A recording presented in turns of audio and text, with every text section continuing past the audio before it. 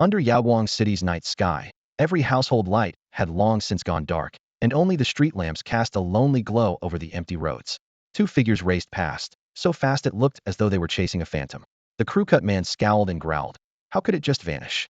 Not a trace of its aura left. Shadow wraiths really are trouble.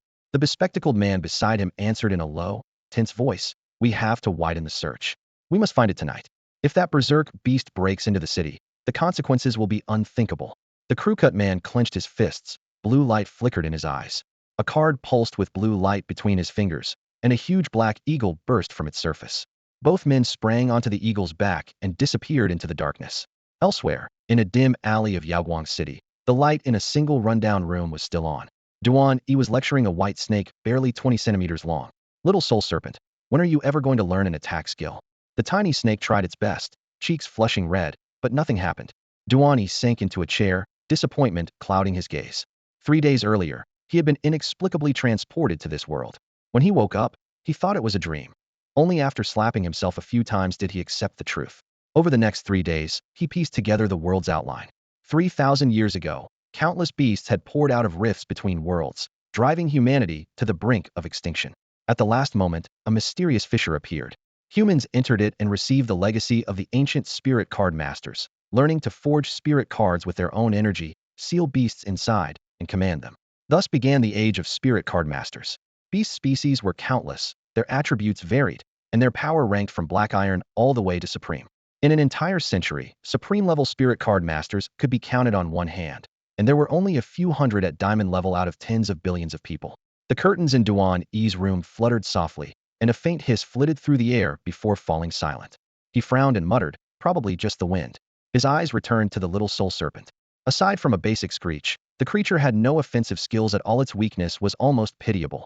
Duan E's own energy was only black iron 3-star, which meant he could fuse with a single spirit card and summon only one beast, so his choice was critical. Unfortunately, he had inherited this worthless little soul serpent and had no idea how to fix the situation. The college entrance exam was just a month away. If the serpent failed to learn an attack skill, he would never pass, never reach a spirit card university, and his future would stall before it began. An average person might resign themselves to fate, but Duan E refused. Tomorrow I have to take it into the Academy's secret realm. One last chance, whatever it costs. It has to learn an attack. He sighed, stroking the small snake as complicated feelings welled inside him. If it failed, he would have to erase the card and find a new beast, which was no different from killing the serpent. Back on Earth, he would have done it without hesitation, but the boat's former owner had loved the creature dearly, and that bond now weighed on Duan E as well. He could only hope for a miracle tomorrow. The curtains stirred again, and another eerie sound drifted by. Duan E finally stood and walked to the window. In human cities, powerful spirit card masters guarded day and night to prevent beasts from breaking through the rifts beyond the walls, keeping the streets safe. With sentinels like these, cities were usually secure, and knights rarely held danger. That was why Duan E hadn't worried, at least, not at first. Nothing there? Was it really just the wind? Duan E stood at the window and swept the night-shrouded street with a quick glance.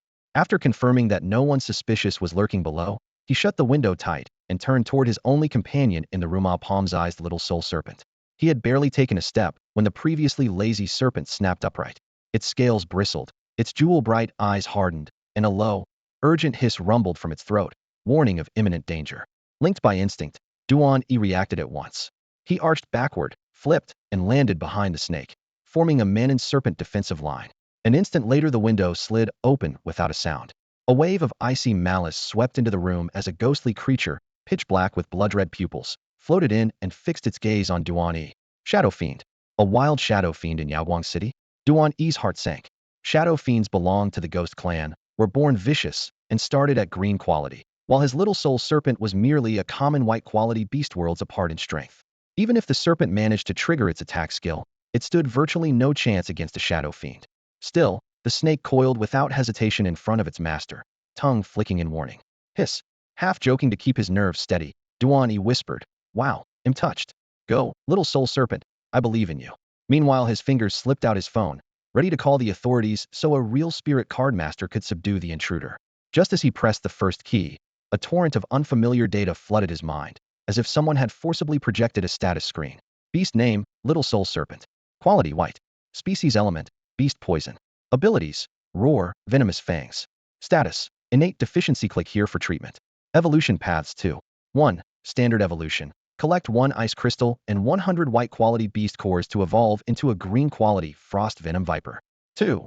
Powerful evolution. Collect 1 ice crystal, 10 snowflake crystals, and 100 white quality beast cores to evolve into a frost venom viper evolution quality random. Critical upgrade possible. A cheat panel? Duan E froze, then burst with joy. So the legendary transmigrator's golden finger had finally arrived. Dozens of thoughts flashed through his head, including why the serpent had never been able to use its attack skill, but survival was the immediate priority. Roar. Sensing the coordinated stance between man and pet, the shadow fiend bellowed. Billowing black mist gathered into razor-edged claws and slashed toward the serpent, cutting the air with a shriek. The little soul serpent moved with startling agility, twisting low to the floor to dodge the strike. Its fangs snapped at empty space while its scales caught the light with a cold glint. Seeing this, Duan E allowed himself a brief breath of relief, then snapped his attention back to the shadow fiend. Beast name: Yao. Quality: green. Race element: Ghost Clan, Wind. Abilities: Demonic Miasma, Wind Shadow Claw. Status: Berserk, slightly wounded. Tap for treatment options. Evolution paths: 2. The gap in power is ridiculous. Time to get out of here. In this world, combat strength is ranked white, green, blue, purple, orange, then gold. Beasts, spirit herbs, and artifacts all follow the same scale. A first-rate spirit card master wielding a white-grade beast might still defeat a green-grade opponent. But right now Duan E's own cultivation is lacking, and his contracted little soul snake is far too weak to face a green-grade Yao. Realizing the mismatch, he pulled out a blue spirit card, ready to recall the snake. Yet the moment blue light flared, the Yao seemed to sense mortal danger. It whirled around, shattered the window, and vanished into the night. What just happened? Duan E stood there, dumbfounded. Before he could gather his thoughts, a piercing screech split the darkness. Through the broken frame, he saw a gigantic black eagle spiraling down. Each bead of its wide wings stirred a gale. Feathers glinted like knives, laced with threads of crackling blue lightning. Startled residents snapped awake, lamps flickered on, and the street below lit up in patchwork glow. The black eagle roared, plunged, and seized the fleeing Yao in its talons. A deafening peal of thunder followed. In an instant the Yao turned to ash, its beast core barely visible before the eagle swallowed it whole. With another sweep of storm-laden wings, the eagle rose and melted into the moonless sky, leaving the streets silent once more. Crisis averted. Duan E exhaled and silently thanked the spirit card masters who guarded the city. He locked the door, barred the window, and looked back at the little soul snake on the table. The familiar attribute panel floated before his eyes. Under health status, one line stood out: innate deficiency. Stunned, he opened the detailed treatment plan. Diagnosis: gravely injured in infancy and never properly healed, resulting in stunted growth and the inability to use attack skills. Treatment: collect 10 strength grass and 1 white-grade snake gall. Note: once all materials are gathered, reopen this panel to begin healing. The information glowed in front of him, confirming what the system claimed. His memory offered the proof. At the end of his first year of high school, every student could rent a spirit card from the academy to enter a private realm and seal their first beast. Duan E had captured the little soul snake there, but an accident struck the moment the seal formed, leaving the snake badly wounded. Later treatments ended prematurely, and Duan E assumed the creature's inability to fight was simply a lingering side effect. He never realized the injury had festered all this time. Now, with the truth exposed, he finally understood the real issue. Gather strength grass and a snake gall, and the little soul snake would recover completely. The thought filled him with boundless excitement. In this world, no device can truly assess a beast's health. At best, a beast master can sense its basic condition through a mental link. Because of that, when a beast is injured or shows hidden troubles, its owner has no choice but to take it to a local beast hospital and rely on specialists. Yet, even the finest doctor can't know every species, much less perform exhaustive checks. Treating beasts is far more complicated than treating people. These limitations are exactly why the little soul snake's illness dragged on for so long. After awakening his golden finger, Duan E can instantly see every statistic of any beast. Cases others deem incurable are, to him, no more than a flick of the wrist. He's already decided that once he has enough strength and funds, he'll open a beast clinic of his own and make a fortune with ease. For now, though, the materials needed to heal the little soul snake are giving him a headache. The prescription calls for a white-grade snake gallbladder and 10 stalks of power grass. The gallbladder runs about 20,000 blue star credits, painful but doable. Power grass, however, costs nearly 7,000 per stalk. 10 of them come to 70,000, an astronomical sum for someone from an ordinary family. Buying them is impossible, so he'll have to try his luck in the wild, in spatial rifts, or in the Academy's secret realm. Power grass is pricey because it thrives only under harsh conditions and looks almost identical to common weeds, Without a practiced eye, you'd never spot it. Duan E figured that tomorrow he would head into the secret realm and do nothing but search for herbs. With that decision, he gave a wry smile and closed the system panel. The final evolution route listed there demanded a ridiculous number of material she didn't even dare think about it yet. First things first, heal the little soul snake. He recalled the serpent into its card, washed up quickly, and collapsed onto his bed, falling asleep almost instantly. The next morning, Class 4, Senior Year, at Radiance City 3rd Cardmaster High School. Sunlight slipped through the curtains and painted a pale patch across Duan E's desk. Half asleep, he tried to follow the lecture, his head bobbing. The classroom layout was almost identical to those in his old world. A square room, neat rows of single desks, students in standard blue and white uniforms. The faces, however, were all new, and the textbooks had changed completely. Chinese, math, and English were gone, replaced by Introduction to Card Masters, Encyclopedia of Beast Cultivation, Card Crafting and Sealing, and the like. At first, these unfamiliar subjects baffled him, but his predecessor's solid academic foundation helped, and after 3 days of frantic study, he could now follow the teacher with ease and even answer questions on the spot. Just as he was dozing off again, a classmate in the row ahead whispered, "Hey, Duan E, stop spacing out. The teacher's looking this way. You don't want to get punished again." The chubby boy beside Duan E nudged him, jolting him back to reality. He knew exactly who the boy was. Lin Heng. The lifelong buddy had practically grown up wearing the same pair of pants with the boat's original owner. Lin Heng came from money and was far ahead of Duan E in cultivation. Whenever trouble found Duan E, Lin Heng was the one who stepped in and settled it. They were as close as brothers. "I wasn't spacing out, I was pondering the meaning of life," Duan E said with a grin. "Oh, please. Like I don't know what you're thinking?" Lin Heng rolled his eyes. "Really? Do tell." "You're worrying about that little soul serpent," Lin Heng said, smacking Duan E's shoulder. "I've told you 100 times, it's hopeless. After all this time it still hasn't learned a decent attack skill. The entrance exam is a month away, just ditch it already. I get that you're attached, but you can't let it drag you down. If you need cash for a new beast, I'll front you the money. Pay me back, whenever." "Ah, I'm touched," Duan E replied.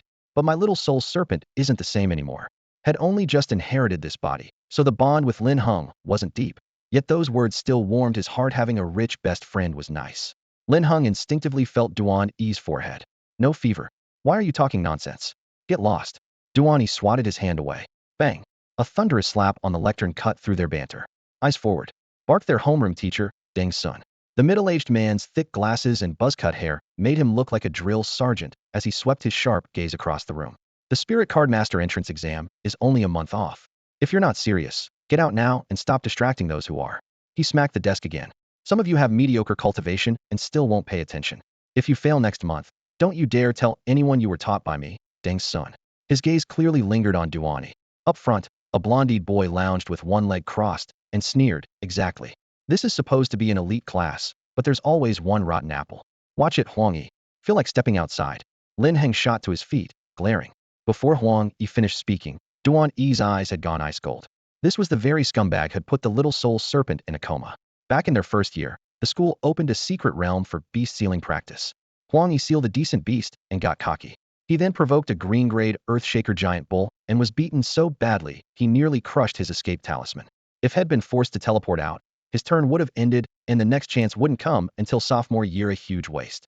Unwilling to accept that, he spotted Duan E nearby and maliciously lured the enraged bull straight toward him.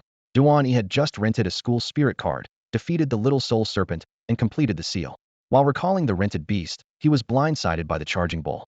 He took heavy injuries, and the little soul serpent was knocked out cold. Only by crushing his own escape talisman did Duan E make it out alive. He reported the incident, but students spawned at random points in the realm, and the odds of meeting a classmate were low.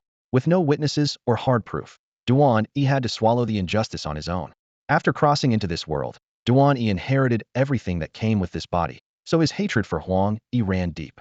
"Great, so you're the punk who ruined my little soul snake," he raged inwardly. "If I don't teach you a lesson today, they'll write my name backwards." His fists clenched so hard they cracked. Huang E looked up, voice dripping with sarcasm. "I wasn't even talking about you. Why so worked up?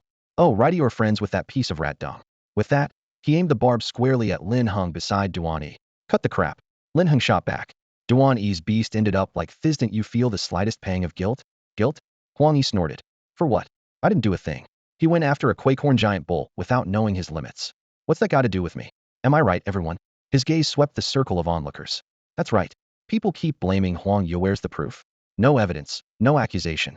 "Exactly. and dragging that crippled beast around for 2 years has held him back.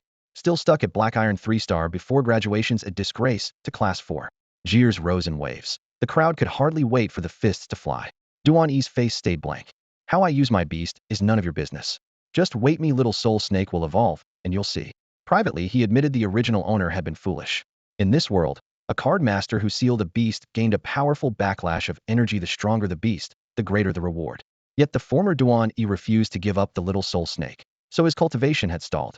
Most classmates were already Black Iron 4 or 5-star. The gifted ones had even stepped into bronze.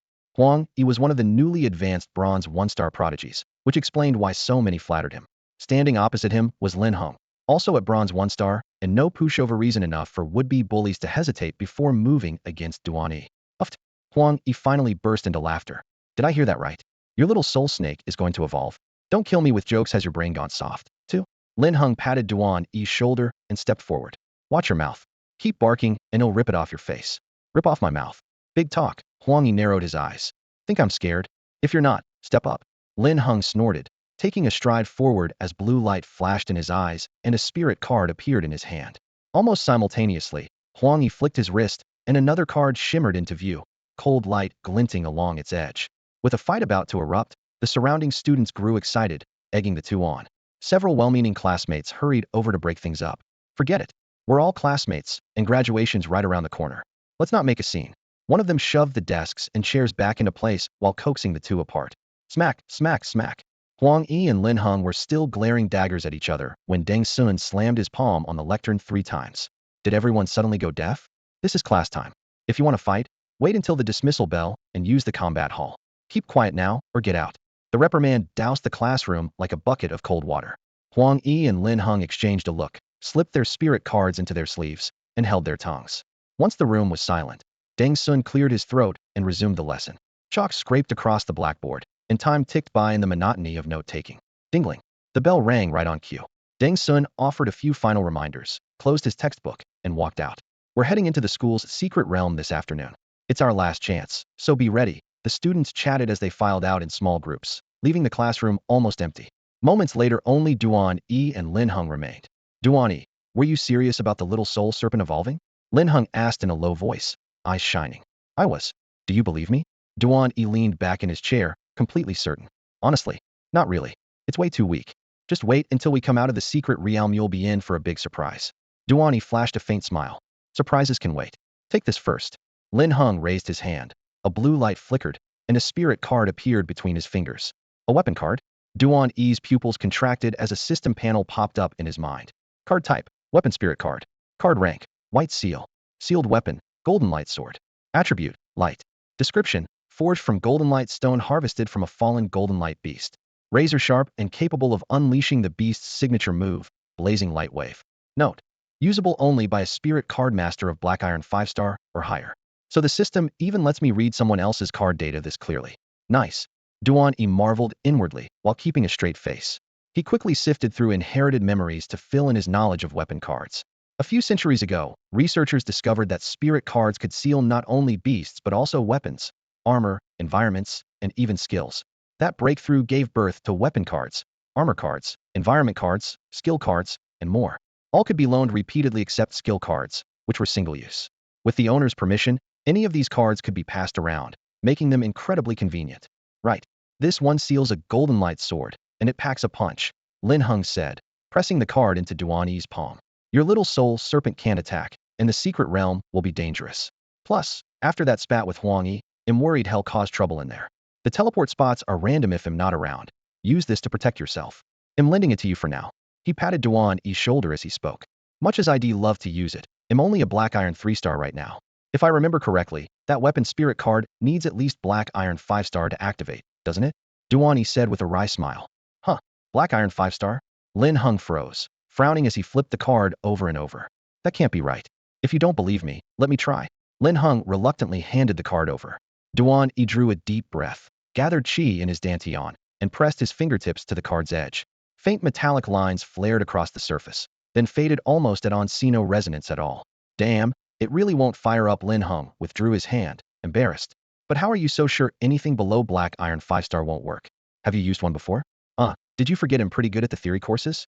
I looked it up in the manuals, Duan E said with a helpless shrug. Lin Heng sighed and stuffed the card back into his pack. A shame. With that card you'd have had an extra life in the secret realm. Remember, if things get dicey, crush your recall card and bail. I don't want you dying young. Get lost. Quit jinxing me. Duan E glared at him. Haha, enough talk. Let's eat, I'm starving. Lin Heng grabbed Duan E and hurried toward the cafeteria. After lunch and a brief rest, they headed side by side to the entrance of the school's secret realm. Yaoguang number 3 high secret realm was essentially a spatial rift. On Blue Ocean Star, rifts were ranked by danger from low to high. E, D, C, B, A, S. The school's rift had been confirmed as the mildest class. 3 centuries earlier, a legendary space-type cultivator had dragged the fissure to the hill behind campus using a powerful spatial beast. Centuries of purges and maintenance had wiped out every high-tier creature inside. Only white-grade fodder remained. Whenever a green-grade beast appeared, the school immediately cordoned off the area and forbade students to enter. It was 2 o'clock, the slot reserved for Year 3 Class 3 and Class 4. About 50 students milled around the clearing before the entrance, chatting noisily. Off to one side, Huang Yi sauntered over with a few lackeys. Well, Duan Yi planning to brave the secret realm? Huang Yi called loudly. Careful, a tough beast doesn't swallow that precious little soul snake of yours. Didn't you brag it would evolve the moment it went in? Ha ha ha, what a joke. A muscle twitched on Duan Yi's forehead. His face darkened, but he held his tongue. The gap in strength was obvious. Arguing was pointless. He would wait until his soul snake truly rose to power. Which stray mud is barking? Annoying, Lin Heng shot back. Huang Yi's eyes went cold. Lin Heng, you think being bronze tier makes you invincible? If we throw down, it'll teach you some manners in seconds. Oh, I'm terrified, Lin Heng drawled. Come on, I can't wait. Humph, just you wait. If fighting weren't forbidden here, I'd beat the living daylights out of you. Huang Yi hurled the threat over his shoulder, the hem of his black uniform lifting in the wind as he strode away. Lin Heng hurried over, patted Duan Yi's shoulder, and whispered, Don't worry, Duan Yi. With me here, he won't dare lay a finger on you. But Duan Yi didn't hear a word. His gaze was locked on Huang Yi's retreating figure, his knuckles whitening around a clenched fist. At 2:30 p.m., classes 3 and 4 had fully assembled. From the far side of the field, an elderly man with gray hair and a stern expression approached. He was the mentor assigned to guard the school's secret realm, a silver 3-star spirit card master. Considering that Yaoguang City's highest combat level was only gold 3-star, and that Yaoguang number 3 high ranked 3rd among local schools, stationing a silver 3-star here showed just how important this on-campus realm was. You're seniors now, you should know the rules. The old man's deep voice rolled across the group as he outlined the regulations designed to keep the realm stable. 1. Each student may remain inside for no more than 3 days. 2.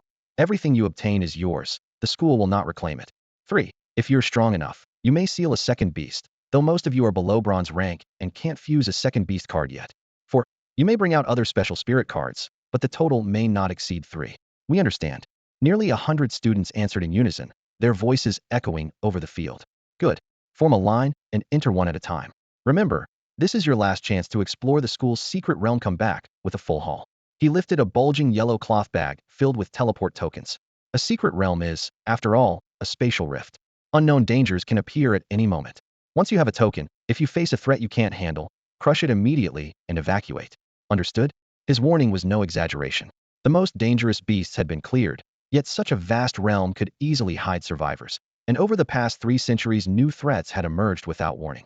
Students had vanished before, so the life-saving token was critical. The classes lined up. One by one, students took a token and stepped into the teleportation array.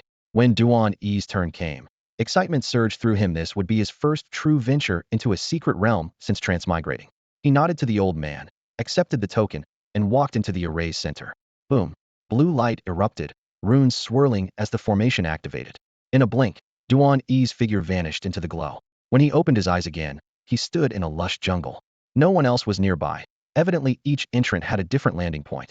The only reason Huang Yi had landed close to him last time was because the guy had been chased halfway across the realm by a tremorhorn bull, and the boat's original owner had died in that accident.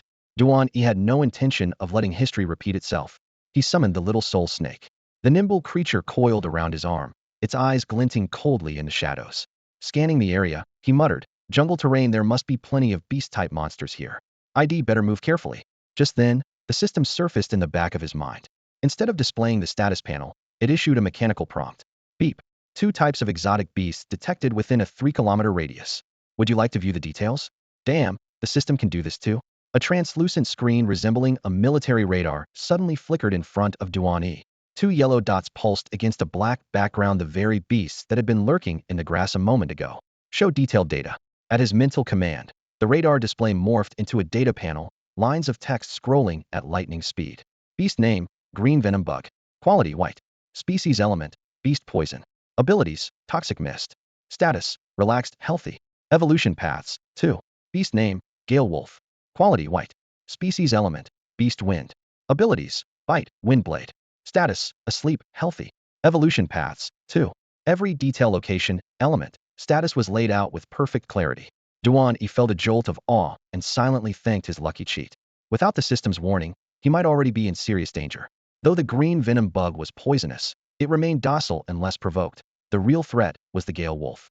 Among white-grade beasts, gale wolves were notoriously aggressive, combining speed and sheer power.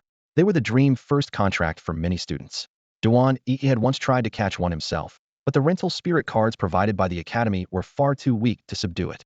Only students from families with established card masters who could borrow stronger beasts had any real chance of sealing a gale wolf. Right now, however, finding power grass took priority.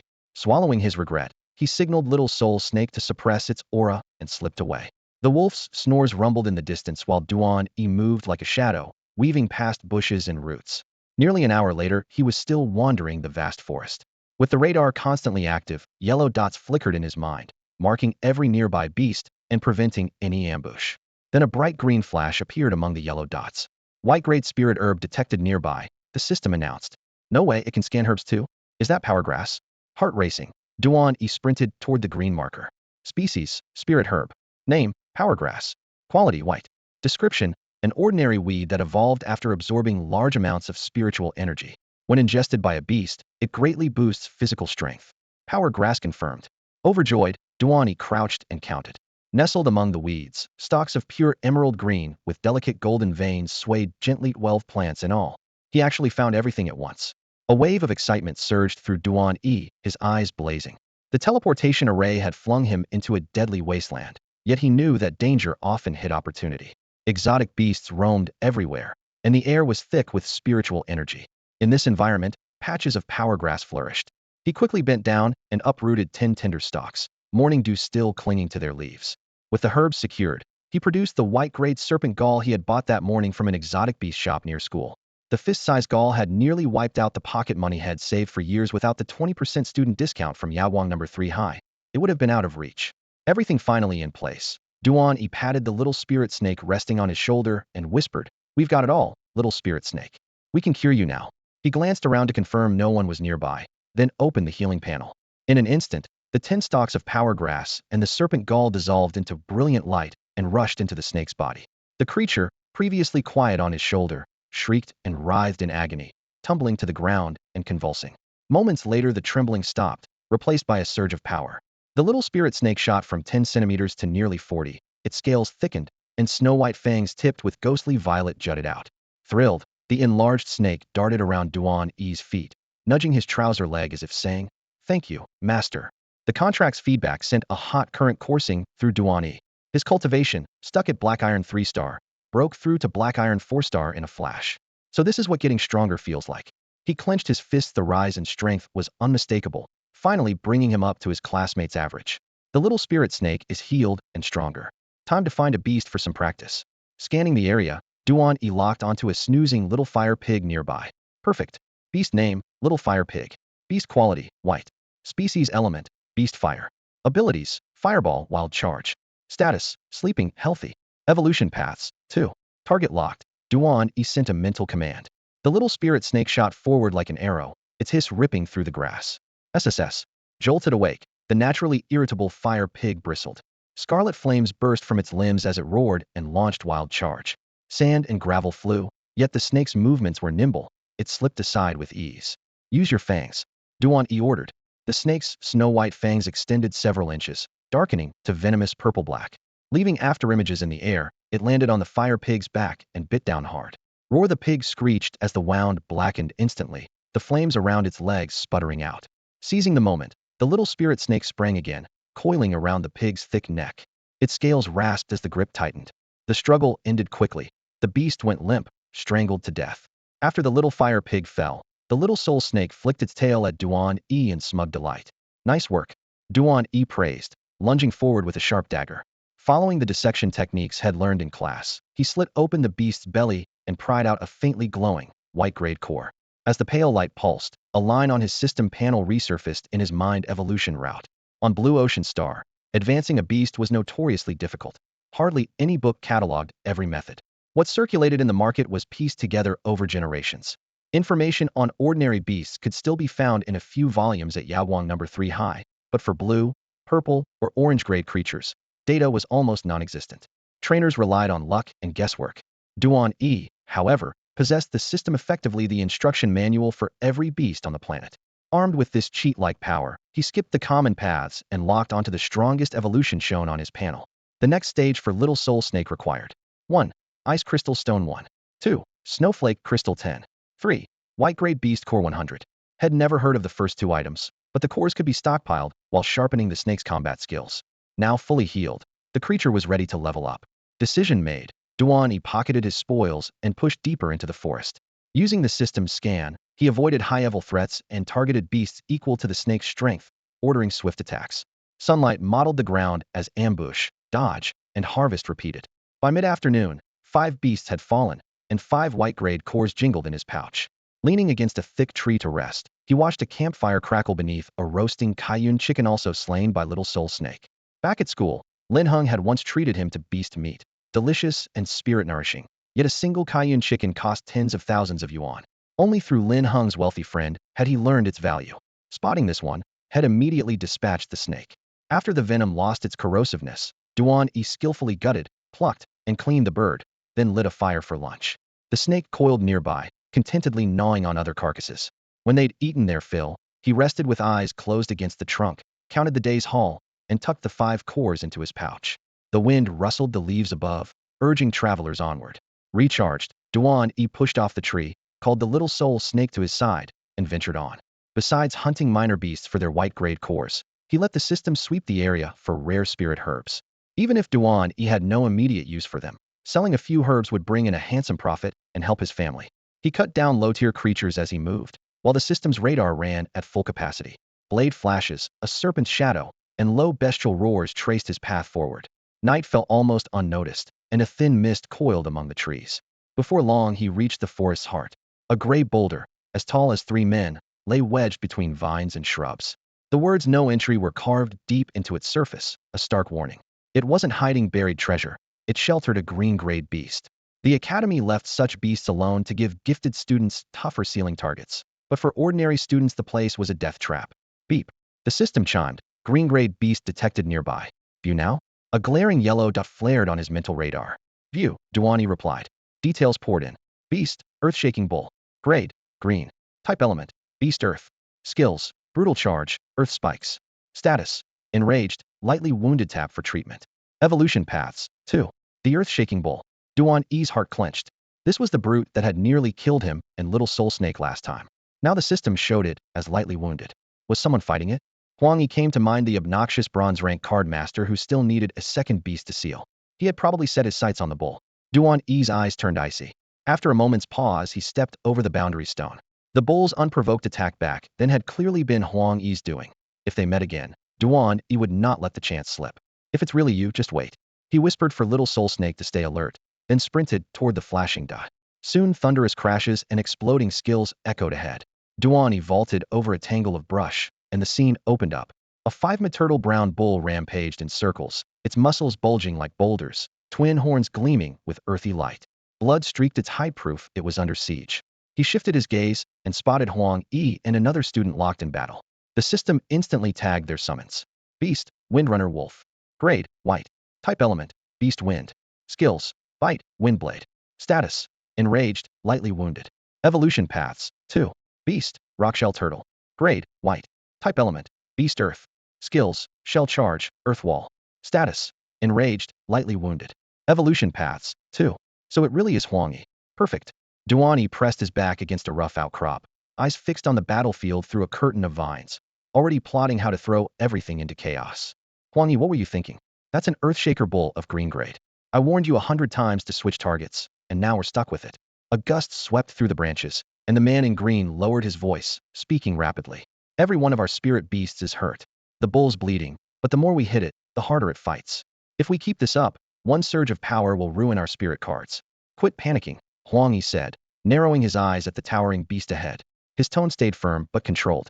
We're not beaten yet. You'll get your cut as long as you don't bolt. Look at that gash on its belly. Windrunner Wolf already tore it open. Focus everything on that spot. The man in green hesitated, then clenched his fist. Fine. Let's go all in. Worst case, my beast dies and I summon another. They split their attention between their spirit cards at once. Windrunner Wolf, trailing blood, flashed under the bull's belly, while Rockshell Turtle lumbered after it, smashing through shrubs with its heavy carapace as both beasts attacked the wound. Originally, Huang Yi had invited a third partner for the hunt, but the man's teleport point was too far away. Pressed for time, Huang Yi moved ahead without him and underestimated the bull's power. Its hide was practically iron. In this jungle, sealing a spirit beast leaves two options: earn its willing submission or beat it into submission. A sovereign-class Earthshaker bull would never yield on its own, so brute force was their only choice. With 3 hunters they might have stood a chance. With 2, their odds had plummeted. As Windrunner Wolf and Rockshell Turtle clawed at the wound, the bull's eyes suddenly glowed crimson and its aura exploded. Moo! The 5-meter giant swelled half a meter taller, its horns lengthened, and ochre light burst from its body. It roared and unleashed its signature move, Savage Charge. Damn, it's gone berserk. The man in green shouted, face drained of color. A heartbeat later, boom. The Earthshaker bull slammed into Rockshell Turtle like a landslide, shattering the heavy shell on impact. As the turtle hit the ground, jagged earthen spikes shot up and skewered it, killing it instantly. The stench of blood hit Huang Yi, but he had no time to react. The bull, still raging, swung its head to lock onto Windrunner Wolf. Luckily, the Wind-type wolf was quick enough to dodge the lethal follow-up. Although the Windrunner Wolf avoided the bull's direct charge, the shockwave hurled it into the air, and jagged spikes burst from the earth, skewering its belly. Blood fountained as the wolf crashed into the dirt, clinging to life by a thread. Ah, damn it, it still has strength for an attack like that. The green-robed man beside Huang Yi went pale, eyes fixed on the still raging Earthshaker bull. Are you insane? Our beasts are finished. If we don't run now, we're dead, he shouted. Without hesitation, he crushed his teleport talisman and vanished in a flash of blue light. Huang Yi was left alone on the battlefield. Ignoring the dying Windrunner Wolf, he used its misery to keep the bull's attention, then shot into the forest like a gray shadow and vanished among the dense trees. Unbelievable. Huang Yi would abandon a beast that still could have been saved, just so he can stay in the secret realm longer. Watching from the dark, Duan E's gaze turned colder, his dislike of Huang Yi deepening. The Earthshaker bull lumbered closer, its heavy hoof grinding the Windrunner Wolf into a smear of blood. Satisfied that Huang Yi was gone, it let out a low bellow and dragged its wounded body away to find a safe place to heal. Duan E silently followed Huang Yi's trail. Finally, it's over, Huang Yi panted beside an ancient tree, wiping cold sweat from his brow. Good thing I didn't panic and shatter my talisman like that fool. If I stay here, I can gather more rare materials and sell them for a stronger beast. Pity about the Earthshaker bull missed my chance to tame it. While he muttered, Duan E stepped from the shadows. Duan E? Impossible, how are you here? Huang Yi's heart lurched, and he backed away. With no beast left, even a wild animal could end him. What's wrong? Is this realm yours? Duan E sneered. Huang Yi forced a calm front. What do you want? This is a school realm. If something happens to me, the school will come after you. Really? And what evidence will they have? Look around. Any witnesses? Even if I kill you here, no one will ever know. Duan E advanced, eyes icy. You taught me this. Everything needs evidence. At his feet, the little soul serpent raised its head, dark markings rippling across its body. Its poisonous aura, far stronger than before, made Huang Yi think of his fallen wolf and panic even more. How did your soul serpent become like this? Huang Yi stammered, face bloodless. Duan E's gaze sharpened. Afraid? Did you think I might die when you ambushed me? Today we settle the score. The soul serpent sprang, fangs elongating as it lunged for Huang Yi's throat. Death closed in. Once that venom entered his body, he would perish in seconds. Terror overwhelmed him, his legs gave way, and he collapsed onto the ground. Please don't kill me. We were classmates once, have mercy. Huang Yi begged, his voice hoarse and his knees shaking. Humph. You ruined my life and then tried to silence me at school. Today I'll make you pay, Duan E scoffed, lifting a hand. The little soul snake on his shoulder slid down and coiled around Huang Yi's neck. Its dark green tongue flicked against his skin, ready to strike at any moment. The icy touch drained the color from Huang Yi's face, and his breathing grew erratic. Just as the fangs were about to sink in, a spark of hope lit his eye. She seemed to remember a lifeline. Trembling, he reached into his robe and produced a stone that gleamed with a soft white glow. Category: Spirit Stone. Name: Ice Crystal Stone. Grade: Green. Description: occasionally drops from an ice-type beast upon death. rich in powerful ice energy, and used as an evolution material. Let me go, and this is yours. He cried, clutching the stone. That's an ice crystal stone.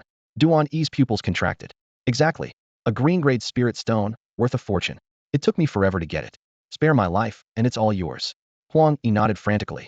Duan E strolled forward, pocketed the stone, and silently signaled the snake.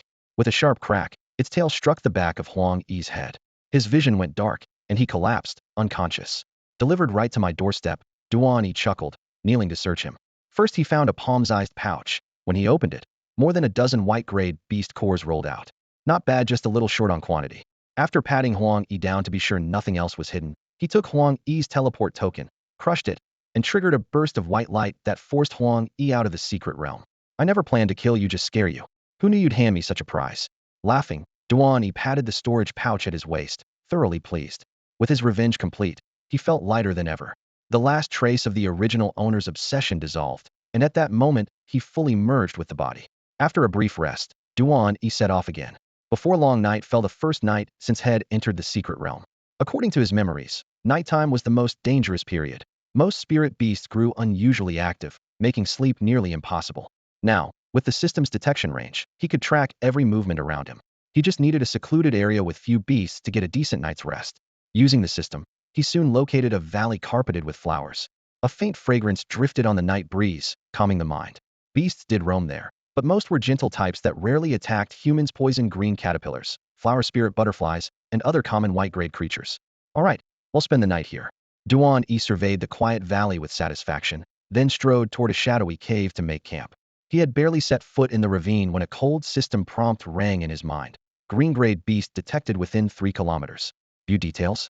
Green-grade? Duan E's pulse quickened. The system had just finished a full sweep at the pass and reported no hide-here creatures. Either it had glitched, or the beast had only just entered the valley. Show me the details. Name, Snow Shadow Wolf. Grade, green. Type, element, beast ice. Skills, Frost Claw, Ice Spike Rush. Status, poisoned, critically wounded. Tap for treatment options. Evolution paths, 2. A badly injured green-grade beast. Duan E's eyes lit up, and he sprinted toward the location the system had marked. Strike while it's down. He was only Iron Black 4 stars, one major rank short of fusing a second beast card, but Ceiling had no such restriction. If he could capture the wolf now, he could fuse it after reaching bronze. He ran faster, breath growing ragged with excitement. He reached the area and froze. In the moonlight, a girl knelt beside the wolf, carefully binding its wounds. Her face was pale and streaked with dirt, her clothes torn, yet she worked unflinchingly. The Snow Shadow Wolf lay at her side, pale blue fur dulled by poison and blood. Damn, it already has an owner. Free meals never fall into my lap, Duan E thought with a silent sigh. Who's there? The girl's head snapped up, eyes cold. The wolf forced itself to its feet, fangs bared as it shielded her. Exposed, Duan E stepped from the brush, hands spread in peace and a friendly smile on his face. Easy, classmate. I was just passing by. Your Snow Shadow Wolf looks badly hurt. I thought I could help. Leave, she snapped, gaze like a blade. I know what you're after. I'm a bronze level card master. This wolf is green grade. An Iron Black 4-star nobody like you dares covet it? She had pegged his rank in one glance, and Duan E managed a rueful smile. Her perception was razor sharp. She could read his aura in that of the little soul snake at his side without effort. Iron Black 4 stars, nowhere near her league. I know I don't stand a chance against you, but I never meant to fight, Duan E said helplessly. The wind howled across the snowy plain. The girl stood in front of the Snow Shadow Wolf, still on guard. She flicked her wrist, warning the stranger to keep his distance. Help? Thanks, but no thanks. Duan E spread his hands and shrugged. Fine, I'll leave. But you should know your wolf isn't just injured, it's been poisoned. If you don't treat it, it'll last maybe 2 hours. He turned and started away. Wait. The girl's heart lurched. How do you know it's poisoned? He stopped and glanced back, perfectly calm. Simple. I'm a professional beast healer. A beast healer? At your age? She eyed him, looked no older than she was, and frowned. That's impossible. Duan E had expected the doubt. If you don't believe me, let me examine it. Deal? The wolf whimpered. The girl bit her lip, then nodded. Duan E smiled. Good choice. I'm on your side. With its master's permission, the Snow Shadow Wolf relaxed and collapsed into the snow. Duan E's expression hardened. He dropped to a knee and ran practiced hands over the animal scapula, ribs, abdominal wound while summoning the system panel in his mind. Diagnosis. 1. Multiple fractures from a mighty snow ape's earthwave punch. 2. Inhaled toxic miasma while fleeing through a blood venom python's territory. The poison is spreading rapidly. Treatment plan. 1. Find a serpent-type beast related to the blood venom python and use it to draw out the toxin. 2. After detox, crush 2 to 3 stalks of strength grass and pack the paste around the fractures. Full recovery in 7 days. This cheat ability is incredible. Duan E grinned inwardly, already envisioning his future exotic beast clinic. The girl watched him kneeling in the snow, brow furrowed, probing the wolf without a word. At last she blurted, "Well, what's the verdict?" Duan E rose, sure of himself. "Everything's clear. Now tell Muid you pick a fight with a mighty snow ape and then run straight into a blood venom python's lair. You know about that too?" She stood frozen, mouth agape. She had assumed he was bluffing, but had nailed every detail. Duan E waved away her shock. "No time for explanations. If you trust me, they'll start the treatment right now." Moments ago she'd have chased this so-called healer off. Now, with the wolf fading fast, she had no choice. Drawing a steadying breath, she met his eyes. "All right, save him, and he'll give you anything you ask. You said it yourself. I didn't force you. My request is simple. I need 80 common white beast cores." At the moment Duan E already had 1 ice crystal stone and 20 white beast cores. He only needed 80 more to meet all the requirements for a standard evolution. Even if he failed to find 10 snowflake crystals, he could settle for an ordinary evolution and obtain a green-grade frost venom serpent. At that thought, his eyes burned as he stared at the girl in front of him. 80 white cores. The girl's brows lifted, clearly startled by the number. Duan E pressed her. "What, you won't agree? It's not that. I'm just surprised, that's all." She quickly gathered herself and answered crisply, "A mere 80 white cores. As long as you heal my snow shadow wolf, I'll hand them over on the spot." "Deal. You're straightforward, I like that." Duan E glanced at the little soul serpent that had been waiting nearby, exhaled in relief, and signaled it to begin. The little soul serpent belonged to the poison line and had a natural ability to absorb and break down the blood venom python's toxins. Better yet, the poison it consumed would strengthen its own venom. The gray-black snake slid soundlessly to the wolf's belly, cold scales brushing white fur with a faint rustle. "What I'm about to do may look strange, but please trust me," Duan E warned in a low voice. The girl nodded decisively without the slightest hesitation. With her permission, Duan E issued a mental command to the serpent bite and drain. The snake's pupils contracted, a cold gleam flickered, and it sank its fangs into the wound on the wolf's abdomen, gulping down the tainted blood. The snow shadow wolf convulsed in pain, silver-white, fur flaring like cotton, claws digging deep into the rock.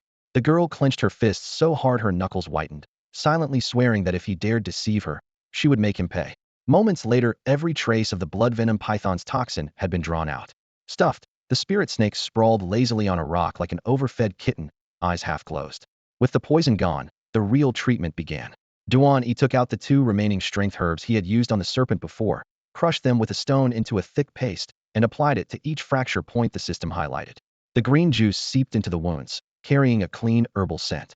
During the procedure, Duan E confirmed a key detail. If the injured beast was his contracted partner, the system could finish the job instantly once the materials were gathered. For someone else's beast, however, the system only provided the recipe. He had to do the work himself. When the salve was in place, he looked up. "Do you have any gauze?" "Strips of cloth will do." The girl had been staring, lost in thought. His question snapped her back. She raised a hand, and the silver ring on her finger glimmered. A roll of pristine gauze appeared out of thin air and dropped into her palm. She passed it to him. "A storage ring, huh? Rich and beautiful indeed," Duan E mused. He took the gauze with a grin and had the snow shadow wolf bandaged in no time. After finishing the treatment, Duan E stood up at once. "The injury is stabilized, but it's not fully healed yet. You'll need 7 days of proper rest." The snow shadow wolf shook the snow from its fur and slowly pushed itself upright. The fracture no longer hurt. A pleasant warmth flowed through its flesh, and its strength was quietly rising, making it whimper with excitement. Amazing through their contract, the girl felt the wolf's elation, her pupils trembling. "Are you really from Yawang number 3 high? How have I never heard that our school had such a skilled beast healer?" Duan E flicked the remaining herbal juice from his hand and answered casually, "Grade 12, Class 4. Duan E, Class 3, Su Lianxue," the girl replied. Duan E blinked, almost dropping his pack. "You're Su Lianxue? Number 3 on the Wind Sand Cloud's ranking, the strongest girl in school?" He looked her up and down. The disheveled girl before him overlapped with the legendary campus goddess, and he couldn't help rubbing his eyes. Su Lianxue had just fled through the snowy forest. Her clothes were torn, fine scratches crossed her face, and being stared at made her cheeks flush. She cleared her throat, brushed a finger over her storage ring, and with a flash of pale yellow light, a bulging sack thudded onto the snow at Duan E's feet. "There are about 80 or 90 white-grade beast cores inside. I didn't count them. They're all yours." "Great. I knew you were trustworthy." Duan E lifted the mouth of the bag. The crystal cores formed a small hill, and his eyes lit up. The excitement, however, quickly turned into a dilemma. How was he supposed to take them all with him? If he let Little Soul Serpent evolve normally right now, These cores and one ice crystal stone would be enough. But there was still a chance to find snowflake ice crystals in this secret realm. If he gathered 10, he could trigger a far stronger evolution. Using the cores now would be a waste. Seeing his hesitation, Su Lianxue smiled. Don't know how to carry them, right? Leave them in my ring for now. They'll hand them over whenever you need them. Duan E thought for a moment, then nodded, pinning his hopes on finding the crystals in the last 2 days. There are only 2 days left in the secret realm, he said. Your snow shadow wolf was just injured. Are you really going to stay? Of course. Su Lianxue didn't hesitate. There's something important I still need. What is it? Did you push the wolf so hard just for that? Yes. It's in the territory of the giant snow Apia power crystal. I have to get it so the snow shadow wolf can evolve. Su Lianxue's expression was unwavering. Duan E stiffened in shock. The Academy's secret realm was divided into 3-zone jungle, snowfield, and desert, and every student was dropped into one of them at random. He now stood in the jungle. Only a wall of trees lay between him and the land of perpetual snow. What a coincidence. Am heading for the snowfield to care to team up? Duan E turned to Su Lianxue.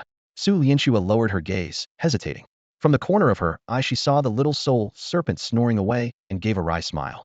Duan E's talent for healing beasts was unrivaled, but his fighting skills were modest, and the serpent looked far from intimidating. Still, the only beast she had left was white Gradech. Challenging the mighty snow ape alone would be suicide. Having another ally could only help. Fine, let's go together. She nodded. They agreed to set out at dawn. Duan E hoisted the sleeping serpent onto his shoulder, surrendered the cave to the wounded Su Lianxue, and curled up against a tree root nearby. Night passed without incident. At first light, birdsong woke Duan E. He found a stream and splashed icy water on his face, feeling instantly refreshed. Su Lianxue was already up, dressed in clean clothes, waiting at the cave mouth. When Duan E returned, the morning sun framed her simple dress and delicate features, and he froze for a heartbeat. Oblivious to his stare, Su Lianxue patted the snow shadow wolf's neck. If we're ready, let's move.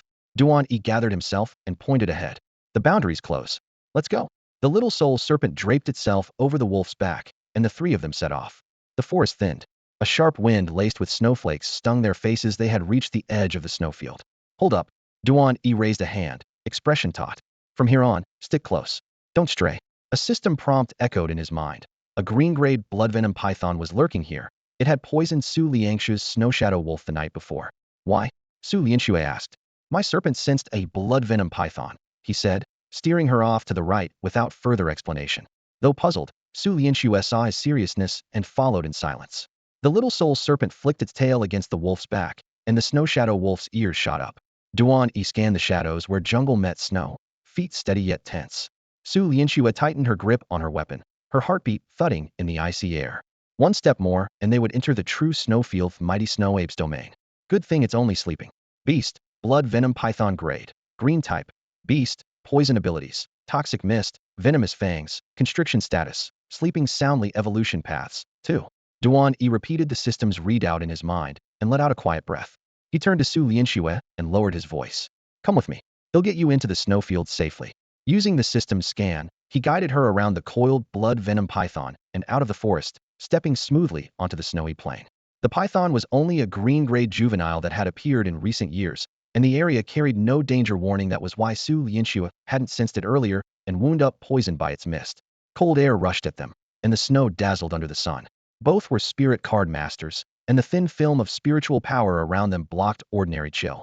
Unless they ventured deep into the extreme frost, they would barely feel the cold.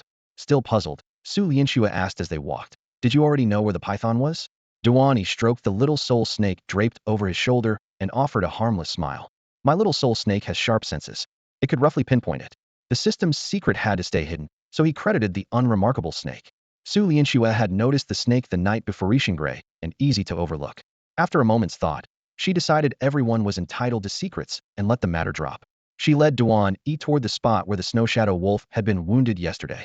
That snow patch wasn't far, but another highly dangerous green-grayed beast lurked there, the mighty snow ape. It had ruled this campus' secret realm for years. Countless students had tried and failed to tame it, making it the undisputed lord of the snowfield. Su Lianxue halted and reminded him, If you're scared, you can still back out. I won't force you. We're already here, what's to be afraid of? Duan E replied with an easy grin. Don't worry, I'm not running. Remembering the business he hadn't mentioned, Su Lianxue asked, You said you also needed something from the snowfield. What exactly? 10 snowflake crystals. Snowflake crystals? Those are hard to find. They're usually hidden in lairs of powerful ice beasts. What do you need them for? They're for my little soul snake's evolution. Fair enough. Su Lianxue nodded. Snowflake crystals were often used to evolve beasts or strengthen ice skills. She offered her hand. Then it's settled. I take the power stone, you get the snowflake crystals. Deal. They quickened their pace toward the mighty snow ape's lair. Wind swept across the plain, howling past their ears. Leaning into it, they plowed forward, boots crunching through the brittle crust of ice.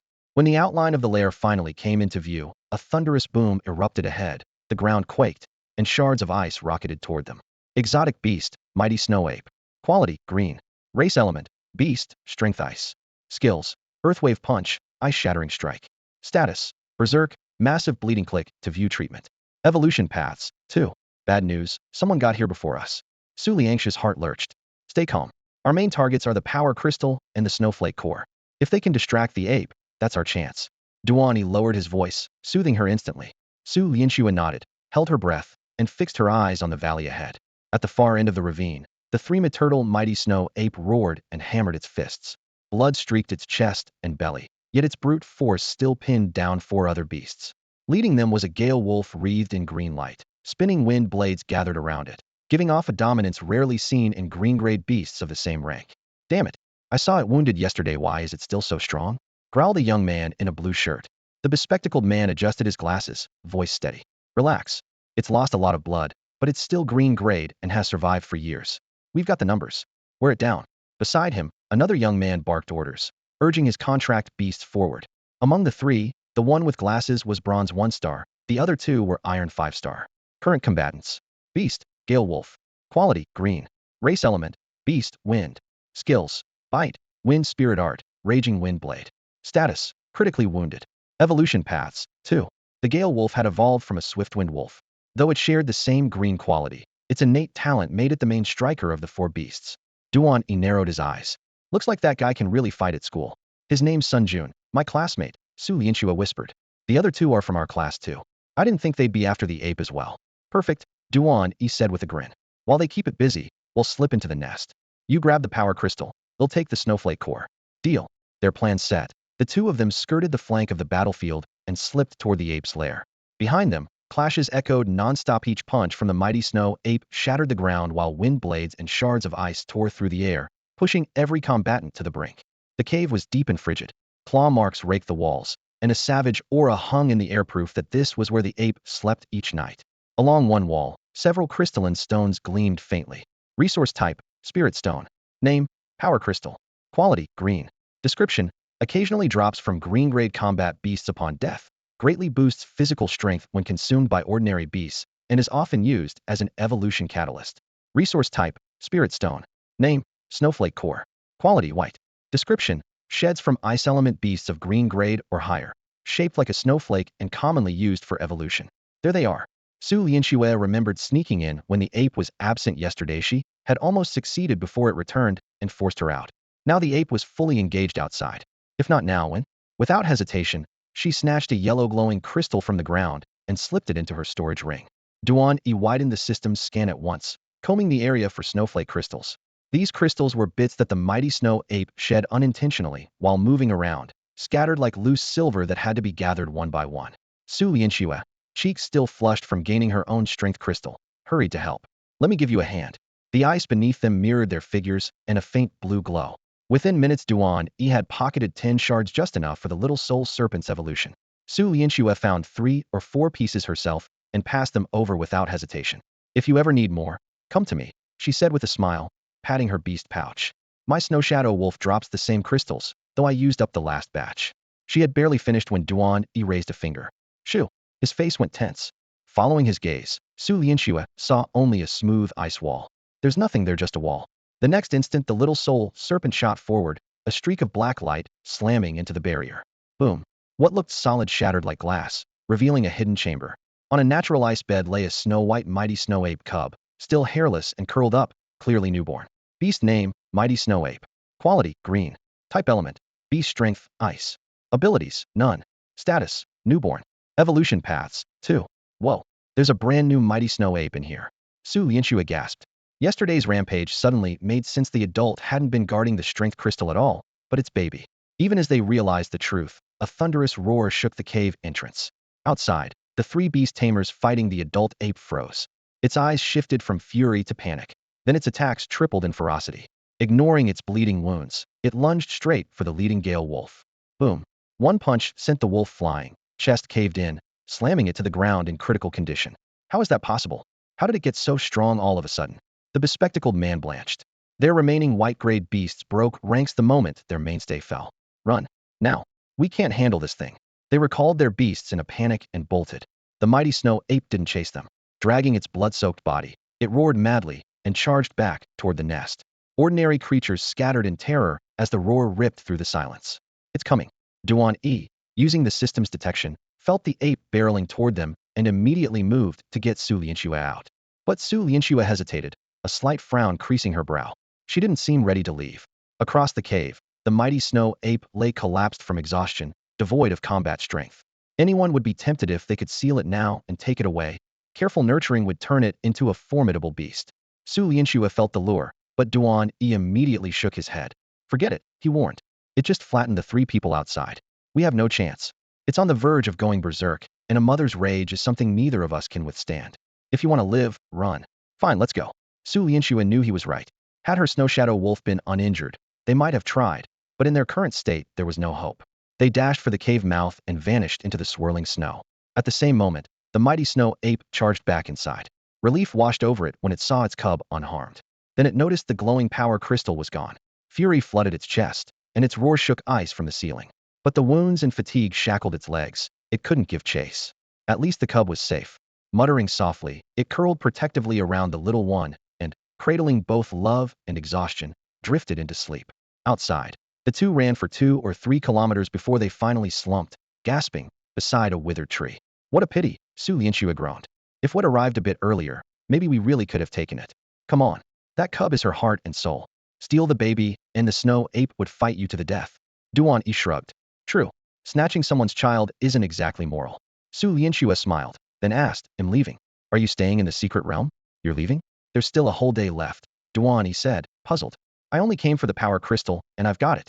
Everything else is optional, so I might as well head back. All right. Duan E nodded, extending a hand. Then give me that bag of white-grade beast cores. Can you carry it? Want me to take it out for you first? They'll manage. I need them.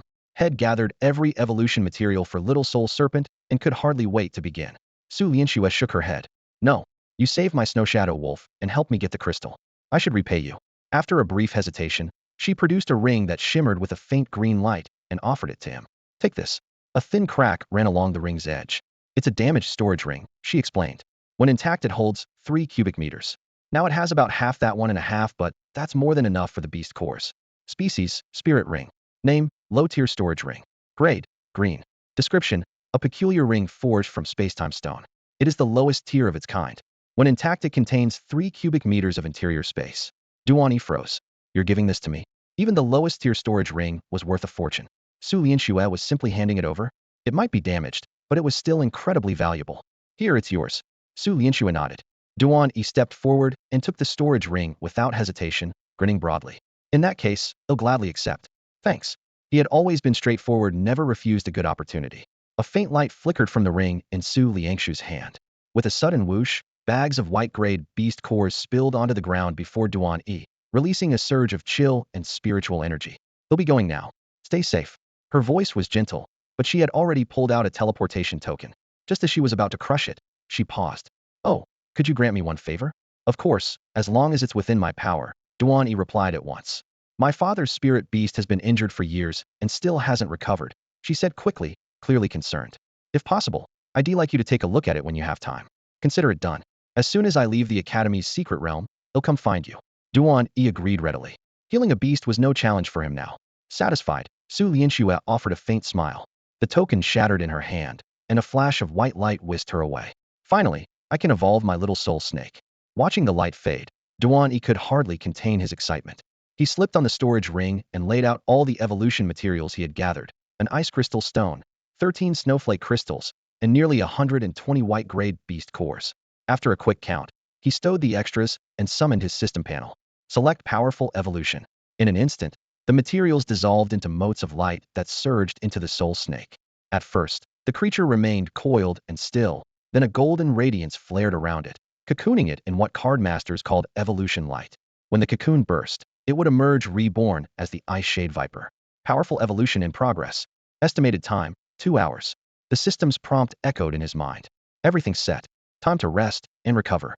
Duan E sat cross-legged and used the next 2 hours to practice his basic technique, the Qi guiding art. Pale blue spiritual energy gathered from every direction, and he drew it into his body without wasting a trace, channeling it to his soul sea. That inner realm resembled a miniature world where 6 spiritual meridians lay faintly visible, each bearing 5 star points. At the moment he had activated only 1 meridian, with 4 points shining proof that Duan E's cultivation stood at black iron 4 star. Only after all 5 nodes in a meridian are lit can the next channel be opened, marking a major leap for any cardcaster. The basic spirit conduit technique is only an entry-level regimen. It isn't fast, but for Duan E, still at iron rank, it is more than sufficient. While he meditated, he let his mind sink deep into his soul sea, and time slipped away with the slow drift of energy. 2 hours vanished in a blink. Crack! A crisp sound shattered the silence. Duan E's eyes flew open, locking onto the little soul snake before him. The cocoon of light around the snake fractured like glass, then burst apart. From the spray of shards, a tall figure reared up, its icy pupils fixed on Duan E. Not bad, plenty of presence. That frigid stare sent a chill through him, and he immediately called up the system panel. Beast name, Frost Venom Serpent. Quality, blue. Race element, Beast Ice, Poison. Abilities, Venomous Fangs, Toxic Mist, Freezing Arts, Cryo Beam. Mood, happy healthy. Evolution paths. 1. Standard evolution: collect 10 dragon scales, 100 snowflake crystals, and 100 blue-grade beast cores to evolve into the violet-grade dire beast Nether Shadow Ice Jiao. 2. Empowered evolution: collect 10 dragon scales, 1 drop of dragon blood essence, 100 snowflake crystals, and 100 blue-grade beast cores to evolve into the dire beast Nether Shadow Ice Jiao. Note: beast quality is random. A critical hit during evolution may boost its grade. As the interface faded, the last thread of light around the serpent disappeared. The frost venom serpent stood revealed, an ice blue body armored in crystalline scales, a thick torso 3 meters long, coiled on the cave floor and exuding a bone-deep chill. Compared with the once palm-sized soul snake, the change was staggering. Its frost-rimmed eyes alone could freeze a man's courage, as though everything near it were forced 1,000 miles away. Yet what shocked him more than its new form was the line showing a blue grade after an empowered evolution. The snake, once limited to green potential, had vaulted straight to blue on a critical hit. In the school's entire secret realm, the strongest creatures were merely green. This frost venom serpent had become its unrivaled ruler. Before Duan E could finish celebrating, the spirit card linked to the serpent erupted with a brutal surge of power. Agony ripped through him, and his face went deathly pale. Ah! His scream echoed as all 5 nodes in his first meridian ignited at once. The second meridian was torn open, its first node flaring. The serpent's feedback had hurled Duan E directly to bronze 1 star. The pain stemmed from the sudden flood of power, and the abrupt expansion of his soul sea. Reaching bronze unlocks another beast card slot. The shock nearly overwhelmed his senses, but the torment lasted only a moment. Then came an exhilarating rush. Spirit energy raced through his channels, filling every bone and sinew with a steady, comforting warmth. In this world, a cardcaster's rank is tightly bound to a beast's might. If the caster is strong enough, even a white-grade creature can crush a weaker opponent commanding a green-grade beast. For example, a silver rank caster with a white beast will always defeat an iron rank caster with a green one. The outcome is never in doubt. Thus, with Duan E now at bronze 1 star and wielding a blue-grade frost venom serpent, there is likely no student in all of Yawang number 3 high who can match him. Hiss! The ice soul viper, sensing its newfound strength, writhed in excitement, its soccer-sized head rubbing against Duan E's cheek. The frigid scales, as cold as millennial ice, should have bitten into his skin, yet they left behind a refreshing chill that cooled even his breathing. Feeling good, huh? Come on, let's find out just how strong you are now. Duan E laughed, giving the viper's head a pat. He understood that a blue-grade rating was only a rough label. True power was proven on the battlefield. The system radar flared to life, projecting a bird's-eye map into his mind. Endless snowfields, withered trees, almost no living creatures. A single red dot pulsed to the left, a snow wolf at rest. That one, Duan E ordered. Hiss! The ice soul viper flicked its tail, blasting up a cloud of powdery snow and shooting forward like an ice-breaking spear. The snow wolf, just stirring from half-sleep, found itself locked in an all-encompassing serpent shadow. Its pupils shrank to pinpoints. It tried to flee, but it was already too late. A violent wave of frost and muscle slammed down, and the white-grade wolf was torn apart before it could let out a second cry. With a dainty flick of its tongue, the viper pried a glistening beast core from the wolf's chest and tossed it to Duan E, then coiled the carcass into its jaws. Hot blood rolled across its scales, freezing into delicate crystals the moment it touched the air, making the serpent's eyes glow an even deeper blue. Duan E felt a jolt of awe against this creature. A white-grayed beast was no more than an ant. A thought flashed through his mind. The wounded giant snow ape that had escaped earlier. When the viper crunched down the last wolf leg bone, Duan E signaled at once. Let's go find that ape. After crossing 2 ridges, a familiar cave mouth came into view. The radar reappeared, marking a faint green light inside the newfound snow ape. Stroking the viper's scales, Duan E whispered, remember it? This time we finished the job. Well-fed and brimming with battle lust, the ice soul viper focused on the cave entrance. Duan E barked, go? A gray-blue blur sliced through the wind, followed by a piercing hiss that drilled into the den like an icy spike. Inside, the giant snow ape had been nursing its wounds against the wall.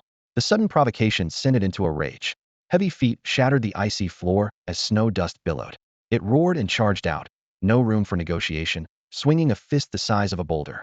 As the local overlord, it allowed no trespassers on its turf. Beast name, giant snow ape. Quality, green. Race element, beast strength, ice. Abilities, ground wave fist, icebreaker fist. Status, berserk, lightly wounded tap, to view treatment methods. Evolution paths, 2. Won't last long, Duan E muttered, spotting the injury report. Roaring again, the giant snow ape hammered a flurry of fist shadows toward the ice soul viper, ignoring the serpent's blue-grayed glow entirely. Each phantom punch landed with tremendous force, and every blow made the ground shudder. This was the might of a ruler-class beast. Still, a green-grayed mighty snow ape could never rival an ice soul viper that had already reached the blue-grade. The viper was agile, its snowy body twisting through the frigid air. With every coil, it nimbly sidestepped the ground wave fist erupting from below. It opened its jaws and exhaled ribbons of purple-black venom that rode the wind, clinging to the ape's thick fur and seeping into its flesh. The snow ape's movements slowed at once, and its breathing grew heavy. Freeze beam. Seizing the moment while the poison spread, the ice soul viper's throat flared icy blue, then a beam of light blasted forth. Boom. The beam struck the ape's chest and sent it flying, slamming its massive frame into a nearby mountain. Rock walls cracked on impact, ice shards and snow spraying in all directions. Where the beam had hit, a layer of blue-green frost formed instantly. Even though the ape was an ice-type beast itself, the chilling force completely suppressed it, making each movement painfully slow. Already injured, the mighty snow ape looked even more battered now. Its white chest fur had frozen into a solid crust, yet it still struggled and roared. As a ruler of the snowy wastes, it would not yield easily. Heavy punch shadows still flared as it tried to strike back, but the gap in power was too great. The venom kept eroding its strength, draining it bit by bit until it finally collapsed to its knees with a dull thud. The ice soul viper hissed, tongue flicking, violet light dancing along its fangs. Half a step closer, and it could sever the ape's life with a single bite. Stop! A sharp command shattered the killing intent. Duan E leapt between the two beasts, raising a hand to stay the viper. He strode toward the fallen snow ape, his voice cold. I'll give you one chance, submit to me, or die here today. Roar. The snow ape's pupils reflected the human figure, wild rage surging within. Even on the brink of death, it refused to bow to a human, answering with a furious howl. Protective as ever, the viper's tail cracked like a whip, slamming the ape's shoulder and flinging it several yards away. It crashed into the snow, frost breaking off its hide as its breath grew weaker still. Troublesome, its wild nature is too strong. Duan E frowned. He knew the ape had lost all power to resist, yet its stubborn spirit, forged over years of survival, would make it hard to control even if forcibly sealed. Its potential was nearly fixed. Breaking past the green grade would be almost impossible. After a moment's thought, Duan E's eyes gleamed and his tone shifted. You refuse to submit? Fine. Then I'll take your child instead. At the word child, the mighty snow ape shuddered. Summoning its last strength, it staggered toward a nearby cave, spreading its arms wide to block the entrance with its own body.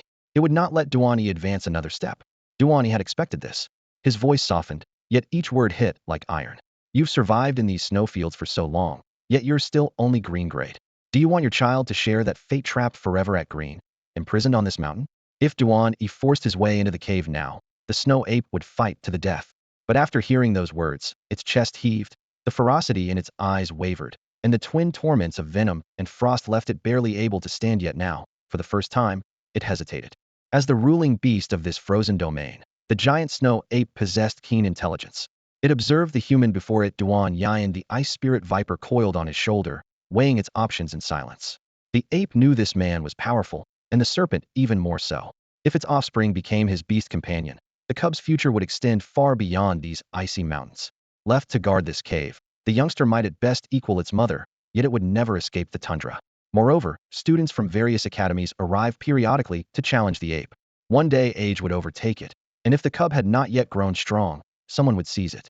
A flicker of hesitation appeared in the mother's heart. "You've seen my ice spirit viper," Duan E said, his voice calm, yet unquestionably confident.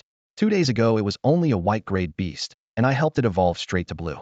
Trust me with your child, and I'll raise it into the strongest ape the world has ever known."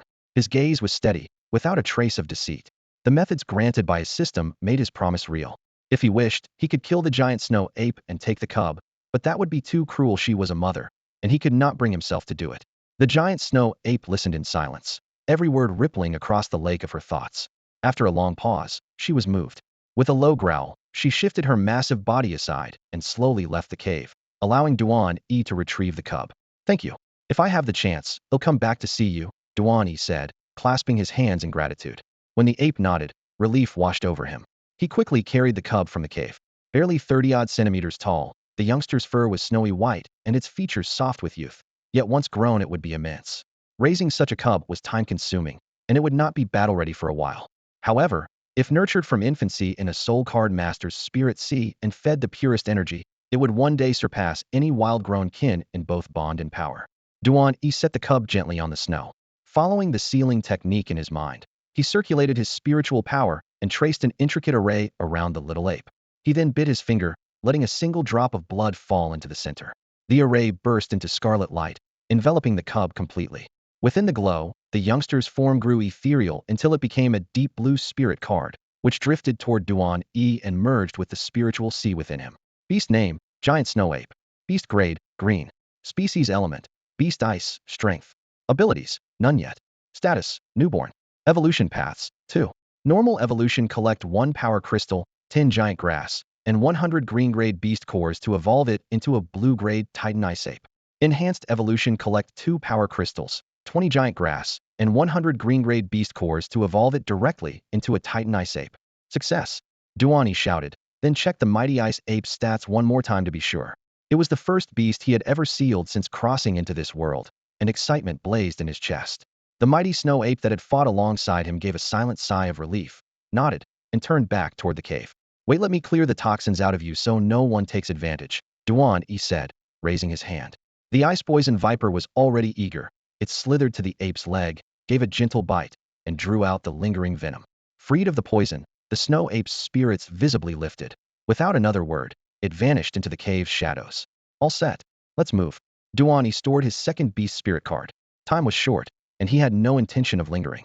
There's still a day left in the secret realm. We'll hit the desert zone for more treasures. Even if I can't use them, I can sell them for a fortune. By the third day, dawn broke over blistering dunes. Beast name, Sand Scorpion. Quality white. Type element, beast poison. Abilities, toxic mist, venomous stinger. Status, berserk. Evolution paths, 2.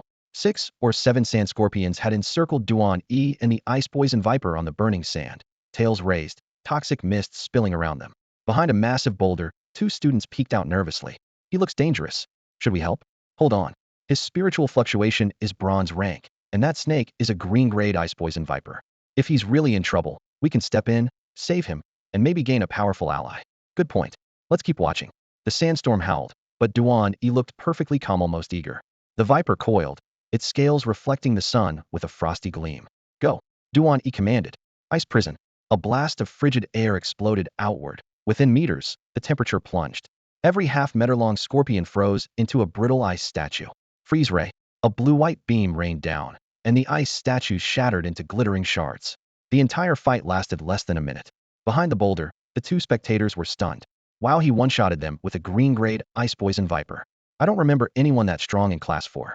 To their knowledge, the ice poison viper was merely the green evolution of the little soul serpent, never this terrifying. Suddenly, Duan E turned toward the boulder more than 200 meters away. "Ahem. Are you 2 planning to stay hidden all day?" he called. "He spotted us. From that far? Definitely a monster talent from Class 4. Let's go before we annoy him." Forcing cheerful smiles, the 2 young men stepped out from behind the giant rock. "Sorry. We were just passing by and watching from the sidelines. We meant no harm." A young man in a white shirt stepped forward, waving both hands. "Yeah, we're from Class 3, so we're basically schoolmates," another youth added as he emerged. "When we saw you surrounded by sand venom scorpions, we rushed over to help. But it looks like you didn't need us after all, haha. Duan E showed no hostility. He knew they meant well. If they had wanted to strike, they would have done so while he was under attack instead of hiding behind the boulder. It's fine. I just wanted to see who was there, he replied calmly. He bent down, swept the white-grayed scorpion cores into his spatial ring, gave them a brief nod, and left with the ice frost viper. His figure receded into the distance, leaving the two Class 3 students utterly confused. I don't remember him at all. Since when did Class 4 have someone like that? Maybe he just transferred, the other shrugged. Either way, he's clearly a prodigy. Let's not mess with him. They shared a grin and turned to the scorpion carcasses scattered across the sand. Huh, that scorpion meat looks delicious. If he doesn't want it, we do. Free feast. With a whoop, they dashed toward the remains. While making his way across the dunes, Duan E spotted a swift shadow lizard. Beast name, swift shadow lizard. Quality, green. Species element, beast, wind. Skills, wind blade, wind spirit, shadow claw. Status, asleep, healthy. Evolution paths, 2. Jackpot, he murmured, eyes brightening. A green-grade swift shadow lizard is already formidable, and its wind spirit buff greatly boosts movement speed, making it a prized mount for adventuring spirit card masters. If it evolves into a swift light lizard, its value soars even further.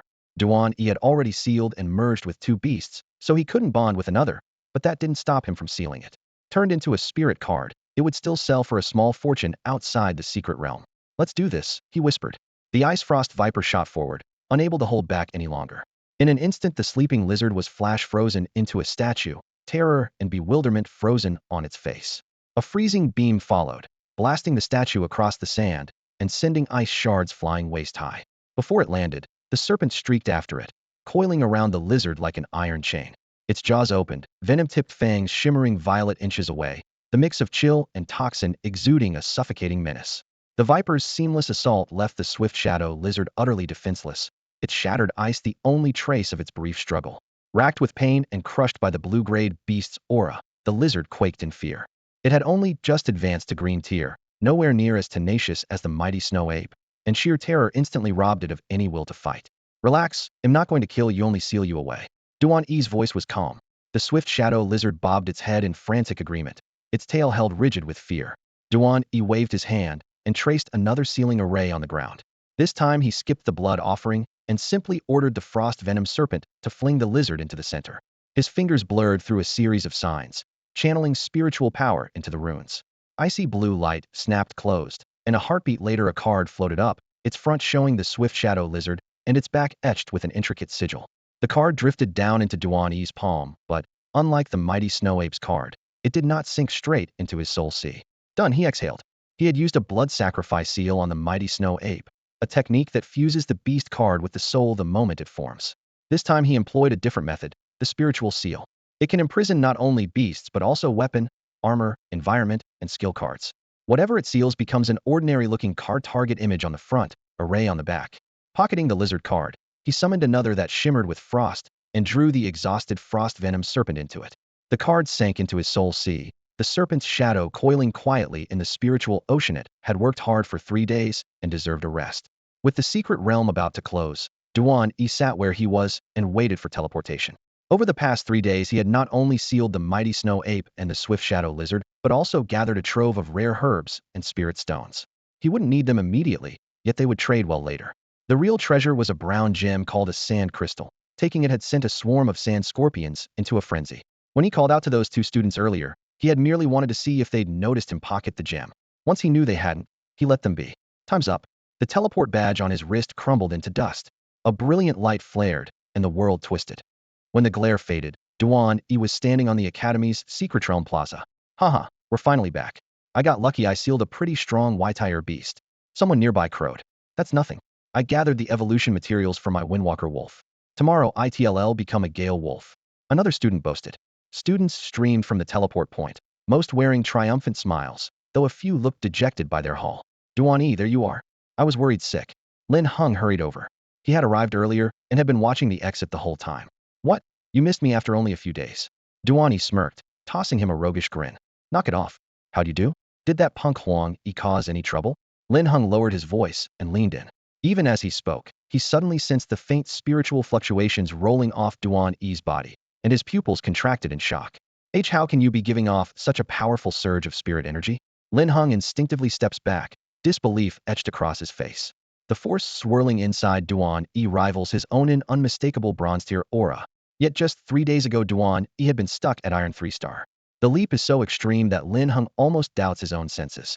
Duan E lifts a hand and pats Lin Heng's shoulder, his tone calm. I had a bit of luck in the Academy's secret realm. 3 days? And you vaulted straight to bronze? Lin Heng's eyes widen in shock. Some things are hard to explain, Duan E says with an easy smile, though his voice is firm. But believe me, I'm a genuine bronze-level spirit card master now. Even if that punk Huang Yi shows up again, I won't back down. Frankly, I doubt he even dare Sha. His hearty laugh seems to blow away years of frustration. Questions still swirl in Lin Heng's mind, but Duan E's relaxed confidence makes him genuinely happy for his friend. I'm sold. No one's going to bully you now, and that puts me at ease. The two of them leave the secret realm hall side by side. Lin Heng's eyes brighten. We're free this afternoon, how about a little celebration? Perfect. After 3 straight days in that place, I need a break. But just so you know, I'm broke. Duan E spreads his hands. Don't worry, I've got you covered. Lin Heng throws an arm around his shoulders. Let's go. They laugh and trade jokes as they head for the school gate. Not far behind, the secret realm instructor who had been napping in his chair suddenly snaps awake. A seasoned silver 3-star spirit card master. His eyes are sharp as an eagle's. His brow furrows. Impossible. That student's energy surpasses the usual green grade limit. Duan E happens to pass in front of him, the turbulent aura crashing through the room like thunder. You there, kid, stop right now. The old man's low voice brims with unquestionable authority. Duan E freezes and turns, puzzled. Sir, can I help you? Faced with a silver 3-star powerhouse, he can only comply. Has he sensed the unfinished fusion on my green grade beast card and wants to take it? Duan E wonders, then quickly dismisses the thought. I only sealed 2 spirit cards in the realm well within the limit. He has no grounds to detain me. A few nearby students, drawn by the instructor's shout, gather to watch. This teacher rarely steps in unless someone violates the secret realm rules or breaks school regulations, so everyone is eager to see what has sparked his attention. They all agree that Duan E must have gotten himself into trouble. Isn't that Duan E? Up to no good again, huh? No doubt about it, probably caused a scene in the secret realm. Come on, confess. What reckless stunt did you pull this time? Students at the bottom of the ranks like him should be expelled. Such a disgrace. A couple of Huang Yi's cronies from Duan E's class took turns mocking him. Lin Heng, standing beside Duan E, darkened immediately and was about to argue back when Duan E yanked him to a stop. Aren't you going to teach them a lesson? Lin Heng muttered. With your strength now, you could flatten them in seconds. Hold on. Duan E shook his head. That teacher guarding the secret realm wouldn't block me for no reason. We'll go ask him first. He strode toward the elderly man standing at the exit. The old man narrowed his eyes, sensing the soul power rippling from Duan E. Bronze 1-star? Show me your beast. My beast. Duan E was puzzled but complied at once. A flash of blue lit his eyes, and a spirit card glowing pale azure appeared in his palm, dissolving into a thick python coiling at his feet. The instant the frost venom serpent emerged, the air chilled and everyone shivered. Its icy eyes swept the crowd, the cold seeping into their skin. Whoa, a frost venom serpent. When did Duan E get something that strong? One look at its aura says it's at least green grade. Was he telling the truth? Did his little soul snake really evolve? And have you noticed his own aura? He's a lot stronger too. The students who had mocked him moments before now stared as if they'd seen a ghost. Rubbing their eyes to confirm this was really Duan E. The elder kept his gaze on the serpent, a flicker of surprise in his pupils before he regained his calm. That aura, it's stronger than ordinary green grade. He turned to Duan E. They say you evolved this from a little soul snake? Yes, sir. Duan E nodded. The Academy has no record of a path to the frost venom serpent, the elder murmured, frowning in thought. This serpent is excellently evolved, stronger than typical green grade. Confirming whether it's reached blue grade will take further testing. He fell silent, lost in contemplation. Duan E stood awkwardly at the side. Sir, may I leave now? Ahem. The elder snapped back, a hint of admiration in his eyes. Discovering a new evolution route for the little soul snake on your own, well done. Huh. It was the first time a teacher had praised Duan E, and for a moment he was completely stunned. If I'm not mistaken, you've got a few more exotic beast cards hidden on you. The old man's tone was mild, yet carried unquestionable certainty. He smiled and added, relax, those are your own opportunities. The Academy won't confiscate them. You may go. With that, he gave a casual wave, his sleeve fluttering as he sank back into the rattan chair and closed his eyes, as though even the sunlight wasn't worth acknowledging. Understood. Duan E had no wish to linger. He recalled the frost venom serpent and left at a brisk pace beside Lin Heng. In the corridor, their earlier classmates had already scattered. None dared meet Duan E's gaze for fear of getting dragged into trouble. Only when every footstep had faded did the old guardian open his eyes again, a sharp gleam flashing across them. How did he evolve an ordinary soul-spawn snake into such a formidable frost venom serpent? From his brief probe, He was certain the boy still carried at least one green-grade beast card. Looks like the Academy's ranking board is about to get a shakeup. What surprised him even more was the chubby Lin hung beside Duan E. 3 days ago the boy was iron rank. Now he had vaulted straight into bronze, a textbook example of hidden strength. Though he appeared indifferent to students, the old man who guarded the secret realm missed nothing. He could name almost every youngster who reached bronze while still in school. The one who truly caught his eye today wasn't Duan E, but the suddenly surging Lin Hong. Can't afford any delays, he muttered, pulling out his phone and dialing a number with practiced ease. The entrance exams are near. The principal needs to know. We have to look after these talents. Can't let anyone say we neglect our geniuses. Meanwhile, in an office building across the campus, the principal of Yawang number 3 High stood by the window. His snow-white hair glimmered as he gazed at the athletic field and murmured, "A frost venom serpent that might reach blue grade? Interesting, seems we've had a hidden prodigy all along." He was in his 9th an age that would spell twilight for ordinary people, yet for a gold rank, 1-star card master, it was merely middle-aged, his vigor still intact. What intrigues me more is how he knew a soul-spawned snake could evolve into a frost venom serpent. The principal tapped the sill as he pondered. Knock, knock, knock. A sudden rap sounded at the door. Come in. The door opened, and a middle-aged teacher hurried inside, bowing. Headmaster, you wish to see me? Update the Academy's ranking board. Add a new name. Of course. Whose name, and where should it go? Move the student who's currently 5th down 1 spot, and put Duan E from grade 12, class 4, in 5th place. The principal spoke in an even tone. The middle-aged teacher standing at the desk froze, as if his heart had been struck by a heavy blow. A top 5 spot on the ranking board marked a student as one of the school's brightest stars. These 5 enjoyed extra cultivation resources, and if they scored well in the college entrance exam a month from now, they could even gain access to the Academy's long-sealed Treasury pavilion. Countless private showdowns had been fought over those 5 places. Now the principal wanted to bump the existing 5th place holder and slot in an unknown newcomer. Not just this teacher, half the student body would probably erupt. Principal, with all due respect, what qualifies Duan E to take 5th place? The teacher blurted out. I knew you'd ask. The principal pulled a file from a thick folder and handed it over. This just came from the Mystic Realm instructor. Read it yourself. The teacher hurried to take the document and scanned it line by line. 17 years old, bronze 1-star cultivation, he raised an eyebrow. Impressive. Solid talent. Then his eyes reached the Beast Spirit card section, and he went rigid. Icefang Viper? And there's a strong chance it's blue grade? That's impossible. Over the years, Head managed the ranking board. Head studied every promising student, yet he had never heard the name Duan E. Possessing a potential blue-grade Icefang Viper would crush almost any green-grade beast far beyond ordinary talent. Principal, is this file authentic? He asked cautiously. Absolutely. The principal nodded. The Viper's exact grade hasn't been certified, but its power clearly surpasses most green-grade beasts. What surprises me more is that Duan E discovered how to evolve a soul serpent into an Icefang Viper. Our library only holds data on the blood venom python evolution. There's no record of this path at all. The principal's own face showed puzzlement, but he waved it aside. Maybe he figured it out on his own. That's his business. Our priority is to put his name on the board. The teacher collected himself and bowed. I never imagined such a genius was hiding in our school. My oversight, sir. It's not your fault, the principal said, dismissing it. If the Mystic Realm instructor hadn't spotted him, I wouldn't have known either. Suddenly the teacher remembered the student who would be bumped from 5th place, and his expression tightened. Principal, that boy is strong and hot-tempered. Losing a rank without warning, he won't take it well. No matter. The principal smiled lightly. Young people are full of fire. A few arguments are normal. Just make sure there's no private fighting. If they have to settle it, let them do it properly in the battle arena. The principal showed no concern, ending the discussion with an easy smile. If Duan E wins, then the 5th spot is his by right. If he loses, it means he doesn't deserve it, and everything we discussed can be dropped. In the spacious principal's office, the principal's voice was calm, but unquestionable. The middle-aged teacher across from him nodded quickly, replying, You've thought of everything, principal. He'll take care of it right away. He raised a hand in a small salute and turned to leave, but a word stopped him. Wait. The principal wrapped his fingers on the desk. If Duan E does win, we need to reward him. We've ignored him for years. The teacher froze. A reward, what do you have in mind? The principal frowned, thinking. Nothing comes to mind just now. Don't put anything in writing yet. If he wins, send him straight to me. No problem.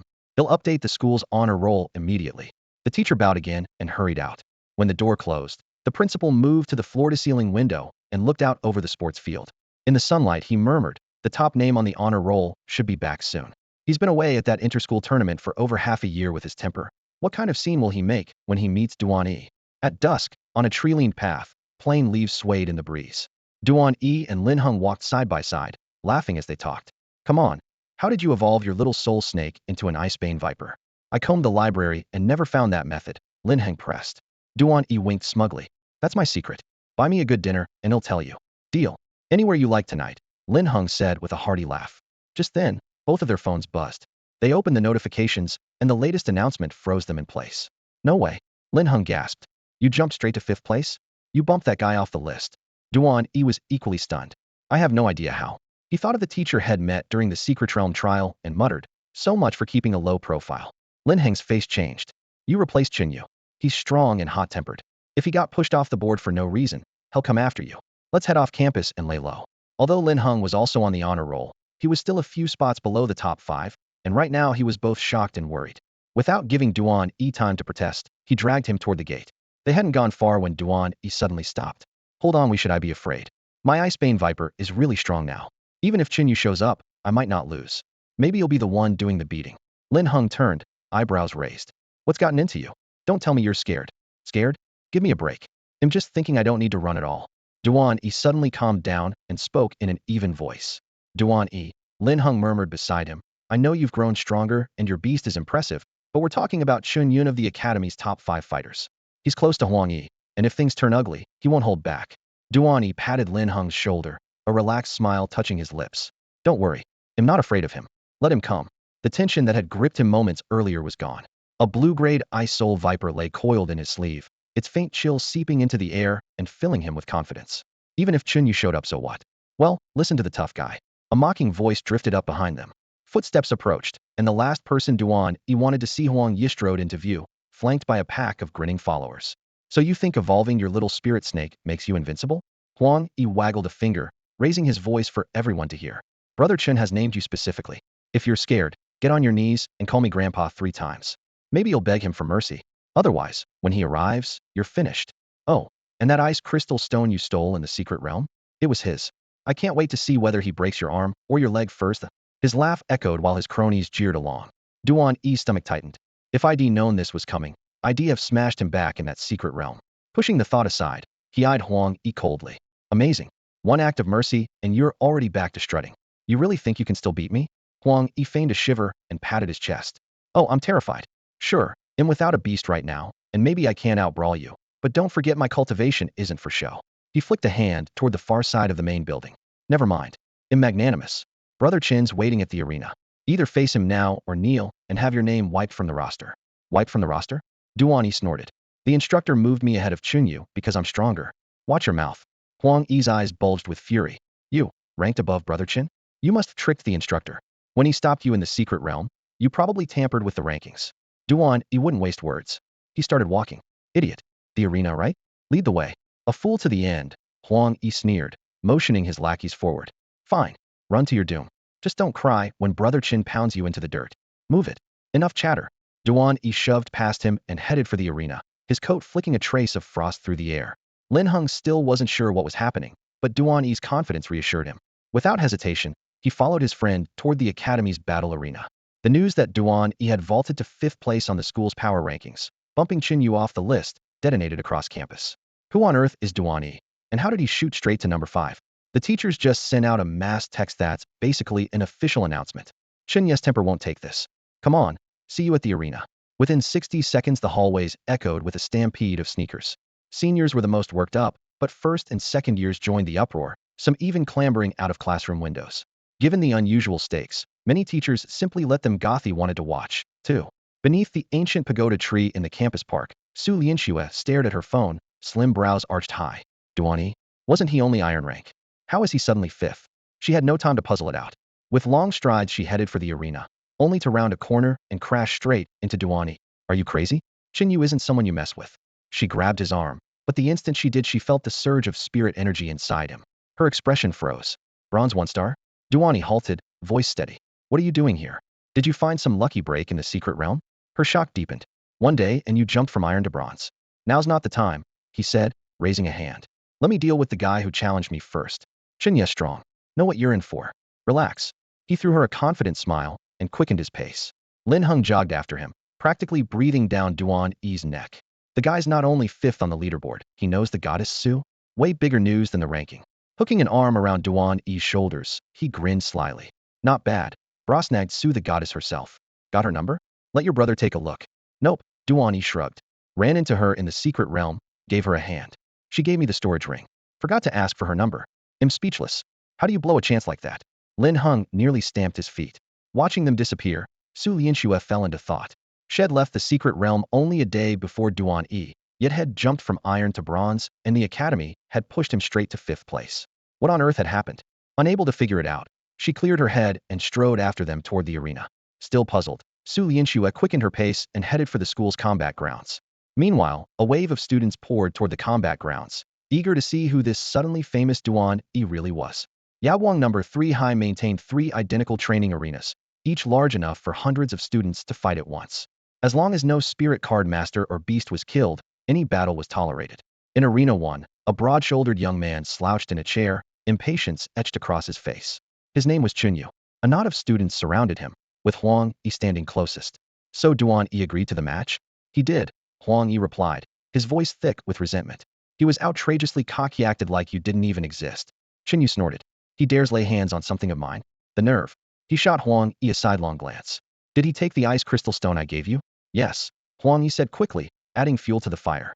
While I was tangled up with the earth-shaking ironhide bull, he ambushed me, got my Gale Wolf killed, and chased me down. I had to hand over the stone just to stay alive. Crack. The table under Chunyu's palm exploded into splinters, wood chips flying. He even dared steal from me? It'll make him regret it today, Chunyu growled. As his anger flared, a flash of schadenfreude glimmered in Huang Yi's eyes. Outside Arena 1, a sea of students had gathered virtually the entire school. Voices buzzed in every direction. Where's Duan E? Don't tell me he chickened out. Can't blame him. Chunyu's a monster. Duan E has no chance. Then how'd he jump to 5th place on the ranking board? Anyone know which class he's in? Class 4, someone answered. A few days ago he was only Black Iron tier. No idea how he climbed the list. Black Iron? Even with connections you can't skip to 5th place that fast. Rumor is he found some huge opportunity in the secret realm, but nobody knows the details. If he doesn't show up, it'll be a real letdown. Only one question floated above the crowd. Who exactly was Duan E? Away from the commotion, 3 students sat silently in a corner of the stands, watching with cool detachment. They happened to be 2nd, 3rd, and 4th on the school's ranking list. So you know Duan E? Standing beside Su Lianxue, the crew-cut man folded his arms, leaned in, and lowered his voice. Not really. We just crossed paths once in the academy's secret realm. Su Lianxue kept her tone cool. She omitted the part where Duan E had saved her with his snow shadow wolf. Being 3rd on the ranking of heroes already drew enough attention. If anyone learned she'd nearly been hurt in the realm, they would mock her. Besides, Duan E's skill with healing spirit beasts was truly impressive. For the sake of pride and a bit of self-interest, had no intention of sharing it. I see. The crew-cut man nodded, eyes flashing. Think he has a chance of winning? No idea. Su Lianxue replied blandly, and said nothing more. Stop guessing. We'll know once he shows up, a young man in a white shirt interjected with a grin. Before he finished speaking, Duan E and Lin Heng walked side by side into the combat arena. The moment their feet hit the flagstones, the crowd erupted. Look, the guy next to the fat one, that's Duan E. Didn't think he'd really show? Gotta respect the guts. Chatter rippled through the spectators. At the front, Huang Yi fixed Duan E with a sneer. What took you so long? Get scared halfway here? Scared? Sorry, nature called. Had to find a restroom, Duan E answered lazily. Nature called? More like you wet yourself. Better empty the tank now, so you don't soak your pants later, haha. Huang Yi roared, and the onlookers laughed along. Ignoring him, Duan E murmured a quick word to Lin Heng, then stepped onto the platform where Chunyu stood waiting. Brother Chun, that's the guy? Huang Yi pointed at Duan E. Chunyu looked him over and snorted. You have 2 choices. 1, hand over my ice crystal stone and go wipe your name off the hero ranking. 2, fight me. If you win, they'll walk away. If you lose, don't expect mercy. Hand over the ice crystal stone? Duan E's face remained calm. Sorry, but Huang Yi here gave it to me of his own accord. I never forced him. As for erasing my name, forget it. Nonsense. Huang Yi exploded. You stole it, and now you're slandering me. Chunyu's brows knitted, and his voice dropped to pitch. Stealing the stone is bad enough, but I heard you even got Huang Yi's Windrunner wolf killed in the secret realm. You're overdue for a lesson. Puff. Duan E burst out laughing and pointed at Chunyu. Big guy, are you out of your mind? I killed the Windrunner wolf. His gaze turned cold as it shifted to Huang Yi. Let's set the record straight. In the secret realm, your buddy Huang Yi thought he could take on an Earthshaker bull way out of his league. Realizing he was no match for his opponent, he fled in disgrace. He could have saved his swift-winged wolf, yet chose to abandon the beast just to stay in the secret realm, running off alone. Talk about shameless, Duan E spat, then said. The moment his words fell, the noisy battlefield went silent. Hundreds of students and a dozen teachers all turned to stare at Huang Yi. Shock. Anger and disbelief rippled through the air. To every spirit card master, a beast partner is more than a weapon. It is a comrade in life and death. Abandoning a beast for personal gain is nothing short of betrayal. Under everyone's gaze, Huang Yi's face went pale, his fists clenching as he shouted, "Lies. All lies. You ambushed me first." His words sounded fierce, but his flickering eyes betrayed his uncertainty. Duan E snorted, unwilling to argue further. Scanning the crowd, his gaze locked on a timid boy shrinking in a corner. "If you don't believe me, ask that classmate." He pointed straight at him. "See whether I ambushed anyone." The named student jolted, cursing his luck. He had only come as Huang Yi's hired muscle. Now his beast was dead, and he might take the blame too. Feeling hundreds of eyes on him, he drew a shaky breath and spoke softly. "Two don't know the whole story. I only saw my beast crushed to death by the earth-shaking giant bull, and the swift-wind wolf badly hurt. Sensing danger, I shattered my teleport token and left. As for Duan E ambushing anyone, I don't see how that's possible." Huang Yi's face twisted as he screeched, "Utter nonsense. Duan E bribed you. You're in this together." The louder he yelled, the more the surrounding students sneered, their eyes full of contempt. Chunyu cut off Huang Yi's tirade with a frown, then turned on Duan E. "Even so, you did steal Huang Yi's ice crystal stone, didn't you? If you say I took it, I won't deny it," Duan E answered calmly, meeting Chunyu's eyes. "But ask him this 3 years ago, when I was just a freshman, who lured an enraged, earth-shaking giant bull into attacking me, nearly killing me, and leaving my beast at death's door." Many students and teachers had heard rumors of Duan E's injuries back then. No proof had pointed to Huang Yi, so the matter was dropped. Now, with Huang Yi's latest betrayal fresh in everyone's minds, the crowd started nodding, silently condemning him. "Can't believe Huang Yi would sink this low's disgraced Yaoguang number 3 high. I used to think Duan E was exaggerating, but now it sounds true. We can't let this slide. We need a word with Huang Yi." Murmurs spread through the crowd. Several teachers, faces dark, exchanged glances before turning toward Huang Yi, their eyes locking on him. "I'm asking you, is it true?" Chunyu swung around, his eyes locking onto Huang Yi like blades. No, it wasn't. Under the barrage of his classmates' accusations, Huang Yi could barely breathe. His voice trembled, his gaze darted everywhere, but forward. "I want the truth. Lie to me once, and you'll regret it." Chunyu's shout sliced through the air as he bore down on him. Huang Yi's knees buckled. He nodded frantically, cold sweat streaming down his forehead. "Pathetic. Get lost." Chunyu might have a fiery temper, but nothing enraged him more than someone mistreating a spirit beast. Thinking of Huang Yi's vile behavior, he raised a foot and kicked him clear across the practice ground. Stumbling, Huang Yi bolted. Several teachers saw everything but were far more interested in the coming match between Chunyu and Duan E, so they let him scurry off without a word. That ends the earlier incident. "I don't want the ice crystal stone anymore." Chunyu reined in his anger and met Duan E's eyes. "I'm issuing a challenge. If you win, I'll concede. If you lose, go to the Wind Cloud ranking instructor and erase your own name. Deal?" "Fighting you is no problem," Duan E replied, a spark lighting his gaze. "But with this crowd watching, a simple duel feels dull. How about we make it interesting?" Duan E did the math. The ice crystal stone was in Chunyu's hands now, and he could probably get more later. His juvenile mighty snow ape could grow much faster with a few extra stones. A faint smile tugged at his lips as he made up his mind. "Fine by me." Chunyu agreed without hesitation. His storage ring glinted, and 2 excised ice crystal stones appeared in his palm, frost wafting from them. "You want ice crystal stones?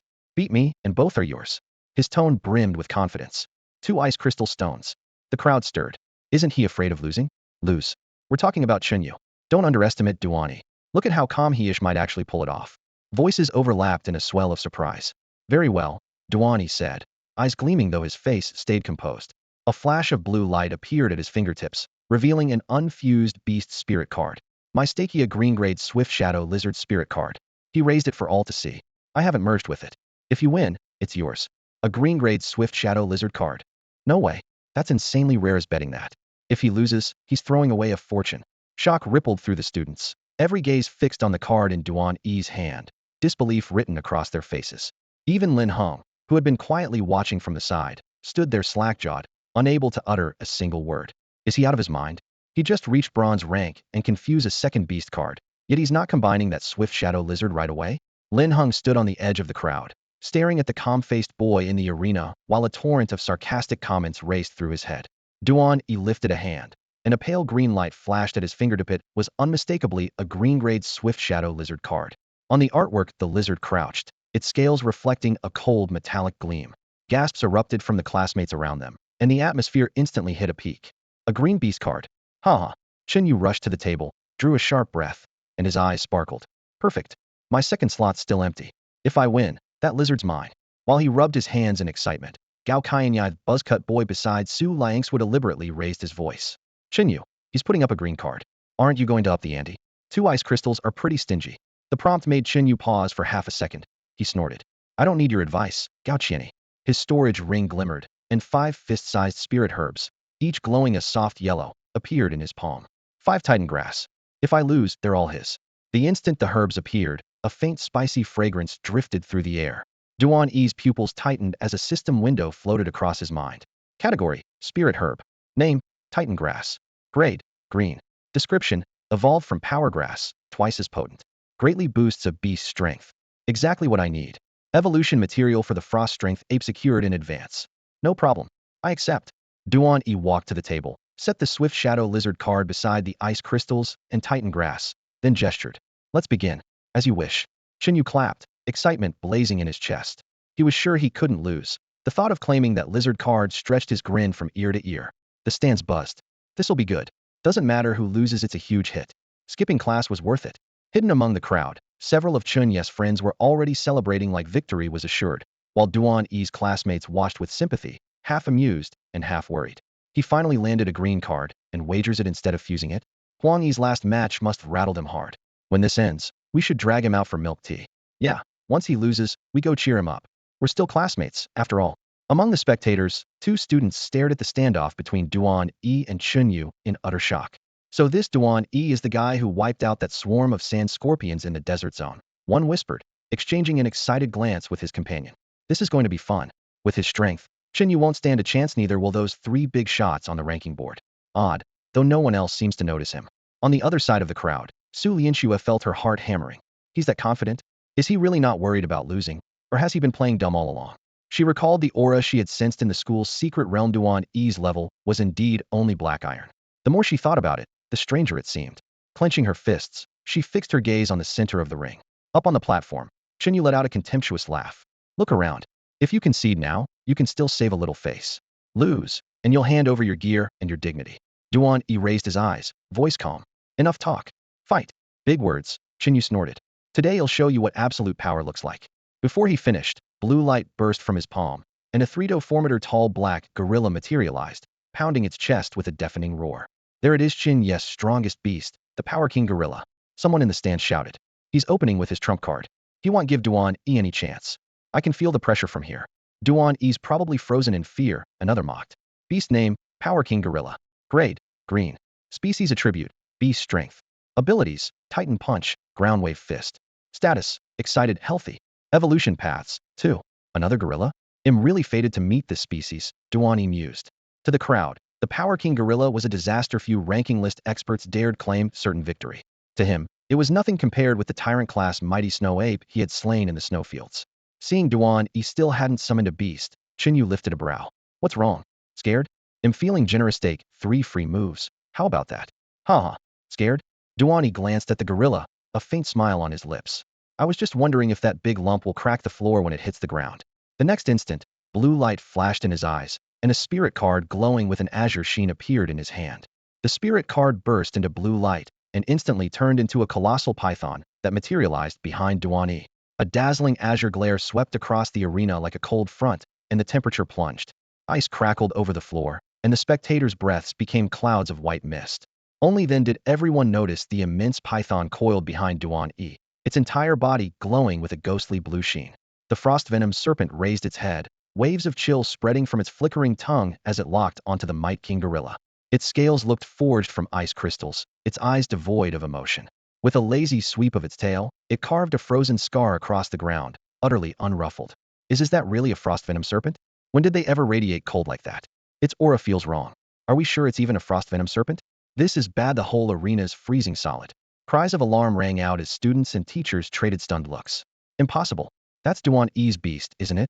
I thought he only had a tiny soul snake. Su Liangswu stood frozen, picturing the little soul snake that had been lying on the snow shadow wolf just yesterday. How had it become a frost venom serpent, unleashing such brutal cold in a single day? She probed its aura, her face paling. Incredible. Its rank is clearly beyond green tier, and Duan E himself is already a bronze-level cardmaster. The 2 companions beside her shot to their feet, unable to hide their excitement. So that's why he was so confident, Su Liangswu muttered. He must have found some unbelievable treasure after we parted. In less than a day, the soul snake had evolved and Duan E's own cultivation had soared to bronze level, nothing short of a heaven-defying stroke of luck in the Academy's secret realm. Up in the stands, not only the students, but several teachers looked equally dumbfounded. Duan E's homeroom teacher, Deng Sun, stared at the icy blue serpent as if had seen a ghost. Who would have thought someone like that was hiding in this school? We were clueless. Tell me about it. We're in his class, and we had no idea. Meanwhile, Duan E's classmates swarmed around Lin Heng. In their minds, getting close to Duan E's best friend was the fastest way to win the rising star's favor. Ahem, and now you suddenly want to be Duan E's friends? Lin Heng raised an eyebrow. Come on, it was Huang E stirring things up. We never looked down on Duan E. Right, starting today, we're his closest pals. Faced with their flattery, Lin Heng could only laugh helplessly and mutter, shameless. Elsewhere, Chunyu stiffened the moment he saw the beast Duan E had summoned, his fists clenching without him even realizing it. Humph, don't think victory is guaranteed. My Power King Gorilla is a green-grade beast too, and you might not be the stronger one. Chunyu had been almost certain of winning, but when Duan E raised his hand and summoned a viper shrouded in ghostly blue frost, most of that confidence drained away. The Ice Soul Viper's arrival glazed the floor with hoarfrost and turned the air a pale white. No ordinary beast could change its surroundings like that. Chunyu knew at once this creature was anything but average. Yet he was the one who had issued the challenge, and forfeiting now would be an admission of cowardice. He pinned all his hopes on years of combat experience, planning to let the Power King Gorilla unleash its explosive punch at the Viper's weak point and snatch a quick victory. Then let's begin, Duan E said calmly, as though the result had already been decided. Chunyu hesitated no longer. At his command, the Power King Gorilla charged. Muscles bulged as it crushed the tiles underfoot and shot forward. In the blink of an eye, it closed on the Ice Soul Viper, veins standing out on its right arm as it gathered every ounce of strength for a devastating blow. The Ice Soul Viper hadn't even taken a giant snow ape seriously before. Why would it fear a mere gorilla now? Ice Seal. A burst of bone-deep cold erupted from the snake's body. The gorilla had barely stepped into range when feeling left its legs. Frost spread across its skin so fast it was visible to the naked eye, and in an instant it was encased in a towering block of crystal-clear ice. Freeze ray. The viper lifted its head. A barrel-thick beam of blue-white light coalesced in its jaws and lashed outward with a hiss. Boom. The beam bored straight through the frozen statue and shattered the ice in an exploding wave of cold. The gorilla's massive body was flung several meters before crashing to the ground. Its abdomen was an expanse of whitened, cracked frostbite. Its limbs trembled uncontrollably, and blood streamed from its mouth and nose. It was utterly incapacitated. No way did the Power King Gorilla just get one shot? Unbelievable. They're both green-grade beasts. How can the gap be this huge? The watching students hadn't even followed the action before the gorilla lay sprawled on the floor. Everyone expected Chunyu might lose, but no one thought it would end in a single move. Up in the stands, the teachers exchanged glances. Looks like the school's ranking was right. This kid really deserves 5th place. Honestly, unless our top student comes back, I doubt any of the others could handle him. Mr. Deng. One of them turned to Class 4's homeroom teacher Deng's son. Duan E is from your class, isn't he? Why have you never mentioned him? Hiding your ace all this time? Every pair of eyes swung toward Deng's son. He forced a dry laugh. Don't blame yourselves, I had no idea he was this strong either. Some homeroom teacher I am, missing a talent like that. With that, he turned to leave. Where are you off to, Mr. Deng? A colleague called after him. Where else? I'm going to the principal's office to confess my incompetence. Deng's son let out a deep sigh and headed for the principal's office. Meanwhile, the training ground erupted. With a single strike, Duan E dispatched the Power King Gorilla, and the hulking beast crashed to the dirt, kicking up a cloud of dust. Su Lianxue stood rooted to the spot, lips parted. After a moment she clenched her fists. She had to evolve her Snow Shadow Wolf as soon as possible, or she could forget about a decent score on the college entrance exam. And even that wouldn't be enough, she would still need to contract an even stronger beast. At the edge of the arena, Chunyu's expression went rigid, his mind seemingly frozen in place. I thought my mighty snow ape could at least fight it to a draw. Turns out I was kidding myself. They're not even in the same league, he muttered. Duan E raised his hand lightly. Return, Icebane Viper. With a low hum, the Icebane Viper morphed into a spirit card that shimmered with frost and slipped back into his body. Then he walked over to the spoils piled on a chair. 2 fist-sized ice crystals and 5 glowing giant strength herbs. One after another, they vanished into his storage ring. When his fingers closed around the Swift Shadow Lizard spirit card, Chunyu snapped back to his senses and grabbed Duan E's wrist. Planning to snatch it? Duan E frowned. No. Chunyu waved his hands. You're incredible. I can't beat you, I admit it. But could you sell me that Swift Shadow Lizard card? Name your price, I'll pay. Duan E sat down and tapped the armrest, doing the math. Even an ordinary green-grade beast card ran at least $1 million or $2 million, And within that grade the swift shadow lizard was especially versatility, a perfect mount for rough terrain, so 3 million sounded fair. Before he could answer, Chunyu spoke up briskly. 3 million, flat price. Deal? Duan E was about to nod when a booming voice rang out from the stands. He'll pay 4 million. It was Gao Qianyi, second on the school's power rankings, and no lightweight. Chunyu's face tightened. Gao Qianyi, why do you need a swift shadow lizard? You already have 2 green grade beasts. Planning to ditch one and fuse this in? Not at all, Gao Qianyi said with a smile. 3 million is just too low. I'm doing brother Duan a favor and pushing up the price. Duan E could hardly complain. A grin tugged at his lips. Chunyu ground his teeth. For 0.2 million. Brother Duan, how about it? From the stands Gao Qianyi called out. That's about right. Brother Duan, go ahead and sell. Duan E was ready to agree when yet another voice cut in. Sorry, Duan E is my brother. He'll take that swift shadow lizard for 5 million. The crowd parted as Lin Heng strode over. His gaze locked firmly on Duan E. Wait, you want it? You should have said so sooner, seriously. Duan E jumped to his feet, eyes shining with excitement. Lin Heng spread his hands and gave a wry smile. I was going to, but who'd have thought you were hiding a green grade beast? Bro, I just made bronze rank, and the second slot on my beast card's been waiting for your swift shadow lizard. Haha, then we'll hash out a price in a bit. Reminded of his friend, Duan E scratched his head, then turned to Chunyu. Sorry, man, my buddy wants it too, so I can't sell it to you. If I find another one, he'll give you a deal. See you. With that, Duan E strode out of the arena, Lin Heng close behind. Chunyu stood frozen before letting out a bitter laugh. What was that all about? Today had to be his unluckiest day, public humiliation, and the card gone for nothing. The culprit was Huang E, who'd been egging things on from the sidelines. Grinding his teeth, he growled. Kid, if I don't settle this with you today, I'm not worthy of the name Chun. He stormed off to scour the campus for Huang E. The spectators drifted away in small groups, and the classroom soon fell silent. Outside the training hall, the sun beat down. Duan E threw an arm around Lin Heng's shoulders and laughed. Were you serious about 5 million for my swift shadow lizard? Absolutely. You can't always buy a green grade beast, even if you've got the cash.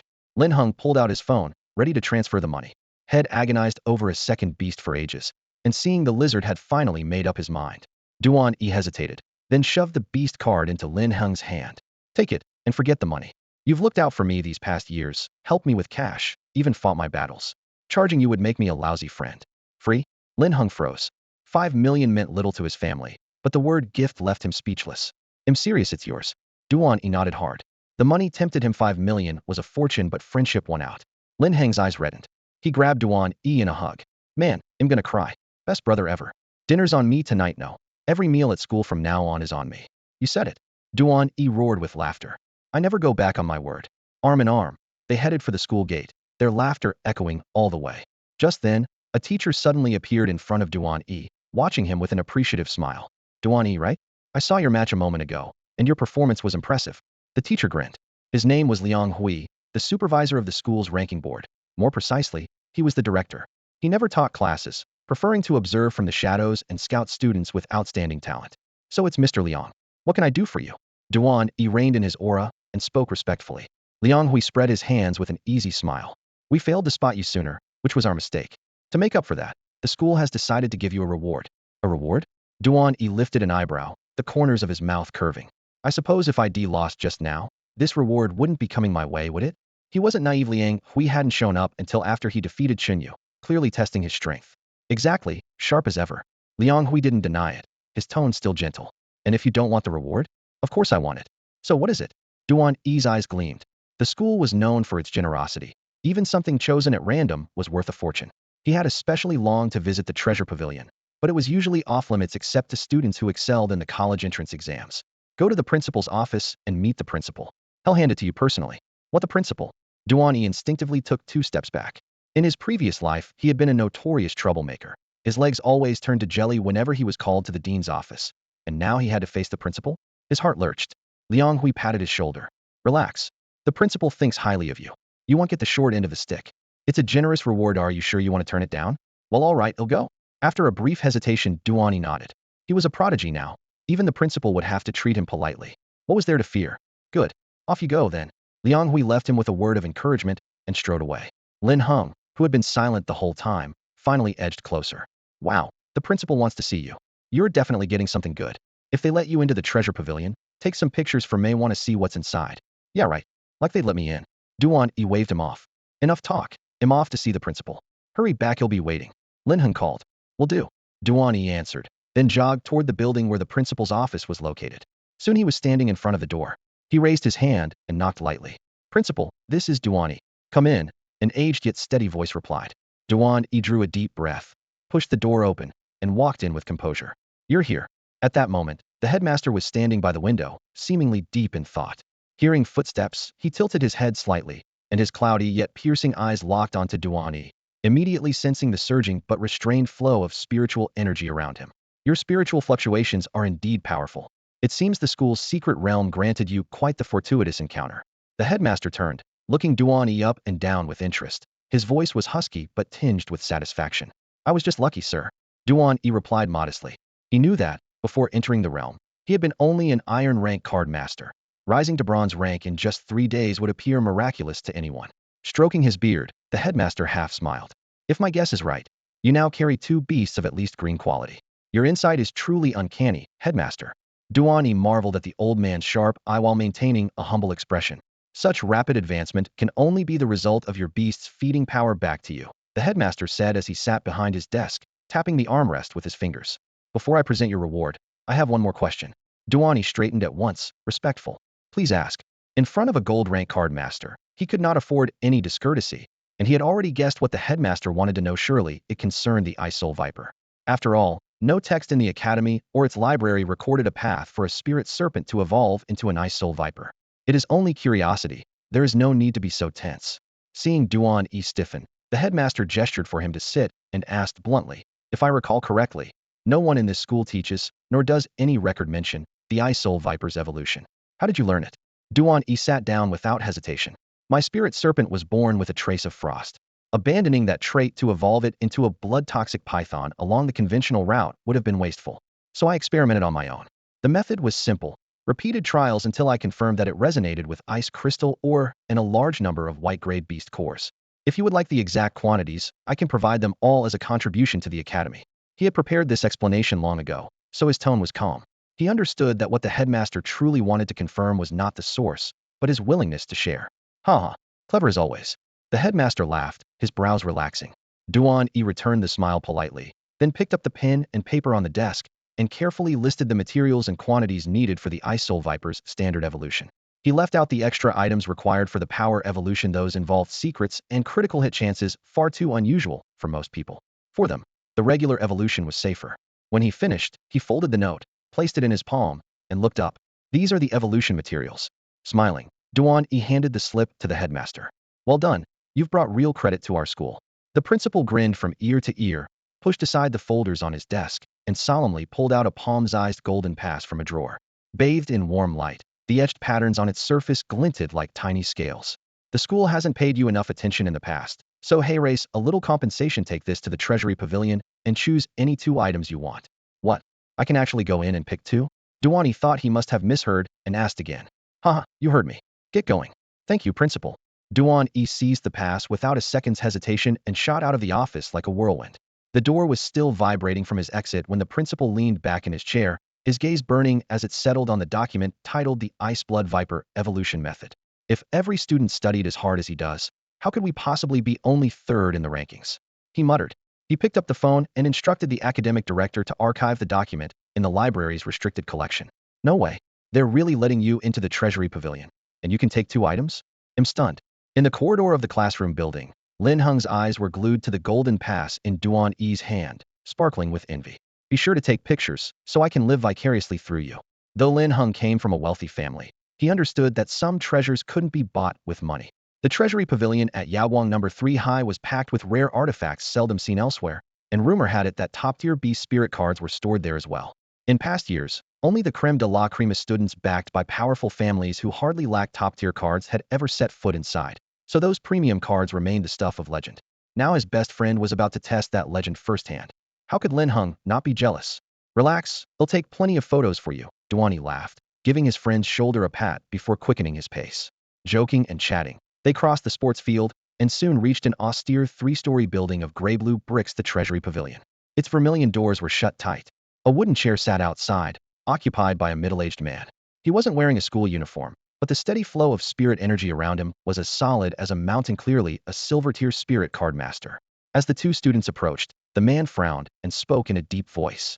This isn't a place for you. Move along. Sir, I think you've misunderstood. Duan E quickly produced the golden pass. The principal sent me to choose 2 items. Sunlight flashed across the pass, and a sharp light flickered in the man's eyes. He sprang to his feet, took the pass, and examined it from every angle, his surprise and respect impossible to hide. A real golden pass. He murmured. The pavilion isn't open yet, but the principal gave you special permission. You must have done something remarkable. At Yawang number 3 high, entry passes to the Treasury Pavilion came in only 2 varieties, gold and silver. Gold granted the highest authority and allowed the holder to pick 2 items. Silver was 1 level lower and permitted only 1. Students who had ever earned a golden pass were either top scorers in the college entrance exams or bona fide prodigies. Convincing the principal to give you a golden pass now, that's something else. Once he confirmed the token was genuine, the middle-aged guard at the door dropped his stern facade and broke into a warm smile. Go on in, he said. Pick any 2 items you want. Take as long as you like. Thanks, sir. Duan E flashed a grin and bolted into the treasure pavilion. Lin Hung hurried after him. While the guard's attention wavered, he tried to slip through the doorway, only to be yanked back by the collar. Who said you could enter? Stay put. Come on, sir. I'm Duan E's best friend. I just want to look around. I won't take anything, Lin Hung pleaded.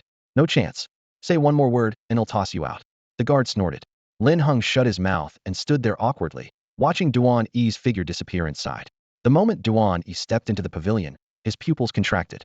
Gentle light filled the spacious stone chamber, illuminating rows of jade shelves of varying heights.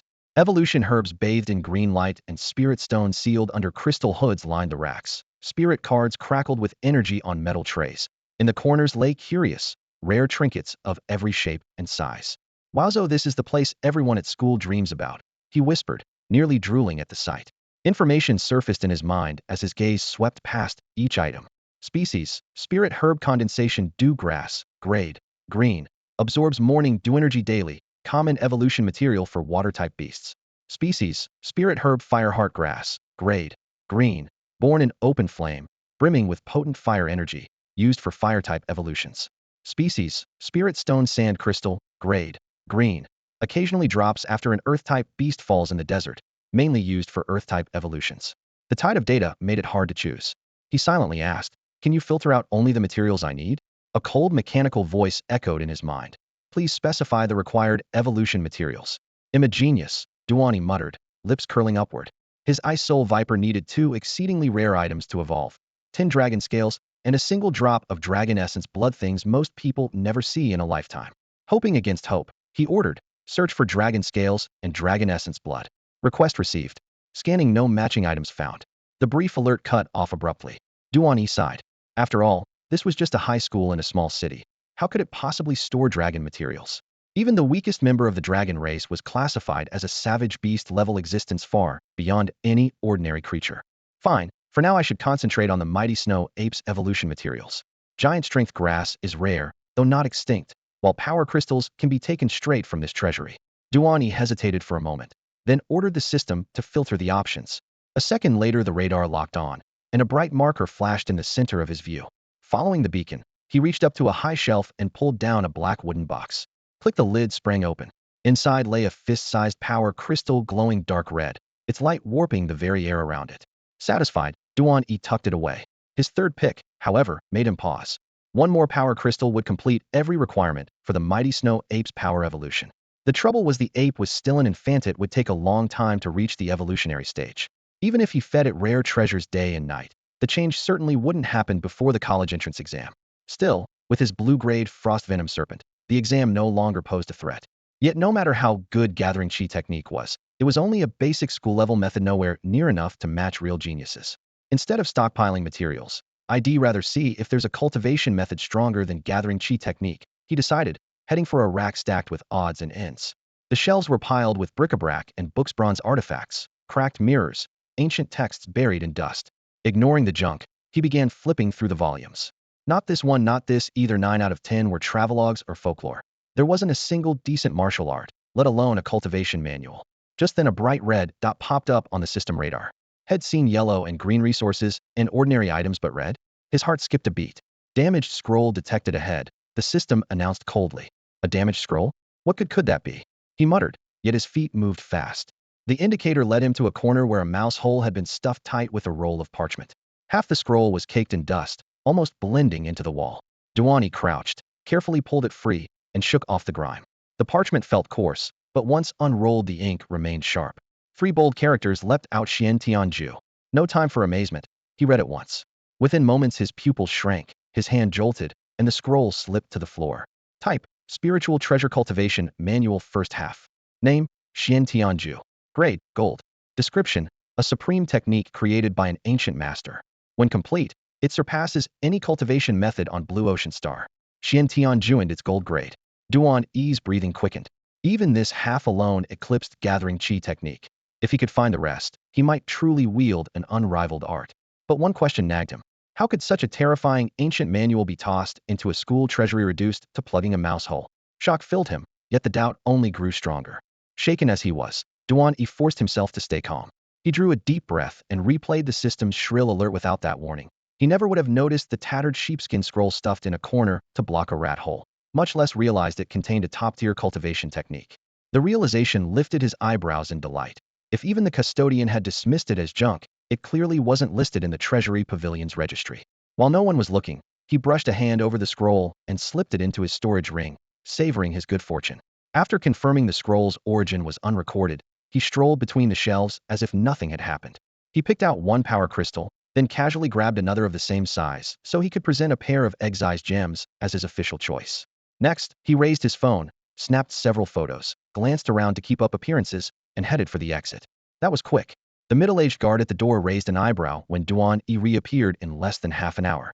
Access to the pavilion was rare. Most students lingered for hours, some for an entire day, yet this kid was done in under 30 minutes.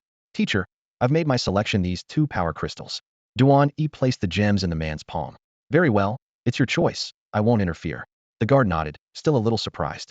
The pavilion stored every manner of evolutionary resource, and few students headed straight for power crystals, let alone chose so quickly. Just outside the door, Lin Hung barreled toward him.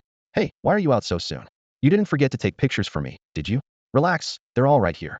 Duan E smiled and handed over his phone. Lin Hung opened the gallery at once. Photos of dazzling, rare resources filled the screen, and his pupils contracted in shock. After a few seconds of silence, he looked up and tentatively asked the guard, Sir, can students buy anything from the pavilion? I'd like to. Nothing's for sale. The man cut him off. The pavilion only rewards students with exceptional talent. Ah, what a shame. Lin Hung sighed and returned the phone. Even so, a visual feast was better than nothing. Power crystals are scarce. What do you need them for? Lin Hung asked, his curiosity piqued. To evolve, of course, Duan E said, patting his stomach with a grin. If you want the details, feed me first. Otherwise, mum's the word. Deal. Let's go. Goodbye, sir. Lin Hung agreed readily. After a brief farewell, the two left the pavilion and passed through the school gate. Yawang City, Tianhe Grand Hotel ranked second in the entire city and the closest high-end hotel to Yawang No. 3 High School. Lin Hung led Duan E straight to the entrance and pointed. How's this for class? Not bad at all. I've never been in here before, Duan E admitted, genuinely surprised by Lin Hung's choice. In the past, Lin Hung had taken Duan E out to eat, but only to ordinary restaurants or small hotels. This was the first time Head brought him straight to the second-best hotel in the city. Order whatever you want tonight, I'm paying, Lin Hung announced, patting his wallet. He called the waiter over and booked a luxury private room. The suite sat at the far end of the 3rd floor. When the door opened, a crystal chandelier came into view, and a long teal sandalwood table stretched out, big enough for 20 people. The window looked down on the entire night market. Then I won't hold back, Duan E said, settling into a chair and flipping open the hefty menu. We'll take everything on this page, and this page, yes, 5 orders of braised fish and 5 of sizzling lamb ribs. And everything on the last page too. The waiter's eyes went wide. He punched in the order at top speed, nodded repeatedly, and hurried off.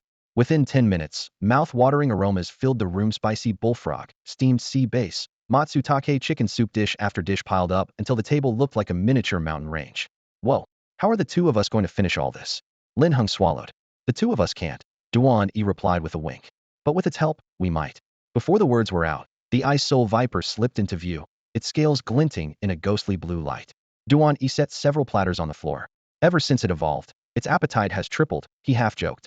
You said to order Freelino takebacks. Lin Hung burst out laughing. A real host never skimps on dinner.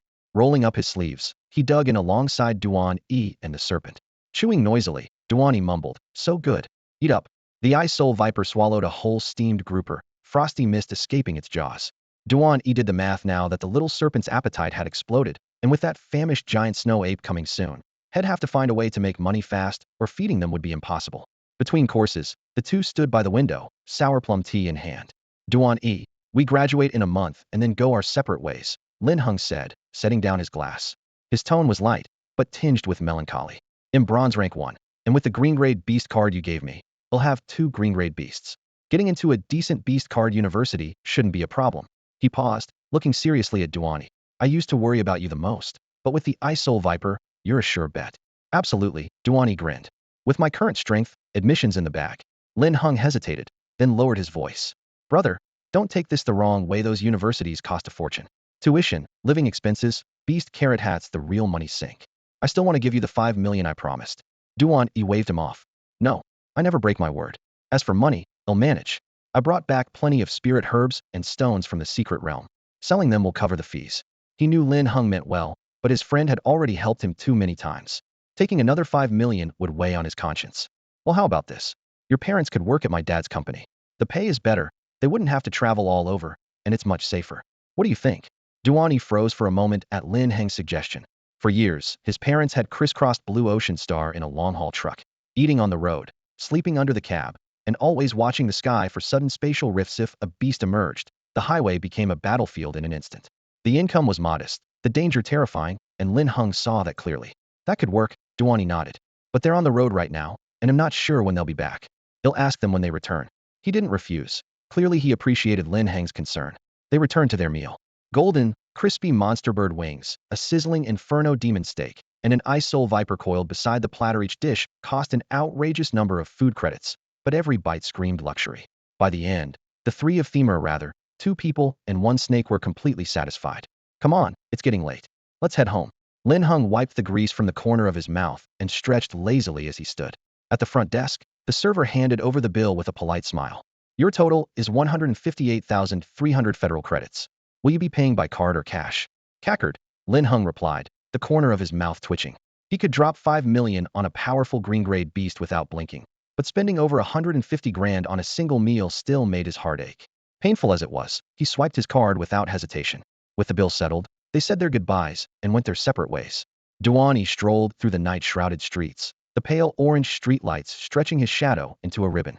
As soon as he pushed open his front door, he pulled the sheepskin scroll, the half-step Xiantian manual, from his storage ring. He had only skimmed it in the treasure pavilion earlier. Now, with no one around, he could finally study it in peace. Sitting cross-legged, he steadied his breathing. At the top of the parchment was a brief introduction, followed by a sequence of illustrated movements. The full Xiantian manual was said to contain 18 forms, but time had eroded the scroll, leaving only the first 8. Duan E studied each drawing, memorizing the key points until they replayed flawlessly in his mind. He closed his eyes and began to move, his hands tracing the patterns he had memorized. The first run-through was clumsy, yet the moment he finished, he felt spiritual power surge through his meridians and pour into his soul sea, stirring ripples in its depths. Remarkable, he whispered. Only 8 forms, and they pull on such incredible power. Before the words left his lips, he began practicing again. With every palm strike, lifted elbow, and twisting waist, the alignment of force and energy grew more precise, and the waves within his soul sea rose higher and higher. The second spiritual meridian in his soul sea trembled violently, as if a torrent of energy had poured in all at once, and pain stabbed through Duan E. The moment it hit, he clenched his teeth. Every surge of strength was visible to the naked eye, and no amount of agony could make him stop. As he repeated the 8-step routine, invisible forces dragged the room's ambient energy toward him in threads and streams, churning the very air. The motions looked simple, yet they devoured stamina at an astonishing rate. After only 2 sets, he was gasping, sweat dripping from his temples and soaking his undershirt. The results, however, were incredible, far beyond anything he had gained from the old chi guiding technique. While he still had a shred of strength, he forced himself through a 3rd set, then collapsed onto the couch, too spent to lift a finger. That's enough for today. He leaned against the armrest and switched on the television. Blue Star Daily. Congratulations to Platinum 5-star Spirit Card Master Wang Chun, who sealed an orange-grade psionic beast in an 11 rift yesterday. The broadcast cut to a local report. A clever spatial rift has opened near the city's school district, releasing numerous powerful beasts. The government has deployed troops and is inviting capable pioneers to enter the rift to hunt and seal the creatures. Armored vehicles and mechs flashed across the screen, black smoke billowing in the distance. Duan E felt a chill. Yaoguang City's calm rested entirely on elite spirit card masters who bore the danger for ordinary citizens like him. The last time he faced a shadow wraith, he would have died if the military's card masters hadn't arrived in time. Fortunately, weeks of training had given him real combat power. If he met another shadow wraith, he wouldn't be the helpless rookie he once was. His parents, however, were still hauling freight on perilous long-distance routes, truly dancing on a knife's edge. He vowed to convince them to take jobs at Lin Heng's family company. After a short rest, he showered, letting the hot water wash the ache from his muscles, then crawled into bed and fell asleep almost instantly. The next morning, Duan E walked to school as usual, but the looks he received were completely different. Yesterday's duel with Chunyu had made him a star. Now he was the most talked-about student in Class 4, Grade 12. Classmates who once mocked or shunned him now stepped aside or stole glances, and even his hostile homeroom teacher, Deng Sun, began checking on him and offered extra tutoring and offered Duan E politely declined, having no interest in liberal studies. Huang E was absent. Even after the bell rang, he never showed. Rumor had it Chunyu's beating last night left him on an extended leave, and he wouldn't return until the college entrance exam. Morning classes flew by. After lunch, Duan E and Lin Heng strolled around the track. At first it was just the two of them, but within a few laps a crowd gathered. The same students who once orbited Huang E now switched allegiance, forming concentric circles and loudly recounting every detail of yesterday's fight. Amid the chatter, a familiar young woman walked straight toward Duan E. Lin Heng took one look at the scene, understood immediately, and tactfully ushered the surrounding classmates away. Before leaving, he arched an eyebrow at Duan E and flashed a knowing grin. Get lost. Duan E barked, catching the teasing in his smile. All right, I get it. Lin Heng laughed, waving as he herded the gawkers down the hall. Moments later, only Su Lianxue and Duan E remained at the classroom door. The corridor was bright, the air still humming with the excitement the crowd had left behind. Sorry about Thimthir all talk, Duan E said apologetically. It's fine, Su Lianxue replied with a calm smile. What you showed yesterday really was impressive. Pure luck, that's all, Duan E said, waving it off. Luck? I don't buy that, she countered, shaking her head. You created an entirely new evolution path, and even handed the method to the academy. I hear that earned you access to the school's treasury, quite the achievement. It wasn't something worth hiding, Duan E chuckled. And a trip to the treasury is a pretty good trade. I'm jealous, Su Lianxue admitted, a hint of longing in her voice. Even with my family connections, I've never set foot in there. Just entering the academy treasury is a badge of honor. She paused and looked at him seriously. Anyway, I came for something else you haven't forgotten, have you? Of course not. Duan E tapped the storage ring at his waist. After taking your ring, how could I forget? Then let's go right now, Su Lianxue said, her eyes bright. Now, Duan E blinked. We still have classes this afternoon. Tonight, maybe? It's only skipping a period, she laughed softly. With your status, the teachers won't give you trouble. He hesitated, then nodded. All right, let's move. He thought to himself that cutting class wasn't new to him even before head crossed over. And if Su Lianxue was this anxious, her grandfather's beast must have taken a serious turn. The two walked out of the gate side by side. A sleek black sedan waited at the curb, its paint gleaming coldly in the sun. As soon as they climbed in, Su Lianxue got straight to the point. Last night my grandfather's beast suddenly worsened. We brought in the best beast doctor in the city today, but even he stumped. That creature means everything to my grandfather. It once took a serious wound protecting him, and we've never managed to heal it. Now it's barely holding on. If you can save it, the Su family will reward you generously. Don't worry, Duan E said, patting his chest with confidence. If you trust me, I can cure it. He might not be the strongest in a fight, but when it came to healing exotic beasts, he saw himself as second to none. The driver stepped on the gas, and the cityscape blurred past the windows. Su Lianxue stared out, her fingers tightening and then relaxing again. Duan E closed his eyes, rapidly sifting through possible treatment plans. Before they realized it, the car rolled to a stop in front of a large villa. The villa was lavishly decorated. Although it rose only 5 stories, it sprawled across a vast piece of land, making the Su family one of the wealthiest in Yaoguang City. Outside the wrought iron gate, a glossy black sedan gleamed, while a black armored vehicle sat quietly nearby, its intimidating turret reflecting the sunlight silent evidence of the Su's close ties to the military. Duan E trailed behind Su Lianxue in silence, committing every detail to memory.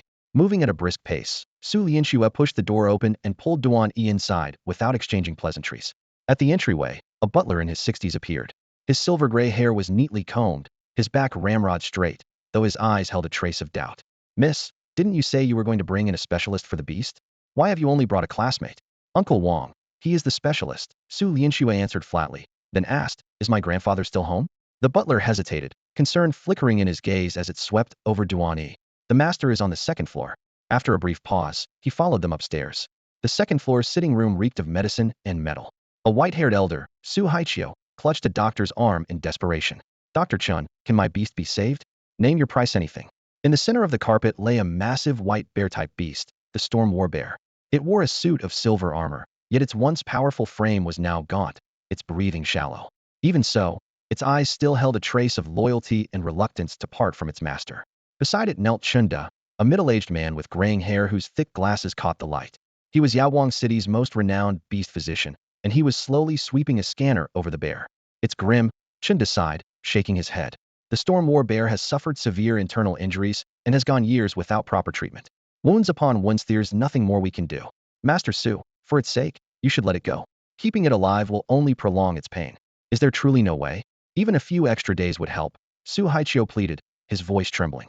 An invigorating tonic could keep its blood flowing a little longer, Chunyu replied, rubbing his temples, but that would only make its suffering worse. I know you two share a deep bond, yet you can't want it to die in agony. Su Haichio seemed to deflate. He knelt beside the storm war bear, gently stroking its desiccated fur. Memories of their glory days flooded back, and a single, cloudy tear slid down his cheek. Sensing his sorrow, the bear struggled to lift its head and offered a faint, comforting look. Halfway up the stairs, lines of data suddenly flashed across Duan E's mind. Beast name, Storm War Bear. Quality, purple. Type attributes, beast strength, wind. Abilities, Earthshock Fist, Storm Fist, Wind Spirit Art, Hurricane Blade. Condition, critical tap for treatment options. Evolution paths, 2. He also heard the conversation upstairs and quickened his pace. At the landing, Su Lianxue raised her voice sharply. Grandfather, the Storm War Bear can still be saved. What? The moment he heard his granddaughter's voice, Su Haichio jolted in surprise. He was crouched beside the Storm War Bear, stroking the battered creature's matted fur. Heavy, labored breathing mixed with the scent of blood, turning the brief silence of the beast pin almost suffocating. Grandfather, the Storm War Bear can still be saved. I found a specialist in exotic beast medicine. Su Lianxue pushed open the gate and hurried inside, her excitement impossible to hide. Su Haichio raised his head, his eyes complicated. Swear, don't say things like that. Dr. Chun is already the most skilled exotic beast physician in the city. If he says there's no hope, who else could do better? His sigh was long and weary, as though he believed his granddaughter was only trying to soothe him. Grandfather, do you remember the person who healed the snowshade wolf? I brought him here. As she spoke, Su Lianxue pulled a slightly anxious young man toward them. Him? Su Haichio looked Duan E up and down. The youth was no more than 18 or 19, plainly dressed, and carrying nothing in his hands. Swear, are you sure? He's about your age. Even if he knows a bit of medicine, he can't be better than Dr. Chun. He finished with a helpless shake of his head. Standing nearby, Chun De's face darkened at the word specialist. Humph, kid, treating exotic beasts isn't a game. If you're truly interested, go study a few more years before you try. Disdain dripped from every syllable. To him, this was a direct challenge to his expertise. Duan E's tone remained calm. Age isn't everything. If you don't believe me, let me examine the bear first. Examine? Chunda arched a brow and sneered. You didn't bring a single tool. How do you plan to examine it? Ridiculous. Su Haichio waved a hand, his voice hoarse. Dr. Chun is right. Swear, take this young man away. I just want to stay with the Storm War Bear for its final moments. His gaze returned to the massive beast, filled with sorrow. Grandfather, I'm serious. Su Lianxue stamped her foot, eyes reddening as the bear's breathing grew even harsher. Chunda shot Duan E a cold glance. Listen, boy, go home and learn a few more years. It'll be better for you and for the beast. Duan E said nothing more. Lowering his eyes, he tapped the air lightly. A system interface only he could see flashed open, its blue-white glow stark against the dim pen. Access treatment protocol. The screen responded at once. Diagnosis 1. Right leg was broken by a purple-grade exotic beast, the Firecloud Wild Lion. Residual flames were never purged and have accumulated over the years, restricting movement and greatly reducing agility. Diagnosis 2. Old battlefield injuries festered until a severe blow from a purple-grade specter beast, the Demon Soul Beast, triggered them all at once, leaving the creature on the brink of death. Proposed treatment. 1. Administer a vitality pill to restore basic strength. 2. Use Ghost Heart Herb to treat the chest wound left by the Demon Soul Beast. 3. Apply 3 ice crystal stones to fully dispel the lingering flame in the right leg. 4. Perform the Shattered Bone Rebirth technique break and realign the leg, then wrap it with Superior Wound Salve. Full recovery in half a month. 5. The awakened dormant ailments require 10 stalks of Titanweed. Taken over the same half-month, they will be completely eradicated. If I'm not mistaken, this Storm War Bear's right leg suffered a serious injury once, and it has never fully healed. After finishing a thorough examination of the beast, Duan E raised his head and delivered this verdict as if it were nothing. How do you know that? Su Haichio, who had almost given up hope, straightened abruptly, the light returning to his eyes. Grandpa, I told you's a professional exotic beast doctor. Please trust him just this once. Seeing Duan E pinpoint the crucial wound at a glance, Su Liangshu's face blossomed into a smile. Chinda, standing nearby, let out a cold snort, pushed the reading glasses up his nose, and scoffed, humph. One leg's thick and the other thin. Any 3-year-old could tell it was injured. Kid, I was famous before you were even around. If your quack treatment kills this storm war bear, you'll be in deep trouble. Butler, throw this ignorant brat out. Chinda had practiced in Yaowang City for years, treating the exotic beasts of countless dignitaries. With such a reputation, being publicly challenged by a youngster darkened his expression. Sorry, Dr. Chun. They'll take him out at once, the butler answered in a panic. He stepped forward and grabbed Duan E's wrist, ready to drag him away. Let go. I'm not finished, Duan E snapped, shaking him off. Facing Su Haiqiu again, he said, I don't just know the right leg was mangled, I know it was the work of a flame cloud lion. The bear is also plagued by several hidden ailments that are flaring up all at once, bringing it to the brink of death. You even know it was a flame cloud lion? Su Haiqiu's fingers clenched around the armrests, shock flashing in his eyes. Chun De, too, was momentarily taken aback, though he quickly regained his composure. Still trying to struggle? He murmured, flicking his sleeve. The burn scars on that right leg are obvious. Only a handful of fire-type beasts could injure a storm warbear, so guessing a flame cloud lion isn't impressive. As for hidden ailments, anyone can tell multiple injuries can be fatal. What nonsense are you spouting? Enraged, Duan E jabbed a finger at Chunda, his voice rising. You think your seniority makes you infallible? I'm telling you, I can cure this storm warbear. Big words, Chunda laughed, eyes full of disdain. Talk is cheap heel at first. His tone was airy, as if he were watching a joke. He didn't take Duan E's claim seriously at all. You're absolutely right. What matters most is curing the storm battle bear. Hearing this, Duan E lets out a soft laugh and taps his sleeve with a fingertip, locking eyes with Chinda. How about we make a bet? If I can heal the storm battle bear, you'll call me master. Deal?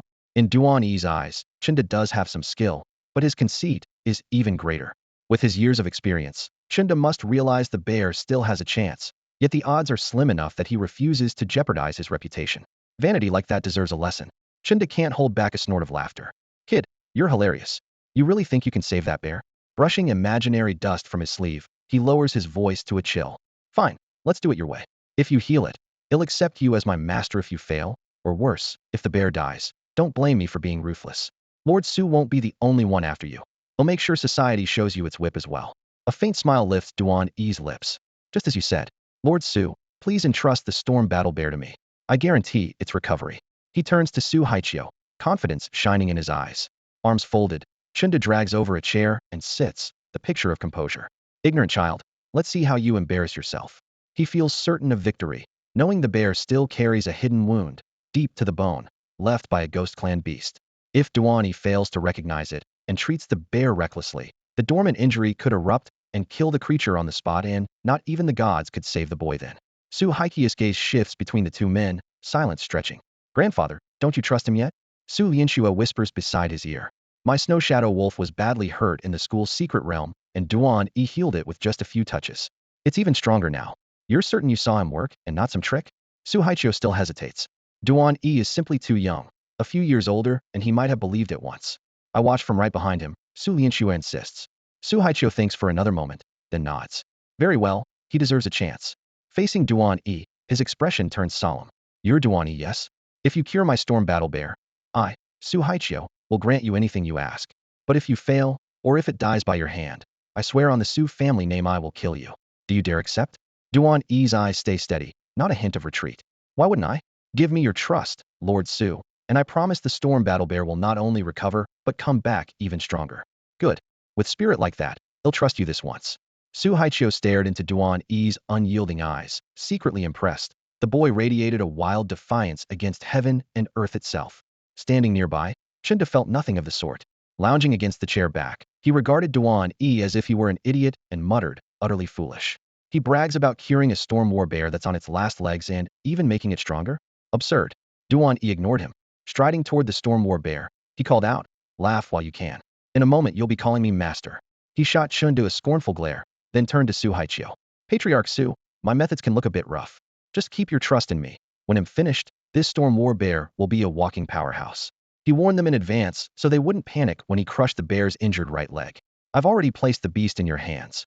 Of course I trust you, Su Haiqiu replied with a nod. Su Lianxue leaned in and quietly recounted how Duan E had treated the snow shadow wolf earlier, easing her father's mind.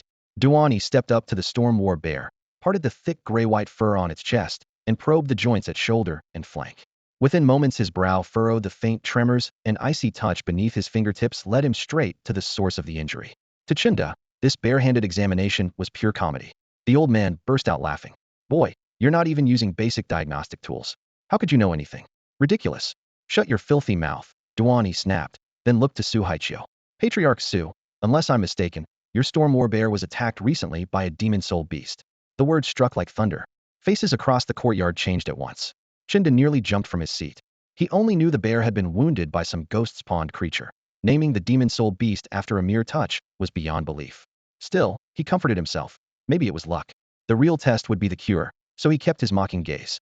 Su Haiqiu rushed forward, eyes shining. How did you figure that out? Duan E simply smiled and listed his needs. 1 ghost heart herb, a dozen giant strength herbs, 3 ice crystals, and plenty of chi blood pills, wound mending powder, and bandages. Get them now, and he'll start immediately. Ghost heart herb? Giant strength herb? Ice crystals? Su Haiqiu hesitated at the unfamiliar names, but still ordered the steward to gather everything at once. Chinda could hold back no longer. Ghost heart herb is saturated with sinister spirit power. If the storm war bear takes it, it'll die on the spot. Stop before you ruin everything. He had clung to a shred of hope that Duan E might succeed, but those 3 words shattered it. He erupted in loud, derisive laughter. Shut your mouth and watch quietly instead of whining, Duan E said over his shoulder to Chunda, clearly exasperated. When Su Haiqiu heard Chunda, his brows knit at once, his sharp gaze locking onto Duan E. Beside him, Su Lianxue sensed nothing improper. She leaned close to her grandfather and whispered, "Don't worry, Grandpa. Duan E is truly gifted." Half an hour flew by before hurried footsteps echoed on the stairs. The butler, sweating profusely, rushed up carrying a heavy metal case. "Sir, these are all the materials Dr. Duan requested," he announced, flipping open the lid the instant he finished speaking. Duan E stepped forward, the mental scanner provided by his system lighting up. Species, Xian grass. Name, strength herb. Grade, blue. Description, a magical plant that thrives in lairs of powerful ghost-type beasts, harboring potent spectral energy. Deadly to ordinary beasts, it is normally used to treat wounds inflicted by ghost beasts or as an evolution catalyst for them. Exactly, Xian grass. A gleam flashed in Duan E's eyes.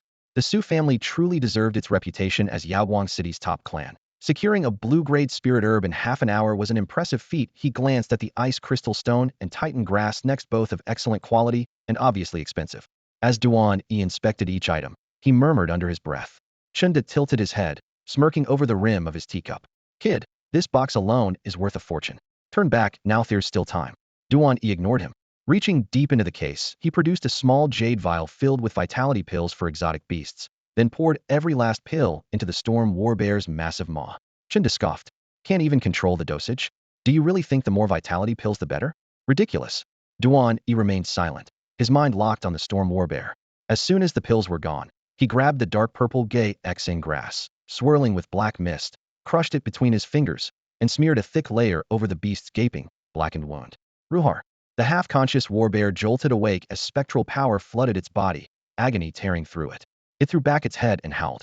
Chinda put on a wistful face, though his gloating tone betrayed him. "It's over. I told you countless times the spectral force in Xian grass is too intense. It can remove ghost beast wounds, but the agony is unbearable. In its current state it won't last. My condolences, Patriarch Su." He sighed outwardly, but inside he was delighted the brat who had humiliated him in public was about to face Su Haiqiu's wrath. Yet Su Haiqiu held back, because Su Lianxue clutched his arm and pleaded softly, "Please wait a little longer. Duan E can do it." Duan E's expression remained grave. The treatment protocol supplied by his system could not be wrong, yet the warbear's current state was undeniably perilous. "Ruhar." The storm warbear roared again, but this time its entire body erupted in crimson light. The searing glow coursed along its thick pelt like molten lava, rippling across its hide. As the light spread, the maddened beast visibly eased. Its ragged breathing grew steady. The jagged black gash on its chest drew together, scabbed over, and in moments even the oozing black blood was forced back beneath the skin, rising again as wisps of dark vapor that steamed from its pores. Impossible. Chen De's hand shook so hard that hot tea nearly splashed from his cup. He kept telling himself it was only luck. That was nothing more than an external wound left by a demon soul beast, painful, yes, but neither fatal nor rare. The real trouble was the old, hidden ailment inside. If you can't even find it, how are you going to cure it? Once Head reminded himself of that, his composure returned. He steadied the cup and took a calm sip. Across the room, Su Haichio could no longer restrain his excitement. Amazing. Dr. Duan truly has the skill. After consulting beast healers far and wide with no result, this was the first time he had seen the storm war bear react so clearly to treatment. Every other healer had claimed the bear was too frail to endure the violent power of Guaxin grass. Yet this young man had pulled it off far beyond anything those self-styled experts had achieved. Chinda interjected coolly, Patriarch Su, don't celebrate yet. The bear is still unconscious. This was only the first step. The hidden illness and the leg injury are the real tests. His words doused Su Haikia's excitement. He drew a deep breath to steady his nerves. Chinda was right, the hardest part was still ahead. He couldn't relax now. Duan E, however, felt most of his pressure lift. With the first step done, he was almost certain of success. He turned to Su Haichio and warned solemnly, Patriarch Su, things are about to get rough. Please trust me. Do what you must, Dr. Duan. I won't interfere. Su Haichio nodded firmly. Good. Duan E flipped his right hand, and a spirit card glowing with azure light appeared at his fingertip. In a flash, the card became a giant serpent as thick as a barrel, coiled behind him. The instant the Icequell Viper emerged, a bitter chill swept through the hall. Frost crawled across the floorboards and a snow-fine haze formed in the air. What incredible power! Everyone nearby drew a sharp breath. Though the creature was classified only at green grade, it radiated a pressure close to blue. Amazed, Su Haichio leaned toward Su Lianxue and whispered, looks like Duan E is a top prodigy even at your academy. Su Lianxue nodded hard, shock still in her eyes. Yesha really is one of the academy's brightest. Once again she faced that marrow-deep cold, each breath laced with icy grit. Chunda felt the same crushing aura, but a different thought flickered in his mind. With power like this, he still poses as a wandering charlatan? Utter foolishness. The more he pondered it, the more ridiculous Duan E seemed, and he gave a slow, disbelieving shake of his head. Duan E paid no attention to the shocked murmurs. With the system's help he pinpointed the exact injury on the storm war bear's right leg. He fished 3 ice crystals from the wooden crate and set them on the 3 acupoints the system indicated. A chill instantly burrowed into the wound, the frost energy clashing with the lingering flame aura. After roughly 10 minutes the crystals had been completely absorbed, and the swelling in the bear's leg shrank noticeably, though the injury was far from healed. Haha, who told you ice crystals could cure a storm war bear? 3 of them only ease the swelling, think that's enough? Chinda mocked, clapping his hands. Standing nearby, Su Haikia's expression darkened. Ice crystals were expensive. Burning through 3 in one go for such limited results hurt even a wealthy man. The treatment's not finished. Why are you squawking? Duan E shot Chundo a sideways look, then silently commanded the ice spirit viper. The viper understood. Its massive tail rose and slammed down on the storm war bear's right leg. Boom. The room quaked, dust raining from the walls. Had the beams been weaker, the place would have collapsed. The blow knocked the half-conscious bear out cold again. Its purple-blooded body was truly tough. Even Duan E was surprised that the first strike hadn't shattered the bone, so he signaled for more. The second, third, and fourth blows landed, each like a sledgehammer into raw flesh. At last the leg bones collapsed, leaving a mangled mess of blood and tissue. You lunatic! Smashing its leg like that, the bear's finished. Chinda yelled. Patriarch Su, stop him. Su Haichio frowned and shook his head. It's not dead. The storm war bear spirit card in my body is still intact. How can that be? How could it survive wounds like that? Is the vitality pill holding it together? Chinda muttered, astonished. Duan E had no interest in arguing. He rummaged through a trunk and pulled out a small bottle of trauma powder formulated for exotic beasts. He poured the entire contents onto what was left of the leg. The powder touched blood, sank into flesh and bone, and immediately sealed the wound and stopped the bleeding. When he was done, he looked up at the butler. Bring me 2 iron rods about the length of this leg, hurry. The steward blanched and hurried downstairs. Moments later he returned carrying 2 iron rods. Duan E pulled a roll of gauze from his small kit, set the rods along either side of the storm war bear's thick right leg, and wrapped them in place with quick, precise turns. When the bandage was secure, he wiped the sweat from his brow and lifted his chin. All done. Patriarch Su, that leg will be fully healed in half a month. Half a month? That exact? Chinda leaned back in his chair and snorted. An injury that's lingered for years, and you think a quick reset and a wrap will fix it? Give me a break. He couldn't see what Duan E was doing, but the claim alone was enough to mock. Right, half a month, Chinda went on, swirling the tea in his cup. But what about its hidden lesions? Can you handle those too? Save your breath and watch. You'll be calling me master soon enough. Expecting skepticism, Duan E skipped the explanations. He took 7 stalks of vivid green julie grass from his case. Bending over the massive beast, he crushed each stalk and smeared the pulp into every tear the system had marked. After treating all 7 spots, he rolled 3 more stalks into a ball and shoved it into the storm war bear's enormous maw. The instant the medicine took effect, the savage spiritual energy pent up inside the bear burst outward. A visible shockwave rippled through its fur, and the herbal paste soaked in like rain on parched sand. A heartbeat later, the giant bear's eyes snapped open, and it let out a roar that rattled the hall. The sound carried both the pleasure of stretched bones and the release of years of agony. Though still prone, its renewed vitality was obvious, and the unique aura of a violet-grayed beast unfurled through the room. It's really healed. Su Haiqiu rushed over, almost reaching out to stroke the fur humming with life. Chen De's face went chalk white. His teacup slipped from his hand and shattered. As a beast physician renowned across Yawang City, he could tell from a glance that Duan E had succeeded. What he couldn't fathom was how the boy had located 7 hidden injuries lesions. Even precision instruments struggled to spot using only his eyes. Duan E stood calmly to the side. Like the leg, those hidden injuries will be completely cured within half a month. Its life is secure, and thanks to the Julie grass its strength will surpass what it once was. When the time comes, you'll see for yourselves. Tears welled in Su Haiqiu's eyes. He gripped Duan E's hand and praised him again and again. A divine doctor, truly a prodigy. Name your reward, and if it lies within my power, it is yours. No rush. Duan E smiled faintly, then turned to Chunda. So, Dr. Chen planning to go back on your word? Kid, don't push your luck. Chunda slammed the table, fury blazing across his face. His aged voice thundered through the silent consulting room. When I made my name, you weren't even a gleam in your mother's eye. Don't think curing that storm bear makes you untouchable. Duan E glanced up at him, voice cool, but words razor sharp. Untouchable? All I'm asking is that you keep your promise and call me master.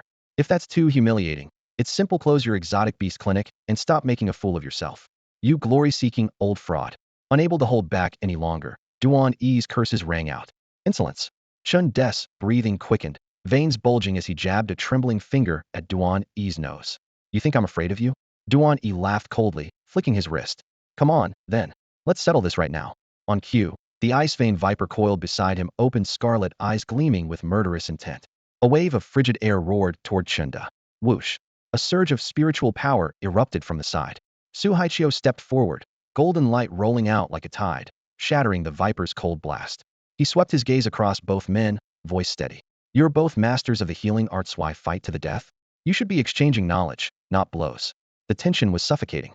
Su Haiqiu respected Chen De's standing in Yawang City and admired Duan E's skill, leaving him no choice but to play mediator. Duan E, however, scoffed. Patriarch Su, let's be blunt. Dr. Chun can treat that storm bear, but the chances are slim. If he succeeds, his fame soars. If he fails, his live's reputation crumbles. To safeguard a hollow name, he told you the beast was beyond saving. Shouldn't a man who trades on empty honor be punished? What? Su Haiqiu's face darkened, golden rank energy surging as his icy gaze locked onto Chunda. In Yawang City's military, he was a power in his own right. Anyone who deceived him would pay dearly. Chen De's eyelids twitched. He frantically waved his hands. It's not like that. Patriarch Su, don't listen to this brash kid. Brash am I? Duan E folded his arms, pressing forward. Fine, then tell me this. When I pulled out ghost hard grass, how did you instantly know it was meant for the wound in that storm bear's chest? When you saw me use cryolite to extinguish the lingering flames on the storm bear's right hind leg, you became visibly excited. You must have guessed I would attempt the bone-shattering regeneration technique, and your excitement came from the hope that I would fail, leading to the bear's early death, didn't it? Later, I removed its hidden affliction with great strength herb. As a renowned physician, you could not have been unaware of that remedy. Yet you lacked the confidence to locate the exact site of the ailment and feared a wrong dose would speed the bear to its grave. Taken together, these facts prove you never had the ability to cure the storm bear. You were simply terrified your reputation would be ruined. Tell me, am I wrong? The moment Duan E finished speaking, the hall fell silent. His expression was calm, but his gaze was as sharp as a drawn blade, stripping every layer of disguise from Chunda. Chunda felt his heart quake, his knees buckled, and he collapsed into the grand armchair. Sweat slid from his temples and soaked his back, while his hands and feet trembled, unable to muster a single word in rebuttal. Every word Duan E had spoken was true. Just moments before, he had sworn to Su Haiqiu that the storm bear was beyond saving because he feared the bone-shattering regeneration might fail. Even more, he dreaded administering the great strength herb without knowing the precise location of the hidden illness, for one mistake would kill the beast outright. Now that Duan E had exposed him in public, he had nowhere left to hide. Su Haiqiu had intended to question him further, but seeing Chen De's panic made everything clear. The venerable doctor's image crumbled in his heart, replaced by utter disappointment and anger. Is your reputation really worth more than my beast? Su Haiqiu asked, his voice low, barely containing his fury. Several spirit card masters nearby clenched their fists in silence. To them, a companion beast was a partner in life and death, If a physician abandoned such a creature for the sake of reputation, a hot-tempered owner might have killed him on the spot. Chunda still held great prestige in Yaoguang City. However, and Su Haiqiu would not strike him. He drew a deep breath and ordered the butler, "See Chunda out of the Su residence. I don't wish to see him again." The title Dr. Chun was gone, replaced by the man's bare name. The change was unmistakable. The butler, long contemptuous of Chunda, stepped forward and said coldly, "Go. The Su family no longer welcomes you." He, Chunda laughed hollowly, looking suddenly 10 years older. "A lifetime of fame, destroyed by my own hands. Duan E, is it? So young, yet such brilliant medical skill and formidable cultivation. Yaoguang City will soon be hearing a great deal about you." He muttered to himself, eyes dull, and offered no further defense.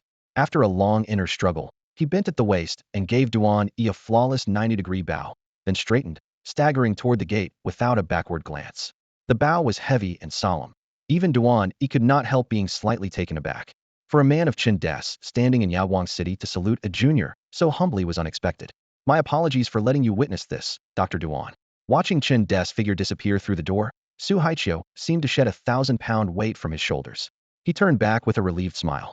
"Tell me, Dr. Duan, what reward would you like?" Let me think about it." To be honest, Duan E had been focused solely on finding a way to slap Chunda in the face and prove he could do it. When it came to a reward, he really hadn't given it any thought. He glanced down at the small box on the table. Inside lay 6 or 7 stalks of giant strength grass, each giving off a soft golden glow. Their leaves curled slightly, and a faint herbal aroma lingered in the air for straight spirit ingredients, no doubt. Duan E's eyes lit up. "All right," he said cheerfully, "just give me the rest of that giant strength grass." "That's it." Su Haiqiu chuckled and slid the box toward him. "Even if you hadn't asked, I would have given them all to you." Then he reached into his jacket and produced a palm-sized gold card, its ornate pattern catching the light with a cool shimmer. "Here, take this as well." Duan E accepted the card, blinking in confusion. "Oh, what is this? A bank card?" "Exactly," Su Haiqiu laughed. "There are 30 million blue star credits in the account. Consider it your fee. It's not a fortune, but it's a token of our appreciation." 30 million? Duan E's hand shook and he nearly dropped the card. Remembering he was supposed to be a young miracle doctor, he forced down his shock and kept a straight face. Even so, the brief flicker of panic didn't escape Su Lianxue, who had to stifle a giggle. "Since it's from the Su family patriarch, he'll gratefully accept," Duan E said, slipping the card into his sleeve. 30 million would free him from money worries for quite a while, and the alchemy supplies in his storage ring could wait for later. When Su Haiqiu saw him accept the gift, he let out a silent breath of relief. That flash of surprise had confirmed the boy wasn't from a wealthy background. To befriend a prodigy like this, he'd happily pay twice as much. Given time, Duan E would become a powerhouse and a shield for the Su clan. A bargain indeed. "Dr. Duan and my granddaughter are in the same grade, right? Such cultivation and medical skill at your age is remarkable." "Yeah, I'm in class 4, Duan E replied. "Excellent," Su Haiqiu said with a hearty laugh. "I hope you'll look after Shuer at school." "Look after me?" Su Lianxue scoffed. "I don't need him to look after me. His medical skills are impressive, sure, but he's not necessarily stronger than I am. I'm already bronze 2-star. Pride flashed in her eyes. She was the strongest girl at Yaoguang 3rd High. Her exotic beast might not match Duan E's Ice Soul Viper, but her cultivation level was clearly ahead. "Honestly, I should be the one learning from Lianxue," Duan E said with an awkward scratch of his head. "Also, Patriarch Su, just call me Duan E. Dr. Duan sounds a little strange." Su Haiqiu hesitated, then burst out laughing. "Very well, Duan E." A moment later, his expression turned serious. "By the way, will you be free in a few days?" "I should be," Duan E answered after a moment's thought. "The school isn't teaching us much now, we're basically just waiting for the entrance exams in a month." When her grandfather asked Duan E if he was free in a few days, Su Lianxue immediately realized what he had in mind, and a faint blush crept onto her cheeks. "Wonderful," Su Haiqiu said with a smile. 7 days from now, at the Huifu Grand Hotel here in Yaoguang City, I'm hosting a birthday party for my granddaughter, Su Lianxue. She's about to take the college entrance exam and will soon be studying in another city. It could be years before she's back, so this banquet will also serve as her send-off." "A birthday party?" Duan E blinked and instinctively glanced at Su Lianxue. She folded her arms, tilted her chin, and gave a proud snort. "What? You don't want to come? Fine. No one's forcing you. Go." "Of course he'll go. I've never even set foot in the Huifu Grand Hotel," Duan E said with a laugh and a shake of his head. He knew full well that with the Su family status, the event would be far more than a classmates' gathering. Most of Yaoguang City's elites were bound to attend. For someone eager to see the world, he couldn't miss an occasion like that. Su Haiqiu nodded happily at his swift agreement. "Excellent. We'll see you then." Something occurred to Duan E, and his expression turned serious. "One more thing. I have a request." "Name it," Su Haiqiu replied cheerfully. "It's simple, Duan E said in a low voice. Please keep today's events and my identity as a beast healer strictly confidential. With his current strength, he was still just a student. If word got out now, trouble would follow fast. Su Haichio hesitated for a heartbeat, then burst out laughing. No problem. We won't breathe a word. Su Lianxua nodded earnestly in agreement. Thank you, Duan E said, checking the time. It's getting late. I should head home. You want stay for dinner, little friend Duan? I can't. I need to get back and cultivate, he replied, waving a casual goodbye. Ever since Head acquired that formidable technique, he hated wasting even a minute after school. They'll have the butler drive you, Su Haichio said. The butler immediately headed downstairs to start the car. Duan E clasped his fists in farewell and climbed into the black sedan. The car sped through the streets and soon stopped outside his house. The butler watched him step out, quietly memorized the address, then turned the vehicle around and drove back to the Su residence. Duan E unlocked the door, sat cross-legged on the living room sofa just as he had the night before, and began practicing the Xiantian manual. He calmed his breathing first, then went through the technique's prescribed movements. Roughly 2 hours later, he was drenched in sweat, slumped against the sofa, and panting hard. At his current level, he could manage 3 full sets at most, but those 2 hours were more productive than 2 whole days of earnest practice with the breathing chi art. With his eyes closed, he sensed the second spiritual meridian in his sea of consciousness filling rapidly. The second light node would ignite soon. Conservatively, he would reach bronze 2-star before the college entrance exam in astonishing pace. As his strength drained away, hunger hit him like a wave. After a hot shower, he pulled a few pieces of bread from the fridge, wolfed them down, and flipped on the TV to catch the latest news from Blue Sea Star. All the while he kept wondering when his parents would finally come home.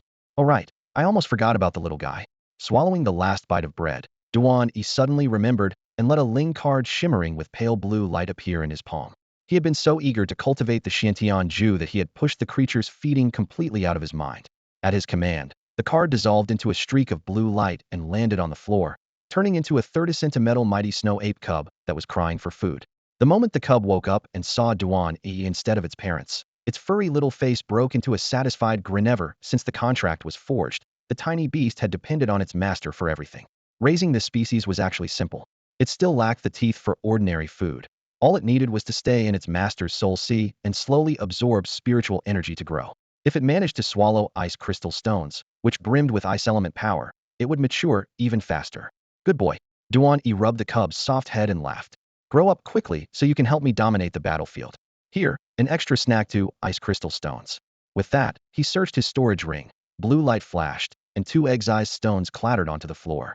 The moment the stones appeared, a frigid wave swept through the room, and the temperature plunged.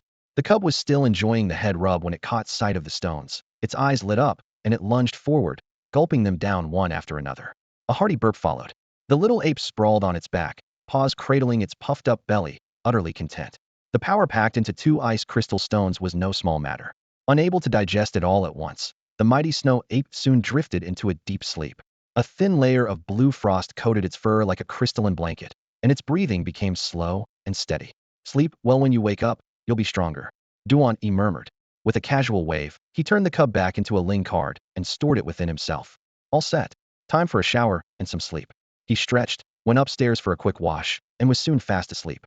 Time flew by, and 7 days passed in the blink of an eye. During the day, he attended classes as usual. At night, he immersed himself in cultivation, life proceeding just as before.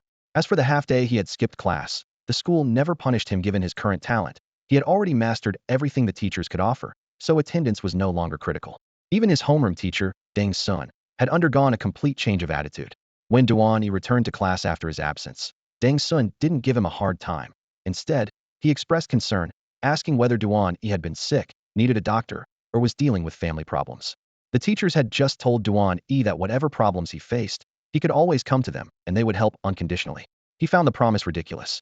When he had been as weak as a sick kitten, every one of those teachers had looked down on him, and no one believed a word he said. Now that he wore the halo of a genius, their attitudes had spun a full 180.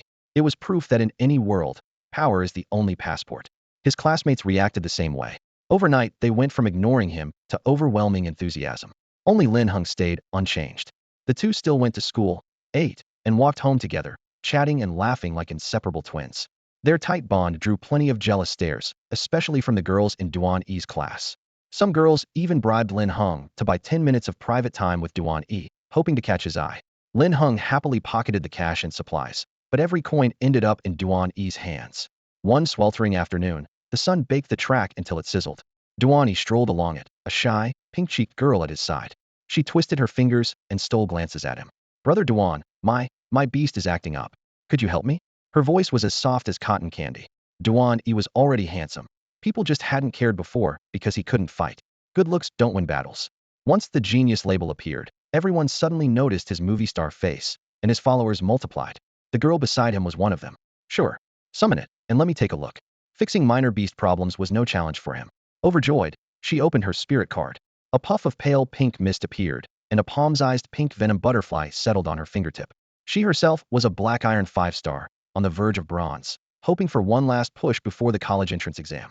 The butterfly, a green-tier evolution of the azure venom grub found in the school's secret realm, was normally enough to get her into a top cardmaster university. Right now, though, its wings drooped, its color was dull, and the whole creature was curled up, clearly sick. Duan E's system panel flashed a diagnosis at once. The wrong evolution materials had been used. No big deal, he said with a smile. You used the wrong ingredient during evolution. Go buy a green-tier toxic pollen grass and feed it to the butterfly. It'll recover instantly. Thank you so much. Stars lit her eyes, and she bowed in earnest gratitude. People trusted Duan E's diagnoses because he had been curing classmates' beasts from his own class and the one next door for weeks. At first, many boys thought he was grandstanding and hated him for it. But the results spoke for themselves. One word from Duan E and the beasts recovered on the spot, setting the whole school abuzz. The line of boys and girls seeking his help kept getting longer, which gave Duan E and Lin Hung every excuse to charge a reasonable fee. That, of course, was the very reason the two of them had agreed to monetize their services in the first place. On the far side of the athletic field, Duan E had just finished chatting with the girl next to him. She flashed a bright smile and waved goodbye. As soon as she left, Lin Hung straightened up from behind the tree and strode over. Let me see whether you captured my handsome face properly. Duan E took the camcorder from him with practiced ease and started the playback. On the screen, he was smiling, every movement smooth and confident. Lin Hung puffed out his chest in mock pride. Well, how's my filming? Not bad. Duan E shot him a quick grin. At least you didn't make me look ugly. He handed the camcorder back. Lin Hung immediately produced a bank card and offered it with great ceremony. This is what we earned these last few days. A little over 30,000. Not bad, right? Keep it for now.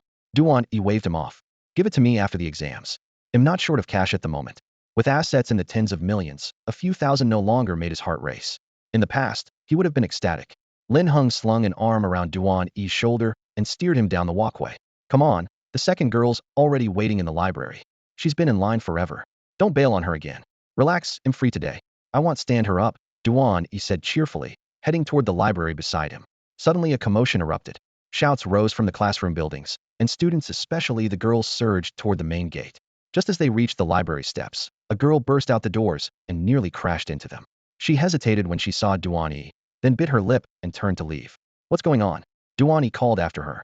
Hey, weren't you looking for me? Sorry. The girl blushed. I just got word that Han Lishuan is back on campus. I have to go see him. She gave Duan E an apologetic nod. Sorry, brother Duan. Then she sprinted toward the crowd. What the? Duan E stood frozen. Then his eyes lit up as he turned to Lin Hung. Did she already pay? Yeah, she did. Lin Hung nodded. Then no problem. Duan E yawned. I'm a bit tired anyway. They'll grab a nap in the library. He headed inside. Lin Hung followed, muttering, Duan E, that girl said Han Lishuan is back. Shouldn't we go take a look? Han Lishuan. Duan E frowned, trying to recall. The name rings a bell. Who is he again? Number 1 on the ranking board, Lin Hung whispered. He's supposed to be scary strong, and he's the principal's grandson. If not for that connection, he wouldn't even be at our Yawang third high. Oh, top of the rankings. Impressive, Duan E replied absently. But it has nothing to do with me. I'm going upstairs for a nap. Go if you want. He yawned again and disappeared into the library. Lin Hung hesitated for a moment, then sprinted toward the school gate. From a distance, he could see the entrance of Yawang number 3 high jam-packed, especially with first and second-year girls, all clutching their phones, tiptoeing to look over the crowd, and whispering excitedly. Time flies, it's already been half a year. I wonder if Senior Han still remembers us. Yeah, he was invited to another city as an exchange student and stayed for more than 6 months. I heard he placed really well and beat a bunch of so-called prodigies. Amazing. No wonder he's the strongest spirit card user at Yawang number 3. I bet on exam day, every top university will be fighting to recruit him. I'm so jealous. The chatter rose and fell, and before long many of the girls shifted the topic to another campus celebrity. By the way, who do you think is stronger, Senior Duan or Senior Han? Is that even a question? Obviously Senior Han. Senior Duan is strong, but he's still a notch below. Still, they're both ridiculously good-looking and talented. I love them both. While the girls buzzed with excitement, the nearby boys wore mixed expressions. Some were Han Lixuan's underclassmen, others his classmates. Before Duan E's rise, the entire school had focused on Han Lixuan. But since Duan exploded in popularity, talk about Han had cooled. Over the past few days, Duan's name was on everyone's lips, leaving Han supporters quietly fuming and hoping he would return to reclaim the spotlight. Alongside the students stood several teachers, their excitement just as obvious. Han Lixuan's stellar performance in the exchange tournament had brought honor to the school, and the administration was paying close attention. Beep. A black sedan rolled to a stop at the gate. The door opened, and a lanky young man about 1.8 meters tall stepped out. Sunlight glinted off his light brown cropped hair. He wore a crisp white shirt, sharp features, and a dazzling smile. "In back, everyone." Han Lixuan waved and called out.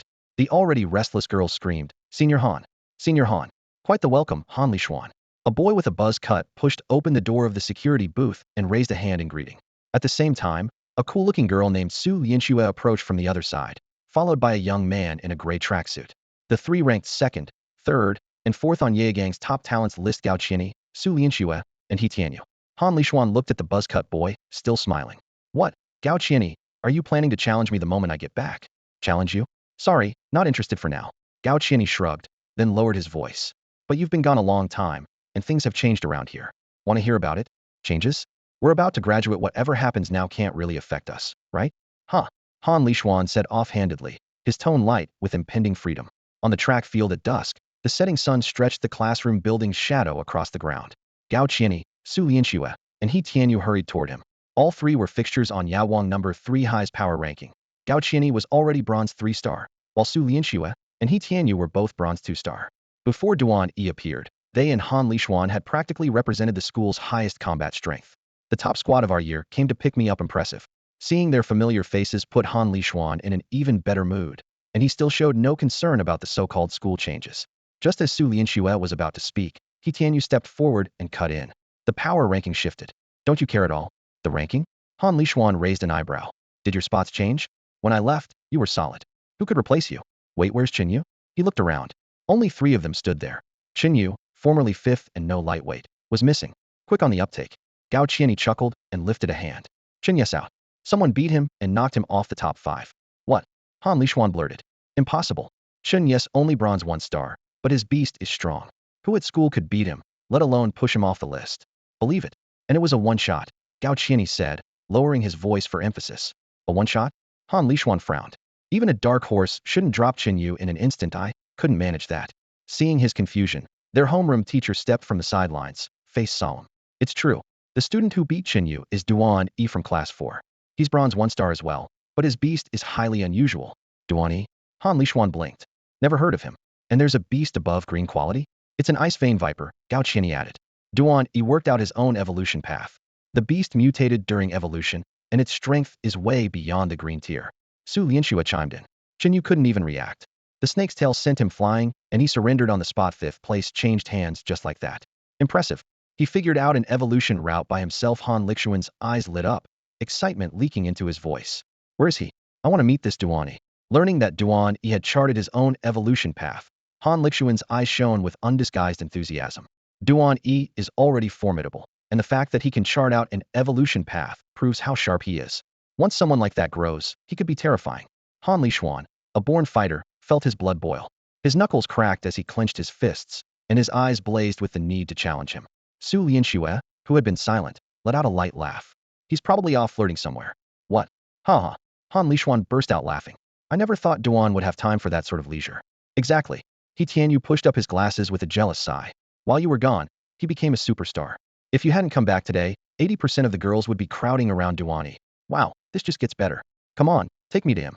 Han Lixuan grew even more excited, grabbed Gao Qianyi, and charged through the school gates. He nodded and smiled at the onlookers as if everyone were cheering him on. Su Lianxue and He Tianyu followed side by side.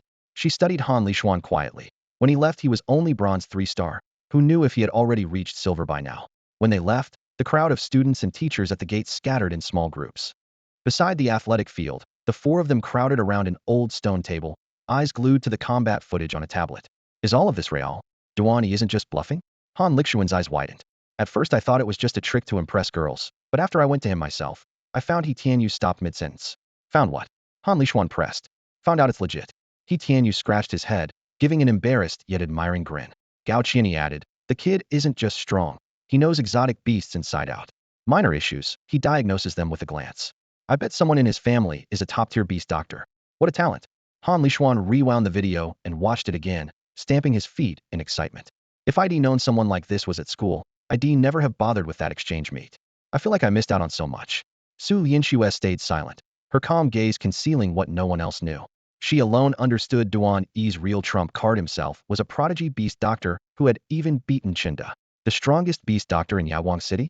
Duan E could easily claim the top spot, but he had asked her to keep his true ability secret, so she swallowed the truth. What others saw was merely the tip of the iceberg, bait for the girls. By the way, besides Chunyu, has he challenged any of you? Han Lishuan suddenly remembered the rankings. No. Gao Qianyi shook his head with a wry smile. He doesn't care about rankings. If he did, forget 5th place, even my 2nd would be gone. The Icebane Viper Duan E had summoned that day had left all 3 of them chilled to the bone. In a real fight, they might not win. With someone that strong, I have to challenge him today? Han Lishuan swung his arm, eyes blazing with fighting spirit. Just then a breathless boy ran up.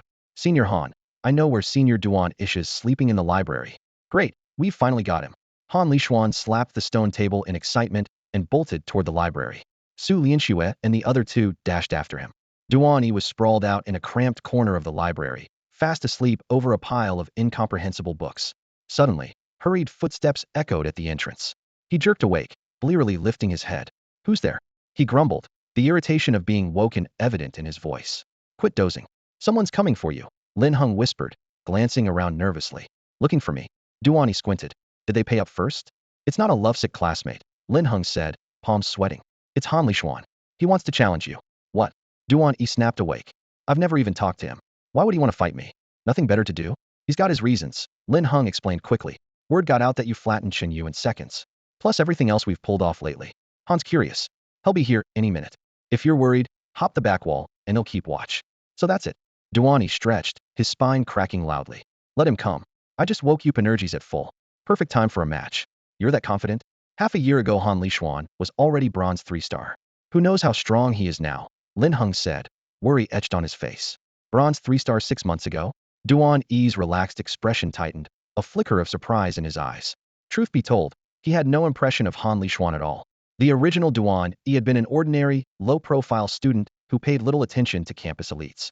Only now, hearing the details from Lin Heng, did his brows knit together. That's why I said jump the wall before he pounds you. Lin Heng chuckled awkwardly, trying once more to persuade him.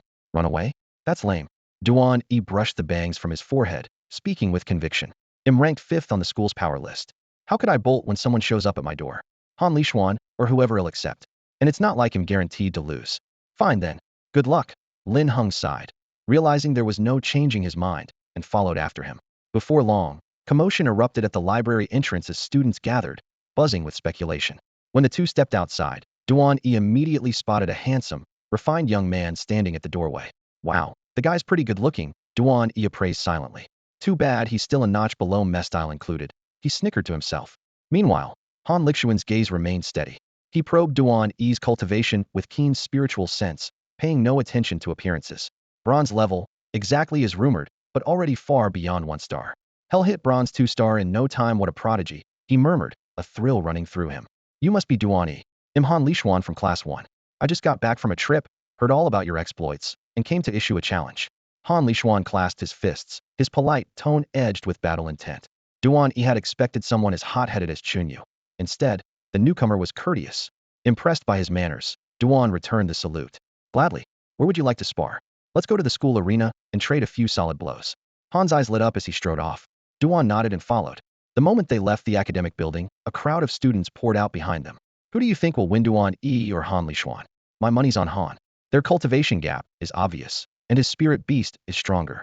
But Duan's frost venom serpent one-shot chin yes power king gorilla. Can Han do that? Either way it'll be epic. Hurry, or we'll miss it. Voices overlapped and swelled.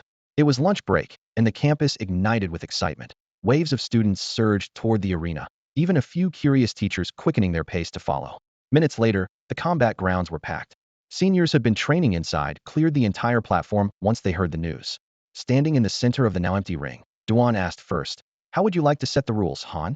Simple 1 round. Winner takes all. Purely a friendly match. Han smiled and added, of course, if you feel that's too tame, we could always wager something. Duan shook his head at once. No bets. The only valuable item he carried was an evolution material for the mighty snow ape, and against someone as strong as Han, gambling felt reckless. Fair enough. This is just for fun anyway, Han said casually. As they were about to begin, Liang Hui, the student in charge of the ranking board, rushed in and announced, "Message from the principal: this duel will officially count toward the wind and cloud ranking. Single round, decisive result. If Han Lixuan wins, his rank stands. If Duan E wins, he takes first place and Han drops to second." The declaration hit like a thunderclap, and the arena erupted. With college entrance exams looming, every high school in Yaoguang City would soon face the unified assessment of the Spirit Card University. Holding the top spot on the ranking board wasn't just an honor, it drew the spotlight of elite universities, often securing their coveted admission offers. Things just got interesting. What was meant to be a casual spar has become a full-blown duel. On every side of the ring, the students buzzed with excitement.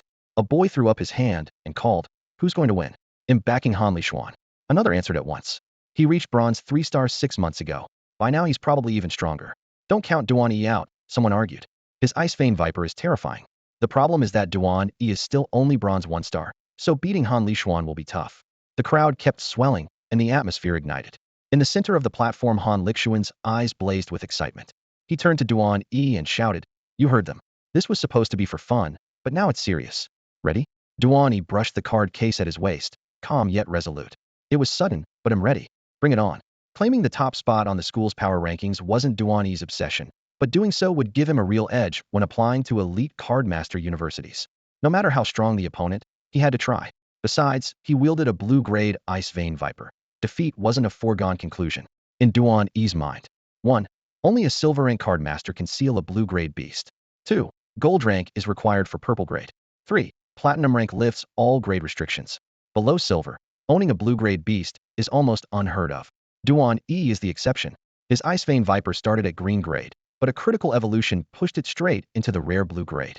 Most students think the snake merely approaches blue-level strength and haven't realized it has truly crossed that threshold. "Then let's go?" Han Lixuan laughed heartily at Duan E's reply. Spiritual energy burst from him, and a card glowing blue coalesced in his palm. The light erupted into a golden torrent, and a 3-meter-long tiger striped in gold, its eyes blazing, landed on the platform. Roar! The deafening roar seemed to lift the roof. Many students clapped their hands over their ears. "It's here, Han Lixuan's golden flame tiger." A girl in the stands clenched her fists in excitement. The tiger's reputation was legendary. With it, Han Lixuan had once swept aside Gao Qianyi, Su Lianxue, He Tianyu, and other powerhouses to seize the top of the rankings. Today he clearly intended to use the tiger again to defeat Duan E. Yeah, Han Lixuan was unstoppable back then. He was our idol. Too bad he hasn't broken through to silver yet. So the golden flame tiger can evolve further and is still green grade. Even so, backed by Han Lixuan's bronze 3-star cultivation, the aura pouring off the tiger is already borderline blue. The spectators exchanged uneasy looks, and one boy let out a long sigh. "I don't see much hope for Duan E. Facing Han Lixuan Heaton is a real thrill. People of average talent like us rarely get the honor of being challenged." Before the words had even faded, scorching spiritual power erupted at the center of the arena. The golden flame tiger, Han Lixuan's contract beast, emerged. Stripes the color of molten metal blazed under the lights, and tongues of fire seeped from its coat in rolling waves of heat. When its paws touched down, the floor panels sizzled and darkened, drawing a collective gasp from the stands. Memories flared. Older students recalled the day this tiger flattened them. On the opposite side of the bleachers, the girls screamed without restraint, chanting Han Lixuan's name so loudly it nearly drowned out the announcer's amplifier sigils. Just days ago, Duan E had been the center of attention, yet now the crowd seemed to forget he existed. Beast name, Golden Flame Tiger. Quality, green. Type element, Beast Fire. Abilities, Flame Jet, Blazing Charge, Golden Flame Claw. Status, healthy. Evolution paths, 2. The aura was so intense Duan E first assumed the tiger had reached blue quality. A quick check of his system panel proved it was still green. That meant Han Lixuan remained at bronze 3-star, not yet into the silver tier. Many of the Academy's prodigies had been stuck at this bottleneck for half a year, proof that crossing into silver was nothing like moving from iron to bronze. So this is only green? Duan E exhaled silently. If the tiger were truly blue, he would be seconds from defeat. The gap in quality was still there, though Han Lixuan's cultivation covered part of the difference. Duan E dared not relax. There was no way the top ranker held only one trump card. He raised his hand. An icy blue power roared forth as the Frostfang Viper tore into view. Its scales gleamed with cold light. Every breath spilled white mist that the enemy's heat erased within meters, leaving only a thin layer of frost at Duan E's feet. Unlike their last match, the stage did not freeze over. Streams of ice and fire collided overhead, scattering vapor and sparks across the arena. Impressive. Han Lishuan was shaken at the sight of the viper. He felt pressure bordering on blue quality, and even since the word dread from the tigers, shared thoughts the proud beast rarely feared opponents of its own rank. The situation was urgent. He immediately adjusted his tactics, linking vision with the tiger to face the deadly serpent. Once both beasts were in position, Liang Hui leapt to the center of the platform and raised a hand. The match begins now. At his signal, Duan E and Han Lishuan drove their beasts forward, charging straight at each other. Golden Flame Tiger, blazing charge. Roar. The Golden Flame Tiger let out a thunderous roar as incandescent golden fire swallowed its entire body. Like a white-hot fireball, it hurtled toward the Ice Heart Viper with devastating force. Facing the oncoming wave of flame, Duan E remained composed. Ice Heart Viper, ice seal freeze those flames. Then unleash the poison mist. Hiss. The battle-hungry Ice Heart Viper reared up, its icy blue eyes flashing. A ring of bone-piercing cold radiated from its body. Frost first formed beneath Duan E's feet, then spread outward more than 10 meters. Students nearest the chill shuddered, hastily channeling spirit energy to shield themselves. Some hurried toward the warmer side, near the Golden Flame Tiger. The moment the Golden Flame Tiger stepped into the freezing zone, its movements locked up. The flames coating its fur sputtered like candles in a gale and went out, cutting short its blazing charge. It growled and tried to retreat, but the Ice Heart Viper spewed a dense violet miasma that swallowed it whole. At the arena's edge, Liang Hui instantly activated the protective barrier, trapping the poison inside and safeguarding weaker students. Inside, both Duan E and Han Lishuan summoned spirit energy to block the toxin. Boom. Slowed by cold and corroded by poison, the Golden Flame Tiger could not react before the Ice Heart Viper's tail cracked through the air and slammed into its flank. The massive tiger crashed into the arena wall with a resounding thud that made the entire structure tremble. The alloy wall held firm, showing no cracks. The stands erupted. Duan E's Ice Heart Viper is unbelievable. It broke the blazing charge, poisoned the tiger, and that tail strike looked brutal. Both beasts are green grade. How can the gap be this big? Han Lixuan's cultivation is 2 stars higher. Did Duan E use some kind of amplifying spirit card? How else could he dominate like this? The voices overlapped, all tinged with shock. In the center of the arena, the Golden Flame Tiger staggered to its feet, limbs trembling as purple-black veins spread beneath its fur. The Ice Heart Viper glided through the mingled frost and poison, its eyes glacial, watching its prey from above. Han Lishuan stared at his battered tiger, waves of disbelief surging through him. Back at school, he had always been the one to finish battles in seconds, effortlessly topping the rankings. After half a year away, he had expected to dominate again. Yet now someone stood before him who could crush his Golden Flame Tiger in a straight fight. The power of the Frost Venom Serpent shocked Han Lishuan, but what intrigued him even more was Duan E himself. To keep a low profile for 3 years and then erupt on the eve of the college entrance exams required a patience and explosiveness that left people reeling. Even so, Han Lishuan had no intention of backing down. As Duan E had guessed, the student who had dominated the school's ranking list and represented the academy in interschool tournaments certainly had a trump card. He had merely never needed to reveal it until now. If he still held back, Duan E would really take the match. Your Frost Venom Serpent isn't just green grade, is it? I don't know what you did, but I'm certain it already has the power of a blue-grade beast. Han Lixuan's eyes were dark and steady as he stared at Duan E, confidence ringing in every word. Behind him, the Gold Flame Tiger still bled from the shoulder, and its fur was singed black. Yet the wounds were far from fatal, and the poison in its body was weak. As long as it stayed out of the miasma, it would be fine. You're right. My Frost Venom Serpent does wield blue-grade power. As for how it happened, I honestly have no idea. Duan E offered the admission without hesitation. The real reason an explosive evolution triggered by the system was something he would never disclose, so he brushed it off with a casual, I don't know. Fair enough. Beast evolutions are unpredictable. Mutations happen all the time. Han Lishuan didn't suspect a lie. His own Gold Flame Tiger had deviated slightly from the norm during its evolution. It had advanced from a common white-grade forest tiger along an ordinary path, but the rare resources he had poured into the process allowed it to absorb far more energy than usual, granting it strength beyond the green grade. Coupled with his own formidable cultivation, that was why no one had ever dethroned him from the top of the ranking list. But don't celebrate yet. From here on, he'll fight at full strength. As he spoke, a cold gleam flashed from his breast pocket, a spirit card that hovered at his fingertips. Magma Surface Activate. A burst of blue light flared, and the spirit card scattered into motes of energy. The arena shuddered violently. Fissures split open as if smashed by a titan's fist, and scalding magma surged upward, transforming the once flat platform into a crimson hell in an instant. Waves of heat rolled outward as the Gold Flame Tiger found itself back in its native habitat. Fire licked at its paws, and it growled with exhilaration, its aura climbing higher and higher.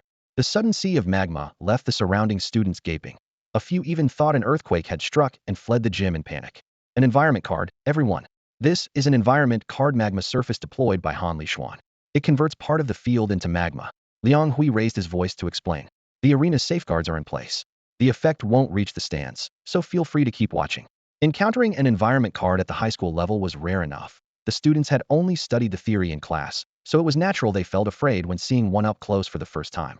The other teachers nearby hurried to calm the students as well. Spirit card type, environmental card. Card grade, green. Sealed environment, magma field. Attribute, fire. Description, a fragment of an extremely hot magma region has been sealed inside this card. Once activated, it converts the battlefield into a sea of lava, allowing fire-type beasts to perform the exclusive skill Magma Impact. Note, only spirit card masters of bronze rank or higher may use this card. Duan E's gaze swept across the arena, which had suddenly transformed into a molten landscape. The casual look on his face vanished at once, giving way to a hint of gravity between his brows. He had suspected Han Lishuan was hiding an extra card, perhaps a trump card like Lin Heng's weapon card, but he never expected it to be an environmental card, the rarest and hardest to seal. With Han Lishuan's current cultivation, there was no way he could have sealed it himself. The card must have been created by an elder in his family. Environmental cards fall into two categories. The first reshapes the terrain itself, as this magma field now did. The second leaves the ground unchanged but adds special effects, roiling storm clouds, thunder and rain that empower water and lightning-type beasts, or shifts in temperature, darkness, or blinding light. Either type is hard to come by, and their benefits are tremendous. Thanks to the lava terrain, Han Lishuan's Golden Flame Tiger was now fighting at near blue quality, and the battlefield's exclusive skill, Magma Impact, made Duan E's position look hopeless. Stay calm, Duan E told himself, taking a deep breath.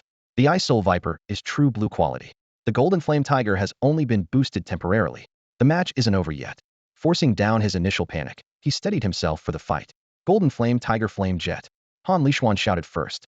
Roar. The tiger opened its jaws, belching a torrent of fire. A crimson inferno shot forward like a raging dragon, streaking straight at the Ice Soul Viper. They've got a terrain buff, but we have poison mist. Duan E countered at once. Ice Soul Viper. Thicken the poison cloud, then Ice Ray to cancel the flames. Boom. A blue-white beam lanced out, colliding heat-in with the fiery dragon. Frost swallowed the flames, then shattered them with a crisp crackle. While the two energies neutralized each other, the Ice Soul Viper did not press the attack. Instead, it lifted its head and spewed a dark green miasma.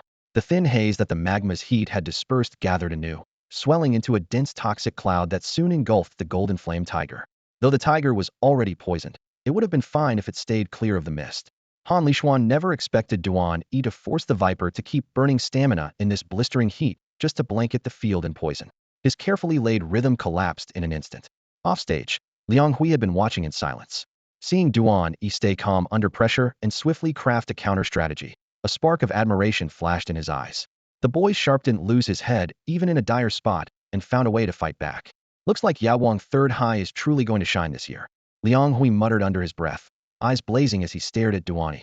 The students on the sidelines were baffled, convinced Duan E was stalling for no reason, wasting both time and his beast's stamina. He'd be better off firing a few more ice beams. At least that might turn the tide.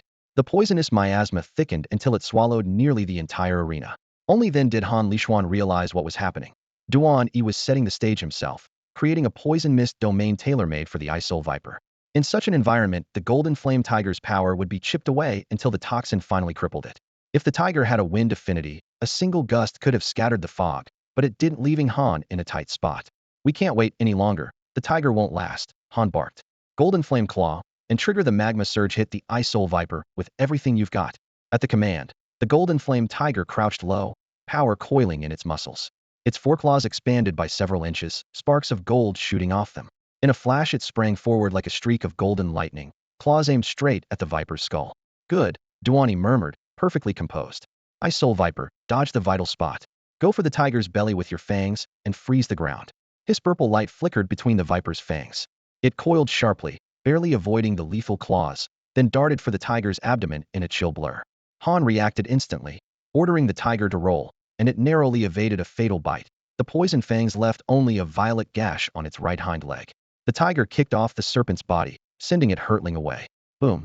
The Viper slammed into the wall, the impact spiderwebbing the stone. The magma the tiger had summoned earlier now reached full boil. pouring down like a crimson waterfall toward the serpent. Use ice seal freeze yourself, Duan E ordered, deciding to tank the hit rather than evade. The viper spewed a blast of frigid air, encasing itself in a thick shell of ice. The rushing magma splashed over it, but was greatly dampened by the barrier. Parts of the serpent's body were scorched, yet the injuries were far from fatal. The golden flame tiger, however, had spent too long in the poison mist, and the fangs had nicked it. An eerie violet hue crept over its coat. Its steps grew unsteady, its strength plummeting. It's over, Duan E declared, signaling the viper to press the attack. Its tail flicked, shattering the frozen ground. Shards of ice floated into the air. The viper then fired an ice beam, sweeping the airborne fragments into a white and blue torrent that roared straight at the tiger. Dodge! Han roared, but the poisoned tiger was spent, a half-step too slow. The ice beam struck at Hedon. The blast sent the tiger flying and froze it solid, turning it into a glittering ice sculpture. Seeing his golden flame tiger frozen into an ice sculpture, Han Lishuan had no choice but to accept defeat. I lost. He drew a deep breath and forced out the words. He then summoned a new spirit card, its pearly surface glowing in his palm, pulled the surging lava terrain back into the card, and hurried to his beast's side to check its condition. In the stands, the students who had been certain Duan E would fail were still in shock. Only when the blazing red field vanished completely did eyes widen one after another. How can this be? Han Lishuan actually lost.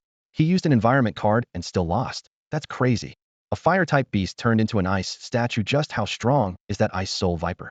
Voices overlapped in confusion. Someone muttered that the sky over Yaoguang third high was about to change. Han Lishuan had held the top spot on the power ranking for more than 2 years, and today he would have to surrender it to Duan E. Others were already scheming excitedly. A bronze 1-star beat a bronze 3-star, even with an environmental buff. We'd better stick close to Duan E. Graduation's around the corner, we don't have much time. The moment Han Lishuan conceded, the bleachers erupted, and many students began chanting Duan E's name. The group of girls who had supported Han Lishuan were speechless. The idol they had admired for years had been toppled by an unknown newcomer in a matter of days, a truth they could not yet digest. After a brief lull, Liang Hui at the edge of the arena raised his hand and started to clap. The crisp applause set off a wave of thunderous cheers across the field. Excellent, Liang Hui declared. Facing overwhelming odds, you kept your composure and used the Ice Soul Viper's traits to counter the Golden Flame Tiger perfectly. Duan E, from this day on, you are number 1 on Yaoguang third high's power ranking. He added. Han Lishuan drops to second, and Gao Qianyi, Su Lianxue, and the others each moved down 1 place. With that, Liang Hui turned and strode away. The students loitered a while longer, but as the lunch break neared its end, the teachers led their classes away. The crowd thinned until only Duan E, Han Lishuan, Su Lianxue, Gao Qianyi, and a handful of others remained on the field. Gao Qianyi's eyes sparkled as he paced around the Ice Soul Viper. Amazing. Duan E, where did this snake come from? It looks blue-grade to me. Before Duan E could reply, Tianyu jumped in.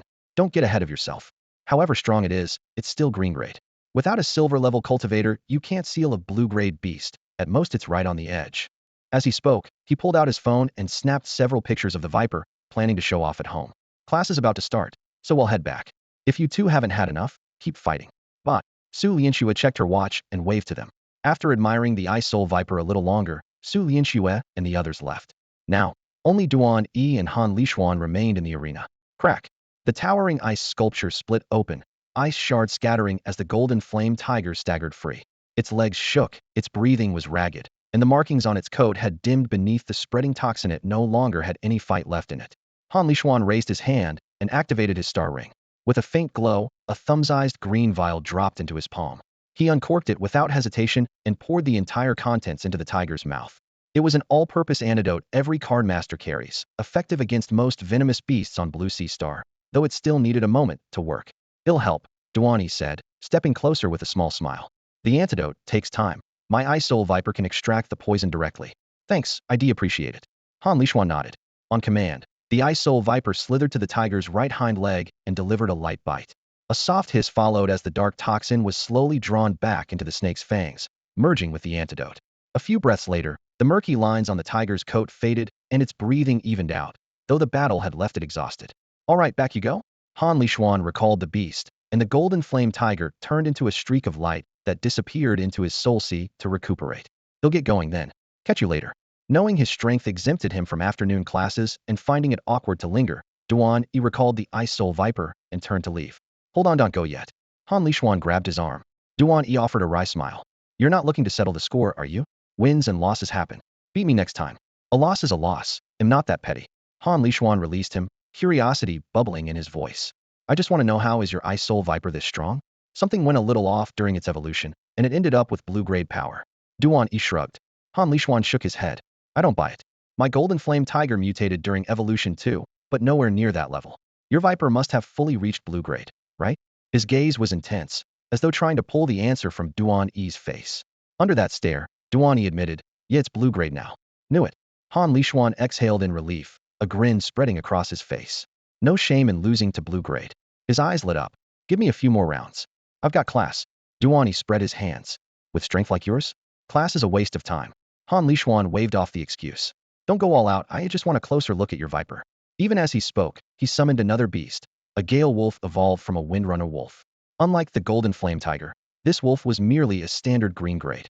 Seeing the new beast already on the field, Duan E knew he was stuck.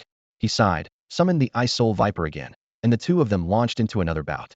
Time flew by, and before they knew it, the school day was over. In the training arena, the final round between Duan E and Han Lishuan still hadn't produced a winner. Duan E recalled his frost venom viper, caught his breath, and said with obvious impatience, let's call it. I've got plans tonight, how about we finish this tomorrow? Han Lishuan had trailed him the entire afternoon. Supercharged with enthusiasm, he wanted not only to spar with the viper, but also to share a stack of unique evolution methods.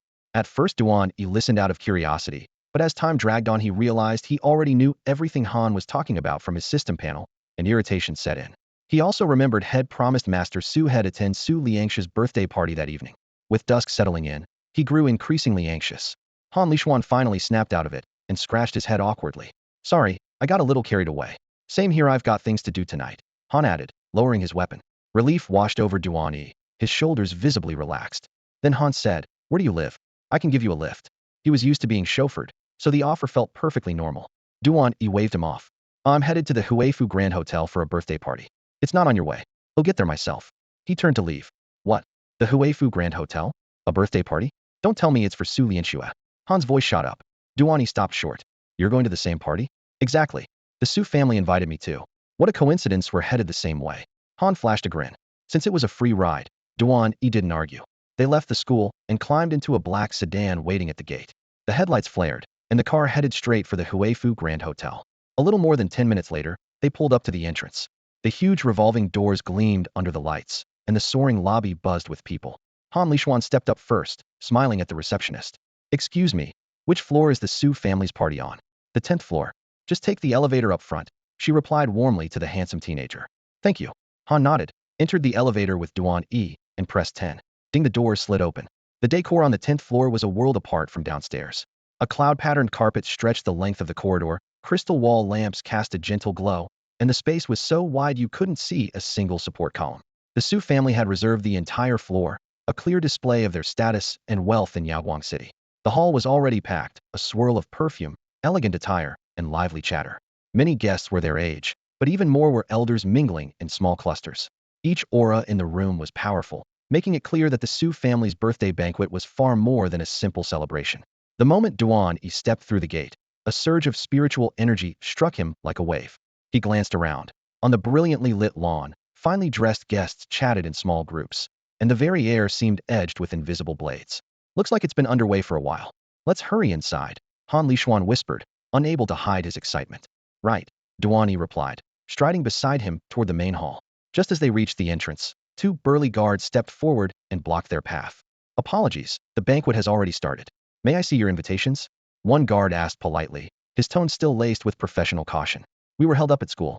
Of course we have invitations, Han Lishuan answered smoothly, unfazed. Please wait a moment while I confirm with my supervisor, the guard said after eyeing Han Lishuan's designer suit and luxury watch, then glancing at Duan E's plain school uniform, which seemed out of place amid the glittering lights. Unwilling to take risks, he turned to seek approval. Before he could return, a man hurried out from the banquet hall. Of average height and round-faced, he broke into a broad smile the instant he spotted Han Lishuan. I thought you weren't coming. The middle-aged man exclaimed. Got delayed at school, but I'm here now, Han Lishuan replied respectfully, stepping forward. The newcomer was Han Yonghan Lishuan's father and son of the principal of Yaoguang High. As a gold-rank powerhouse, he was already among Yaoguang City's elite. And this is? Han Yong's gaze shifted to Duan E. Detecting only a faint bronze-rank aura and noting the modest clothing, he assumed the boy was simply his son's classmate. This is Duan E. He's quite strong and was invited by the Su family as well, Han Lishuan explained at once. I see.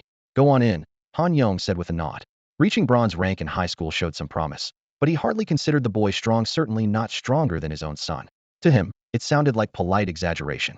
Meanwhile, the supervisor, still puzzled by the guard's report, came hurrying over. Perfect timing, Han Yong said before the man could speak, his tone calm, yet commanding. This is my son, here for the banquet, and the young man with him is also on the Su family's guest list. Is there any problem with him going in? Han Yong's cool gaze seemed to question how the staff could have failed to recognize his son in the first place. I'm terribly sorry, I truly didn't know he was Mr. Han's son. Seeing Han Yong's icy expression, the supervisor broke into a cold sweat, bowing repeatedly as he tried to explain. Before he could finish, Han Yong gave a curt nod, said nothing more, and pulled Han Lishuan toward the main hall with long strides. Duan E followed close behind. When they had been stopped earlier, he had considered calling Su Lianxue for help, but that was clearly no longer necessary. The grand hall was ablaze with light, servants weaving back and forth. As soon as they entered, Han Yong led Han Lishuan to the far side of the guest seating and began speaking to him in low tones. With nothing else to do, Duan E slowed his pace and started to wander. His stomach was already protesting, so he might as well feed it first. A long buffet table was loaded with mouth-watering dishes, including cuts of spirit beast meat that shimmered with aura, their rich aroma, and bubbling juices enough to make anyone's appetite surge. Food that was both delicious and beneficial to cultivation was never something Duan E would pass up. Rolling up his sleeves, he dug in with gusto. There were simply too many guests for anyone to notice him, and Duan E blended into the crowd. Su Lianxue was busy circulating. Not seeing him and receiving no call, she assumed he had chosen not to come, a small pang of disappointment stirring in her heart. Before long, the celebration reached its midpoint. After representatives from various factions offered their blessings, Su Haiqiu stepped on a center stage, cleared his throat, and let his gaze sweep warmly over the crowd. Thank you all for attending my granddaughter's birthday celebration. Of course, tonight is far more than a simple birthday party. As he spoke, he gestured to the back of the stage, where a huge red curtain hung, its silk catching the lights with a subtle sheen. Nearly everyone present was a major player in Yaowang City. They would never have gathered merely for a birthday. What they truly wanted was the main attraction hidden behind that curtain. Rumor had it that Su Haiqiu had invited a renowned local treasure collector, a legendary wanderer, who scoured the land for rare artifacts and seldom appeared in Yaowang City. Once the news leaked, everyone sensed an opportunity and rushed to attend. The lights converged at the edge of the stage, revealing a blonde, slightly gaunt middle-aged man who walked up to stand beside Su Haiqiu. Perhaps you've already heard. A small auction will be held this evening, yes, right now? Su Haiqiu announced, his voice ringing through the speakers. Allow me to introduce Yaowang City's famed treasure collector Jin Sun. Thunderous applause followed, every gaze blazing as it fixed on Jin Sun. I never thought he'd actually part with anything from his collection. If he's willing to let it go, it must be extraordinary. Relax. In a venue like this, he wouldn't dare offer common goods. These have to be first-rate. Low murmurs rippled through the crowd as every pair of eyes locked on the red curtain, eager for the lots about to appear. Jin Sun offered a modest smile and a slight bow. His voice was not loud, yet it carried to every corner of the hall. For reasons of my own, I must part with a few pieces I have cherished for many years. There may be only 5 pieces, but each one is going to blow your mind. Jin Sun had barely finished speaking when the backstage curtain dropped with a dramatic whoosh. 5 crystal display cases edged with LED strips lit up at the same time, and the treasures inside blazed with reflected light. Guests surged forward until their noses almost touched the glass, desperate to study every last detail. Jin Sun leaned against the edge of the stage and watched the excitement without lifting a finger. As long as no one opened the cases, he was happy to let them crowd around. After all, the items were for sale. How could anyone bid without a good look? What had started as Su Liangxi's birthday party had instantly turned into a mini-auction, every spotlight fixed on those 5 glowing cases. Across the room, Duan E had just cleaned an entire table of food, most of it rare cuts of exotic beast. The aroma still hung in the air. He patted his stomach, heard someone mention an auction, and, half out of boredom and half out of curiosity, strolled toward the stage. He got only a few steps before a group of swaggering rich kids blocked his way. Their ringleader, a stocky guy in high-end casual wear, nursed half a cocktail. Eyeing the empty platters, he smirked. Kid, you sure can eat. Polished off the whole table? Let me guess, you've been living on scraps and crashed the party for a free meal? The boys behind him broke into raucous laughter. Duan E couldn't be bothered. I came here to eat. Move. Then he kept walking toward the crystal cases. Hey, you talk to me like that? Do you even know who I am? The stocky guy snapped. Don't care who you are. Stop annoying me. I want to see the artifacts. Duan E's voice was level, but ice cold. If they kept blocking him, he wasn't going to stay polite. Getting ignored made the stocky man's face darken. He took in Duan E's inexpensive clothes and snorted. You think you can afford anything in there, dressed like that? Give me a break. Whether I can afford it is none of your business. Duan E's stare turned glacial. Final warning, back off, or you'll regret it. Oh yeah? Say that again. The stocky guy rolled up his sleeves and lunged forward, his friends egging him on. The commotion spread fast. Whoa, fight about to break out. Someone said, dragging over a chair to watch. That chubby one's from the Zhang family, toughest guy at Yaoguang First High. Who's the other kid? Never noticed him before. Probably came with his parents. Picking a fight with a Zhang? He's dead meat. The buzz of gossip drew even the guests had been glued to the crystal cases. Meanwhile, Su Lianxue was laughing with a few classmates when the noise caught her ear. Her eyes flicked over and widened. So he's been here all along. Seeing Duan E in what looked like trouble, she immediately hurried toward him. Not only did Su Lianxue notice Duan E, but Han Lishuan did as well, and he immediately sprinted toward him. Stop! Su Lianxue's clear voice sliced through the clamor of the banquet hall. The slightly chubby teenager clutching Duan E's collar shouted back, Miss Su? Perfect timing. This kid looks brokey, must have snuck in for free food and drinks. Don't worry, they'll take care of him for you. Su Lianxue strode up, planted herself beside Duan E, and fixed the pudgy youth with an icy stare. You think he's freeloading? He's my classmate, a guest I personally invited. Since when do I need your permission to bring someone? Her words landed like a hammer blow. The boy froze. What? He was really invited? Gasps rippled through the onlookers. Moments ago they, like the chubby boy, had dismissed Duan E as a penniless intruder. None of them had expected him to be a formal guest under Su Lianxue's protection. Many of the students in the room came from other schools, mainly Yaoguang No. 1 High and No. 2 High. The city has only 3 high schools in total, and No. 3 sits at the bottom of the rankings. Well-off families usually send their children to the better-resourced No. 1 or No. 2, so students from No. 3 are generally assumed to be of modest means. There are exceptions. Han Lishuan could have easily enrolled in No. 1, but his grandfather is the principal of No. 3, so he chose to study there. The same goes for Su Lianxue's father, Su Haiqiu, served alongside the principal in the army and entrusted his daughter to his old comrade's school. In faculty and access to Mystic Realm resources, No. 3 is on par with the other two. Its only weakness is college placement, especially into top universities for cardcasters, where it trails every year. Over time, it became the city's default bottom-tier school, and, aside from students like Su Lianxue and Han Lishuan, outsiders tend to view its pupils as poor. Little wonder everyone was shocked when Su Lianxue defended Duan E so fiercely.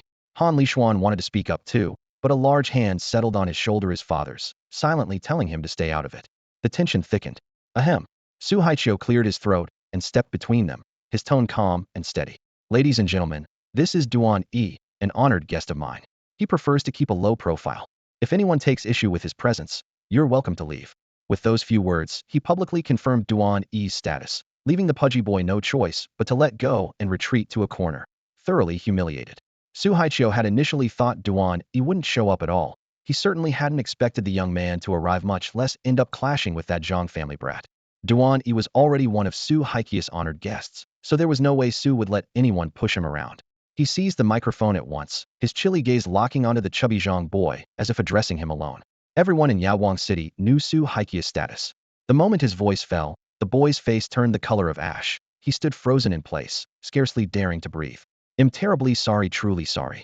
A middle-aged man burst from the crowd, bowing respectfully to Su Haiqiu. My son had no idea Mr. Duan was your guest. It was a foolish mistake, and we've come to apologize. He grabbed the still-dazed youngster and hustled him out of the ballroom at a trot. Once the Zhang's crestfallen figures disappeared, the farce finally ended. Guests sighed in private sympathy for the father and son, yet their curiosity about Duan E only grew. Anyone who could make Su Haiqiu step in publicly and dismiss a troublemaker with a single sentence clearly warranted a fresh evaluation. Even a few young men who had been muttering about Duan fell silent.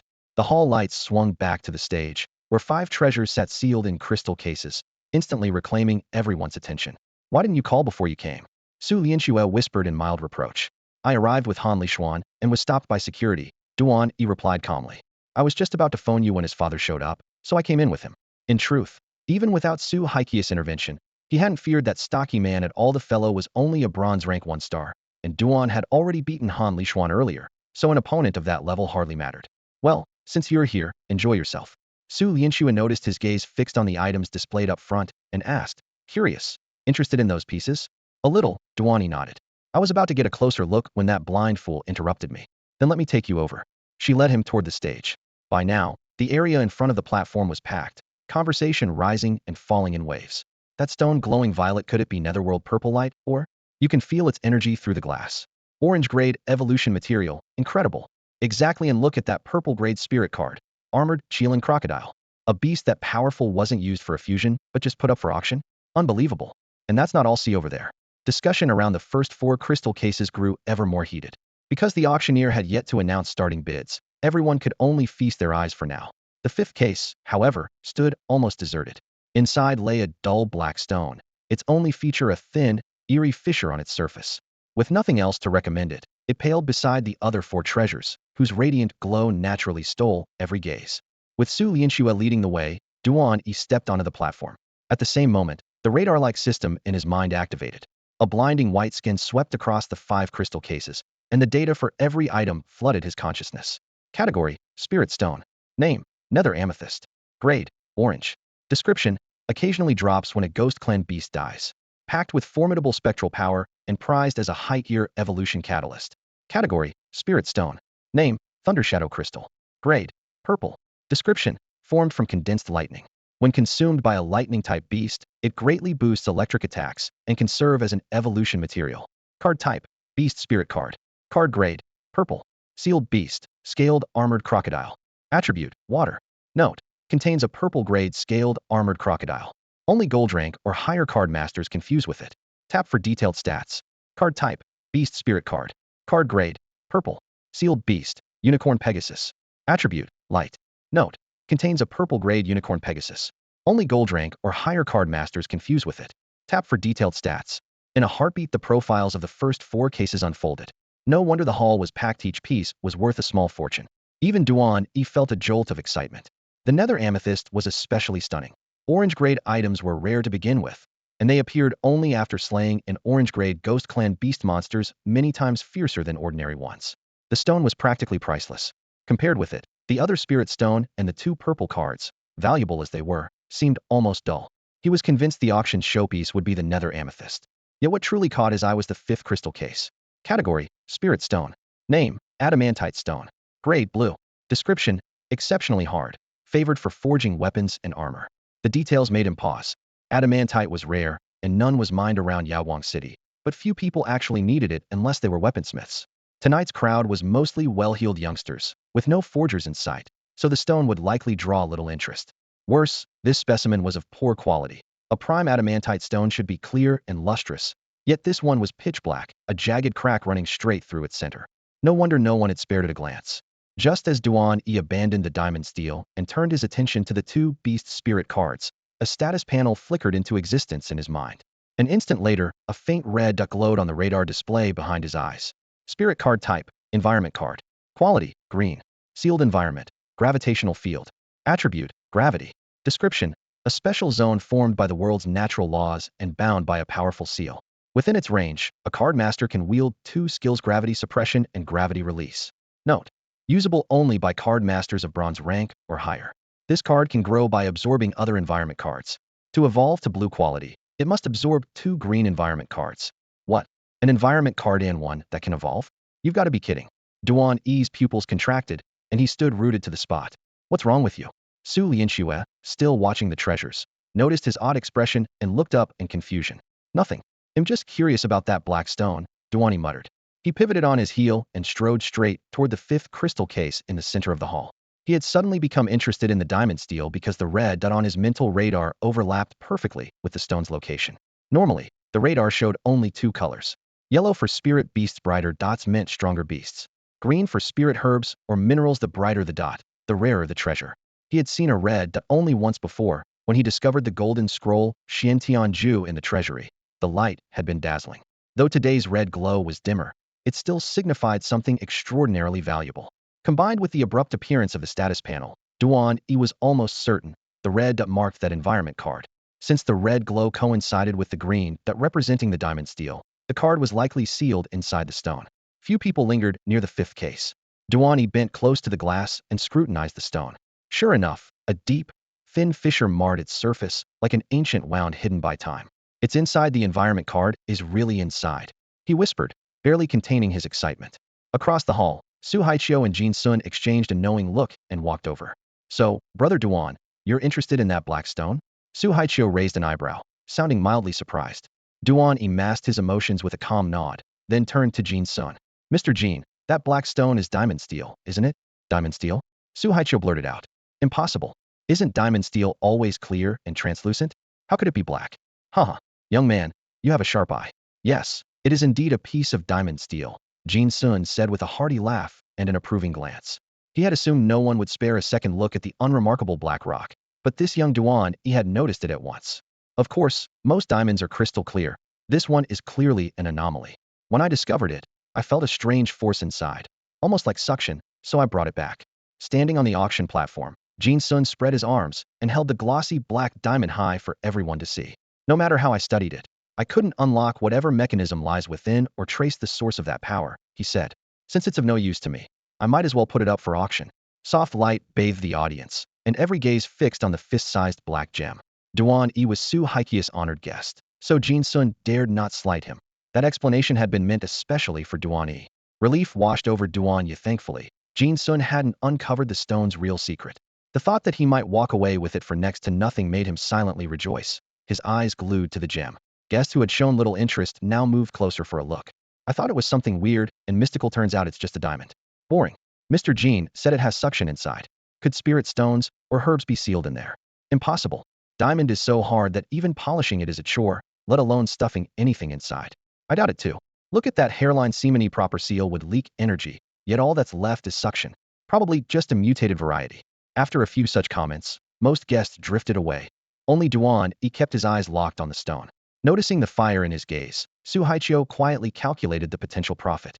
The brief viewing period ended, and the auction officially began. The chandeliers brightened as Jin Sun presented each lot in turn. 2 exotic beast spirit cards and a thunder shadow crystal were less rare than the netherworld amethyst, yet they still triggered fierce bidding. The unicorn Pegasus spirit card, in particular, soared past 50 million before a deep-pocketed tycoon claimed it. Finally, the black diamond took center stage. Jin Sun set it on the pedestal and announced in a clear voice, "You've all examined this piece. The gem possesses a natural suction attribute.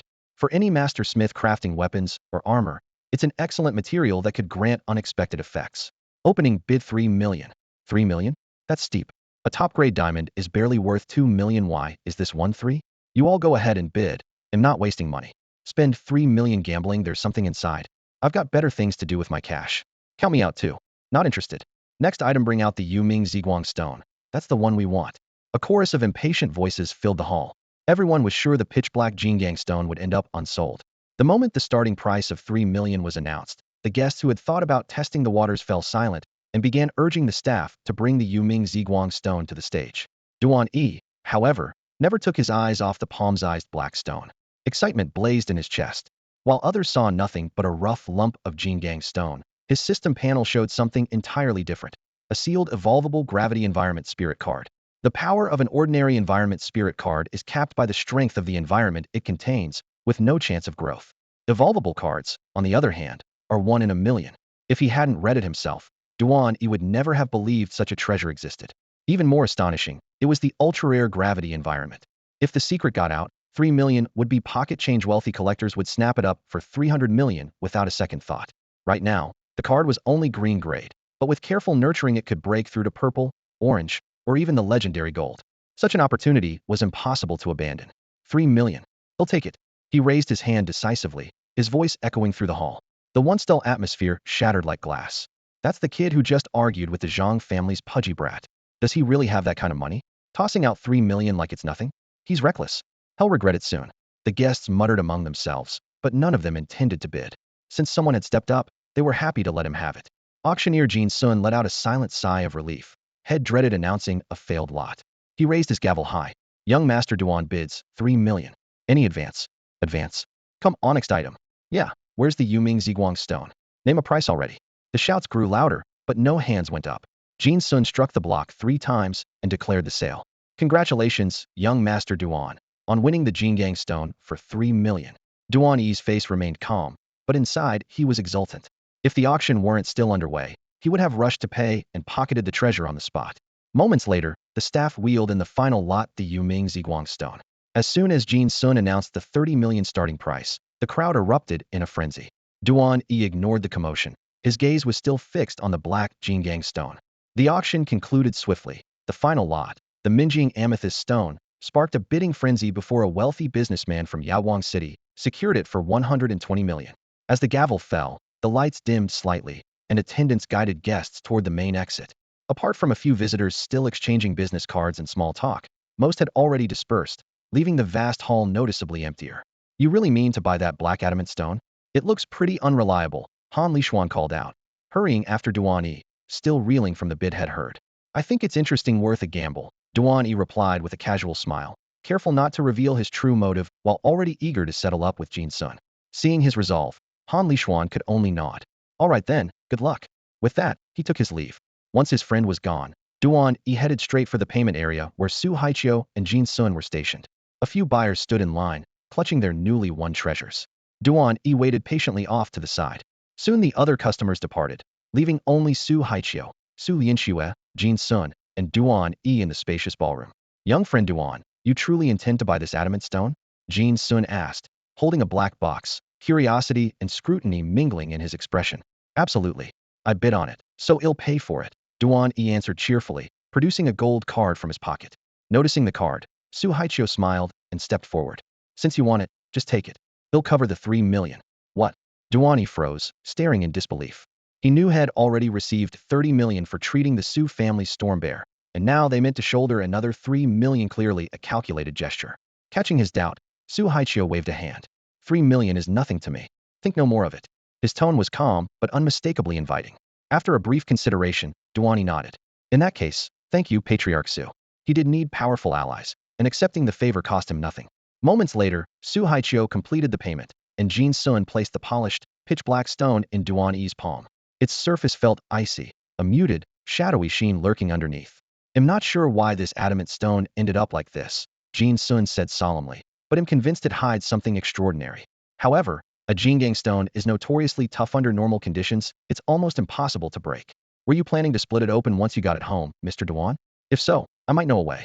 Duan E hadn't given it much thought, but he was well aware of the stone's hardness and doubted he could deal with it anytime soon. When Jin Sun said he had a method, Duan's eyes lit up. What is it? He asked. He'll be honest. There's no guarantee it were foolproof. I'd have done it myself already, Jin Sun replied. There's a small crack in this piece, which makes it weaker than a flawless one, and that gives us two approaches. First, extreme heat. Roast it in fierce flames. If the temperature is high enough, uneven expansion might make it split on its own. Second, extreme cold. Freeze both the surface and the core at ultra-low temperatures. Once the internal structure is brittle, a single blow should shatter it. I've tried both and failed. Maybe I was just unlucky. You can try again if you like. Of course, if you can find something harder than a Jingang stone, or borrow an orange-grade exotic beast to smash it, the job becomes much simpler.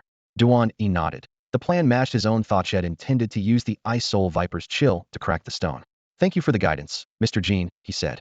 Once he had taken his leave, he was eager to experiment. Noticing his impatience, Su Haiqiu told the driver, take Mr. Duan home. Duan stored the black Jingang stone in his spatial ring and climbed into the car. The black sedan soon stopped in front of his building. He thanked the driver, went straight upstairs, shut the door, examined the heavy, pitch-black stone once more, and then summoned the Ice Soul Viper. See the stone? Freeze it solid. The serpent flicked its tongue in acknowledgement. Icy mist seeped from between its scales, and although it was nearly 30 degrees outside in mid-June, the room plunged to tens of degrees below zero in an instant. Without the protection of his spiritual energy, Duan would have turned into an ice statue. Frost crept over the Jingang stone, thickening into a solid shell of ice. But Duan didn't stop. He wanted the chill to reach the core. Again, ice beam. A silver-blue ray of freezing light screamed forth as the Viper unleashed an even fiercer blast. To make sure the interior froze completely, Duan had it use its strongest ice ability. Boom. As the Bingpa Viper spewed a blue beam from its jaws, the blast hurled the Jingang stone across the room until it slammed into the opposite wall. Duan E hadn't let the Viper fire at full power. If he had, the entire room would have shattered into dust alongside the wall. Once the stone was frozen solid, brute force became the next step. On his command, the Bingpa Viper raised its iron-thick tail and smashed it against the Jingang stone again and again. Each blow made the floor thrum and shake. Luckily, Duan E lived alone in an old two-story house on the outskirts of Yawang City, and no one shared the building with him. Even so, the vibrations jolted a few light sleepers nearby, who flung open their windows and cursed into the night. Duan E kept his gaze on the Jingang stone, ignored the clamor, and signaled the Viper to keep pounding.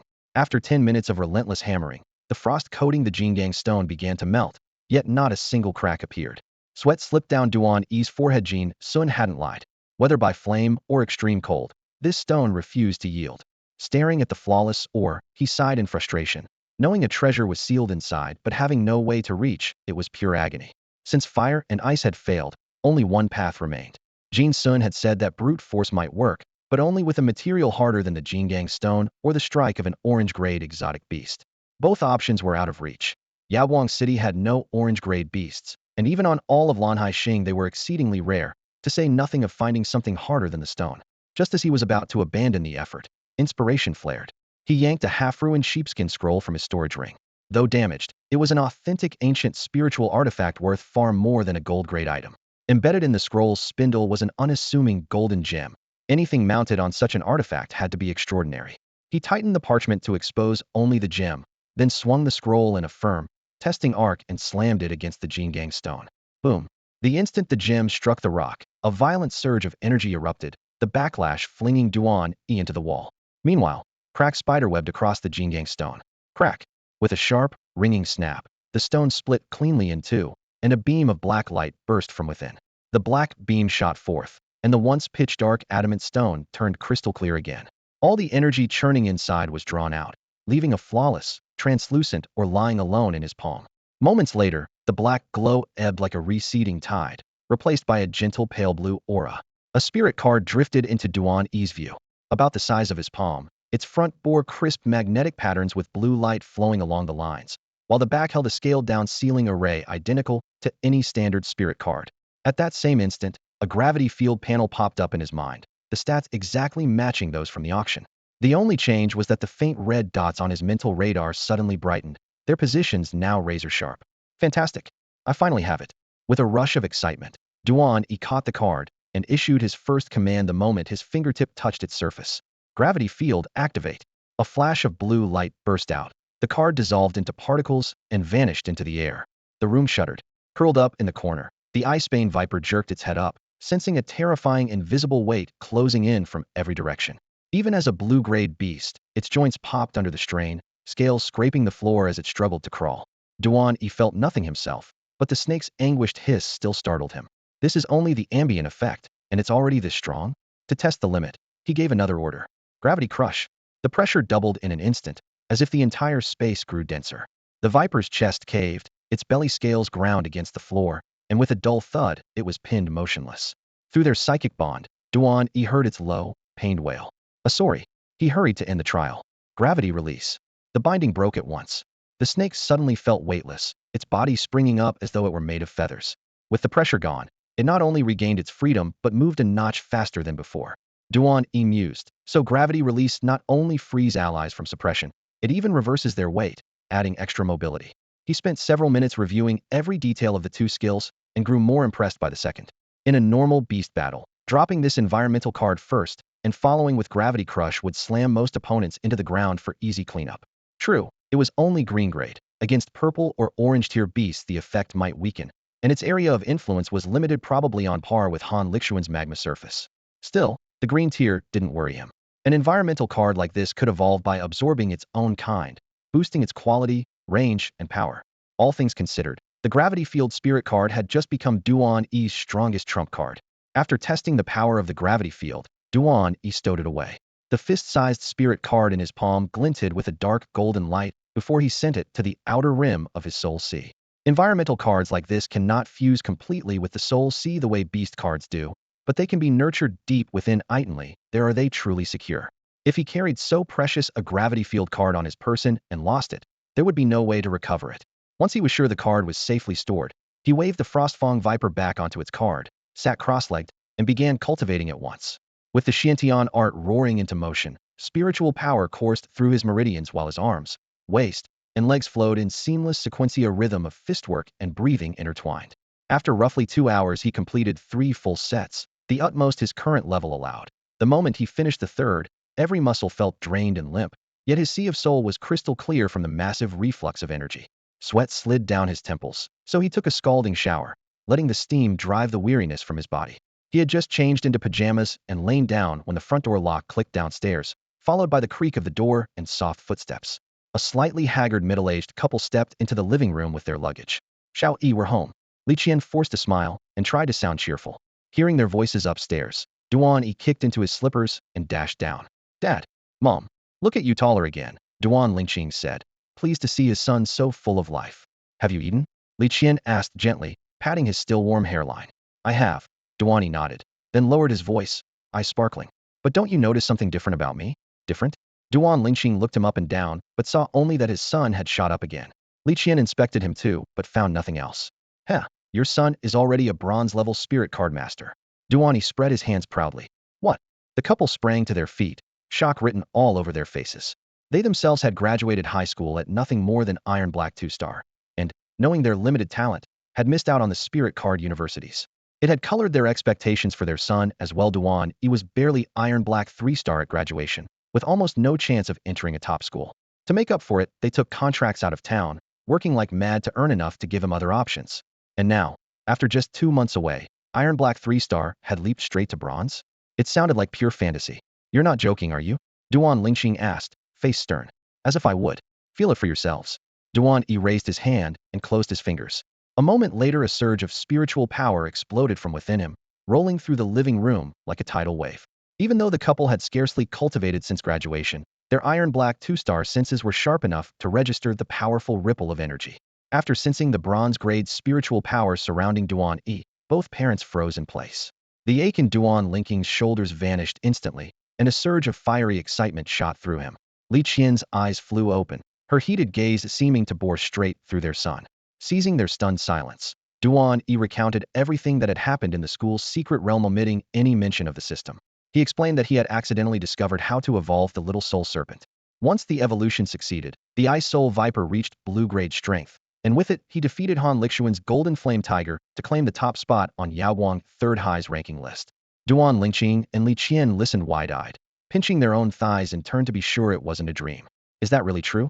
You beat Han Lixuan's golden flame tiger and became number 1? Duan Lingqing asked, his voice trembling. Yeah, Duan E replied simply. As soon as the word left his lips, he opened his right hand. A spirit card glimmered with a faint blue halo, and at a single thought the ice soul viper streaked into the room. Heavy scales reflected an icy, metallic light. Sensing its master's parents, the serpent muted its chill, yet the temperature still plunged. Frost formed on table edges and water glasses in seconds. This is incredible. Duan Lingqing and Li Qian were left speechless by the viper's deadly aura. When the shock subsided, their eyes filled with tears. Their son had become the strongest in the school, an honor beyond compare. Seeing them cry, the ice soul viper grew flustered. Its tail tapped Duan E's arm again and again, as if asking whether it should return to the spirit card.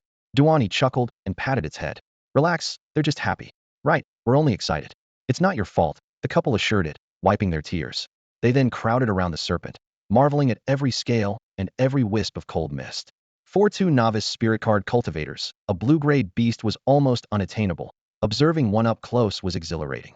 TSK, this thing makes my wild bull look 10 leagues weaker, Duan Lingqing admitted. Li Qian fired back. Please, that bull barely counts as a spirit beast. Anyone else would have turned it into soup by now. My ice butterfly is at least respectable. Humph, impressive as it is, it still can't match our son's ice soul viper. Our son? I'm the one who went through the pain of giving birth to Duan E. Thank you very much. They volleyed playful jabs, but every word brimmed with pride and joy. The ice soul viper lay quietly coiled on the floor, slit pupils half closed, as if it could feel the warmth flooding the room. This wasn't arguing, it was pure, heartfelt pride. By the way, there's something I need to discuss with you. The carefree look on Duan E's face vanished. He grew solemn and fixed his gaze on his parents. What is it? Duan Lingqing asked with an easy smile. I want you two to quit that job, Duan E said bluntly. It's too dangerous. I'm worried all the time. Ah, it's fine. Duan Lingqing reached out and ruffled his son's hair, unconcerned. We've done that work for over 10 years. We're used to it. Besides, with your talent, any top card art university will take you. Your mom and I have to save up for tuition. Li Qian nodded and smiled. Leave the job to us. Don't worry. Duan E had anticipated this. He pulled out his phone, opened Su Haiqia's gold card, and transferred 10 million at once. The moment the notification chimed, both Duan Lingqing and Li Qian lowered their heads. 10 million had just landed in their account. They froze. Did you send this? Duan Lingqing looked up, phone trembling in his hand. Duan E grinned and nodded. I picked up quite a few opportunities in the school's secret realm and sold most of them. Stop taking risks. This 10 million is plenty. He had originally planned for his parents to work at Lin Heng's family company, but after Su Haiqiu gave him 30 million, he decided they should simply stay in Yaoguang City. They could open a small shop, run a modest business safe, and stress-free so he could explore the wider world without worry. As for the money's real origin, curing Su Haikia's storm bear kept that to himself. In their eyes, he was still just a student. Revealing he could heal contracted beasts would be too unbelievable. Tears welled in Duan Lingqing and Li Qian's eyes. Their son had grown so much in just over 2 months away from home. Pride mingled with guilt. Duan E hurried over, patting their shoulders. The tears were mostly tears of joy. But 10 million is too much, Duan Lingqing sniffed. You'll need money for university. Why not take some back? Really, I'm fine. I still have plenty, Duan E promised, thumping his chest. He didn't mention the remaining 20 million. Oh, need to alarm them. 10 million was already astronomical for an ordinary family. If they knew he still had another 20 million, questions would never end. After comforting his parents, Duan E stowed away the ice fong viper and went upstairs to rest. Downstairs, the couple stayed awake for a long time, caught between shock and delight. The next morning, Saturday, a little after 9, Duan E came downstairs, washed and dressed. Li Qian waved from the dining table. You're up. Come have breakfast. Mum. Duan E nodded, sat down at the table, and began to eat. After a couple of bites, he suddenly remembered something and glanced around. Where's Dad? He asked. He went to the company to hand in his resignation, Li Qian replied, smiling as she set a fried egg in front of him. He's also checking whether any nearby shops are up for lease so he can start a small business. That way he won't have to run around anymore. Running a business would spare his parents from working outdoors in wind and rain. Knowing they had finally decided to quit their jobs lifted a weight from Duan E's shoulders. Even the soy milk tasted sweeter this morning. When breakfast was over, he grabbed his jacket and headed for the door. Mom, I'm going out for a walk. I've never really explored Yawang City. It's the weekend. The crowds will be heavy. Stay safe, Li Qian reminded him. Duan E nodded. As the door closed, he was already searching on his phone for Yawang City exotic beast market.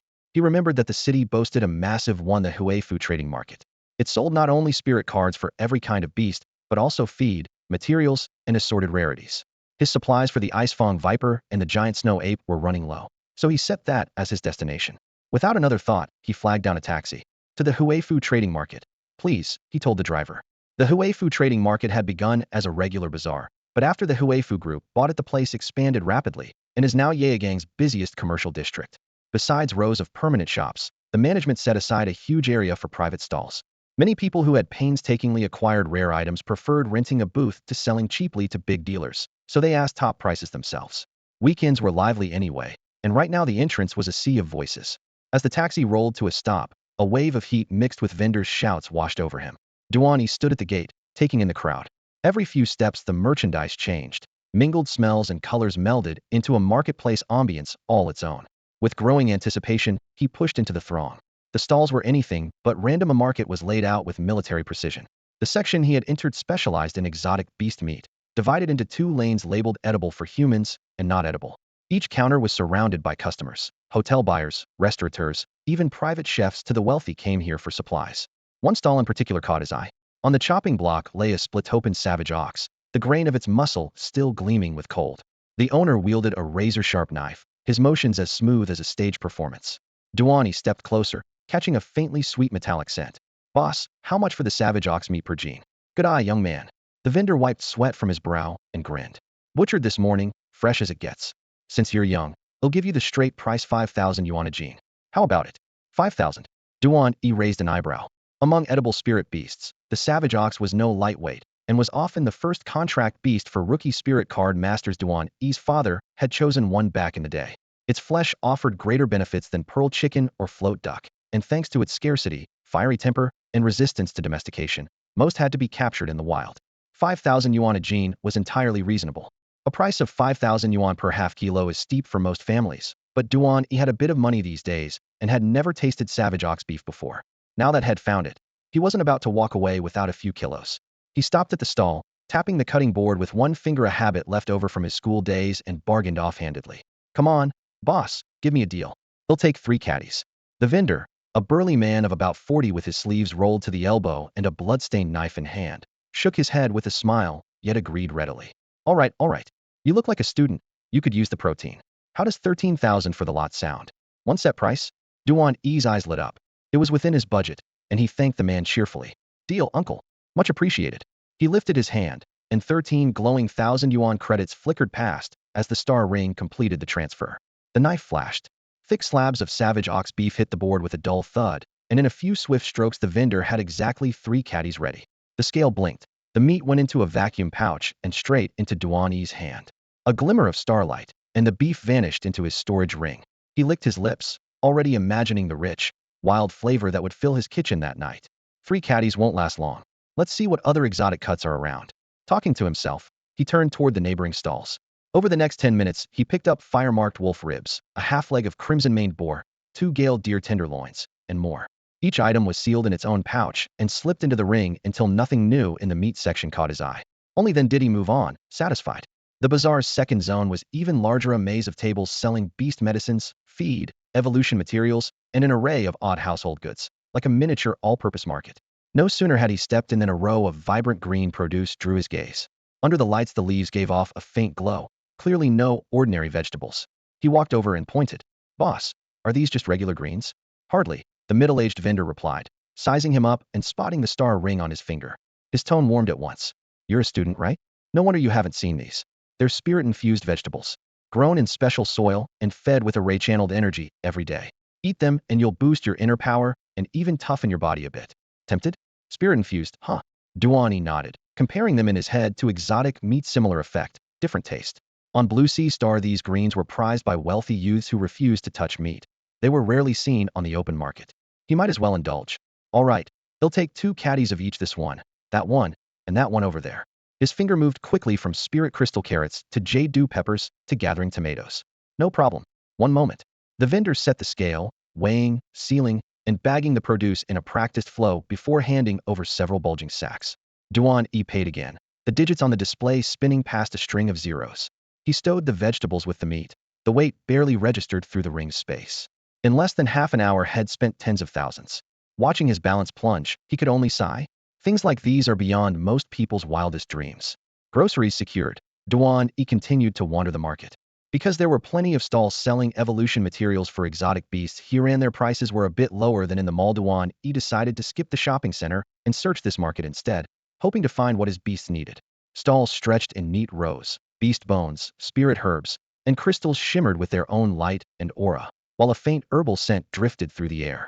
As Duan E threaded between vendors, his gaze landed on snowflake crystals, green and blue-grade beast cores, and mighty grass items he urgently needed. He knew top-tier materials like dragon scales or dragon blood, which even the Academy's treasure vault lacked, would never appear in an open-air market, so he didn't bother looking for them. Among everything on his list, the green-grade herb mighty grass was the easiest to find. Checking each plant and confirming its age and quality with the vendors, Duan E soon gathered the amount he needed, 20 stalks, once he added those in his storage ring. Now his mighty snow ape needed only 100 green-grade beast cores to evolve. Green-grade beasts were already much rarer than white-grade ones, so their cores were harder to obtain and far more expensive. After half an hour of haggling and transferring payments from stall to stall, Duan E had managed to buy only 10 green cores, a pace that made him frown. The Icebane Serpent's materials were coming together a little more smoothly. He bought a full 100 snowflake crystals almost effortlessly, but he still lacked an entire 100 blue-grade beast cores. Given how scarce the green ones were, the blue-grade cores were practically impossible to find. Even so, he remained patient and kept searching. "Boss, do you have any green or blue beast cores?" Duan E asked at one stall. "I have 2 green Onesno blue," the vendor replied, sliding a small wooden box toward him. "He'll take the greens." "How much?" "He'll transfer the money now." Duan E spoke crisply, not even bothering to bargain. He was lucky just to see them. After paying, he slipped the 2 softly glowing green cores into his storage ring and turned toward the next stall. Across the aisle, a man in a black cloak had been watching him. Seeing the young customer spend so freely, the man guessed Duan E must be wealthy. After a moment's hesitation, he finally spoke. "Brother, are you looking for blue-grade beast cores?" Duan E's eyes lit up, and he turned at once. "You have one." "I have a single core," the cloaked man said in a low voice. "I found an injured blue-grade beast in a temporal rift and barely managed to finish it off. If you want the core, I'll sell it." "Great. How much do you want for it?" Duan E asked, unable to hide his excitement. He needed to know the price to see whether the 20 million credits he carried would be enough for future purchases. Blue-grade beasts aren't easy to kill. You need at least a gold rank card master to take one down. "Let's say 300,000. No bargaining," the man replied after thinking for a moment. 300,000. Duan E's heart sank. At that rate, a full 100 cores would cost 30 million credits, and that didn't even include the dragon scales or dragon blood. The Icebane Serpent clearly wouldn't be evolving anytime soon.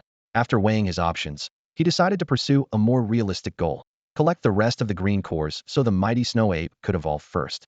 If he was lucky enough to trigger a critical breakthrough during the evolution, just as he had once done with the ice-bane serpent, the ape might leap straight to purple grade. With a purple grade beast at his side, life at Cardmaster University would be a breeze. All right, I'll take it. I can't afford 100 at once, but buying one will at least let me see what a blue grade beast core looks like. The man in the black robe curled his lips into an eerie smile and slowly drew an antique-looking ebony box from his sleeve. The moment the lid lifted, a pale blue halo rippled out like water. Inside, a fist-sized spherical beast core hovered in midair, its surging energy making the air around it quiver. So this really is blue grade, Duan E thought, momentarily entranced as he reached for it. Snap! The lid slammed shut. Raising a hand, the robed man rasped, "Payment first." "Right, I got carried away." Duan E chuckled and tapped rapidly on his terminal. 300,000 star coins transferred instantly. Once the funds landed, the vendor relaxed and handed over the box. Duan E stowed the core and continued deeper among the stalls. In less than 15 minutes, he had combed through every booth in Sector 2. Besides picking up more than 20 green-grade beast cores, he casually stocked up on monster ration pellets, concentrated balls of mixed beast meat that fill the belly and sharpen the mind. Irresistible to most creatures and a staple for spirit card users. Useful as they are, pellets can't replace genuine beast flesh or spirit-rich plants for long, or the creature's physiques will suffer. He still needed roughly 30 more green cores, but he wasn't worried. If the small vendors didn't have them, the larger counters in the mall certainly would, albeit at a steeper price. With that in mind, he headed straight to Sector 3. Sector 3 specialized in spirit cards for assorted beasts, and even advertised unsealed live specimens. To Duan E, though, their aptitude was mediocre, mostly white or green grade, with the occasional blue nowhere near the potential of the mighty snow ape he already owned. After a cursory glance, he decided to move on. He still had plenty of time before he was due to leave the market. A glance at his watch showed it was just afternoon, so he walked straight out of the Hue food trading market. The moment he stepped onto the street, a faint sense of being watched made his brow crease. His eyes flickered and he casually slipped into a quiet side alley, his footsteps echoing on damp stone. The alley was deep and deserted. Leaning against the gray wall, he spoke calmly. "You've tailed me all the way out here. Did you really think I wouldn't notice? There's no one around. Why not come out and talk?" At the mouth of the alley, a mist-like shadow solidified into a lean man. He applauded lightly and chuckled. Well, you actually sensed me. Your cultivation must be decent. I always thought rich heirs were nothing but pampered fools, but it seems I misjudged you." A figure suddenly stepped out of the darkness of the alley and blocked Duan E's path. Moisture seeped from the narrow, clammy cracks in the walls, and a weak street lamp swayed in the wind. The stranger wore a floor-length cloak that hid his head and face, yet his breathing was loud and clear at such close range. From the shape of the body and the voice, Duan E instantly recognized the man as the vendor who had sold him a blue-grade beast core at the market earlier that day. "We don't seem to have any quarrel. Are you here for something?" he asked in a lowered voice, calm but wary. The cloaked man let out a contemptuous laugh, the chill of it echoing down the alley. "No grudge, no business. I followed you for one reason: I'm going to kill you." A kid waving around that much cash, buying rare evolution materials in broad daylight, and you still don't know what it means to stay low-key? Fine, I'll teach you. Next life, remember, don't flaunt your wealth. Ha. So you're after my money and my life? Duan E kept his tone even, almost devoid of surprise. There were plenty of people at the market richer than I am. Why not go after them? Idiot. The cloaked man scoffed again. Those rich brats all travel with at least a silver rank cardmaster. I'm not throwing my life away. You're alone, weak, the perfect target. A faint smile tugged at Duan E's lips. You're that sure you can kill me? Look at you, still a student, no reputation, probably bronze 1-star at best. I'm a silver 2-star cardmaster. Crushing you is easier than stepping on an ant. The man's cloak snapped in the night wind as he spoke with disdain. Is that so? Humph. Duan E flicked his arm, and a spirit card glowing with deep blue light appeared in his palm. In a flash, an icefang viper sprang out, bearing icy fangs that glinted under the street lamp, hissing sharply at the cloaked man. The man raised an eyebrow. Icefang viper? Stronger than the average green-grade beast, but still green-grade. In front of a silver rank, it's nothing but a lamb for slaughter. Spreading his fingers, he released a burst of blinding blue light. A wolf-shaped beast, jet black and wreathed in green ghost fire, leapt forth, its shadow splitting into afterimages before its claws scraped the pavement. Beast name, Phantom Wolf. Grade blue. Race element, Ghost Tribe Fire. Abilities, Ghost Fire Jet, Ghost Fire Vortex, Phantom Claw. Status, healthy. Evolution paths, 2. A system panel flashed before Duan E's eyes, laying out every detail, and a memory of a recent wanted bulletin on TV resurfaced in his mind. So you're the murderer who's been terrorizing Yaoguang City, he said, his voice now frigid. Ah, you follow the news. The cloaked man licked his lips, ghost fire dancing beneath his mask. Good. That means you know who you're dealing with. Hand over the money and the treasures, and maybe it'll make your death quick, no pain at all. The man's cold smile lingered in the shadows. Scum like this shows up in every world and every age, and the black-cloaked man in front of him was a prime example. For days earlier, after finishing his cultivation, Duan E turned on the TV and caught an emergency bulletin. A wanted murderer had appeared in Yawang City. The screen kept repeating the detail. She was a silver 2-star spirit card master who carried a ghost-type beast called the Ghost Shadow Wolf. Duan E memorized every word. Who would have thought that after days of unsuccessful government searches, he would bump into the fugitive himself, in broad daylight, at the mouth of an alley? Talk about rotten luck. The man in black swept his gaze over him and sneered. What's wrong? Too scared to speak? Planning an escape? Don't bother. Every prey I mark ends up dead and you're no exception. Now die. Before the last word faded, the Ghost Shadow Wolf lunged. Its inky silhouette tore through the air, twin claws wrapped in ghostly green flames raking toward Duan E. The robed man laughed. Relax. My wolf is fast and hits hard. You won't feel pain for long. As the claws closed in, Duan E's eyes hardened to ice. Frost Venom Serpent, Ice Seal. He commanded. From behind, the Frost Venom Serpent spat a burst of freezing mist. The alley temperature plunged. Walls and pavement glazed over with frost in an instant. The sudden chill made the wolf falter for a split second. Duan E seized the opening. Now cryo beam. A blue beam blasted out and slammed into the wolf's chest, hurling it several meters back. The man in black blanched. Impossible. A low-grade green beast wounded my Ghost Shadow Wolf. What's with this kid? Murderous light flared in his eyes. Fine, I underestimated you. But do you really think one Frost Venom Serpent can beat my wolf? Don't forget I'm a silver rank spirit card master. You forced me to show my true power. Try not to wet yourself. A violent surge of spirit energy exploded outward, whipping up a gale that shoved Duan E back several steps. At the same time, the Ghost Shadow Wolf rose, completely unscathed, its aura swelling by the second. Even the Icefang Viper, usually radiating confidence, grew tense. So this is the power of a silver tier card master. No wonder people say that even with a common grade beast, a silver can easily suppress a bronze whose creature is rare grade. The stark gap in strength wiped the smile from Duan E's face. A surge of emerald ghost fire erupted from the phantom wolf, and the scorching blast instantly melted the ice lining the alley. Spectral flame burst.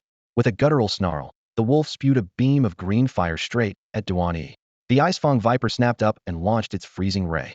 Frost and hellfire collided midair, blue light and green flame tearing at each other. Yet Duan E was still a step behind the man in black. Though both beasts were blue-grade, the Viper was overpowered, flung aside by the blast, its scales scorched black. It was the first wound it had taken since evolving. Well, you blocked that? The cloaked man sneered, lifting his hand. Then try this spectral vortex. Ghost fire exploded along the wolf's spine, churning into a massive green whirlpool that bore down on them. Duan E's gaze turned icy. A card flashed sapphire in his grip. Gravity field activate.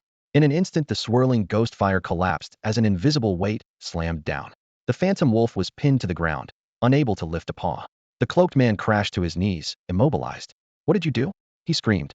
Not done yet. Gravity squeeze. The pressure doubled. Bones cracked in the wolf's frame, drawing a howl of agony. Veins bulged on the cloaked man's forehead as sweat and terror streamed down his face. An environmental card that controls gravity? Impossible. He rasped. Never seeing it doesn't mean it doesn't exist, Duan E said coldly. You've killed enough people. Now pay the price. Gravity release. Icefang Viper, finish them. The weight vanished. The Viper's eyes flared with murderous light as its massive body longed. Frost-rimmed fangs descended on the wolf and its master. The cloaked man struggled, but the lingering force held him fast. He could only watch the maw close around him. Moments later the alley held two corpses, the phantom wolf frozen into a block of ice and a robed man already turning purple. Icefang Viper, smash that beast, Duan E ordered calmly. Deprived of its master, the wolf's energy dissipated. One sweep of the Viper's tail shattered the ice statue into glittering shards. Duan E knelt, deftly pried the blue-grade core from the remains, then turned and strode away without a backward glance. Move out, all of you. The man barked. A resident just reported a surge of powerful spiritual energy and the sound of beasts fighting near the Huefu trade market. That murderer we've been after is often spotted in the area. If he kills one more innocent person, the whole city will panic. We can't let him strike again double time. The speaker was Lei Zhenghao, a crew-cut officer in a dark green combat uniform that glinted beneath the streetlights. He commanded the 1st Guard Squad of Yawang City and carried the presence of a silver 4-star spirit card master. At his signal, 5 or 6 regular officers, almost all silver 1-star, snapped into formation, boots hammering the pavement in crisp rhythm. Lei Zhenghao shot toward the narrow alley where the energy spike originated, leaving only an afterimage. By then, the real participant, Duan E, had long gone, and the alley held nothing but the marks of battle. 3 minutes later, Lei's team sealed every exit and rooftop. What greeted them was a floor strewn with shattered beast remains and the contorted corpse of a man in a black robe. Captain Lei, these fragments belong to a blue-tier ghost type, Biasta Ghost Shadow Wolf. One officer knelt, running a finger across the bone shards. The chill still lingered. There's heavy frost on the walls. The killer controls both ice and poison beasts, and anyone who can take down a ghost shadow wolf has to be at least silver tier. Another officer pulled back the dead man's hood and spoke in a low voice. Snake venom destroyed his brain nerves. Judging by the look on his face, he died in absolute terror. Black-gray robes, ice burns, poisonous corrosion. The clues made Lei Jinghao's heart clench. He strode forward, lifted the corpse's sleeve, and found a charred lightning scar. His pupils narrowed. No need for further confirmation, he said quietly. Ghost shadow wolf, black-gray robe, lightning scar on the arm. This is the fugitive Jiang Wei. What? That butcher is dead? Gasps erupted behind him. We've hunted him for months, and he just dies in an alley? Which powerhouse did this? Whoever can one-shot Jiang Wei must be terrifying, someone whispered, half awed, half thrilled. Yaoguang City can finally breathe easy. Too bad we don't know who did it. No bonus money, another muttered, the complaint almost comical in the biting wind. Lei Jinghao allowed himself a single breath of relief. Then the captain's expression hardened. His eyes swept the alleyway, sharp as a blade. No, he said. We have to find the spirit card master who killed Jiang Wei. If Jiang Wei had simply provoked a master and been killed in the counterattack, that would have been his own doing. But if he had run into some other villain and been double-crossed, the situation could be far worse. The captain's words made the officers, who had just begun to relax, tense up again. They all nodded in agreement. All right, 2 of you stay and secure the scene.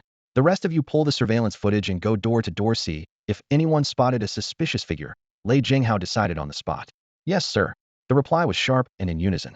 2 officers remained while the others fanned out, their footsteps echoing through the quiet alley. Lei Jinghao didn't leave. He paced the narrow corridor a few more times. The alley walls were nearly unscathed, marked only by occasional patches of frost and scorch.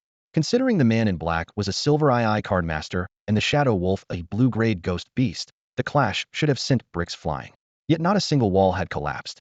The corpses told an even clearer story. The shadow wolf had been frozen solid and then smashed, the shards scattered like pieces of a creature torn apart. The man in black had died from a potent toxin.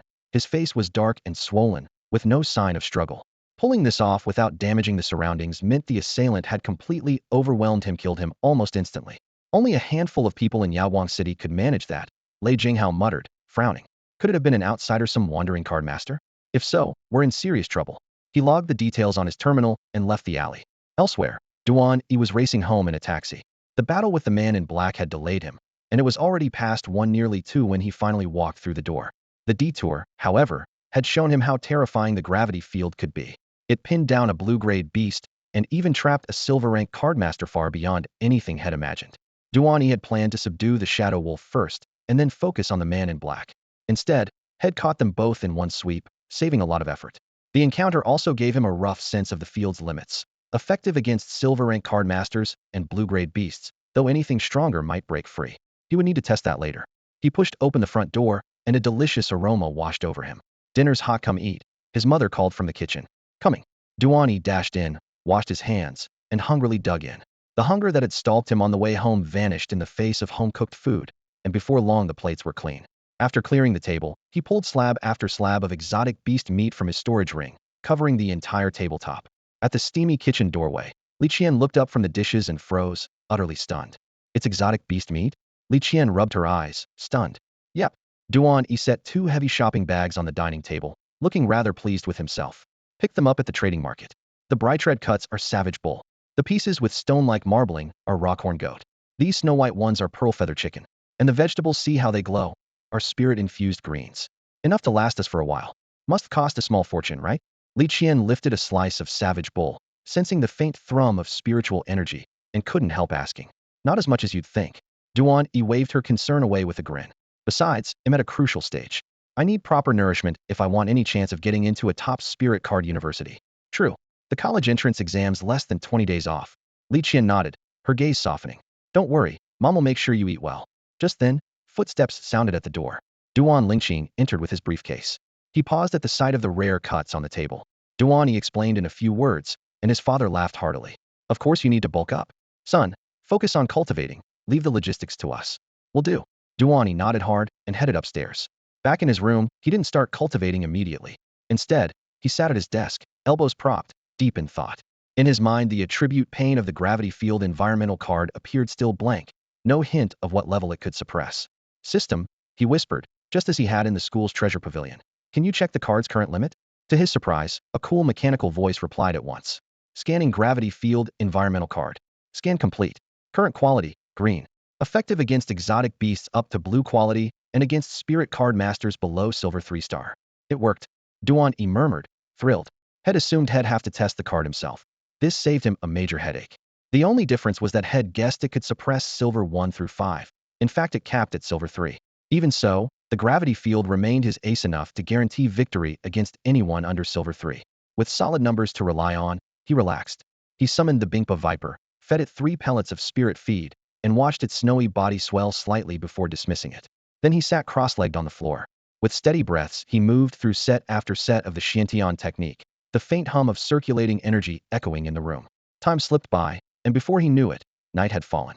Because Duan E had come back with a mountain of exotic beast meat, dinner that night could only be hot pot. Li Qian sliced the crimson-streaked meat into paper-thin ribbons, rinsed the emerald-green spirit vegetables until they gleamed, and arranged everything in neat piles that covered the entire round table. In the center, a bronze pot bubbled away, its spicy, herb-laced broth sending fragrant steam up the stairwell and straight into Duan E's room. He had just finished practicing Xiantian arts and stepped out of a hot shower, water still dripping from his hair. The aroma reached him first. Barely bothering to fasten his shirt, he bolted downstairs, eyes shining like an eager cub. That smells amazing. I spent the whole afternoon wondering how to use all this meat, Li Qian said, handing him a dry towel. Hot pot seemed perfected, keeps the meat's spiritual energy intact. What do you think, E? Best idea ever. He nodded vigorously. Duan Lingqing, sitting nearby, could hardly contain his excitement. Exotic beast meat wasn't exactly a staple ingredient. The moment he took his seat, his gaze locked onto the rolling broth. Looks ready to dig in. Li Qian dropped the first batch of meat and vegetables into the pot. Minutes later, savory steam billowed upward. She motioned with her chopsticks. Go ahead, son. All 3 dove in at once. The meat was tender yet resilient, unleashing bursts of energy with every bite, and no one wanted to put their chopsticks down. They ate with abandon for nearly 3 hours, during which Duan E even shared a few drinks with his father. By the 3rd round, both faces were flushed. Swirling the contents of his cup, Duan Lingqing clapped his son on the shoulder. My boy's a prodigy. Top of Yawang number 3 highs rankings. Me coworkers are going to turn green with envy. Remember my old boss? His kid's only 15th at number 2 high, yet he brags nonstop. Can he compare with you? Not a chance. You're a shoo-in for a top spirit card university. The alcohol made his voice louder by the minute. Li Qian steadied him.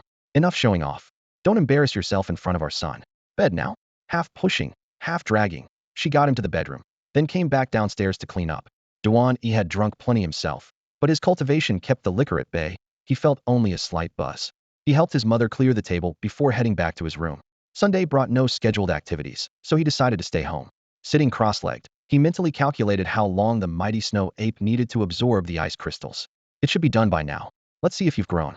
A thought summoned the beast. The silver-white ape landed with a thud, and Duan E froze, rubbing his eyes in disbelief. The little fellow that used to reach only his chest now stood almost eye-to-eye with him, muscles more defined, fur sparkling like fresh snow. No way, just 2 ice crystals, and you grew this much? He exclaimed. The reason Duan E was so stunned was that the baby mighty snow ape, once barely 30 centimeters tall, now stood well over a meter, almost 2.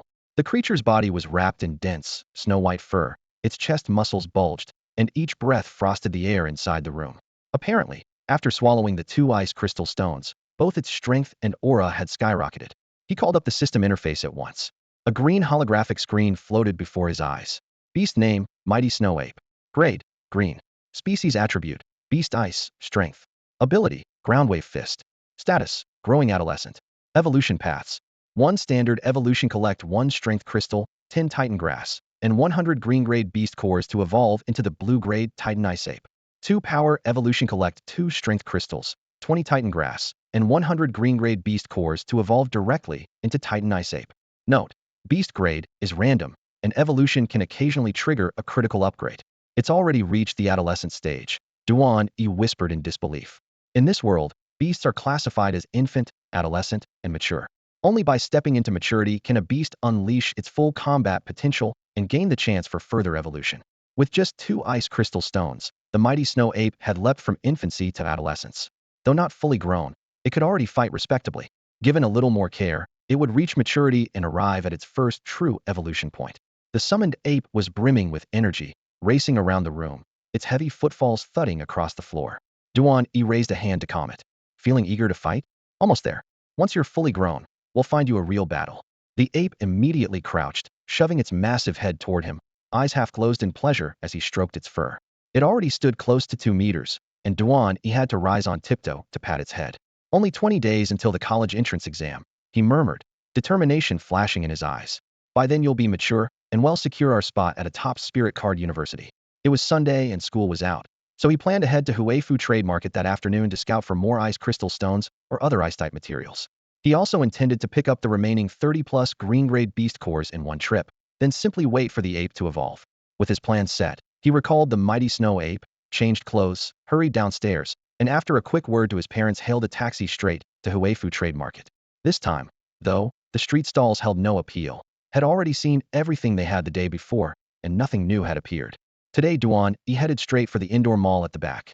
The prices were a little higher, but the selection was much broader. He could pick up the 30-odd green-grade beast cores he still needed, and maybe even find some ice crystal Oregon. Deeper inside the Huifu Trade Market stood the mall itself, a 3-story structure that dominated the hall. Its layout mirrored the open-air stall area outside, yet was far more orderly. 1. Ground floor. Shelves were packed with fresh or specially cured exotic meat, and the air was thick with the lingering aroma of roasted fat. 2. Second floor. Every conceivable beast-related material, potion, and accessory was on display. 3. Third floor. The biggest draw was the array of beast spirit cards, weapon cards, and the occasional rare oddity, each counter-staffed by a hooded appraiser waiting for buyers. What truly caught Duan E's eye, however, wasn't the merchandise but the massive stage set up in the center of the first floor. Bathed in spotlights and surrounded by crowd barriers, it gleamed like polished steel while security guards patrolled around it, giving the entire setup the air of a professional arena. Looks lively. We'll take a look first, he thought. His shopping could wait. If anything ran out, the vendors would restock soon enough, so he decided to join the crowd. Bang! Dust burst from the wooden platform as the challenger hit the ground. The flashy host raised a voice-amplifying crystal and shouted above the clamor. Ah, what a shame. This young man has failed the challenge. Any other card masters willing to step up? Remember, only card masters below silver rank may enter. Defeat the arena holder, and you'll walk away with a fantastic grand prize. Silence spread beneath the stage. The spectators exchanged uneasy glances, yet no one moved. No one can win under these rules, someone muttered. The Silver-Helm Beast is a rare steel type with a wind affinity. Its card may only be green grade, but the card master running it is bronze 5-star. How are the rest of us under silver rank supposed to beat that? And they still haven't said what the grand prize is, another whispered. If we risk everything and only get a couple of low-tier potions, we're getting robbed. It's just a gimmick to lure people in. Let's check the outside stalls, a third voice suggested. The crowd began to thin. With the constant flow of visitors in the Huifu Trade Market, departing spectators were quickly replaced by newcomers drawn by the noise, keeping the scene lively yet cautious. From the chatter and the host's announcements, Duan E pieced together the rules. Defeat the burly defender and claim a mystery prize. The reward remained undisclosed, and the defender was no pushover, so the whole affair felt like bait. Had the Silver-Helm Beast's performance not intrigued him, he would have left as well. It's only a Silver-Helm Beast. You're all scared for nothing. A confident voice rang out from the crowd. Before the words had faded, a handsome young man strode onto the platform. A spotless white shirt and pale blue jeans emphasized his long legs, and his 6-foot frame seemed to cut a beam of light right into the center of the stage. He had taken only a few steps when cries of recognition erupted from the audience clearly. This man was already well known in Yaoguang City. Someone just went up. That guy looks really familiar. Yeah, I swear I've seen him somewhere. A few young spectators leaned together, whispering. The white-robed teenager strode onto the stage, head held high and eyes calm, as if victory was already his. One onlooker glanced around and shouted, "Does anyone here know him? You don't recognize him?" Someone answered at once. "He's from Yaoguang First High. He's ranked 4th on the school's Hall of Fame. Don't let his age fool you, he's already bronze 3-star, and he's got a powerful beast from the Ghost Clan. It's only green grade, but stronger than most greens." Another classmate chimed in, "Right. I'm in the same class. His strength is scary. Even though he's 4th, he's not far behind the top 3. A burly man snorted. "So what? Still just bronze 3-star, isn't he? The guy on stage is bronze 5-star and partnered with a rare breed beast. He'll be cannon fodder. 5 rounds at most, and he's down." Stronger challengers got flattened earlier. What chance does a student have? Up on the platform, the muscular contender had no patience for small talk. "Enough," he called. "Summon your beast. If you can beat my Silver-Helm Beast, it'll give you a generous reward." With that, he issued a silent command. The silver-helmed beast stepped forward, a humanoid creature clad in silver armor, muscles bulging, a massive iron sword in its grip. Its cold gaze locked onto the white-robed youth. Beast name Silver-helmed Beast. Grade green. Species element steel creature wind. Abilities iron body, wind cleaving slash. Status calm, healthy. Evolution paths 2. A steel creature, its defense really is insane. Duan E muttered from the corner of the stands, reading the system panel. With that guy's bronze 5-star level, no wonder no one under silver can shake him. The white-robed teenager let out a soft snort. A steel creature? You think that makes you invincible? He'll show you your place. He flicked his wrist. Pale blue light flashed, and a spirit card appeared in his palm before dissolving into a jet-black shadow. The shadow wraith descended onto the arena. Look, a shadow wraith. Someone gasped. That's a Ghost Clan beast too, and it's wind-aligned. Its speed is crazy. Against a slow silver helm, that's a real edge. No wonder the kid's so confident. Another person swallowed. He might actually win. If he does, we'll finally see what that generous reward is. Even the doubters in the crowd couldn't help but cry out in excitement. The white-clad teenager was a campus celebrity at Yaoguang No. 1 High, and the students in the stands began chanting his name. Banners swayed overhead, voices rising and falling. Go Yaofeng! Go Yaofeng! The roar rolled through the gym like a heat wave. Duan E stood in a corner, eyes locked on the ring. When he saw the beast the teenager had summoned, a shadow fiend, his pupils tightened. The very night had received the system, a wild shadow fiend had attacked him. Without the guard squad's timely arrival, he would have been dead. Shadow fiends are quick, but that doesn't mean they can pierce a silver-helmed beast's armor, he muttered, clenching his fists. The creature's metal plating was nearly indestructible, and its wind element boost kept its speed competitive. At the referee's signal, the battle erupted. 1. The shadow fiend opened with demon mist, a surge of black fog that swallowed half the arena. 2. Its ghostly heritage let it vanish into the darkness, reappearing as a slicing whirlwind. 3. Wind shadow claws slashed again and again at the silver-helmed beast's helmet and breastplate, sparks flying. Yet the silver-helmed beast stood firm. Though the armor was scored, nothing broke. The fiend's blows fell like rain, but the bulky beast hadn't found an opening to strike back. In the stands, whispers spread. That defense is insane. The fiend's been hacking away and hasn't even scratched it. Across the ring, the burly man piloting the silver-helmed beast stayed calm. He raised a fist and said quietly, "You're fast, but steel's another story. Come back when you know how to break armor." The beast's eyes flashed. It lifted its massive iron sword, earth and light flooding the blade. Sensing the faintest ripple in the fog, it swung. Boom. The slash tore the mist apart. The shadow fiend shrieked and was hurled over the ring's railing, a bone-deep gash splitting its dark flesh, black blood gushing. The arena fell silent. It one-shot the fiend. Without a silver rank card master, a blue-grade beast doesn't stand a chance. The crowd erupted, complaints echoing everywhere. They let someone field a monster like that, but won't allow high ranks to join? Ridiculous. Seats emptied in clumps. On the floor, the white-clad teenager went pale. Remembering his bold words, he felt a wave of shame. He recalled the shadow fiend into its card and hurried off, head down. The students who had cheered for him fell silent, many leaving in disappointment. The host returned to the stage, restating the rules and hyping up the prizes, slowly drawing another wave of spectators. After a string of failed challenges, the crowd's enthusiasm evaporated, and the once boisterous area in front of the stage fell silent, the chatter fading as if someone had flipped a switch. The host had no choice but to step back onto the stage, clutch the microphone, and say in the most upbeat tone he could manage, "You may be wondering why we've kept the final prize under wraps for so long, but I can assure you it will appeal to almost everyone here, especially those of you in your final year of high school and about to sit for the college entrance exams." He hoped his teaser would reignite their excitement, but the audience remained listless, muttering among themselves. They set up an impossible challenge, but won't say what the reward is. Why volunteer to get beaten up? Exactly. If the prize were really that tempting, people would be lining up. What's the point of all this secrecy? Why not relax the rules and let spirit card masters below the silver level take part? At least then someone might give it a shot.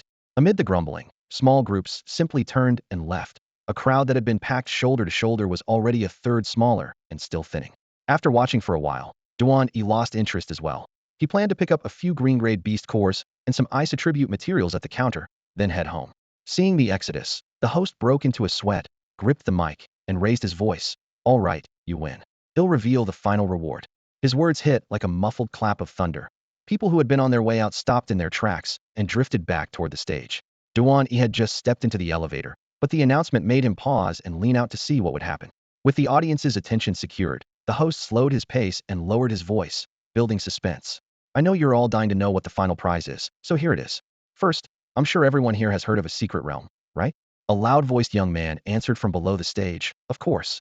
It's like a spatial rift that's been fully explored and then relocated by a powerful beast with space-time attributes. It becomes a private domain. Exactly. The host nodded with a smile. Yawang City has 4 known secret realms. Number 1, Number 2, and Number 3 Yawang High each control one, and the last belongs to the Huifu group. The final prize of today's event is tied to that 4th realm. He leaned forward with the microphone and went on. There are fewer than 20 days left before the annual college entrance exam. To give students from Yawang City a better shot at elite universities, and to help you shine once you get there, the Huifu group has decided to open its secret realm to the public 7 days from now. The crowd's eyes lit up, the murmuring replaced by hushed exclamations. The host quickly added the final restriction. Since the realm is under Huifu's control, we can't allow just anyone inside. This opening is limited to current 12th graders, and your cultivation must be below the silver level. Only students who meet both conditions will be allowed to enter. The secret realm belongs exclusively to Huifu group, so access was never going to be wide open. The original plan allowed only 10 entrants, and invitations went solely to a few prominent families in Yawang City. The roster had already been finalized and outsiders had no way to intervene, but fearing that talented youngsters might be hiding in ordinary homes, Huifu group suddenly added 2 more slots. Anyone who could defeat the brawny gatekeeper on site would earn a key to the realm.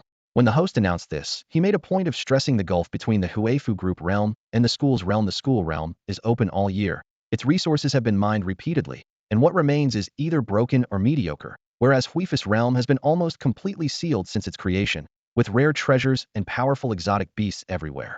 Even better, anything a challenger brings out, whether treasure or sealed beast, belongs entirely to that individual. The corporation will not reclaim a single item. The square exploded before the announcement had even finished. Many people had treated the event as a marketing stunt, but once they realized the prize was entry to a private realm, their enthusiasm caught fire. The area was packed with 12th grade students at a critical crossroads of school selection and advancement, and the words private realm made their eyes blaze. Yawang City has only a handful of true powerhouse clans, and most students had never imagined Huifu group would open its realm, having heard only rumors of its treasures and rare beasts. Now that the chance was right in front of them, no one wanted to miss it. Alongside the students stood many accompanying parents. Their cultivation generally surpassed their children's, and because they also fell under the below silver rank limit, they were just as eager to try their luck for their kids' future. A long queue quickly formed in front of the challenge ring, and contenders charged the gatekeeper one after another. The exotic beast beside the gatekeeper was a living machine of steel, its shell traced with metallic veins that glinted coldly in the sun. Attack after attack, flames, lightning, claws, fangs slammed into it. Yet not even a scratch appeared on that iron hide. The prolonged assault failed to wear it down. Instead, its momentum only grew. Its defensive talent was so high that breaking its armor was little more than wishful thinking for ordinary beasts. The more challengers stepped forward, the more relaxed the host became. After all, the 2 spots had to be awarded eventually, and it would be truly awkward if no one could pass. In a corner, Duan E finished listening to the rules and froze. Seriously, opportunities like this actually exist? He muttered. Fixing his gaze on the armored beast in the arena, he curled his lips. It's just a steel creature, watch me drop it. Head had zero interest in the event at first, but the treasure-laden realm left him no choice but to act. The rules barred silver-rank spirit card masters from competing, and at bronze 1 star, Duan E fit perfectly. More importantly, he held a trump card that Isoul Viper under his command had recently evolved to blue quality, a grade normally handled only by silver-rank card masters, giving him a decisive edge. Although the Silver Helm beast ranked among the strongest green-grade creatures, it was still only green-grade. For the Frostbite Serpent, which had already reached blue-grade, defeating it should be easy. After weighing his chances, Duan E walked straight to the registration table and joined the winding queue. While he waited, the Silver Helm beast kept mowing down opponents. Each time a challenger entered, the burly handler glanced at the summoned creature, lowered his eyes again, and let the inevitable unfold. The beast finished every fight in a flash, drawing waves of shocked cries from the crowd, yet no one could shake it. When a capable challenger finally appeared, he summoned a green-grade rockkin beast. Its defenses were impressive, but still weaker than the Silverhelm beast's near-perfect steel shell. Normally the rockkin could draw power from nearby earth and stone, but the hard dueling platform offered neither, and its summoner had brought no environmental cards. The match ended almost instantly. As the bout closed, the handler raised his hand, and the Silverhelm beast trotted back to his side. He leisurely tossed it a glossy pill. After crunching it, the creature's metallic hide gleamed even colder. The clash with the rockkin had cost it some energy, and its master preferred a quick recovery to keep the winning streak alive. Battles rumbled on amid cheers. More than half an hour later, Duan E's turn finally came. That thing's absurd. The prize will go unclaimed, someone muttered in the stands. Another student blinded by 2,000 points and an exclusive skill book. Hope the officials tweak the rules, or nobody's winning this. Through the babble, Duan E stepped onto the platform. The burly handler didn't even look up. Summon your beast. Spare me the talk. In his eyes, this bronze-tier teenager was no different from the others. Duan E smiled. Let's see whether that iron armor can withstand my frostbite serpent's chill. He slapped his spirit card. Hiss. The frostbite serpent burst into view, jade blue eyes flashing with frost. Sub-zero air swept across the arena. White mist rolled, and rime crept over the floor fast enough to watch. The chill even reached the first row of spectators, drawing involuntary shivers. Whoa, that serpent's cold is brutal. That aura feels blue-grade. But the summoner's only bronze 1. Must have mutated during evolution. Even so, it's still listed as green-grade. I doubt it lasts more than a few rounds. The chatter flared and died as eyes locked on the standoff. The silver-helmed beast's armor shone like polished steel. The frostbite serpent's scales glimmered an eerie blue. Iron and extreme cold were about to collide. The crowd's initial gasp soon faded. Most still believed Duan E had little chance of victory. But the burly man didn't see it that way. The moment the Bingpa Viper appeared, his entire expression shifted. The indifference on his face tightened into fierce concentration, tinged with unmistakable excitement. The spectators exploded at once. Look at him. The cold-faced guy's expression just changed. He's actually staring at that kid? My God, he hasn't looked like that since the event began. Could that boy really be that strong? He's only bronze 1. Even a Bingpa Viper shouldn't make him react like this. So weird. Confused voices rose and fell. Everyone focused on this sudden change in atmosphere. At last, someone with real ability, the burly man said, lifting his head. His deep voice carried a note of thrill. Kid, your Bingpa Viper is impressive. Don't disappoint me. Relax. I want. Duan E replied with a slight smile. Then let's begin. Inkue Beast, activate Iron Body. At his command, brown light flared across the Inkue Beast's hide. Heavy steel plates gleamed, as if the creature had donned a brand new suit of armor. It looked utterly unbreakable. Bingpa Viper, Ice Seal. Duan E acted without hesitation.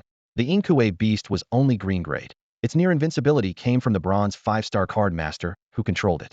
The Bingpa Viper, however, was blue grade and already superior. If the burly man had reached silver, even silver 1, the Inkue Beast's power would have soared and victory would be much harder. But the tournament wasn't meant to be unwinnable, and Duan E seized his chance. A surge of frigid mist burst from the Bingpa Viper's jaws, glowing cobalt blue. In an instant, the confident Inkue Beast was encased in thick frost, turned into an icy statue. No way.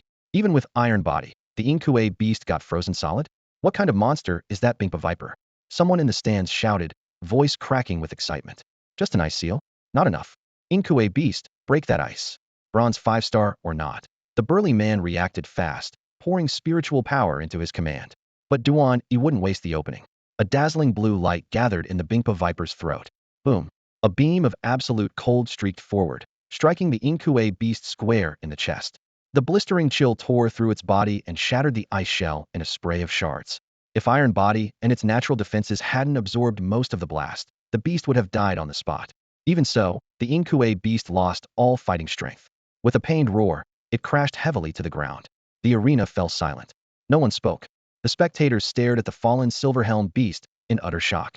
Some of them had been watching since early morning and had seen the creature dominate the arena, wiping out ghost-clan beasts, rock-clan beasts, and other rare species in an instant.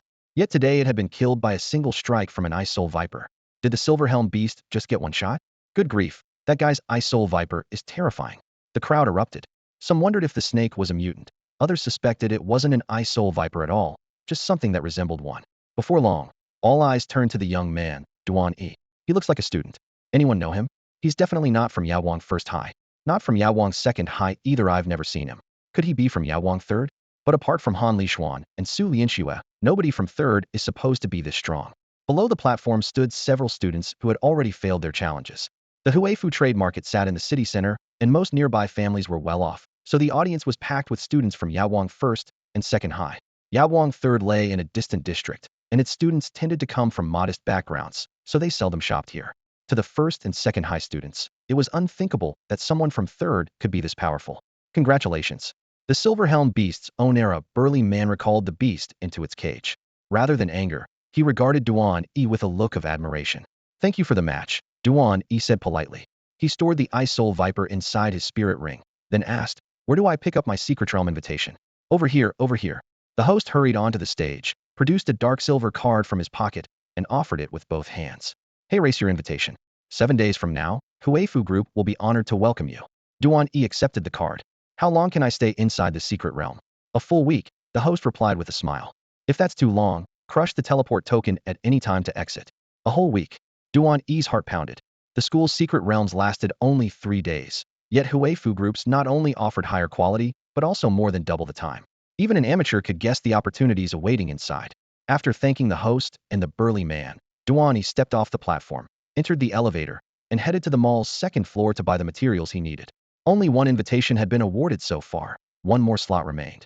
When the crowd saw Duan E receive the secret realm invitation, their eyes lit up with desire. Most of them had thought the challenge was almost impossible, but now they had witnessed success with their own eyes, and the host's promise suddenly felt attainable. Defeat the burly handler once more, and the last slot would be yours. Feeling tempted? The MC boomed into the microphone, trying to reignite the hype. The moment they learned they would still have to face the same muscular man, the crowd began to stir.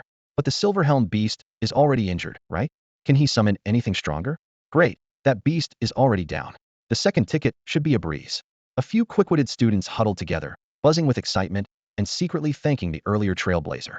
Yet just as hope was taking root, reality delivered a cruel blow. Under everyone's gaze, the brawny man calmly raised his summoner again, and an identical, vigorous silver-helmed beast leapt into the arena. Its razor-edged armor glinted coldly, crushing any lingering wishful thinking. A second one. Disappointment and dread washed over the spectators, turning their chatter into muted sighs. After all, the reward was a coveted pass to the secret realm. The organizers were never going to let anyone game the system. Even so, Duan E's victory was right there for all to see, and many still clenched their teeth and signed up, making the arena buzz once more. Meanwhile, Duan E had left the challenge area and stepped into a beast core boutique on the mall's second floor. The shelves were neatly arranged, but they stocked only blue-grade cores and below. Anything higher purple, orange, and so on was nowhere in sight. Even the few blue cores they did have were outrageously priced, almost 400,000 blue star credits each, far more than what Duan E had paid the hooded man. Remembering that the stranger had been trying to curry favor, he nodded in understanding. Given his current funds, stocking up on blue cores was still a fantasy. His priority was gathering all the green-grade evolution materials for the mighty snow ape. Green cores cost about 60,000 apiece at street stalls and a little over 70,000 in the mall. Without hesitation, Duan E grabbed more than 30 in one go, completing the ape's material list. At checkout, the bill shot past 7 million, cutting nearly a third from his original 20 million budget. After stowing the cores, he continued down the second-floor corridor in search of ice element supplies. Before long, he spotted a sizable exotic beast emporium, its wall emblazoned with the slogan, "Everything you need." Duan E walked in and asked around. Sure enough, the store had exactly 3 ice crystal stones in stock. They were painfully expensive, 500,000 each, so the 3 egg-sized, deep blue stones set him back another 1.5 million. Of course, 3 ice crystal stones alone might not be enough, so he kept browsing. Species: Ice Affinity Spirit Herb. Name: Ice Luster Grass. Grade: Green. Description: this plant grows only near lairs of blue-grade or higher ice beasts. When an ice-type creature eats it, the herb boosts its frost attacks and can even trigger evolution. Hey, this ice luster grass looks pretty good. The moment the stats appeared, Duan E froze, his gaze locking onto the faintly blue, glowing sprig on the shelf. Boss, how much for this ice luster grass? He asked, cupping the herb so the light slipped through his fingers. 200,000 a stalk, the shopkeeper said at once, eyes full of hope. Honestly, hardly anyone buys it. Ice crystal or outperforms it. Tell you what, 3 for 500,000 best I can do. It wasn't a ripoff. Ice luster grass languished on the market. Everyone knew ice crystal or was the most straightforward way to evolve an ice beast. Only rich kids desperate for a quick damage boost would shell out 200 grand per stock. Most folks saved up and went straight for the ore. Better results, less hassle. Duan E thought differently. Ingested, the herb wasn't far behind the ore. Its real advantage was price. 3 stalks of ice luster grass plus 3 chunks of ice crystal or would let his mighty snow ape step solidly into adulthood. After a brief pause, he nodded, swiped his card, and walked out with 3 stalks. Outside, he flagged a taxi and headed home. The moment he stepped inside, he didn't even take off his coat. He summoned the mighty snow ape on the spot. The ape's fur was pure white, its shoulder muscles bulging as if it could unleash terrifying strength at any moment. Duan E tossed 3 ores and 3 stalks in front of it. With a thrilled growl, the ape swallowed all 6 items in one gulp. A fierce wave of cold burst inside its body. The surge of energy was too much to digest at once. The huge beast staggered, then curled up cross-legged and dropped into a deep sleep. Satisfied, Duan E recalled the ape into its spirit card and sat down to cultivate. With fewer than 20 days left before the college entrance trials, every minute mattered. Meanwhile, on the top floor of a downtown skyscraper in Yaoguang City, a middle-aged man stood by the floor-to-ceiling window, took a call, and chuckled. "Well, that's interesting. What is it, father?" asked the blonde girl beside him. She looked about 17, Duan E's age, her eyes bright and clear. He slipped the phone into his pocket, sounding amused. "Remember the challenge we set up in the mall? Someone finally beat the Silverhelm Beast, took it out in one hit." "What? One-shot the Silverhelm Beast?" she blurted. They had handpicked that guardian beast for the event. Beating it at all was tough. Dropping it in a single strike bordered on impossible. I didn't believe it either, but the facts are facts. Even crazier, the spirit card wielder was only bronze 1 star. Interest glinted in his eyes as he rubbed his chin. She muttered in disbelief. "That's unreal. Maybe the beast he used is just insanely strong? It can take down a steel creature in a single strike? That would put it at dire beast level." The blonde woman exclaimed, unable to hide her excitement. Reclining on a leather sofa, the middle-aged man shook his head, though his voice was certain. "No, it's just an icefang viper from the wild beast class. Still, reliable intel says this particular viper carries a blue-grade aura, so it's definitely mutated." "A blue-grade icefang viper? I've never heard of such a thing. Whoever tamed it, I need to meet him," she said, curiosity piqued. "Calm down. I've already sent people to look into the boy," the man replied. As he finished speaking, the phone on the table chimed. He swiped the screen, frowned slightly, and read aloud, "Duan E, bronze 1 star, ranked first on the Yaoguang number 3 high school power list." The news startled the man, and the blonde woman's eyes went wide. That can't be right. Wasn't Han Lishuan still at the top of the list? When did Duan E overtake him? She asked. "Yaoguang number 3 must have produced a remarkable student," the man said. "Defeating Han Chen's grandson with only a bronze 1 star cultivation interesting." He set the phone down gently, his curiosity about Duan E growing. "Han Lishuan reached bronze 3 stars 6 months ago. Even if he hasn't broken through since, he should be close to bronze 4 star by now. Duan E's still at 1 star. Called that icefang viper really be that strong?" The blonde woman grew more eager to see for herself. "Patience. We'll find out in 7 days," the man said with a light laugh. "All right. In that case, father, he'll be going." She bowed respectfully and took her leave. The man's gaze lingered on Duan E's file as his fingers tapped the tabletop, thoughts churning. Time flew by, and in the blink of an eye 7 days passed. Tomorrow, Huifu Group's secret realm would open. Duan E had already decided to ask his homeroom teacher, Deng Sun, for a week off. He expected it to be difficult, but Deng Sun nodded as soon as he spoke, as if prepared. 7 days? No problem. But first, get ready and head to the principal's office. "The principal's office again?" Duan E asked, puzzled. "Don't worry, it's about your leave," Deng Sun replied, his attitude toward Duan E now polite, even cordial. Fine, Duan E thought.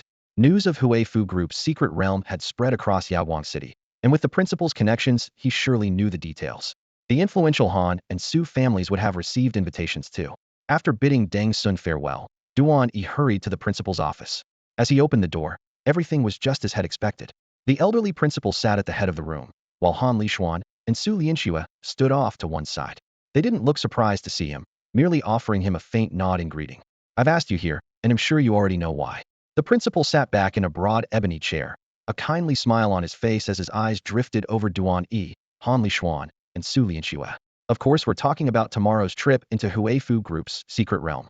Han Lishuan nodded eagerly, barely able to hide his excitement. The principal chuckled, then turned to Duan E with a hint of admiration in his voice. "It was only natural for the two of you to earn a spot, but you, Duan E, really surprised me. You managed to one-shot a Silverhelm Beast." The chairman of Huifu Group could hardly believe it and called several times to confirm. Duan E inclined his head modestly. "I was lucky. Steel-type beasts may be tough, but they aren't flawless. The Silverhelm Beast didn't know what my Iceborne Viper could do, so I froze it first. The chill seeped through its metal armor, then I finished it with a stronger frost beam. If it had realized the danger and broken free, taking it down in one blow would have been nearly impossible. Defeating a bronze 5-star opponent, while still bronze 1-star, required more than the Iceborne Viper's blue-grade advantage. It hinged on surprise." Han Lishuan and Su Lianxue listened, wide-eyed and full of admiration. "Excellent, truly excellent." The principal laughed heartily, even more pleased than before. His grandson's loss to such a talented, strategic student no longer felt unjust, and Duan E's performance had earned Yaoguang third high plenty of prestige. When the laughter faded, his expression turned grave. "I brought you here to warn you. Huifu Group's secret realm is nothing like the one at school. Ours began as an E-class rift. The strongest beasts were green grade, and the blue grades were cleared out long ago, so it's relatively safe. Huifu's realm comes from a class rift. There are far more green grade beasts, a lot of blue grades hiding in the shadows, and none of them have been cleared for students. It's dangerous. Some even say a brutal beast-level creature showed up there once. He lifted a hand, making sure they paid close attention. 12 seniors are going in, split into 2 teams, each led by a silver 3-star cardcaster. Even with silver rank escorts, they can't be everywhere at once if things go wrong. Stick together, avoid unnecessary risks, and come back in one piece. The 3 students standing before him were the pride of Yaoguang No. 3 High School, and the principal would do anything to keep them safe. His cloudy eyes moved from Han Lishuan to Duan E, then to Su Lianxue, softening with concern. If the Huifu group's secret realm did not truly hold a chance to change their destinies, he would never let them take such a risk, yet their futures depended on this journey. Don't worry, Grandpa. The 3 of us will be fine, Han Lishuan said, straightening his back, confidence ringing in his voice. Duan E and Su Lianxue echoed his resolve, showing not a trace of fear.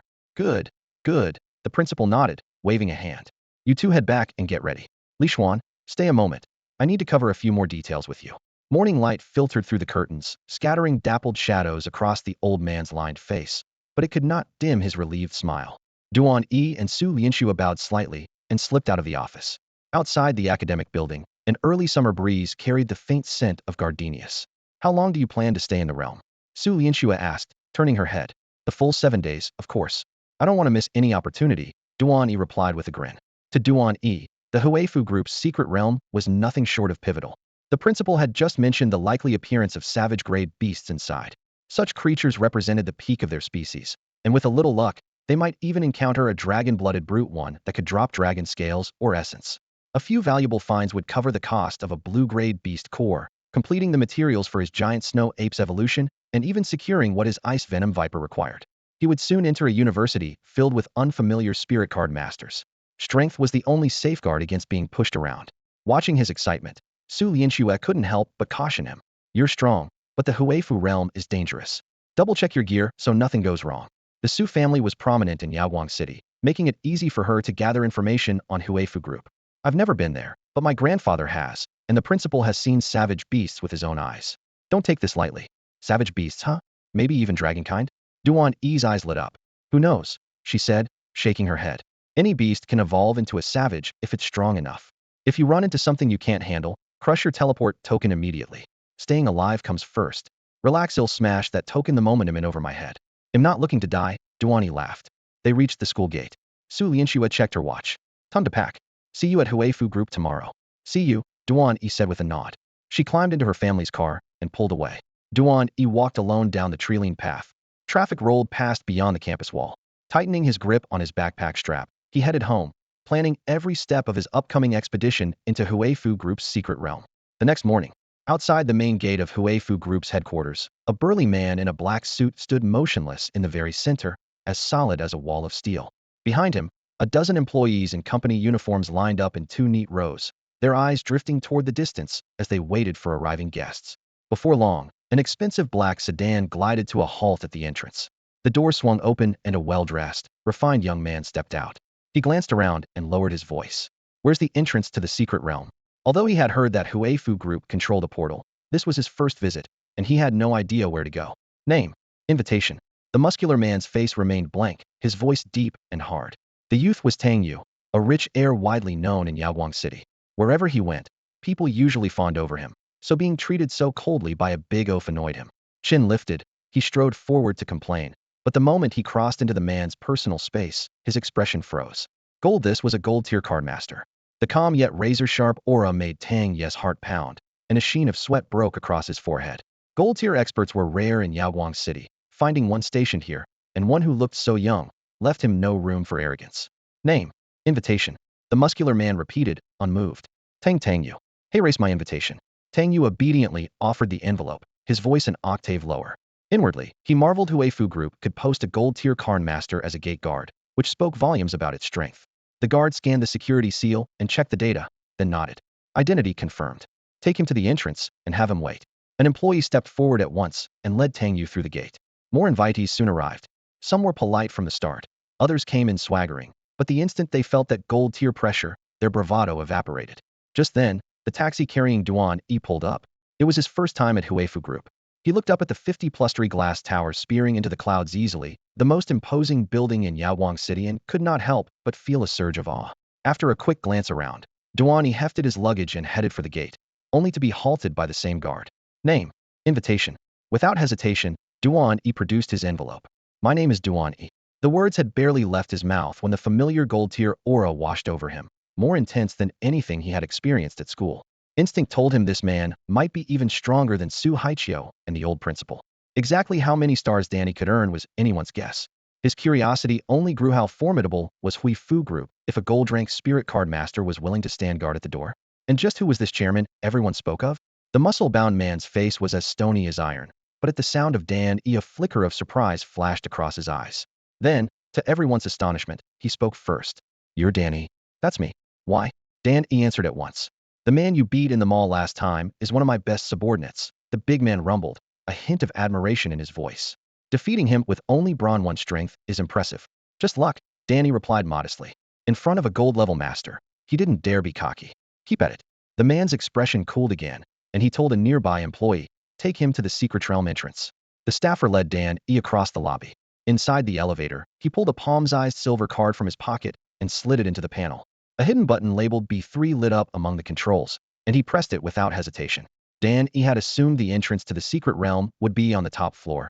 He hadn't expected it to be buried underground, or to require a special key. Clearly, Hui Fu Group guarded this place closely. Ordinary people would never glimpse it. Ding! The elevator stopped almost instantaneously at B3. When the doors parted, Dan E saw a teleportation array nearly 10 meters across. Silver blue lines pulsed along the floor, casting a soft glow over the room. Around it stood more than a dozen security guards in black uniforms, alloy stun batons at their hips, scanning the area with practiced vigilance. Near the array clustered 7 or 8 teenagers about Dan E's age, the other invitees. After delivering him, the employee returned to the elevator, which rose the moment its doors closed. Han Lishuan and Su Lianxue hadn't arrived yet, so Dan E strolled toward the array. His footsteps drew the students' eyes one by one.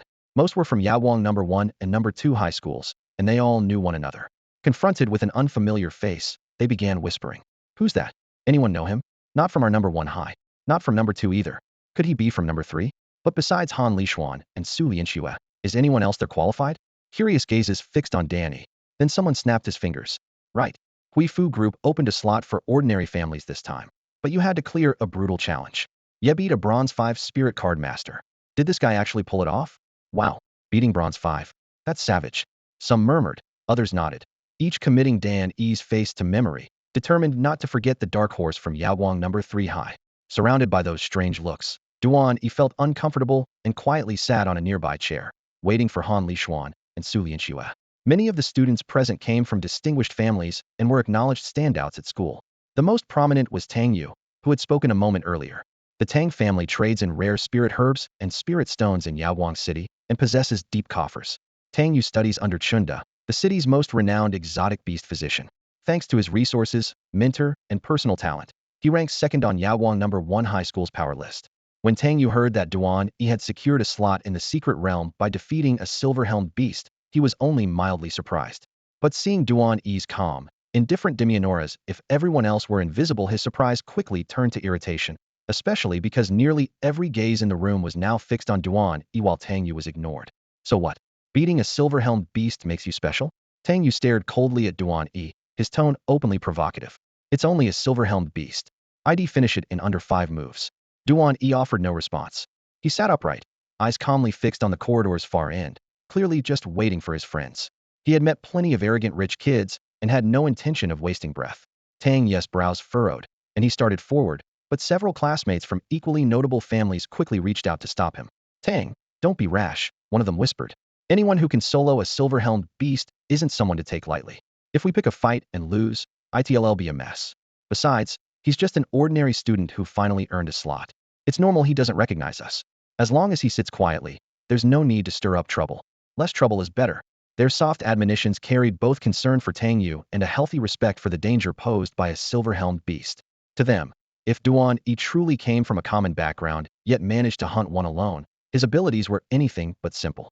Apart from the students, several adults stood at the entrance to the teleportation array. 2 of them stood out. Their restrained yet powerful auras churned like an undertow, clearly marking them as Silver Tier. They were the spirit card masters leading the expedition, both at Silver Tier 3. One of them, a middle-aged man in a yellow shirt, cleared his throat, his voice laced with authority. This is Hui Fu Group's private secret realm. It's not a place for arguments. Anyone who causes trouble gets thrown out and loses their slot. Tang Yes' expression darkened, but he snorted and stepped back. The Tang family carried weight in Yawang City, yet it was still no match for Huifu Group. And these two silver Tier 3 spirit card masters were not people to cross. Time slipped by in tense silence. A little more than 10 minutes later, Han Lixuan and Su Lianxue finally arrived. Although they attended Yawang Third High, their families wielded considerable influence in Yawang City, so the wealthy heirs all knew one another. When Duan E had entered the lobby earlier, it had been almost silent, but the moment Han Lixuan and Su Lianxue arrived, the other students flocked over, their greetings overlapping in a lively buzz. After a brief exchange of pleasantries, the pair headed straight for Duan E. Feeling nervous? Han Lixuan asked with a grin. A little, Duan E admitted, nodding. I've never set foot in a secret realm before. The system radar can scan the area, but everything will be unfamiliar, so it's impossible not to feel on edge. Same here, Han Lixuan said, giving his shoulder a reassuring pat. But relax. I heard the three of us will be placed on the same squad. We'll stick together and nothing will happen. Right. My grandpa said the three of us from Yawang Third will be grouped together, Su Lianxue added. The plan let Duan E breathe easier. Two more people would join them later. Yet exploring a secret realm with strangers could never rival teaming up with classmates whose strengths and habits he already knew. With Han Lixuan and Su Lianxue present, 11 students were now assembled, just one short of the full roster. No one was in a hurry. They simply waited in silence. The elevator chimed open and a middle-aged man in a perfectly tailored suit stepped out, leading a blonde girl. At once the staff and the two silver-tier card masters bowed in unison, and the students fell silent, respect filling their faces. Duan E didn't recognize the man, but judging from their reaction, he guessed this was the big boss of Huifu Group. Oddly, the man's aura showed almost no trace of spiritual power, as though he had never trained. Seeing Duan E's puzzled look, Su Lianxue leaned over and whispered, "That's the chairman of Huifu Group. The blonde girl is his daughter. She's incredibly strong and tops the wind and cloud ranking at Yawang First High." Duan E nodded, confirming his guess. "Sorry to keep you waiting," the man said at the entrance to the teleport array. His gray suit was pressed without a wrinkle, and his gaze swept kindly over the students. "Make your final preparations, and then enter the realm. I wish you all a safe return with plentiful rewards. Remember, safety first. Never leave your squad on your own. If you encounter danger, crush the emergency teleport token and you'll be pulled out." He gestured toward the card masters beside him. "We'll start dividing the teams. When your name is called, stand by the instructor on the right. If it isn't, take your place on the left."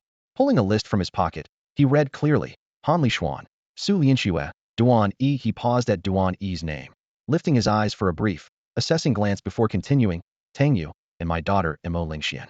The moment the supervisor finished calling the names, Duan E and his companions hurried over to the spirit card master in the yellow shirt on their right. In the few steps it took to get there, Duan E had already pieced everything together. The three of them students from Yawang number 3 had been placed on the same squad, exactly as they'd expected when they signed up. What caught him off guard was Tang Yu. The swaggering second place on the top talents list had been assigned to their team as well. Duan E sighed inwardly, bracing for the friction that was bound to follow, though inside the secret realm Tang Yu would probably rein himself in. Even more unexpected was Mo Lingxian. As the heiress of the Hui Mansion Group, she should have been paired with the star students from Yawang number 1 and number 2 High. Yet here she was. Technically each squad should have 12 members, but their side had only 5 while the other had 7. Duan E lowered his voice and grumbled, "Only 5 of us, this could be trouble." Han Lixuan clapped him on the shoulder. "Relax. The 3 of us stick together. Let the rest sort themselves out." At that moment Tang Yu joined them, far more subdued than usual. He offered a curt nod, looking uncharacteristically well-behaved. Mo Lingxian followed with a gentle smile and greeted the 4 of them politely. Tang Yu seized the moment, softening his voice. "Miss Mo, you have my protection. Whatever you fancy in there, I'll fetch it for you." He hid his usual edge, determined to appear gracious before his goddess. As runner-up to Mo Lingxian on the top talents list and captivated by both her status and her look, she had long harbored feelings for her. Mo Lingxian responded with polite indifference. "Thank you, Brother Tang." Then her gaze shifted to Duan E. He froze. "Does she know me, or do I have something on my face?" Composing himself, he returned her nod with a smile. Their brief exchange did not escape Tang Yes' notice. Discontent simmered inside him. So what if he beat a silver-helmed beast? Big deal. Just wait, once we're in the secret realm, they'll make sure he trips up. Outwardly, he maintained a gentleman's smile while waiting for the teleportation to begin. Once the teams were finalized, the supervisor gave a few final instructions, boarded the elevator, and left. Only 5 students and the yellow-shirted spirit card master remained. "Before we enter the secret realm, a few ground rules," the spirit card master said, sweeping his gaze over them. His tone was calm, yet commanding. "The Hui Mansion Group's realm is far more dangerous than any school training ground. Solo runs are strongly discouraged.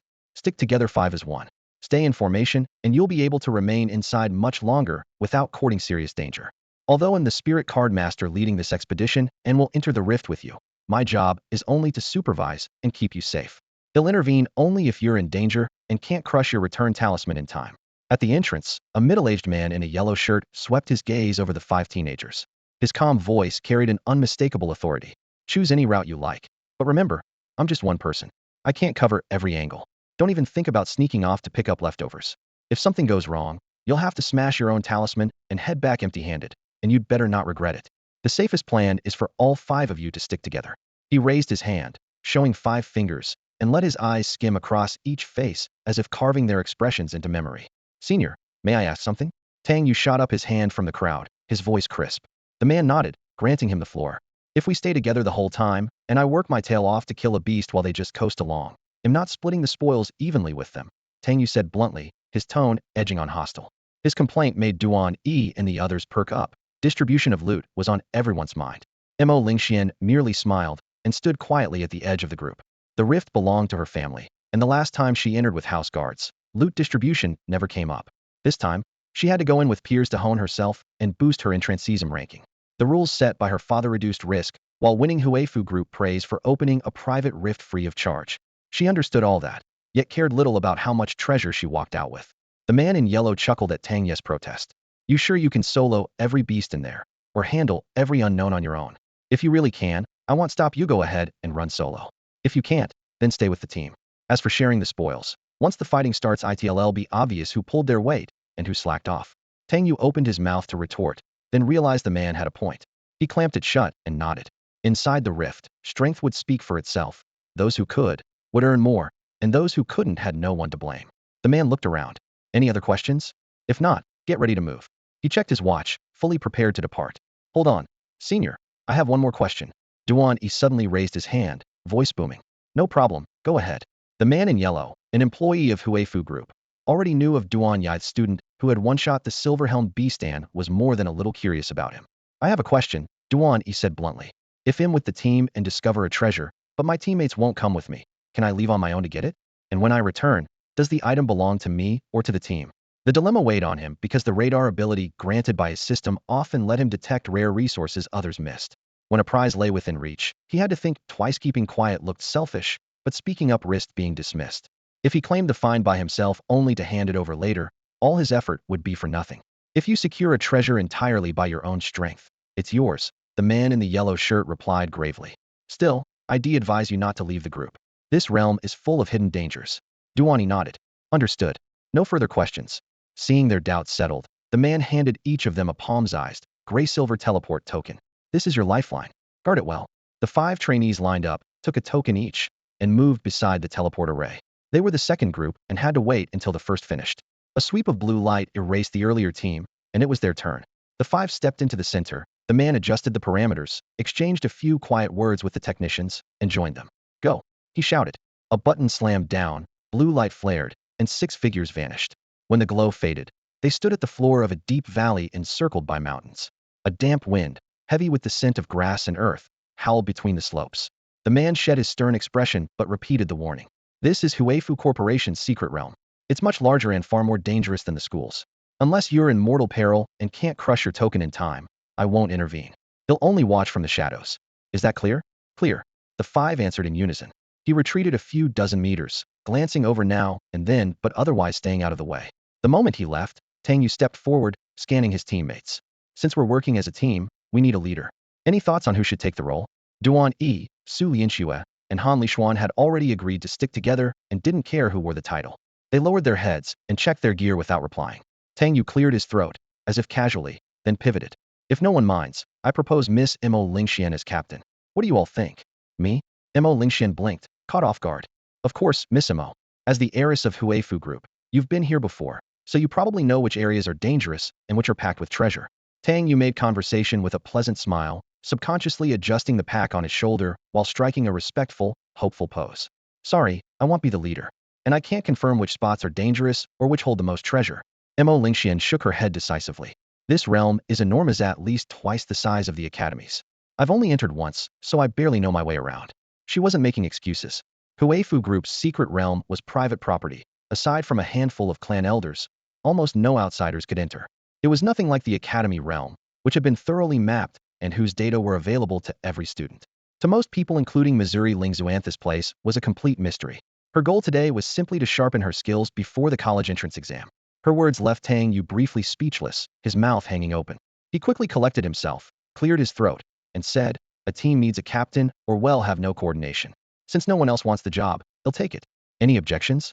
He had planned to install Mo Lingxian as captain to curry favor, but when she refused, he reclaimed the position without hesitation. The leader controlled the loot distribution, and more effort meant a bigger share. No objections. Let's move, Han Lishuan answered first. He had been eager to leave. If it weren't awkward to split off, he would already have dragged Duan E and Su Lianxue down a different path. Mo Lingxian stayed silent, simply watching the others.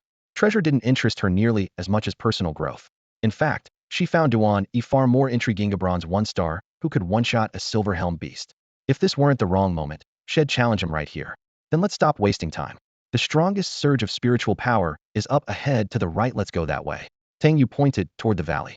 The aura there was indeed dense. No one objected, and the group fell into a loose formation and followed him. Duan E remained on high alert, quietly activating his system radar. At first glance, the valley didn't look dangerous. The radar showed mostly white-grade spirit beasts, faint yellow dots that meant this area was relatively safe. They hadn't stumbled straight into a death trap. After about 10 minutes, an abnormal signal flashed in Duan E's mind. A single bright, pulsing yellowed. Normal white-grade beasts appeared as dim, steady lights. This one was brighter and flickering. Clearly, a powerful beast of at least green grade was lurking ahead. Beast name, Poison Vine Fiend. Grade, green. Race element, plant creature poison. Abilities, venomous thorns, toxic miasma, vine whip. Status, comfortable and healthy. Evolution paths, 2. A plant-type creature. Duan E stared at the sudden pop-up on the system interface, his pupils contracting. He had only just stepped into the secret realm and had already run into a rare race of beast.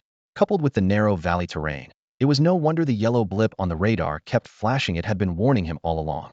Su Lianxue stayed close to Duan E, catching the change in his expression. She lowered her voice. "What's wrong? Did you notice something?" Duan E glanced at the dense forest ahead and abruptly stopped. Tang Yu's route might hold an ambush. Let's summon our beasts first so we don't get caught off guard. Before he finished, Su Lianxue and Han Lishuan halted as well, nodding in silent agreement. They had expected danger in the secret realm. Caution was only sensible. A quick exchange of looks settled. Ithi would call out their beasts and claim a bit more breathing room. Just a few steps ahead, Tang Yu noticed the pause and spun around, one brow raised. "What's up? WHYDU3 stop."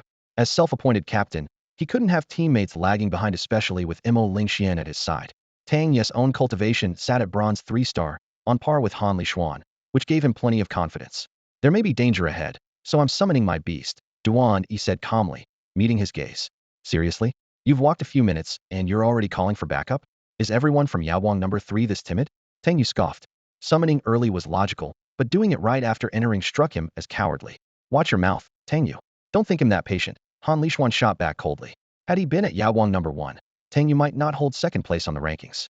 Han Lishuan had kept quiet since arriving, but Tang Yu's dig at Yawang number 3 lit his fuse. "Did I lie? 10 minutes in and you're panicking. What else would you call it? Look at me and Miss Moto, we look ready to summon?" Tang Yu seized the chance to act tough in front of Mo Lingxian. If she hadn't been with them, he might have shown Han Lishuan and Su Lianxue a bit of courtesy. But with the woman he admired watching, he had to appear fearless. Mo Lingxian waved a slender hand, smoothing things over in a gentle voice. "Enough. Being cautious is the smart move. The secret realm is full of threats. I say we summon now as well." In truth, she had sensed unusual spiritual fluctuations ahead for some time. Even without Duan E's warning, she would have called out her beast soon. Clearly, Duan E had noticed the same thing.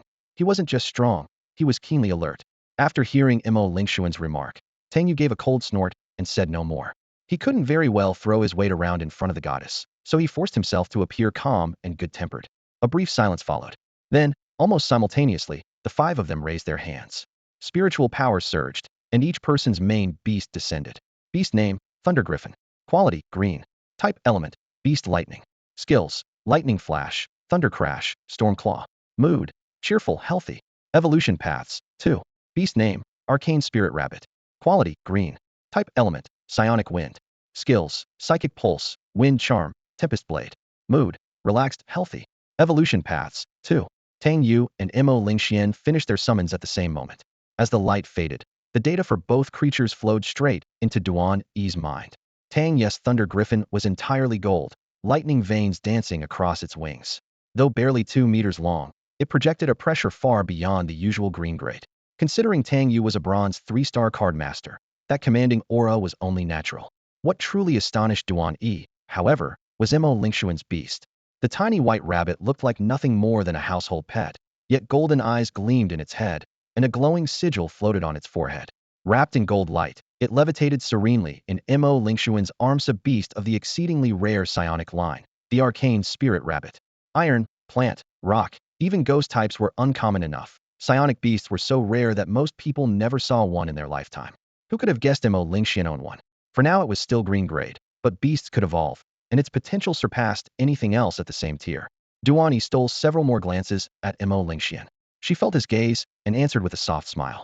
Duan E, Han Lishuan, and Su Lianxue then completed their summons.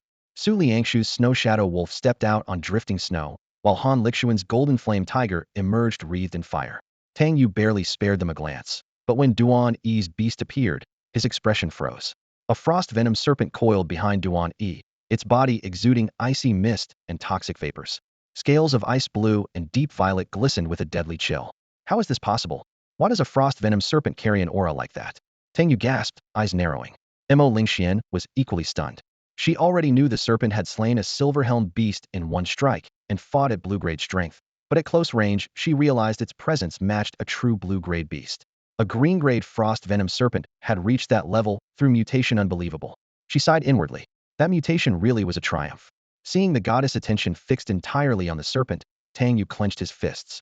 Tang Yu had been certain that his lightning griffin would be the mightiest creature on the field, second only to Mo Lingxuan's arcane spirit rabbit. But the moment Duan E's frost-wreathed viper emerged, every gaze was drawn to the serpent's ice-rimmed scales, and Tang Ye's expression darkened. The more he thought about it, the more aggrieved he felt. With a disdainful snort he snapped, "Summons ready? Then let's move." A beast's aura means nothing. Real strength lies in combat skill and a cardcaster's rank. You're only bronze 1-star, so stay in the back and try not to get hurt when the real fight starts. He swept a condescending glance over Duan E, mocking amusement flickering in his eyes. Duan E acted as though he hadn't heard a word. All his attention was locked on the radar display in his mind. His fingers flew as he searched for the poison vine fiend. A heartbeat later his pupils tightened. Found it. There's a powerful beast ahead, ready up, he called. Han Lishuan and Su Lianxue tensed on reflex, their own companions shifting into guarded stances. Tang Yu jolted in alarm and sent the lightning griffin soaring for a high-altitude sweep, but it spotted nothing. Rage whipped back through him. Brat, are you trying to scare everyone? Wait. Before he could finish, the golden sigil on Mo Lingxuan's spirit rabbit flared, flooding the air with blinding light. Creatures of the Psi lineage were famed for their sensitivity. The flash was a clear warning danger lay ahead. Tang Yu froze. Just then, the seemingly tranquil grass ahead rustled violently as 2 violet tendrils lashed out, snapping straight for his face. Lightning cracked. The griffin's wings flared, and a thunder strike crashed down, blasting the vines into charred fragments. Acrid smoke filled the air, and the grass was left gaping. Amid swirling purple light, a hulking monster wrapped in thick vines revealed itself, blood-red eyes fixed on the group, with seething fury. The poison vine fiend, a green-grade plant beast. There really is a beast. Tang Ye's heart pounded. Shame flooded him. The team leader had been the last to sense danger. His fist clenched soundlessly, and he roared, "Damn it! I should have caught this sooner." Forcing down his frustration, he snapped, "No one interfere. This beast is mine." The lightning griffin shrieked and vaulted skyward, arcs of white-hot lightning gathering along its wings. Channeling every ounce of anger, Tang Yu drove the creature forward, unleashing wave after wave of destructive thunder. Unfortunately, this vilethorn vine was far from ordinary. Though only graded green, it was at least a size larger than its kin, its thick tendrils lashing like steel whips in overwhelming numbers. Moments ago the thunder griffin had held the upper hand, but a barbed vine snapped across its chest. A dull crack echoed as feathers burst into the air. Purple-green blotches spread across the griffin's breast, and it croaked in pain, clearly poisoned. Seizing the advantage, the vilethorn raised its vines for another strike. Before the griffin could recover, a blast of searing golden fire roared in from behind, slamming into the plant beast. Vines ignited and snapped, and the monster tumbled backward. Han Lishuan, who said you could butt in? Couldn't you see I almost had it? Tang Ye's face darkened. He had hoped to redeem himself with this fight, yet Han Lixuan's single strike had crippled the vine monster and stolen the spotlight. The griffin had been caught off guard, yes, but it was not doomed. Now every advantage belonged to the golden flame tiger. Han Lishuan replied coolly, fire trumps plants. Why waste time on a vile thorn? Before the words had faded, he sent the tiger forward again, its flames billowing like a tide. At the same time, Su Liangshu's frost-plumed fox and Mo Lingshuan's ice-shell lizard joined the assault, cold and heat intertwining. Beset by 4 beasts, the vines snapped one after another, and the monster fell back in disarray. With a final blazing flame claw, the tiger tore its chest wide open. With a wet rip, green blood splattered everywhere. A fist-sized beast core, glowing pale emerald, drifted out of the carcass. The vile thorn was dead. Tang Yu gave a curt snort and strode forward, scooping up the core. Avoiding Duan E's silent gaze, he asked, "It's only green grade. Do any of you want it?" Su Lianxue, Mo Lingxian, and Han Lishuan, all born to wealth, merely shook their heads. Tang Yu slipped the core into his storage ring. Fine. He'll hold on to it, and well divide things after the rift. Purple-green streaks still marred the Thunder Griffin. Tang Yu hurriedly applied antidote to the wound and forced the mount to swallow another dose. Moments later the blotches began to fade, and with a satisfied nod, he urged the party onward. While the others prepared to leave, Duan E quietly returned to the corpse. Kneeling, he sifted through broken vines and gore, searching for something in particular. Too stingy to fight, but not to scavenge, huh? Tang Yu mocked, arms folded. I know you're short on funds. Those vines might fetch a few coins. Hurry up, we're moving. Duan E ignored him and kept searching. Near the shattered heart, he felt something warm. A flash of emerald, and a thumb-sized green crystal slipped free into his palm. Species, spirit stone. Name, woodheart stone. Grade, blue. Description, rare drop from the death of a blue-grade plant creature. Stores potent vegetative energy and is often used as an evolution catalyst for plant-type beasts. Knew there'd be a prize, he murmured, smiling at the woodheart stone in his hand. A moment earlier, Duan E had held back because a lone green blip suddenly flashed across the radar display in his mind. It overlapped the yellow marker that represented the vine fiend, and that told him the creature was carrying something rare, most likely a spirit herb or spirit stone. The instant the monster crashed to the ground, information on woodheart grass surfaced in his consciousness, and he rushed over to search the corpse. Is that a woodheart stone? Han Lishuan lost his composure the moment he caught sight of the gray-green pebble Duan E pried from a tangle of vines. He hurried over in excitement. No way, it really is. Duan E, you actually spotted it. Impressive. Han Lishuan held the stone up, astonishment written all over his face. Su Lianxue stepped closer as well. When her gaze fell on the woodheart stone, she let out a soft gasp of surprise. Tang Yu, who had been about to urge the others to move on, finally saw what the stone was and froze. What? He tamped down the eagerness in his chest, strode up to Duan E, and reached for the prize. The 4 of us killed that vine fiend. It has nothing to do with you. Naturally, the woodheart stone should go to us. Had it been only a green-grade beast core or a few vines, he wouldn't have cared. But this was a woodheart stonian item that drops only from plant creatures of blue grade or higher, and a key catalyst for their evolution. Its worth was immeasurable. How could he just let it go? Duan E acted as though he hadn't heard, raising his hand to slide the stone into his storage ring. Are you out of your mind? I'm the one who found it. Without me, you'd have left already, he said, voice calm, but leaving no room for argument. Head disliked Tang Yu from the start. Now that the man wanted to snatch his prize, Duan E felt even less inclined to yield. Humph. So what if you found it? We're the ones who killed the vine fiend. Did you do any of the work? Tang Yu retorted, clearly prepared for this line of defense. Exactly. Which is why that green-grade beast core is yours. It has nothing to do with me. But the woodheart stone is something I discovered through my own effort. Without me, would you even have known it existed? Don't be ridiculous. Duan E's tone remained cool as he stood his ground. Tang Yu choked on his words. It was true. None of them had sensed anything until Duan E warned them, and they would have turned and walked away. Still, he saw Duan E as a scavenger who hadn't lifted a hand, yet lucked into treasure, and that left a bitter taste. Seeing Tang Yu silenced, Han Lishuan couldn't help but laugh. Tang Yu, I think Duan E's right. Without him pointing out that the vine fiend carried a woodheart stone, would have been long gone. It belongs to him. Su Lianxue nodded lightly beside him. Agreed. That's only fair. Humph. The 3 of you go to the same school. This isn't fair at all. Tang Yu's face darkened, his resentment growing stronger. Tang Yu objected at once, his eyes suddenly lighting up as he turned to Mo Lingxian. Miss Mo, it was your arcane spirit rabbit that first sensed the poison vine fiend, he said. Then, adopting a sincere tone, he added, since this secret realm is under the Mo family's stewardship, you should decide how the heartwood stone is divided. Mo Lingxian didn't respond immediately. From the moment Duan E knelt to dissect the creature, her gaze had never left him. She had assumed he was merely harvesting the fiend's vines. Yet to her surprise, he precisely extracted a lustrous green heartwood stone. Normally, only plant beasts of blue grade or higher have any chance of dropping such a stone, and this poison vine fiend was plainly still green grade. How had Duan E known? Brother Duan, how did you realize it carried a heartwood stone? She asked. Duan E set the vine aside, wiped sap from his fingertips, and smiled. It was simple. This fiend's aura was almost at blue grade, but in the wild a beast can't evolve on its own, it needs a catalyst. For a green-gray plant beast, a heartwood stone is the most likely aid. So I searched its core, and there it was. I see. You truly are meticulous and insightful, Mo Lingxian said, the admiration in her eyes unmistakable. In that case, the heartwood stone rightfully belongs to you. Her words were decisive. Tang Yu had expected her to support him, and he choked. That's not fair, is it? He hardly did anything. Hardly did anything? Mo Lingxian looked up, her voice calm but firm. If Brother Duan hadn't sensed the fiend first, my spirit rabbit might not have issued its warning in time. What astonished her most was that Duan E had detected danger even before a beast bred for extrasensory perception. Seriously? Only then did Tang Yu recall Duan E's earlier shout. Had thought it a bluff. Now he had to admit the man's skill. With a sullen grunt, he stifled his complaints and led the team onward. They had taken only a few steps when, beneath the nearby trees, a middle-aged man in a yellow shirt slipped into view. His eyes followed Duan E's back, and he marveled silently. What a remarkable kite spotted the poison vine fiend before the psychic beast did and pulled out the heartwood stone with perfect aim. I must report this to the chairman. The boy has real potential.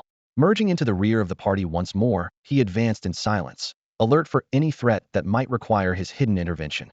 Ever since that ridiculous scene earlier, Tang Yu had found Duan E more and more irritating. Duan E had stolen the spotlight outside the teleportation array, and Tang Yu had already lost face once in front of Mo Lingxian over the Mushin stone. He was itching to kick Duan E out of the party but begrudgingly held back because they still needed to work together. After the fight with the poison vine fiend, the five of them hadn't run into any real danger. At worst, swarms of white-grayed beasts burst out of the brush, or a couple of worthless green-grayed creatures jumped in to die. Everything was cleaned up in short order. Most of the kills went to Tang Yu and Han Lishuan. The two of them treated every encounter like a foot race, sprinting to strike first and refusing to fall behind amid flashing blades and flying sparks. Time slipped away as they fought and traveled. Dusk settled in, and the group stopped inside a towering, densely packed forest. The moon had yet to rise, and the air was thick with the damp scent of rotting leaves and fresh grass. Insects chirped all around. Duan E, Su Lianxue, and Han Lishuan sat against a massive ancient tree and pulled out rations, compressed meat bars, spirit grain biscuits, and bottles of Kyre storing jade, eating quietly to refill their strength. Tang Yu took a different approach. He had somehow caught 2 white-gray pearl pheasants. After plucking and cleaning them, he skewered the birds on sharpened branches and set them over the campfire. Fat dripped into the flames, and a rich, smoky aroma spread through the clearing. How about it, Miss Mo? I got these pearl pheasants just for you, Tang Yu said, prodding a wing with his stick, wearing a confident grin. You might eat them all the time back home, but inside a secret realm they're a real delicacy. I'm sorry, I'm not hungry and I don't care for exotic beast meat, Mo Lingxian replied coolly, stepping away from the smoke. She took out a small cube of spirit-infused vegetables and beast protein from her storage ring and ate it in silence. Raised in comfort, she only liked meat prepared by a proper chef. Tang Yu's rough campfire roast held no appeal. Seeing Tang Yu rebuffed, Han Lishuan burst out laughing. Trying so hard just to get the cold shoulder must sting. Huh? Ha ha. Duan E and Su Lianxue chuckled as well, and for a moment the tension eased. Whatever. Go chew on your dry rations. I'll enjoy my feast, Tang Yu snapped, embarrassment turning to anger as he rotated the birds, the skin crackling in the flames. Duan E suddenly frowned. The sensory radar in his mind swept the area, but failed to pick up any sign of pearl pheasants nearby. This damp, towering forest wasn't the open grassland they favored, yet Tang Yu had brought back 2 of them. It didn't add up. Something wrong? Han Lishuan asked around a mouthful of dried meat. Su Lianxue looked up, waiting for Duan E's answer. Despite his lower cultivation, he was the group's sharpest scout, had been the first to spot the poison vine fiend, and everyone trusted his instincts. Tang Yu snorted. What's there to be wrong about? Is this secret realm yours? If I say there are pheasants here, then there are. He tore off a golden drumstick and bit in, juices running down his chin. Duan E watched the sizzling birds, uncertainty still clouding his eyes. Nothing concrete, he said at last. I just feel this isn't the kind of place pearl pheasants usually live. You can all see plenty of vicious white-grayed beasts roaming around, Duan E said, sweeping a hand across the landscape. Creatures like pearl fowl have almost no combat ability, so they always pick safe habitats. Why would they be here? You're right. That does seem odd, Han Lishuan replied, instantly on guard. At his feet, the ice nether viper flicked its tongue, the golden flame tiger flattened its ears, and the snow shadow wolf crouched low in the grass, scanning the area. All 3 contracted beasts snapped into a defensive stance at once. Duan E's radar display stayed calm, showing only a few ordinary white-grayed beasts. He turned to Mo Lingxian. Can your mana spirit rabbit sense anything, Miss Mo? The mana spirit rabbit rested on Mo Lingxian's shoulder, its snow-white fur quivering slightly at the tips of its ears, yet it remained perfectly still. Mo Lingxian smiled and shook her head. You're right, this place really isn't suitable for pearl fowl. But the rabbit hasn't detected anything unusual, so there's probably no danger. Duan E exhaled in relief. Maybe I'm being overly cautious. Changing the subject, he eyed the food Mo Lingxian had just eaten. Could I take a look at what you were eating? Mo Lingxian raised her hand and produced a dark yellow ration bar from her storage ring. This is a Hui Mansion Group specialty, she said, passing it to him. Multiple types of beast meat are mixed with spirit vegetables. It restores mana quickly and boosts it over time, and it tastes pretty good too. She handed 2 more bars to Duan E, Han Lishuan, and Su Lianxue. Han Lishuan took a bite and nodded. So this is what it is. No wonder it looked familiar. Who bought a batch at home? Tastes great. Su Lianxue chewed carefully. It does taste a little better than the ones we bought. That's the newest formula, Mo Lingxian explained. It hasn't hit the market yet. Duan E took a large bite, and his eyes lit up. The bar was soft and juicy, with a light, spicy aroma. He could feel his mana recovering faster in his soul sea. Excellent stuff, he exclaimed. How much is one of these? The old version costs 2,000 yuan each. I'm not sure about the new one, Mo Lingxian admitted. She was still young and usually focused on her studies, so she didn't track her family's pricing closely. 2,000 each? Not cheap, Duan E murmured. Then he remembered that brute bull beef alone ran 5,000 a gene, so the price sounded reasonable. Portable, filling, and infused with spirit vegetables, definitely worth it. He made a silent note. Once they left this secret realm, head by a whole batch. The moment Tang Yu saw Duan E chatting so happily with Mo Lingxian, his temper flared, and even the delicious drumstick in his hand lost its flavor. He took a bite, but it stuck in his throat. With a cold snort, his gaze shifted to the dark brown ration bar cradled in Duan E's arms. Humph, since when can an average kid afford that kind of specialty ration? He sneered. Those ration bars came from the Huifu group and cost 2,000 alliance credits apiece, pure luxury for a family living on a few thousand a month. In Tang Ye's mind, Duan E was just another student from Yawang Third High, hardly wealthy, so he had to be putting on a show. Besides, most of the exotic beast meat used in those rations was supplied by the Tang family, whose partnership with Huifu made Tang Yu proud. Winning over Mo Lingxian was his ticket to securing that business for good. Hearing the sarcasm, Duan E's eyes chilled. What I can or can't afford is none of your business. Tang Yu curled his lip, still pressing. Big attitude for such small skills. Since the start of this trip, had been watching Duan E. Except for summoning that ice soul viper now and then, the guy mostly just tagged along. Beating the silver-helmed beast had to be dumb luck. My skills are small. Duan E's mouth quirked up. Care to test them? He set the ration bar aside and flexed his wrist, voice turning hard. Gladly. Tang Yu stepped forward, spirit power surging. Think taking down one silver-helmed beast makes you a legend? Your ice soul viper won't last 5 rounds against my lightning griffin's thunderstrike. Ha ha. Han Lishuan, watching nearby, shook his head. Had meant to stay silent, but 5 rounds made him burst out laughing. Tang Yu, do you even know who you're talking to? Su Lianxue smiled faintly and added, Tang Yu, maybe you don't know Yawang Third High that well. This Duan E is already. Before she could finish, Tang Yu waved her off, eyes full of disdain. Him? He's only bronze 1 star. I'm bronze 3 star. Whether it's beasts or card master strength, I crush him. Giving him 5 rounds is being generous. Duan E lightly tapped the card case at his waist. In a flicker of icy blue, the ice soul viper materialized, frost and venom mists spreading through the humid air. His voice stayed calm. Really? Then let me see your lightning griffin try to drop my viper in 5 rounds or I'll drop you instead. Sparks crackled over Tang Ye's shoulders as a summoning pattern flashed. The griffin's talons scraped the ground, wings glinting with cobalt lightning, the air around them whipping into a gale. He gave a disdainful laugh. Talking about dropping me? You must be out of your mind. Since everyone's fed and rested, it's my duty as captain to give you a proper lesson, so you'll quit your whining. The moment Tang Yu finished speaking, he signaled the lightning griffin patrolling overhead to dive. Its talons sliced the air with a shrill whistle. In a corner, Mo Lingxian opened her eyes, glancing back and forth between Tang Yu and Duan E. She knew Tang Yu was brash, yet she had to admit he had real skill, otherwise he wouldn't rank second on Yawang First High's honor roll. Electric arcs rippled across the lightning griffin's body, radiating menace, while Duan E's only summon was a green-grade frost venom serpent, and his own cultivation sat at bronze eye. The serpent was indeed unusual. Few common soul snakes ever evolve into a frost venom variant, and this one faintly exuded a blue-grade aura. Still, Duan E was only a bronze-grade card master, theoretically incapable of bonding with a true blue-grade beast. A mutant frost venom serpent against a powerful lightning griffin, and with such a gap between their masters, the match promised to be intriguing. Mo Lingxian gently stroked the mana spirit rabbit in her arms and murmured, Let's see just how far that serpent can go. We're only sparring. I'm not out for blood, Tang Yu boomed, his chest vibrating with laughter. You entered the secret realm to fight, not to get crippled and drag us down, right? Haha. Save the talk, Han Lishuan called from a distance. Beat Duan E first if you can. I bet you'll lose.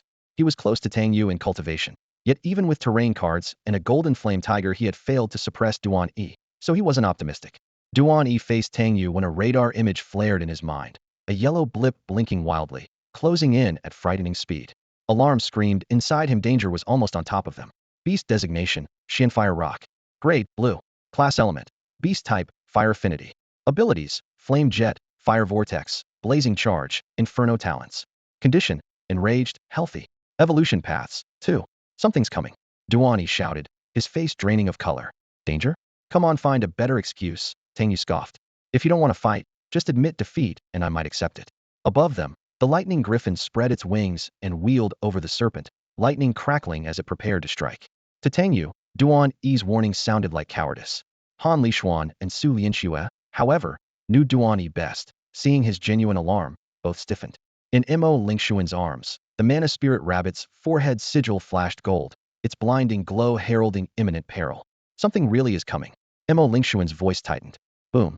A massive fire vortex plummeted from the sky, its searing wave engulfing the entire clearing and slamming square into the unsuspecting lightning griffin. With a blood-curdling scream, the lightning griffin was knocked from the sky and slammed against the cliff, charred feathers scattering as massive burns appeared across its body. It had been brutally struck by a mystic flame rock. What? Tang Yu, who had been ready to taunt Duan E, watched in shock as a sudden vortex of fire blasted his own beast backward, draining the color from his face. The vortex slowly died away, revealing an enormous eagle nearly 3 meters tall. Flames wrapped its wings, and an amber gem gleamed on its brow. Waves of heat rolled outward while it circled above, scarlet eyes locking onto the 5 people below. That aura a blue-grade beast, the mystic flame rock. Tang Yu cried, rushing to his lightning griffin's side. As Chun De's disciple, he reacted instantly, whipping out styptic salve and healing powder from his storage ring and quickly treating the griffin's wounds. Duan E frowned. Moments earlier, his mental radar had shown no trace of a blue-grade creature. So where had this rock come from?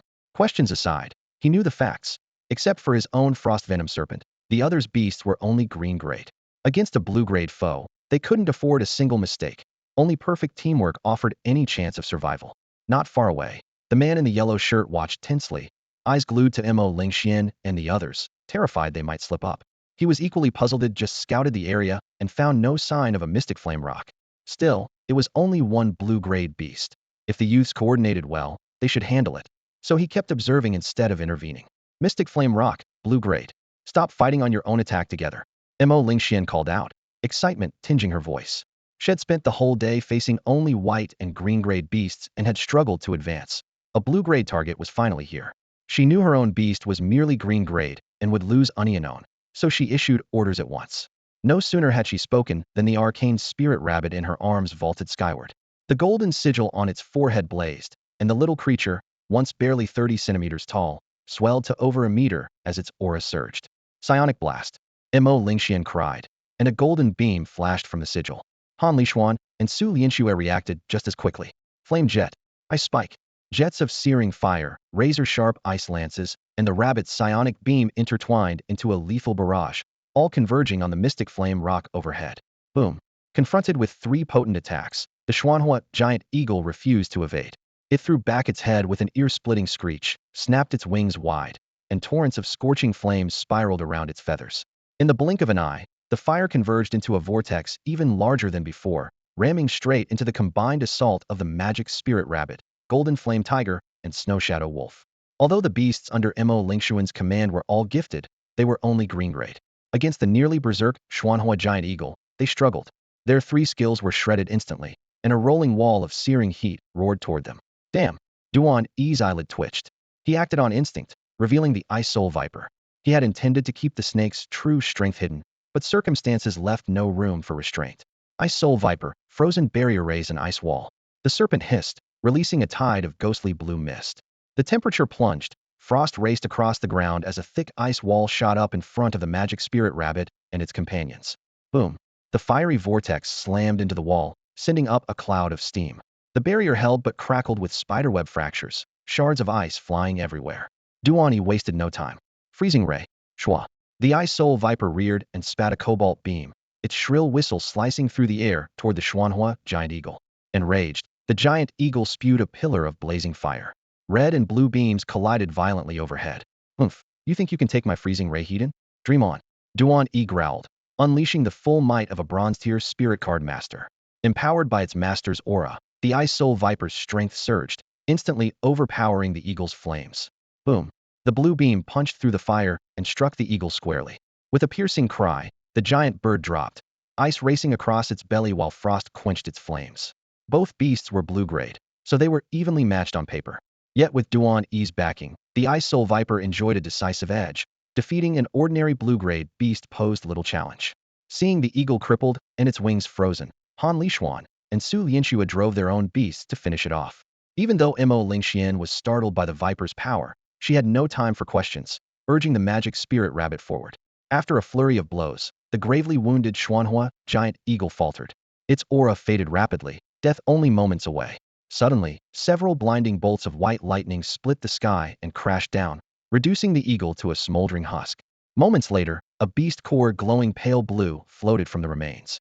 The bolt's reach was so wide it nearly struck Han Lishuan, Su Lianxue, and their beasts, but they reacted in time and slipped clear.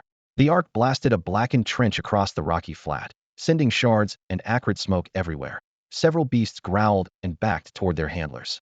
Tangyu, what do you think you're doing? Han Lishuan snapped, spinning around with a dark expression. Tangyu rested a hand on the lightning griffin's broad wing and shrugged. You were taking forever and still hadn't finished it. I just wanted to speed things up. Who knew the voltage would spike? My bad. While bandaging the griffin, he had seen Duan E's ice soul viper land a frightening blow. Its emerald fangs tore straight through the profound flame rock's blazing feather armor. Tangyu was shocked and confused. How could a green-tier beast unleash blue-tier power? If they met Hedon, his griffin might end up in pieces and he'd lose all face. But when the rock's fire dimmed and it began to pitch from the sky, Tangyu stopped thinking. He tied the last knot and barked, lightning barrage. A pillar of blue-white energy crashed down, slamming the rock to the ground in spasms. The kill notice flashed one blue-tier profound flame rock, and its core could fetch a fortune. Shameless, Su Lianxua muttered, rolling her eyes and gripping her staff. Mo Lingxian had never liked Tangyu. Now she liked him even less. Tangyu ignored them and bolted for the carcass, eager to pocket the core. Yet Duan E was faster. With a soft command, the ice soul viper darted in, split the breastbone, and flicked the crystal core straight to its master. What do you think you're doing? Tangyu roared, louder than the crackling embers. We forearned this. What's it to you? Duan E shot back. Don't give me that. I struck it too. Tangyu jabbed at the scorched earth. Without my lightning, how long would you have taken? Does that not count? Oh, so the last hit entitles you to the loot? Duan E scoffed. My viper crippled it. Then the spirit rabbit and golden flame tiger pinned it. You jumped in with one bolt and now demand the blue core? Have you no shimiso? That's the famous generosity of Yaoguang City's elite? Watch your mouth. You think a bit of power lets you do whatever you want? Tangyu clenched his fists, fury flashing in his eyes. If we really fight, don't assume you'll lose. Not worth my time. After speaking, Duan E slipped the blue-grade beast core into his storage ring and turned to Mo Lingxian, Han Lishuan, and the others. I don't need any of the other materials from the Mystic Flame Rock, he said. The blue-grade core is all I want. Is that acceptable? No problem. Han Lishuan nodded, and Su Lianxua followed suit. Your Icebane Viper injured the rock first anyway. Mo Lingxian merely lifted her eyes in acknowledgement. Cradling her arcane spirit rabbit, she walked wordlessly toward the carcass. Tangyu was completely ignored, which only deepened his irritation. He didn't dare vent, however, and had to shuffle after them.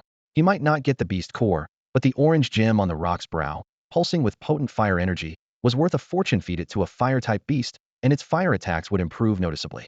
The moment he reached the corpse, Mo Lingxian suddenly turned, opening her palm to reveal a few knuckle-sized bone fragments. What are these? Tangyu leaned in for a look and forced a smile. They look like pearl fowl bones. Why? If you know they're pearl fowl bones, Mo Lingxian said sharply, then tell me, where did those two pearl fowl come from? The question wiped the smile from Tang Ye's face. He scrambled to recall where he had picked them up earlier. Beside him, Duan E sighed softly as if he had already guessed the answer. This terrain is completely unsuitable for pearl fowl, Mo Lingxian continued. They were obviously left here by some beast to be eaten later. The rock went berserk because it smelled its missing snacks and tracked them to us. We're lucky it was only a blue-grade mystic flame rock. If it had been a savage-class monster, we'd all be dead. Unbelievable. With that, she shoved Tangyu aside and strode off, following the scent trail away from the scene. Tangyu froze. No way did I really lure the rock here? He still looked utterly baffled. Duan E's voice was icy. Tangyu, do you ever pay attention in class? Pearl Fowl don't live here. You stole them. The rock chased after them, and here we are. Yet you still dream of claiming a blue-grade beast core? Pathetic. He then bent down, pried the orange gem from the rock's forehead, and handed it to Su Lianxue. It's useless to me. Han Lixuan should keep it, Su Lianxue said with a shake of her head. Her beast was ice-type and had no need for a fire gem. Han Lixuan accepted without hesitation and slipped the gem into his robe. His golden flame tiger was fire-type, making it the perfect match. The three of them turned and walked off in the opposite direction without another word, leaving Tangyu standing alone. Tangyu remained rooted to the spot, completely at a loss for words. After watching the scene unfold, the middle-aged man in the yellow shirt could no longer stay silent. He strode over and called everyone to gather, gravel crunching under his shoes as tension thickened in the night air. Uncle Wang, I'm sorry, but I can't stay with this team anymore. I'm requesting to leave. Mo Lingxian spoke without emotion, her voice as cold as the night wind. She had planned to travel alone from the start, but her father had forced her to join a group so someone could look after her. Now she saw no point in staying, especially if she had to share space with Tangyu, whose very presence gave her a headache. Her only interest was confirming Duan E's true strength. The battle with the Scarlet Flame Giant Eagle had already revealed how unfathomable he was. The Ice Soul Viper was no match for the Mystic Power Rabbit, and the way he felled the Silver-Helmed Beast in an instant proved it even more. With her doubts settled, she decided to strike out alone, hunt exotic beasts, and raise her own strength while sparing herself any further bickering. Miss, this secret realm is too dangerous, especially at night. Going alone is really risky. Wang Chung, the captain of Hui Fu Group's security squad and the man responsible for Mo Lingxuan's safety, hurried to dissuade her. If she insisted, he would have to accompany her, leaving the other card masters behind. Yet the families backing these people were all influential in Yaowang City, and if anything happened to them, the blame would fall squarely on him. Lowering his voice, he tried to reason with her. Mo Lingxian, however, was unmoved. Sorry, the three of us are leaving too. We can't work with Tangyu. Duan E raised his voice, and Han Lixuan and Su Lianxue quickly echoed the decision. Wang Cheng's expression darkened. He had no idea what to do next. As if I wanted to stick with you in the first place. Tangyu snapped, flinging his hand in disgust and walking off. He paused, turned, and offered Mo Lingxian a clasp hand salute. Miss Mo, I was thoughtless earlier, and I apologize. How about I go with you so we can watch each other's backs? No thanks. I'm fine on my own. Without even glancing at him, Mo Lingxian turned and left. TCH, acting like some spoiled princess. Tangyu snorted and stalked away alone. Come on, the three of us will travel together. Duan E immediately led Han Lixuan and Su Lianxue in a different direction. Wang Chung watched them scatter, his face ashen. This is bad, he muttered to himself. They had purposely kept the squad small to avoid conflict. Yet less than a day had passed before everyone went their separate ways. Wang Chung paused in thought, then pulled from his pocket a custom device that looked like a phone but had no keypad. After confirming Tang Yes heading and the route the other three had taken, he transmitted both sets of coordinates along with a message. Hui Mansion Group, send 2 more silver rank spirit card masters into the secret realm at once. Have them converge on the marked spots, especially Tang Yes position. Tang Yu is alone, and his Thunder Griffin is injured, which sharply raises the danger level. Order dispatched. Wang Chung stowed the device and sprinted toward Mo Lingxuan's last known location without delay. His primary mission was to protect Mo Lingxian, and no accident could be allowed to occur. With that, Duan E's 5-man squad dissolved completely, each member heading in a different direction. At last we're free. Tangyu was driving me crazy, Su Lianxue said, brushing dust from her shoulders with a sigh of relief. Yeah, mediocre skills, big ego, always showing off, Han Lixuan grumbled. Enough. Being on our own is quieter, but it's also more dangerous, Duan E warned, his system radar running at full power in his mind. It's dark already, and high-grade spectral beasts like to hunt at night. The silver rank spirit card master who covered us is definitely following Mo Lingxian now, so stay alert. He glanced ahead. It's late. There's a patch of grass over there. The radar shows only a few white-grade beasts, and they're not aggressive. We'll rest for the night and move at first light. Agreed, Han Lixuan said, pointing to the mottled gray-green grass. Works for me, Su Lianxue added with a nod. They slipped into the grass and settled, eyes closed in apparent rest but minds focused on cultivation. Duan E chose a secluded spot and silently practiced the Shantian technique. He could only manage 3 sets at a time, and each drained him. The wilderness was no place to be exhausted, so after one set he switched to a basic guiding exercise, conserving energy and keeping his trump card hidden. Their beast companions lay around them on watch. Now and then a light flickered on the radar, but every signal stayed at a safe distance. Night turned its pages. The earlier battles seemed washed away by moonlight, and the rest of the night passed without disturbance. At dawn the trio reached a clear stream, knelt to wash, and let the icy water chase away the last of their fatigue. This secret realm owned by Hui Mansion Group is enormous, Han Lishuan said, gazing at the terrain opening up ahead. Since we were teleported into the valley, we still haven't reached the edge. They pressed on until the ground shifted from bluish gray to pale yellow, revealing a barren plain that was more dust than sand. A scorching wind howled across it, kicking up grit that hissed beneath their boots. The three headed straight for the new landscape. Seriously? I thought we'd finally gotten out of the canyon, but it's just another one. This place is huge. Han Lishuan stood on the loose yellow soil, glancing around as he grumbled. Originally, the three of them had expected to emerge from the ravine into a desert like the one back in the Academy's secret realm. Instead, another valley stretched before them. Only this time, there were no lush vines or murmuring streams, just cracked gravel, gray-yellow cliffs, and noticeably thinner spiritual energy in the air. This looks dangerous. We need to stay sharp. Su Lianxue tightened her grip on her spirit card, eyes sweeping the gaps in the rock walls. They followed the pitted valley floor. Pebbles crunched beneath their boots, yet no beasts appeared. The only sound was the wind. Could there really be nothing here? Han Lishuan sounded disappointed. If there's nothing to hunt, we're wasting our time. No, Duan E thought, shaking his head. The quieter it is, the more likely danger is hiding. He kept his system radar open. A few white blips flickered, harmless beasts that wouldn't attack first, none above common grade. That absence of higher grade readings only deepened his unease. Is the whole valley filled with low-tier creatures? This is too strange. Let's get out of here fast, Su Lianxue whispered. The other two agreed. They quickened their pace, hoping to leave the barren canyon behind. Boom. The ground ahead shuddered violently, yellow dust billowing as if a giant drum had been struck. Something's up. Han Lishuan halted at once. Su Lianxue raised her card defensively, and Duan E summoned his frost scale viper. Their three beasts crouched, scales bristling and claws digging into the soil. That tremor almost certainly came from a large beast using a skill, Han Lishuan said, face tense. On Duan E's radar, two bright yellow blips flared. Beast name, Earth-shaking bull. Grade, green. Type element, beast earth. Abilities, brutal charge, earth spikes. Status, enraged poison tap for cure. Evolution paths, 2. Beast name, rainbow venom spider. Grade, green. Type element, beast poison. Abilities, toxic mist, poison silk, ensnaring web. Status, enraged lightly wounded tap for cure. Evolution paths, 2. A sickly sweet, metallic odor drifted past a clear sign the poison beast was releasing its mist. According to the radar, neither creature exceeded blue grade, and neither had reached the savage beast level. If they coordinated well, his frost scale viper could handle them. Looks like the two beasts are fighting. We might be able to swoop in for the kill, Duan E said, relaying the info to his teammates and leading them toward the source of the tremor. Yeah, two beasts are definitely duking it out, Han Lishuan agreed. Question is, are they wild, or is a card master controlling them? Han Lishuan nodded. I doubt card masters are behind this. Hui group's mystic realm is huge. Even if they've split up like we have, we wouldn't bump into them so soon. Let's head over and take a look. Duan E urged the ice soul viper forward, the snake gliding through the undergrowth. Han Lishuan and Su Lianxue agreed with his assessment and directed their own beasts to follow. The nearer they drew, the more the ground quaked, like distant thunder rolling across the earth. Duan E slowed and whispered, we're almost on top of it. And the smell keeps getting worse, Su Lianxue muttered, frowning. She drew spiritual energy over her skin, forming a thin blue film to block the toxins. Duan E and Han Lishuan followed suit, shielding themselves from the foul miasma. Boom. Shrubs exploded as a multicolored spider more than a meter tall was hurled through the air.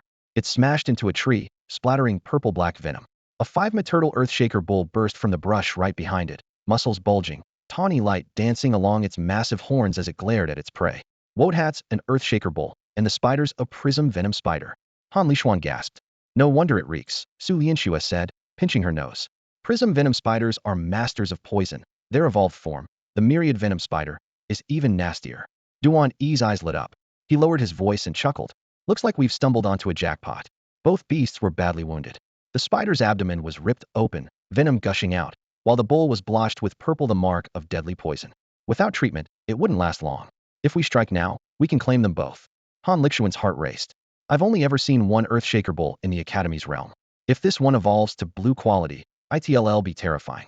The spider's worth grabbing too, Su Lianxue added, eyes sparkling. The Academy keeps its evolution plan on file. With the right materials, it can become a myriad venom spider. Then let's move. Han Lishuan ordered the gold flame tiger to lock onto the bull, while Duan E sent the ice soul viper slithering in for a surprise attack. Just then, a blue light flashed across Duan E's mind, and he froze. Until now the system had shown only yellow, green, and the red dots that marked treasures. What did blue mean? Before he could puzzle it out, the system's cold mechanical voice echoed in his head. Desert terrain detected ahead. Meets sealing criteria. Eligible for sealing as a green quality environmental spirit card. What? The terrain ahead can be sealed? Duan E's eyes widened in shock. It's rare to find a place suitable for sealing. Such sites form only after ages of slow change in very specific locations. They spill a denser, fiercer surge of spiritual energy than the surrounding land and act like giant funnels that continuously draw in ambient chi. In the middle of a barren wasteland, one might suddenly discover an oasis of rampant vitality, and that abrupt fertility is the surest marker of a sealing ground. Staring at the swirling aura before him, Duan E felt a thrill. Those two spirit beasts were locked in a death match because they were fighting for this treasure. It seems we've really struck gold this time. Let's move in and take down both beasts together. Unable to hide his excitement, Duan E spoke first. Right. Han Lishuan and Su Lianxue exchanged a glance and nodded, determination blazing in their eyes. In the next heartbeat, the brush exploded as three powerful spirit beasts, the frost viper, the golden flame tiger, and the snow shadow wolf, sprang into view. The earth shaker bull and the prism venom spider, locked in combat moments ago, froze. They stopped their attacks, stood back to back, and stared warily at the new predators and the three humans. The trio stepped from the shadows. Han Lishuan ran a hand over the scorching back of the golden flame tiger and spoke with quiet menace. You're badly hurt, we can tell. If you don't want to die, submit. Su Lianxue added, relax. Surrender, and we won't kill you. We'll only seal you. Moo. The earth shaker bull snorted, blasting an ochre cloud from its nostrils. Hiss. The prism venom spider reared on razor legs, violet light flickering across its shell. Although wounded, they would never yield to a few threats. Instead, the two beasts closed ranks, forming a hasty alliance against the sudden danger. Duan E's eyes narrowed. Looks like we'll have to beat them into submission. Even as he spoke, he signaled to the frost viper. Then we'll fight until they yield. Han Lishuan shouted. With a thunderous roar, the golden flame tiger lunged forward, the snow shadow wolf racing after it, a trail of frost-white energy swirling at its paws. The earth shaker bull crouched low, muscles knotted with power, golden brown light surging over its hide. It slammed a hoof into the ground, and with a boom, countless jagged spires burst from the earth. The three allied beasts, uninjured and agile, skipped through the flying debris and dodged the deadly spikes with ease. Then a vast purple web cascaded from above, its sticky, venomous threads glittering as it tried to envelop the attackers. Oh, they really did team up. Duan E showed no fear. Frost viper, ice seal. Freeze that web. Then hit the earth shaker bull with a freezing beam. Didn't use full power, just lock it down. The frost viper, already straining to act, obeyed at once. Icy vapor poured from the seams of its scales. The airborne web flash froze into a thick crust and shattered with a sharp crack. A cobalt beam then ripped through the air, hurtling straight toward the earth shaker bull. The prism venom spider, still plotting a sneak attack, suddenly found itself squarely in the sights of the snow shadow wolf.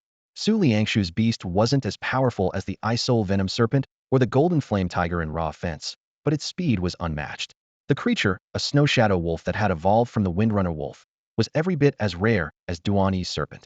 Although it hadn't mutated during evolution, its green grade still placed it above most beasts of the same rank. On the battlefield, the golden flame tiger ignored the serpent and lunged straight at the rainbow venom spider. Knowing Duan E was far stronger, Han Lishuan turned to support Su Lianxue, hoping to suppress the spider quickly. Meanwhile, the earth-shaking giant bull met the incoming frost beam and panicked for the first time. The chill radiating from that serpent was far beyond what it could bear.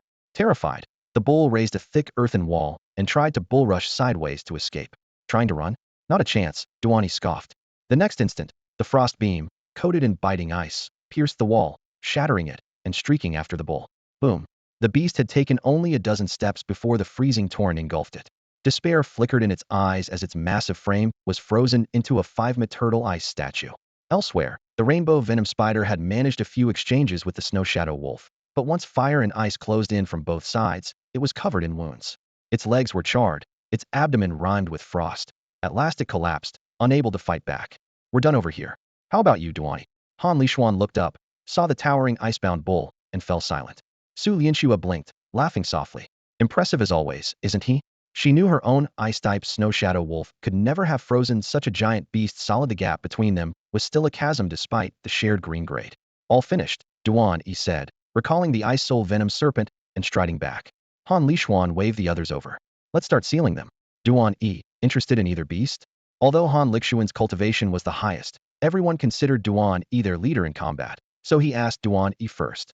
There were only 2 beasts and 3 people, so the split had to be clear. Duan E glanced at the frozen bull and battered spider, then shook his head with a smile. No, I'm not interested in either one. Had it been the bull from the school's secret realm, he might have used it after reaching silver rank, but this weaker specimen left him unmoved. As for the rainbow venom spider, he cared even less. He already had a poison-type companion. The spider was inferior to his ice soul venom serpent in every respect. Even if he sealed it, he would only end up selling it. You don't want it? Han Lishuan and Su Lianxue were both startled. That doesn't seem right. You defeated the Tremorhorn Bull, so it belongs to you. There's no need to be polite. Han Lishuan automatically assumed Duan E was just being modest. Exactly. You need the Tremorhorn Bull more than we do. It's incredibly rare. Even if you don't use it, selling it would bring a fortune. Remembering Duan E's tight finances, Su Lianxue quickly chimed in. Duan E chuckled, raised his hand, and pointed at an unremarkable patch of ground ahead. You misunderstood. It's not that I don't want any spoils, I'm simply not interested in these two beasts. What I really want is over there. Following his gesture, Han Lishuan and Su Lianxue looked over. They saw no spirit herbs or stones, only a flat piece of earth. Huh, is there actually something there? Han Lishuan frowned in confusion. Try sensing it with your spiritual power, Duan E reminded them. They closed their eyes, sending their spiritual sense forward like rippling water. An instant later, both eyes flew open. What? They exclaimed in unison. That empty ground has such a powerful aura. Could we seal it into an environment spirit card? Su Lianxue gasped, her voice trembling with excitement. Heavens, our luck is incredible. Han Lishuan was equally thrilled. He owned an environment spirit card, but it had been bought by his family. He had never seen a wild one ready for sealing. Astonished, he also felt a surge of respect. Duan E had sensed it immediately, his perception bordering on the uncanny. Duan E nodded calmly. That's right. I noticed it the moment we arrived. I'm far more interested in that than in the beasts. No problem. You found it first and did most of the fighting. So the environment spirit card is yours, Su Lianxue agreed readily. With the Su family's resources, a card like this wasn't hard to acquire. She had no reason to compete. Regaining his composure, Han Lishuan quickly voiced his agreement as well. He already had a card strong enough to last him through the silver tier. What he really wanted was to witness the sealing process. The textbooks laid out each step in detail, yet the actual procedure was anything but simple. Even the lowest green-grade environment spirit card demanded at least bronze 5-star strength for a chance at success. Once someone reached the silver tier or higher, however, they could seal any card below purple grade with ease. Even the weakest environmental spirit card needs at least bronze 5-star power to seal, and even then the failure rate is high. A single misstep drains your energy so badly you can't try again. Han Lishuan frowned as he did the math, resignation coloring his voice. Only someone at silver rank or above can seal it safely, he added. None of us meets that mark. Su Lianxue let out a long sigh. We know there's a rare environmental card up ahead, yet all we can do is watch. What rotten luck. If that silver-level card master from before were still here, we could just hire him and be done with it. Duan E suddenly smiled. Not strong enough. I'm not so sure. Han Lixuan's eyes brightened. You have an idea? Absolutely. Duan E lifted a calming hand. Maybe you don't know this, but back in school my cultivation was terrible. I was still Iron 3-star right before graduation. No way, Han Lishuan blurted. I always thought you were a hidden expert. The memory of Duan E's composure when they first met left him stunned. Duan E waved it off. My little soul serpent was injured, so I couldn't train properly. I practically lived in the library, combing through ancient texts for a cure. That's how I picked up a lot of obscure techniques. He paused and met their eyes. Individually we fall short, but we can pool our strength. In bronze 1-star, Lishuan is bronze 3-star, and Lianxue is bronze 2-star. Together we're almost bronze 5-star. You channel your energy into me, and I'll handle the seal. Han Lishuan and Su Lianxue froze. Su Lianxue's brow creased. I've heard of that method. The person receiving the energy endures intense pain, and if their soul sea ruptures, it's over. Duan E's smile remained light.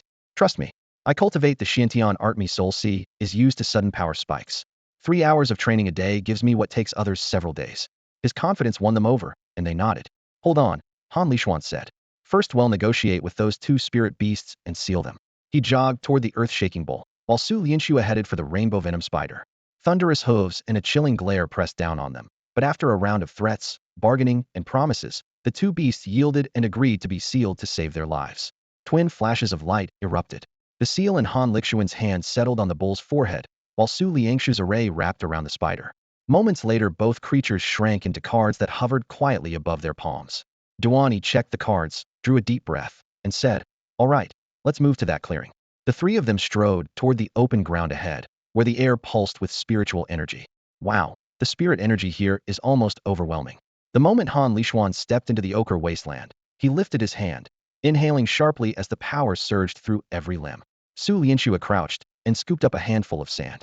Grain slipped between her fingers as she added, "The air's bone dry, and there's not a blade of grass in sight, ideal terrain for desert beasts." They looked around. Barren yellow ground, cracked earthy out, doubt anything could survive here. Yet the spirit energy was so dense, it was almost mist. Never mind what kind of beasts thrive here. Han Lishuan lowered his voice. The value of a single environmental spirit card is enough to make anyone jealous. Even if we don't use it, we could auction it for a fortune. Right now, though, the only thing that matters is whether we can seal it.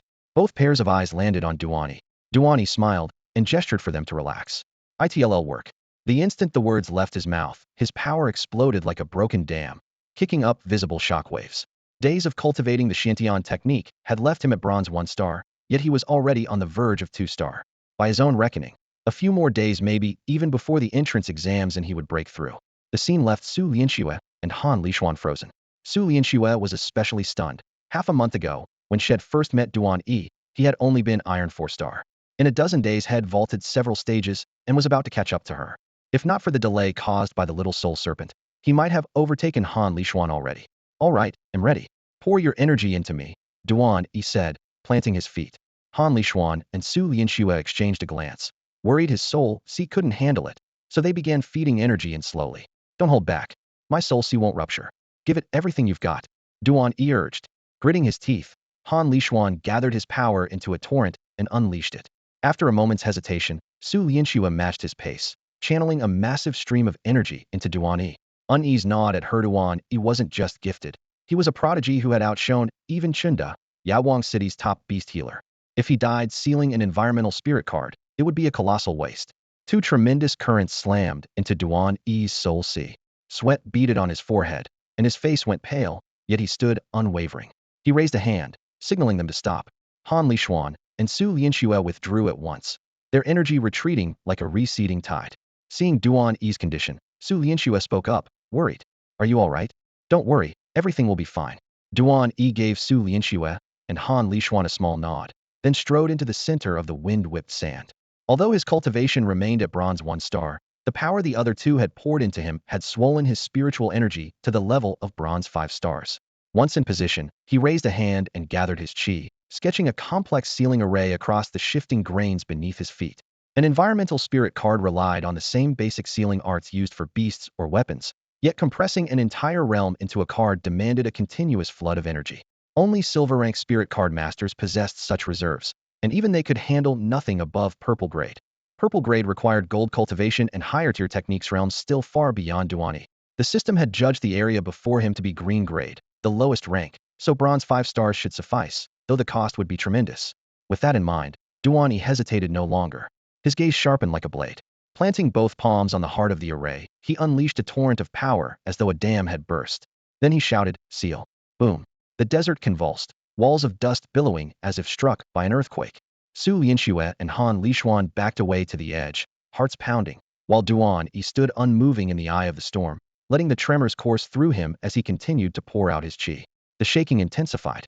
Dunes and scorching winds shrank inward, sucked toward the formation's core by an invisible force. "Whoa, he might actually do it," Han Lishuan muttered. Su Liangshu's eyes widened. They had expected him to fail, yet hope was unfolding before them. Once the entire environment compressed into the array, it would crystallize as an environmental spirit card. Sensing the critical moment approach, Duan E fought to contain his excitement. Had sealed beasts and weapons before, but capturing a slice of the world itself was a rare opportunity. Time dragged on. The energy his companions had lent him was long gone, leaving him to endure alone. Chi surged out of him in torrents. His face turned paler than the sand, yet he clenched his teeth and refused to yield. Success was within reach. He could not retreat now. Swish.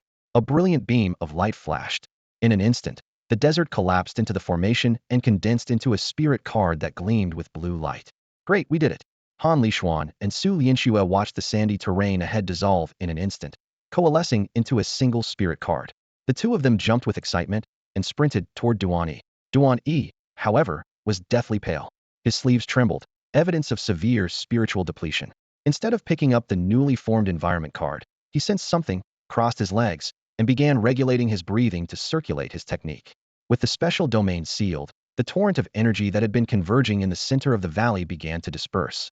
The valley's earlier lack of ambient power had been caused by that domain siphoning everything in. Now that the seal was complete, the concentration of energy would gradually return to normal. He's about to advance. Han Lixuan shouted as the surging power inside Duan E washed over him. Don't disturb him. Let's secure the card and keep watch for spirit beasts, Su Lianxue whispered, quickly arranging a perimeter. Han Lixuan nodded, stowing the card in his storage ring before ordering the golden flame tiger to stand guard. Su Lianxue positioned the snow shadow wolf on the opposite side. Duan E's eye soul viper coiled protectively at his feet, its cold eyes scanning the surroundings. After a little more than 10 minutes, the turbulent aura around Duan E subsided, color returned to his face, and he opened his eyes, their brilliance unmistakable. A grin spread across his lips. I never thought I'd break through under these circumstances. Huh. He had reached bronze 2-star. Though his power wasn't fully replenished, the breakthrough had ignited a second spiritual meridian within his soul sea, drastically increasing his reserves. What should have taken days happened in moments thanks to the energy Han Lixuan and Su Lianxue had poured into the seal. Congratulations, they said in unison, stepping forward.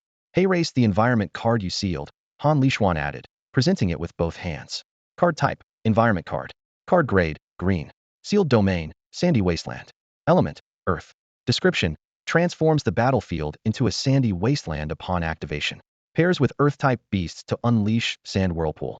Note, usable only by bronze level and above. Not bad.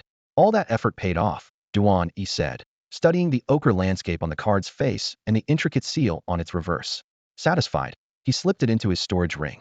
For now, he'll hold on to it. He laughed, even though, at the moment, he owned no earth-type beast that could actually make use of it. Even though Duan E had no immediate use for it, he still needed to collect the card. Deep within his soul sea he was nurturing an exceptionally rare gravity field environmental spirit card that could evolve, and this green-grade card was the exact material required for that evolution. Environmental cards were scarce and wildly overpriced whenever they appeared on the market, so the sooner he gathered them, the better. Haha, of course, Han Lixuan laughed. Lianxue and I each picked up a green-grade beast card. That's plenty for us. Besides, you're the one who went through all that trouble to seal this environmental card, so naturally it's yours.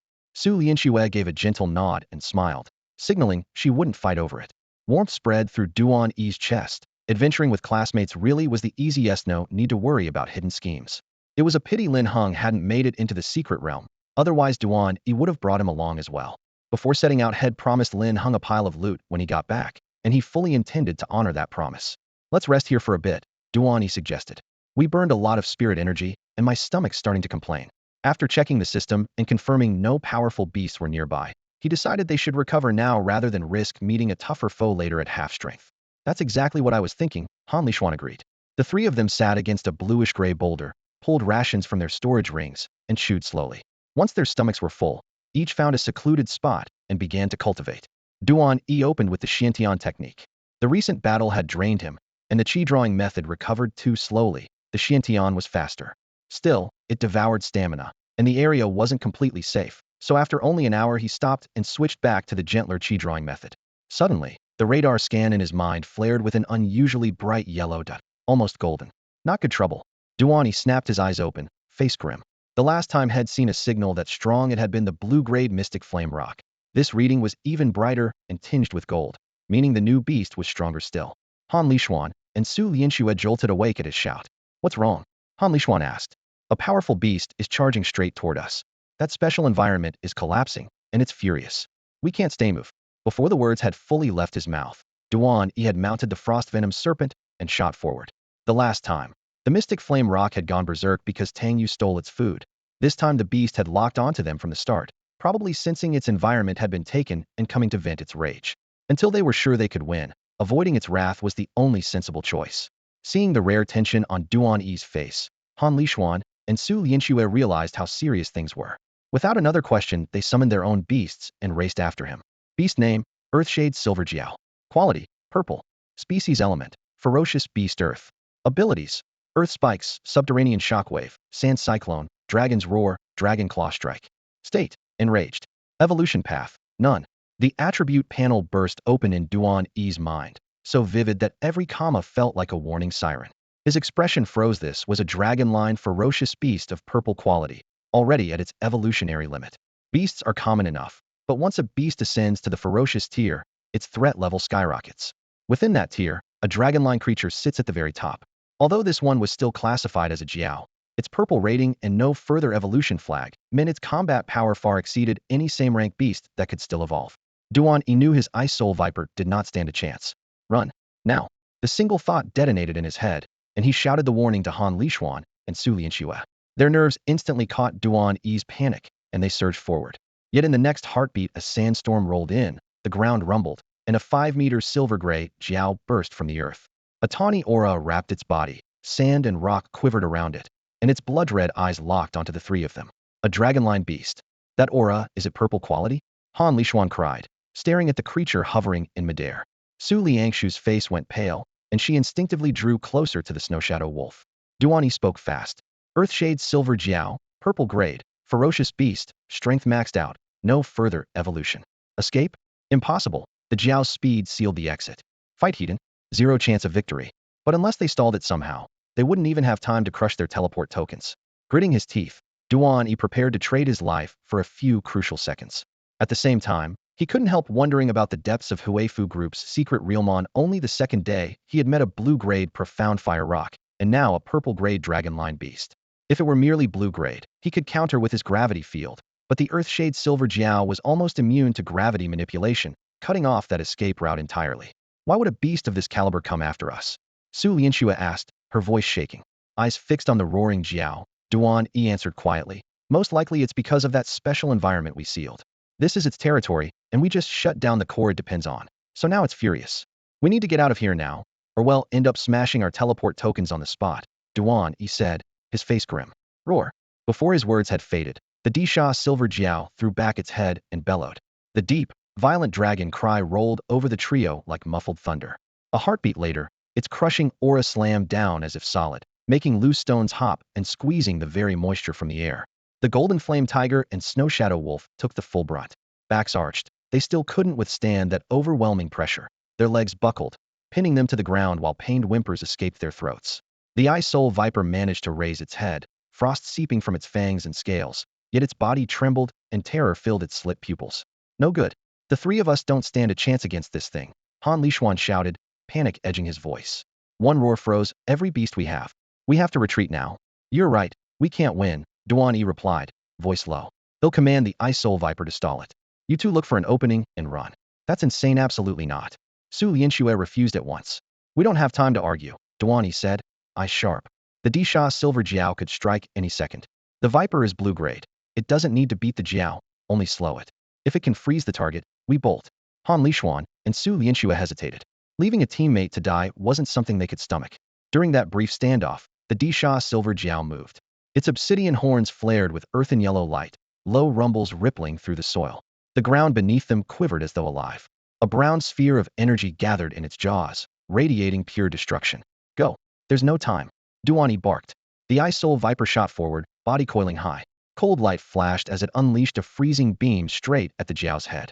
Yet Han Lishuan and Su Lianxue didn't retreat. Gritting their teeth, they drove their beasts forward. Golden Flame Tiger roaring through a surge of fire, Snow Shadow Wolf cloaked in silver light and slicing air with razor claws. You expect us to hide while you fight? Not happening. Worst case, we smash the tokens. Han Lishuan roared. Leave you behind? Forget it. Su Lianxue echoed, just as firm. The words heated Duan E's chest with a sudden ache, but there was no time to speak further. Boom. Earthwave blast. A brown pillar of light erupted from the Disha Silver Jiao's maw, like a collapsing mountain shattering the air. The trio's attacks crumbled instantly beneath it. The following shockwave hurled the Golden Flame Tiger, Snow Shadow Wolf, and Ice Soul Viper through the air. They crashed hard, kicking up clouds of dust. So strong Han Lishuan's fingers whitened around his token. Looks like we're about to break these. Su Lianxue gave a bitter laugh. If we hadn't wasted time sealing that special area earlier, would have lasted longer. Duan E drew a deep breath, eyes filled with unwilling fury. Damn Itho, can it be this powerful?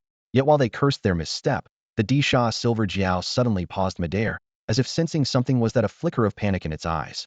Could this be a break for us? When Duan E saw the Disha Silver Jiao suddenly freeze, his heart skipped a beat. He instantly ran a system scan in his mind, but detected no other spirit beasts. This pause couldn't be squandered. With a thought, he recalled his battered Frostfang Viper into his beast space. Beside him, Han Lishuan and Su Lianxue understood at once and did the same with their own contracted beasts. Looks like that Disha Silver Jiao is scared of something. Let's get out of here. Duan E urged in a whisper, then bolted along the right side of the gorge. Han Lishuan and Su Lianxue sprinted after him, gravel skittering across the sand beneath their feet. But the dish of silver jiao had no intention of letting trespassers leave unpunished. A deafening roar echoed roar, and the canyon walls quivered, showering them with dust. A gale erupted from nowhere, kicking sand and stones into the air. Two towering sand twisters howled toward them, ready to grind them to nothing. This is insane, Duan E blurted. Facing the moving wall of sand, the trio's expressions hardened. They whipped out their teleport talismans and crushed them, yet in that split second, the tornado's pull intensified, yanking them into the maelstrom. Everything went black. It hurts. Duan E didn't know how long had been out before the throbbing pain roused him. He clawed his way out of a sandy pit, clothes in tatters, skin scored with bloody cuts. Compared with dying, these were trivial. He managed a bitter grin. The Hui Consortium's secret realm really isn't for show. No wonder they force us to team up and even assign bodyguards when disaster strikes. You can't even shatter a talisman in time. At least he was alive, and the teleport token was still intact. He exhaled, then noticed the terrain had changed completely. Rolling dunes stretched everywhere. The familiar canyon walls had vanished. The sandstorm had hurled them far away. Li Xuan, Lianxue, he shouted. No reply. The thick sand underfoot could bury an injured teammate at any moment. Duan E dropped to his knees and dug, fingers bleeding as coarse grains scraped his skin. Minutes later, a small mound ahead bulged, and a limp hand thrust through. Duan E lunged forward, seized the wrist, and hauled the person out. It was Su Liangsu, face gray with dust, but the faint color on her lips proved she was alive. I can't believe we survived, she murmured, clutching Duan E's arm. She scanned the area, then finally exhaled. Where's Han Lixuan? She asked, anxious. I've been digging this whole time, and you're the only one I found, Duan E replied, brow knit tight. What? Su Lianxue gasped, the memory of their near-death encounter flooding back. Look, they'll search over there. You take that side, Duan E said, eyeing the shifting dunes still heaving with loose sand. Got it. Su Lianxue nodded and dashed toward a low mound of sand ahead. Grains sprayed from beneath her feet, and the heat shimmered in the air. Duan E raced after her, scanning the dunes and scattered rocks for any sign of Han Lixuan. The brief search drained their strength. Moments later, they collapsed onto the sand, breathing hard. Their expressions dark. There was clearly no trace of Han Lixuan. Su Lianxue let out a soft sigh and lowered her voice. Do you think he might have? No way, Duan E cut her off, waving a hand. Han Lixuan is a 3-star bronze, almost 4, far stronger than we are, and he's the principal's grandson. Remember, the old man kept him behind to give him extra instructions. He's not going down that easily. Despite his words, Su Liangxue's brow stayed furrowed. But that earth fiend silver jiao was terrifying, and its sand cyclones were deadly. If something really went wrong. Sand cyclones? Duan E slapped his forehead. Right. When the silver jiao used that skill, it created 2 vortices. You were closest to me, so we got sucked into the same one. Han Lixuan was probably caught in the other and tossed somewhere else. That makes sense. Su Liangxue's eyes lit up. If a 2-star bronze like her survived, a near 4-star like Han Lixuan should be fine. Duan E brushed the sand from his clothes and stood. Let's patch ourselves up, change, and then resume the search. He glanced down at his torn, bloodstained shirt. Su Lianxue looked herself over as well, relieved that the rips were not in awkward places. They each picked a secluded dune, cleaned their wounds, changed clothes from their storage rings, and met up again. Next, they summoned their companion beasts. During the fight with the silver jiao, the snow shadow wolf and the frost venom serpent had both been injured, nothing fatal, but they needed attention. Su Lianxue gazed at the wolf's bleeding wounds and turned to him. I need your help again. Don't worry, I've got it, Duan E replied. He pulled up the snow shadow wolf status panel for a quick check. The earth shock didn't hit Hedon. These are just flesh wounds. A little trauma salve will do. He retrieved several brown vials from his ring and carefully smeared the medicine over the gashes. He had stocked up on supplies before entering the Huifu Corporation's secret realm, just in case. When the wolf was taken care of, Duan E turned to the frost venom serpent. As a blue-grade beast, it had been the closest to the jiao and had taken the worst hit, but an ice wall it raised at the last second had absorbed most of the force. Its scales were cracked, yet the injuries were comparable to the wolf's. Like the wolf, the serpent was suffering only surface wounds, and the same salve would see it healed in no time. After a brief rest, the 2 beasts' injuries had almost completely healed. Let's move. Duan E pointed to the fork ahead. We don't know our exact location in the secret realm, but it's definitely still within Hui Mansion Group's territory. Since the same force scattered us, we shouldn't be too far apart. We'll start by following this path.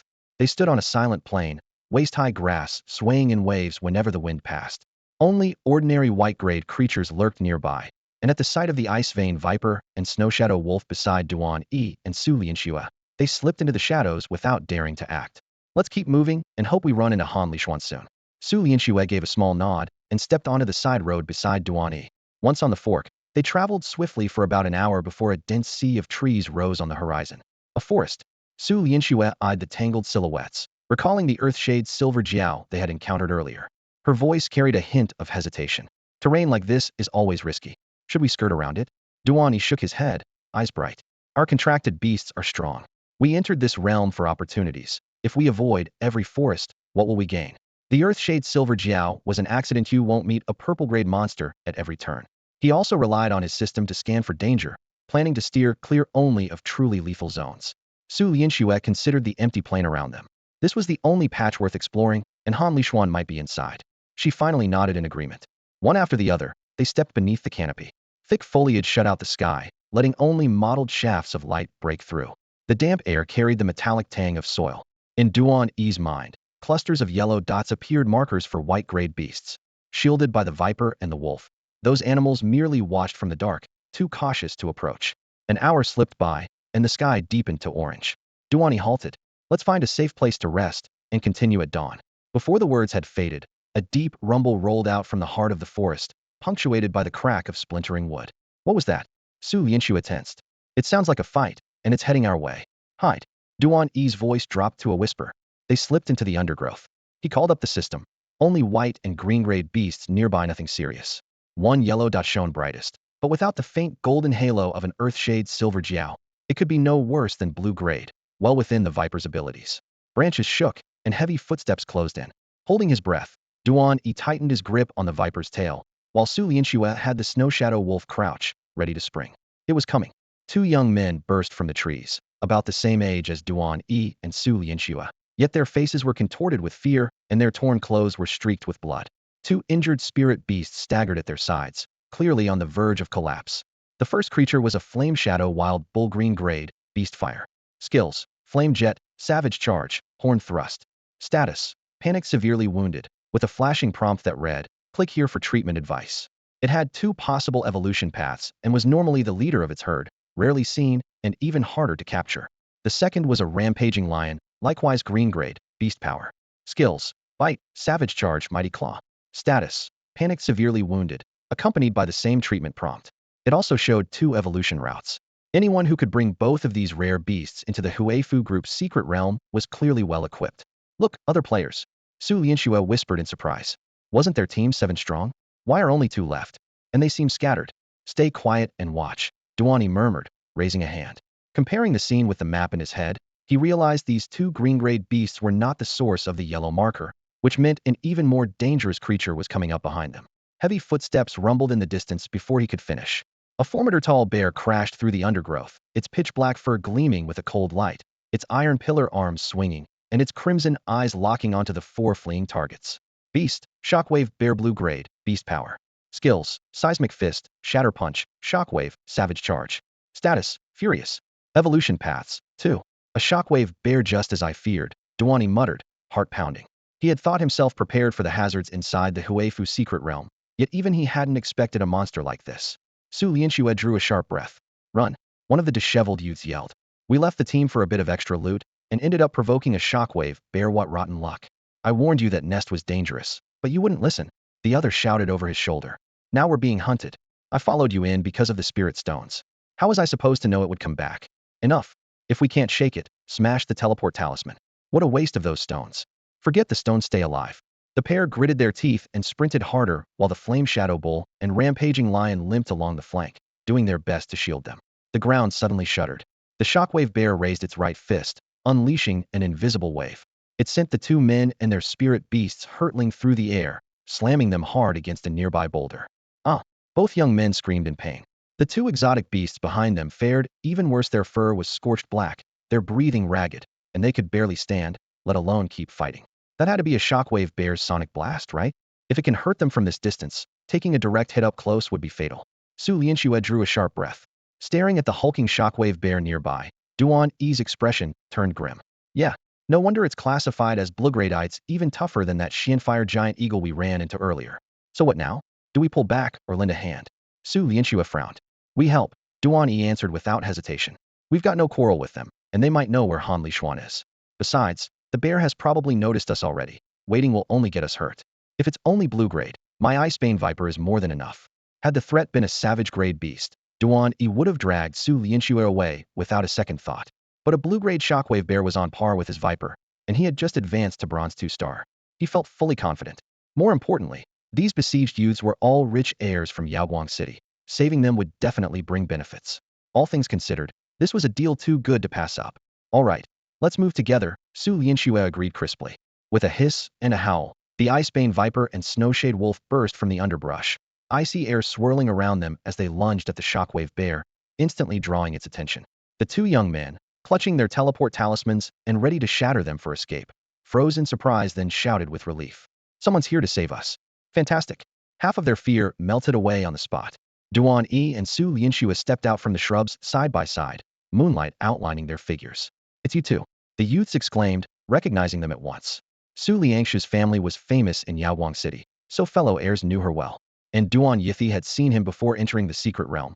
The guy had beaten a silver-helmed beast with sheer skill and earned his slot. The mild-mannered youth bowed repeatedly. Thank you so much for helping us. Save the thanks. Pull your beasts back and stay clear. Leave this to me, Duan E ordered, focusing every ounce of attention on the Icebane Viper. Since the ambush by the Earth Shroud's Silver Jiao, he no longer dared to lower his guard. The Viper and the Wolf, both ice-aligned, wove streams of frigid air together, forcing the shockwave bear to stay in place. The sight left the two youths dumbstruck. Well, that's incredible. Are all students from Yaoguang number 3 this fierce? That Icebane Viper hits way harder than any ordinary green-grade beast. No wonder he beat the silver-helmed beast. Duan E's the real deal. It looks like the shockwave bear is about to be driven off, for real. The two young men and their beasts were already injured and had no strength left to help Duan E and Su Lianxue. They could only stand aside and watch. At first they felt awkward for doing nothing, but as the battle abruptly shifted they stared in disbelief. The pain in their bodies all but forgotten. Duan E and Su Lianxue were unleashing astonishing power. The Ice Soul Viper moved first, casting its freezing spell. Icy air poured from between its scales, instantly turning every nearby flower, shrub, and tree into an ice sculpture, while a thick sheet of frost spread across the ground. The formidable tall shockwave bear stepped onto the glittering surface, slipped, and became slow and clumsy. This was the chance. Duan E barked a command, and the Ice Soul Viper spat a beam of arctic light. Almost simultaneously, Su Lianxue ordered, Snow Shadow Wolf, Ice Spike Charge. The silver beam and a storm of shattering ice lances merged in midair and slammed into the bear's chest. The giant beast was lifted off its feet, its belly ripped open, and frost raced across the wound. Two green-grade beasts actually managed to badly injure a blue-grade shockwave bear. The two young men were stunned. They had thought Duan E could, at best, force the creature to retreat. They never expected one strike to put it on the brink of collapse. Before the bear hit the ground, the Ice Soul Viper shot forward. Its tail whipped across the bear's head, sending the massive body rolling again. While it was still airborne, the snake spewed a cloud of purple-black venom that swallowed it whole. Wounded and poisoned, the shockwave bear finally felt fear and began searching for a way out. It roared and slammed the earth with a shockwave, shattering the ice. Seizing the moment, it lowered its head and charged, trying to blast open an escape route. But Su Lianxue was already blocking the path. Blue light flared from the spirit card in her palm, then flashed into a longbow wreathed in icy mist. Card type, Weapon Spirit card. Card grade, green. Sealed weapon, Silver Frost Bow. Element, ice. Description, forged from ice crystal ore and adamantite, capable of firing arrows of silver frost. Usage requirement, Spirit card Master Bronze rank or higher. The Silver Frost Bow took shape, and cold mist condensed on the bowstring to form a crystal arrow. Whoosh. The arrow pierced the air and struck the shockwave bear's right leg. Frost spread instantly, and the giant crashed to the ground with a roar. A green-grade weapon spirit card the Silver Frost Bow. The attribute panel floating before Duan E made his heart race, but there was no time for questions. He immediately ordered the Ice Soul Viper to press the attack. The Viper lunged, its fangs glowing violet, and sank them into the bear's neck. At the same time, the Snow Shadow Wolf pounced, claws sheathed in frost, tearing open the creature's abdomen with an ice wolf claw. Thus, working side by side, Duan E and Su Lianxue brought down the formidable blue-grade shockwave bear. When the shockwave bear went down, a blue-grade beast core drifted out of the carcass. Duan E snatched it up at once and tucked it into his storage ring. Su Lianxue stood nearby, her expression calm, showing no intention of competing for it. Ever since the battle with the Dark Flame Rock, Duan E's fascination with blue-grade cores had been obvious, and she saw no point in fighting him for something she didn't urgently need. Instead, she quietly relaxed her bowstring and said nothing. To her, a blue-grade beast core wouldn't prove useful until she reached the silver tier and wanted her contract beast to evolve to the same grade. So rather than vying for the loot, she was far more interested in the excitement shining in the boy's eyes beside her. By the way, your silver ice bow is incredible. How come I've never seen you use it before? Duan E asked as he put the ring away. Su Lianxue ran a hand over the icy bow, a trace of frost still clinging to the string. It was my grandfather's secret weapon, but it burns through spirit energy. With my current cultivation, I can fire 3 arrows at most, so I save it for emergencies. I actually planned to use it against the Earthshade Silver Jiao, but that thing was too strong, it never gave me the chance. Besides, the bow's only a green-grade weapon card. It's almost useless against purple-grade beasts, and only barely works on blue-grade ones. The effect drops off sharply. Duan E nodded. A green-grade silver ice bow could devastate beasts of the same tier. If the shockwave bear had been green-grade, one arrow might have crippled it. But weapon cards always guzzled spirit energy, and bronze tier card masters could handle at most green-grade gear. The bow could still hurt blue-grade creatures, just not in a single decisive shot, otherwise it would have done more than freeze one of the bear's legs. Even so, the silver ice bow was formidable. Duan E owned no weapon or armor cards at all, so he couldn't help eyeing the bow with open envy. After a brief exchange, they moved to the bear's massive corpse and began stripping hide, claws, fangs, and sinew, sorting every valuable bit into their dimensional pouches. The thick blue pelt shimmered under the sunlight, proof of its outstanding defensive properties. Su Lianxue worked quickly. Duan E matched her pace, and before long, everything that would fetch a high price was safely stowed. Not far away, the two young men who had watched the fight were still slack-jawed. A blue-grade shockwave bear. Even a silver-tier card master might struggle to take it down so fast. More astonishing was the frost soul viper. The first freezing ray, the whip-like tail strike, and the venomous bite to the neck, each move ruthless and precise. The snow shadow wolf's support went almost unnoticed, yet was perfectly timed. And the blow that truly robbed the bear of its escape was Su Lianxue's silver ice bow. The strength of these two students from Yawang No. 3 High was far beyond anything they had imagined. Good grief, they're incredible, they whispered, growing more awed the longer they talked. At last they traded a look, stood up, and hurried over to Duan E and Su Lianxue. Bowing respectfully, they clasped their fists. Thank you both for saving our lives. You must be Brother Duan E, the friendly young man said. I noticed how extraordinary you were back at the teleportation gate, and now I'm convinced you're truly formidable. He glanced at Su Lianxue and added with genuine admiration. And Miss Su, your silver frost bow is astonishingly powerful, far beyond anything the two of us can muster. At that moment, Duan E and Su Lianxue were kneeling beside the enormous shockwave bear, swiftly carving off its pelt, claws, and crystal core. They acknowledged the praise with slight nods, but stayed focused on their work. The two young men exchanged awkward looks and chuckled. When the useful materials had been packed away, Duan E summoned his beast to finish off the remains, wiped the blood from his hands, and finally walked over with Su Lianxue. Wasn't your squad 7 strong? Why are only 2 of you left? Su Lianxue asked. The amiable youth sighed. It's embarrassing. Not long after we entered the secret realm, we argued over the loot split, and the team broke apart that same night. Duan E and Su Lianxue had traded wry smiles. They had separated from their own team for the same reason. May I ask your names and schools? Duan E said casually. Jiang Yin from Yawang No. 2 High, the young man replied, clearing his throat. He gestured to his companion. This is my friend Li Si, also Yawang No. 2. Li Si clasped his hands in greeting. Duan E nodded and quietly probed their cultivation. Jiang Yin, bronze 3-star. Li Si, bronze 2-star. Jiang Yin was slightly stronger than himself, yet still below Han Li Xuan, likely having only just reached 3-star. Anyone granted entry to the Huifu group's secret realm needed more than strength. Wealth and family influence mattered, 2 traits these two clearly possessed. So, how did you wind up tangling with the shockwave bear? Duan E asked. Had we not crossed paths, you might have been forced out early. Li Si offered a rueful smile. After leaving our team, we hunted green-grade beasts in this forest. We stumbled into a cave packed with spirit stones, many of them green-grade. Just as we were about to collect them, the bear appeared, and we ran all the way here. That was close, Jiang Yin muttered, though his gaze drifted to the ice soul viper coiled at Duan E's feet, his eyes filled with envy. Brother Duan, you look like a bronze 2-star, yet your viper's aura is unmistakably blue-grade. It must have mutated during evolution. The power it exudes leaves my flame shadow bull in the dust. A flame shadow bull could normally overpower an ice-type viper, but a leap to blue-grade was a different league entirely, forcing Jiang Yin to concede. Just good fortune, Duan E replied politely. Then he pressed, you mentioned a cave filled with spirit stones? That's true. Jiang Yin gave a wry smile. Unfortunately, we didn't have time to haul out any spirit stones.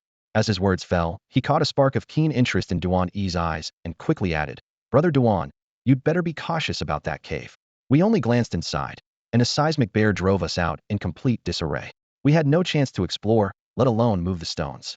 His voice sped up at the memory of their close call. The cave floor is littered with spirit stones, many of them green-grade. But precisely because of that, There can't be just one guardian. Otherwise, the bear would have given up the chase and gone back to protect them. Duan E nodded slightly, weighing his options. His gaze shifted to the two flagging beasts beside Jiang Yin and Li Si. Let's leave the cave for now, Su Lianxue said, following his line of sight. She noticed the mottled blood and wounds on the beasts. Your beasts are badly hurt, aren't they? Li Si stroked her trembling beast's mane and answered bitterly. They're too injured to fight.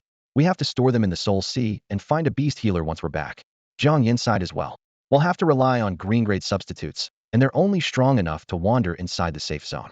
If you and Miss Su hadn't shown up, would already have crushed our teleport plaques and fled. Duan E opened his system panel, skimmed the beast's injury data, and suddenly smiled. I can heal them, but I need one promise from you. What? You can heal them? Jiang Yin and Li Si blurted in disbelief. Jiang Yin waved his hands. Brother Duan, don't joke about this. One misstep in beast treatment and they die? Su Lianxue merely smiled, saying nothing. She knew Duan E's skill. He had saved her grandfather's dying beast. These two, though badly wounded, were far from hopeless. As for the price he meant to name, she could guess the cave's exact location. She felt the same temptation, yet couldn't ignore Jiang Yan's warning about stronger guardians, nor forget the shadow cast by the Earthshade's silver Jiao. Duan E's smile faded. His tone was firm. I'm not joking. If you're doubtful, they'll heal the flame shadow maned ox first and prove it. Hearing that Duan E intended to treat his own beast first, Jiang Yin hesitated. Because the blazing shadow wild ox was both rare and had been with him for years, Jian Yan's attachment ran deep. Duan E might have saved their lives, but Jian Yin still hesitated to hand over his beast. Start with my rampaging lion. Li Si cut in before he could speak. Li Si shared Jian Yan's worries, yet the certainty in Duan E's eyes reminded him of his own taste for Rish had led them into the cave in the first place. Besides, the lion's wounds were lighter than the ox's. Even if the treatment failed, it wouldn't die outright. If Duan E succeeded, they would gain not only a powerful ally but also a gifted beast healer. Excellent. I like decisive people, Duan E said with a grin. He had suggested treating the ox first simply because its injuries were worse, and curing it would feel more rewarding. Swapping the order made no difference to him. He strode to the rampaging lion and, in his mind, summoned his system interface. Diagnosis. Struck by a shockwave bears, shattering fist multiple fractures. Subsequent shockwaves re-injured the same spots, leaving the beast completely immobile. Treatment. 1. Apply generous amounts of beast wound salve to every fracture and bandage each site. 2. Administer 3 giant strength herbs orally to restore stamina. Full recovery expected within 7 days. Note. Locate every fracture precisely. Any omission or error will weaken the result. Closing the panel, Duan E saw faint points of light bloom over the lion's huge frame markers for each break. A normal beast healer could attempt the job, but would have to locate fractures by feel, and any oversight could cripple the creature for life. That risk was exactly why Jian Yin had balked. Quacks were common, and their mistakes could be fatal. The system's pinpoint guidance nearly eliminated such danger and greatly raised the odds of success. Still wary, Jian Yin whispered, "Aren't you afraid something will happen to your beast? You've had that lion forever. Worth risking its life? Duan E saved us, but we don't owe him our beasts." Li Si clapped him on the shoulder. "I think the guy knows what he's doing. Didn't you see the confidence in Su Lianxue's eyes? The Su family rules Yaowang City. She wouldn't let him play doctor if he were clueless. Watch his hands, this might work." Swayed, Jian Yin darted a glance at Su Lianxue. Sure enough, she looked perfectly calm. Curiosity edged out his unease, and he fixed his full attention on Duan E's movements. Duan E coated each glowing spot with salve-steady hands. Exact amounts then wrapped clean bandages layer by layer. Afterward, he crushed 3 giant strength herbs, pried open the lion's jaws, and poured the juice inside. The entire procedure flowed without a hitch. All fractures treated. Now it's up to him, Duan E said, wiping sweat from his brow and nodding to Li Si. A silent system prompt appeared, treatment complete. Estimated recovery in 7 days. Li Si let out a quiet breath, delight flashing in his eyes. Jian Yin, watching every step, felt his doubts give way to genuine admiration. After Li Si's comment, Jian Yin once more glanced at Su Lianxue, no hint of concern. Fascination took over, and he continued to observe Duan E's every move. Duan E pulled 4 or 5 vials of beast wound salve from his storage ring, soothed the feral lion, and guided by the system's markers carefully spread the medicine over each fracture. The instant the liquid touched the wounds, the lion's massive frame convulsed, a low growl rumbling from its throat. Instinct urged it to thrash against the searing pain, but its master's order was an iron shackle. It could only clench its jaws and huddle on the ground while Duan E worked. Within minutes the salve had sunk in completely. The agony receded, and a flicker of relief brightened the lion's golden eyes as it sent a wave of pleasure through its bond to Li Si. "Whoa, he really can heal," Li Si shouted, elated. Seeing the lion's obvious improvement, Zhang Yan's last doubt evaporated, replaced by sincere admiration. Unhurried, Duan E drew out a pile of clean bandages and expertly splinted each broken bone. The right leg was the worst, so he snapped a few sturdy branches for a brace and bound them tight. All set. He brushed the dust from his hands and exhaled. Clap, clap, clap. Li Si and Zhang Yan applauded together. Brother Duan, you're incredible strong in battle and a master of spirit beast medicine. Your future's limitless. Li Si praised. Duan E waved the compliment aside and looked at them. The feral lion needs one last step. Which of you has great strength grass? I do. Li Si blurted, producing 10 stalks from his ring. For a pure power-type lion, great strength grass was both daily nourishment and a key evolution catalyst, so he always kept some on hand. Duan E chose 3 stalks, crushed them into a ball, and stuffed it into the lion's mouth. As the herb's aroma spread, a dense yellow glow rose over its hide. Before their eyes, the shattered bones knit together at incredible speed, and the lion moments ago helpless on the ground slowly braced its forelegs and stood. Good. Treatment's done. Duan E shook out his sleeves and warned Li Si. ITLL need about a week to finish healing. No fights, no strenuous exercise, let it rest in the soul sea. Barely 20 minutes had passed, yet a spirit beast that had lost all combat power was back on its feet. The speed was astounding. Li Si clicked his tongue. Zhang Yan, even if we sent the lion to Dr. Chinda, it wouldn't be this fast and the bill would be insane. Brother Duan is the real deal. Zhang Yan gave a wry smile. And I actually doubted him earlier. Ridiculous. Duan E arched a brow at the flame shadow bull beside Zhang Yan.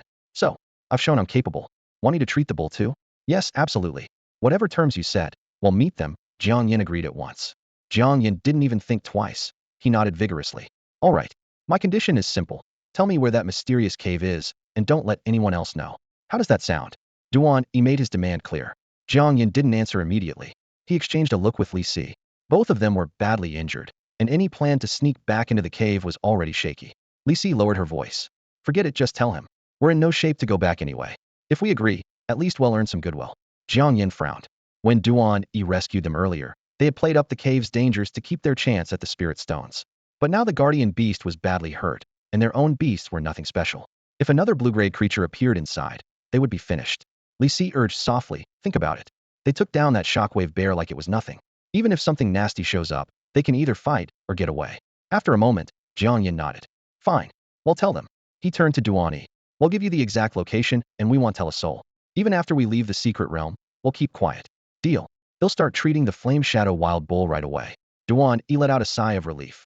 From the moment they mentioned the cave, had suspected they were hiding something. No one willingly shares a place full of green-grade spirit stones. The shockwave bear was dead. If that had been the only guardian, one trip might clear the cave out. He couldn't let the opportunity slip away. He walked over to the wild bull and opened the system panel to locate every injury. Compared with the rampaging lion, the bull had far more fractures. Both front legs were broken, and its internal wounds were severe, but Duan E didn't find it troublesome. He reset each break, bandaged the limbs, and followed up with stabilizing acupuncture. Once the bones were aligned, he took out giant force grass and fed the bull 5 stalks to more than head used on the lion. The juice slid down its throat, heat rippled through its flesh, bones knitted, and wounds closed before their eyes. Minutes later, the bull let out a deep snort and hauled itself upright. Its legs couldn't hold for long yet, but it could move on its own, proof the treatment had worked.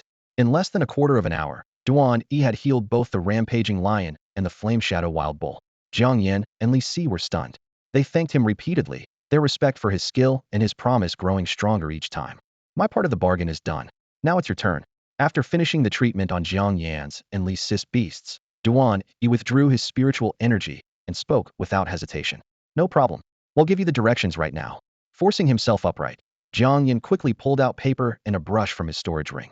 He glanced at Duan E, who stood silently nearby, then at the still injured Li Si, and said in a firm voice, both of us are wounded, and our main beasts were only just healed, so it's not practical for us to travel with you. But don't worry, a map I draw will be completely accurate. If you ever discover it's fake, feel free to come after us. Since they had decided to reveal the cave's location, Zhang Yan chose not to tag along. Watching someone else claim the prize would only make him more frustrated. That works for me. Duan E nodded. Zhang Yan bent over and, with a few swift strokes, sketched out a concise map. Handing it to Duan E, he added, the endpoint is a waterfall. The cave is right behind it. We only stumbled across it when we passed through the curtain of water. Duan E lowered his eyes to verify the landmarks, then clasped his fists in thanks. Much appreciated. We'll head out immediately. He wasn't worried about any deception. Anyone daring to fool him would pay the price. Jiang Yin and Li Si exchanged a knowing glance, recalled their beasts, and bowed to Duan E and Su Lianxue before heading toward the forest's exit. Let's go too, Duan E said, opening the map for Su Lianxue to see. Aren't you afraid they lied to you? She asked with a light laugh. Lying to me is the same as courting death, he snorted. She smiled, lips curving. Just teasing. Those two seem fairly trustworthy. Still, we should hurry so no one else gets there first. With that, they set off at a brisk pace. The Ice Soul Viper and the Thunderclap Golden Eagle, restored after devouring the Shockwave Bear's corpse, took the lead. About an hour later, Duan E and Su Lianxue reached the end of the route. A few scattered beasts had attacked along the way, but the strongest were only green-grade and were easily dispatched by the Ice Soul Viper. They now stood in the heart of the forest. A roaring waterfall plunged from a high cliff, filling the air with mist. A clear stream wound away from its base. Duan E opened his system interface and confirmed that most of the creatures in the water were Wagering no real threat. It turned out Jiang Yin was right after all. A waterfall really did exist here. Water roared as it plunged off the sheer cliff, and drifting mist blurred everything beyond it. Seeing the cascade, Duan E finally relaxed. Jiang Yin's team hadn't lied to him, and the effort spent saving the strange beasts hadn't been wasted. The falls were hidden deep inside rugged terrain, walled in by jagged boulders that would have concealed them from almost anyone, yet luck had guided the group straight to the spot. Su Lianxue circled the curtain of water, inspecting every gap between the flow and the rock face, but nothing seemed out of place. If she hadn't been here before, she never would have believed a cave lay behind the falls. She nodded once. No time to lose, let's head in. Right, Duan E agreed. Side by side, the two of them stepped through the curtain with their pair of spirit beasts. The roar of water faded at once, and the light shifted dramatically.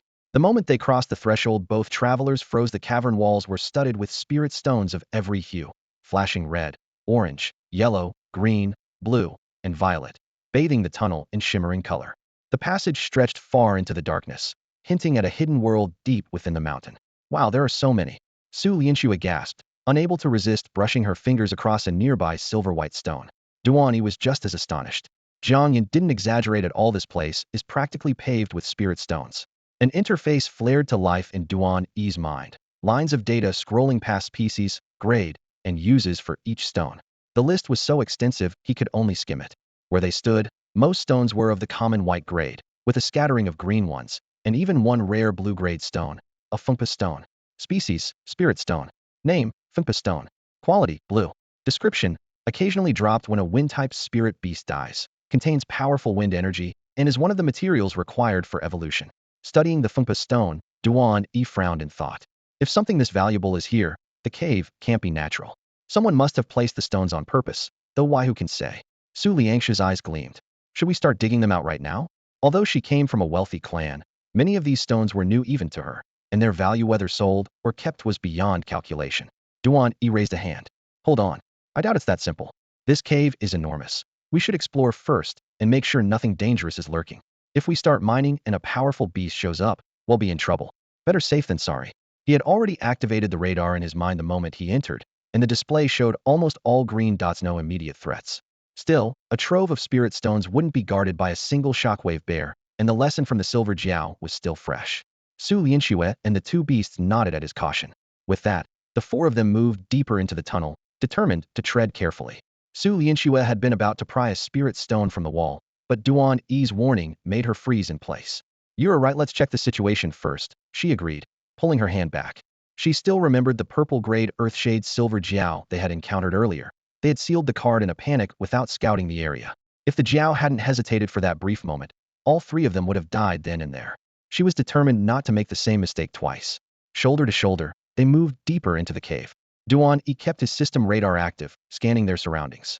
The floor, walls, and ceiling were studded with spirit stones. On his mental display, the green dots were packed so tightly, they looked like a carpet of light. Any yellow dot would stand out immediately. As they advanced, white-grade stones became scarce, replaced by green and blue ones.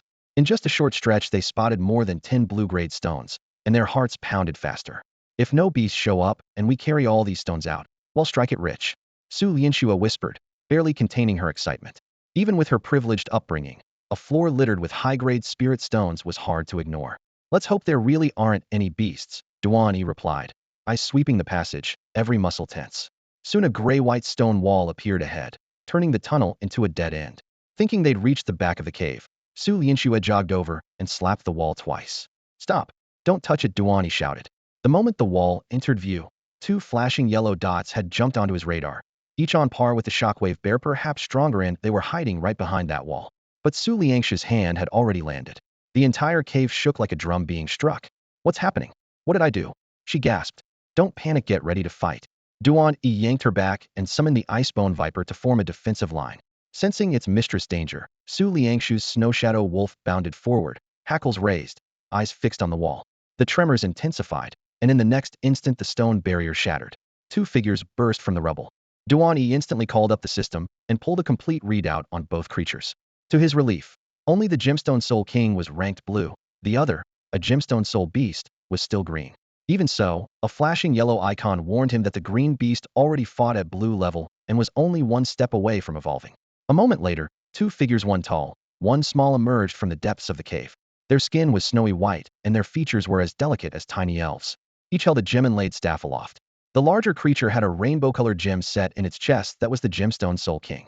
The smaller one was its lesser counterpart, the Gemstone Soul Beast. Gemstone Soul Beast and Gemstone Soul King, psychic type. Su Lianxue exclaimed, eyes wide. No wonder the caves piled with crystals, they love anything that shines. Looks like we struck it rich. Duan E's excitement showed. Only one blue rank. As long as nothing's purple, we're fine. Clenching his fists, he laid out the plan. He'll pin down the big one. You handle the small one. We split up. Su Lianxue nodded. Understood. He'll cover you with the silver ice bow. That Gemstone Soul King won't be easy. Despite her concern, she trusted Duan E's trump card. His Ice Soul Viper, though officially green, fought at blue level. The two of them had beaten a shockwave bear together. With her Snowshade Wolf, an ordinary green beast was no problem. Together, they held the advantage. Across the cave, the two alien beasts struck first. The tips of their staffs flared, firing blistering beams of light. The stronger beam honed in on the Ice Soul Viper. Clearly, the Gemstone Soul King had identified the greater threat. But the Viper and the wolf were ready. The serpent's tail whipped sideways, the wolf blurred out of the line of fire, and both dodged the incoming beams. In a heartbeat, all four battle pets collided, filling the cavern with swirling spiritual energy. Ice Soul Viper, Icebind. Freeze the cave, Duan E shouted. The serpent reared back and hissed, releasing a surge of frigid air.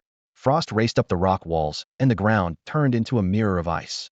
The new terrain favored their side, letting both Duan E and Su Lianxue fight unrestrained. A piercing cry echoed as the frost reached the Gemstone Soul King's feet, slowing its movements immediately. The Gemstone Spirit Beast was also slowed by the Frostbane Viper's chilling aura. Seizing the moment, the Snow Shadow Wolf lunged forward and unleashed its Ice Wolf Claw, hurling the creature through the air. The tremendous impact kicked up a cloud of frigid mist, scattering shards of ice in every direction. Seeing its cub injured, the Gemstone Spirit King lost control. The rainbow-colored gem embedded in its chest throbbed violently before it erupted into a blinding seven-hued beam. The solid column of light, loud enough to make ears ring, shot straight at the Snow Shadow Wolf. Bad news. Duan E sensed the sudden shift in target and instantly ordered the Frostbane Viper to fire an Arctic ray. White-blue energy collided with the multicolored blast in midair, the clash of light so intense it made the entire cavern shudder. Jagged cracks raced across the walls, chunks of rock rained down, and dust swirled everywhere. The Frostbane Viper and the Snow Shadow Wolf kept releasing waves of cold, sealing the fractured rock under layers of ice and barely preventing a cavian. Duan E barked. Finish that Gemstone Spirit Beast now, he'll hold the king. Got it. Watch yourself. Relieved that the Arctic ray could match the rainbow beam, Su Lianxue urged the Snow Shadow Wolf forward, racing off in the direction the Gemstone Spirit Beast had been hurled. Pebbles still dropped from the ceiling as Duan E calculated frantically. The chamber was narrow. If it collapsed, neither the spirit stones nor their own lives could be saved. The Gemstone Spirit King was clearly stronger than the shockwave bear they'd faced before, and its rage over its injured offspring made delay even more dangerous and costly. Enough. I'm done wasting time on you.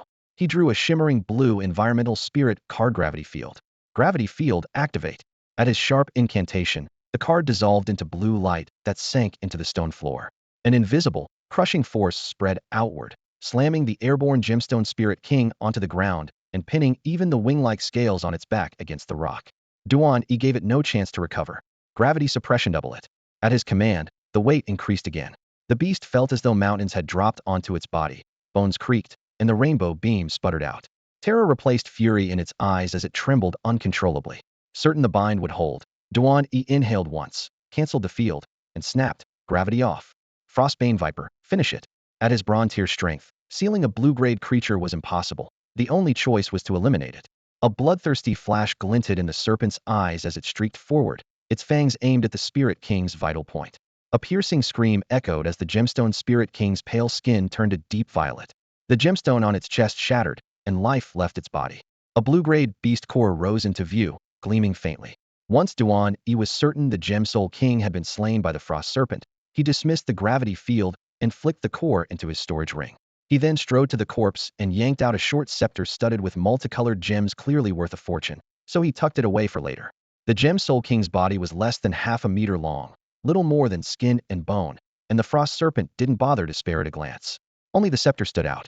Gem Soul Kings were psionic beasts, incredibly rare, and wealthy collectors loved items that bore their tribal traits. The staff might fetch an excellent price. After tidying up, Duan E started after Su Lianxue, but she soon returned, leading the Snow Shadow Wolf. She moved with a spring in her step, excitement lighting her face. "Well, where's the Gem Soul Beast?" he asked, knowing a green-grade creature was worth more sealed than slain. He got it sealed. Su Lianxue waved the spirit card, her eyes sparkling. Duan E exhaled in relief and studied the creature, now compressed into a flicker of light, inside the card. "Nicely done. I was afraid you might miss. It was almost at the blue threshold." She shook her aching arm theatrically. It was a nightmare. Stubborn as a mule, even with the Snow Shadow Wolf nipping at its heels, it refused to give in. Then, out of nowhere, it just accepted its fate and let the seal take hold. "I think I know why," Duan E said, nodding at the shattered crystalline carcass nearby. It sensed the Soul King was dead. With no hope of survival, it surrendered. Haha. Su Lianxue finally noticed the Gem Soul King's body. "That fast? I was gone for, what, a minute? And the frost serpent doesn't have a scratch?" "The cave was too cramped. Drag it out, and the roof might collapse, so I had to finish it quick," he explained, then glanced at the ice crystal walls. "Save the marveling for later.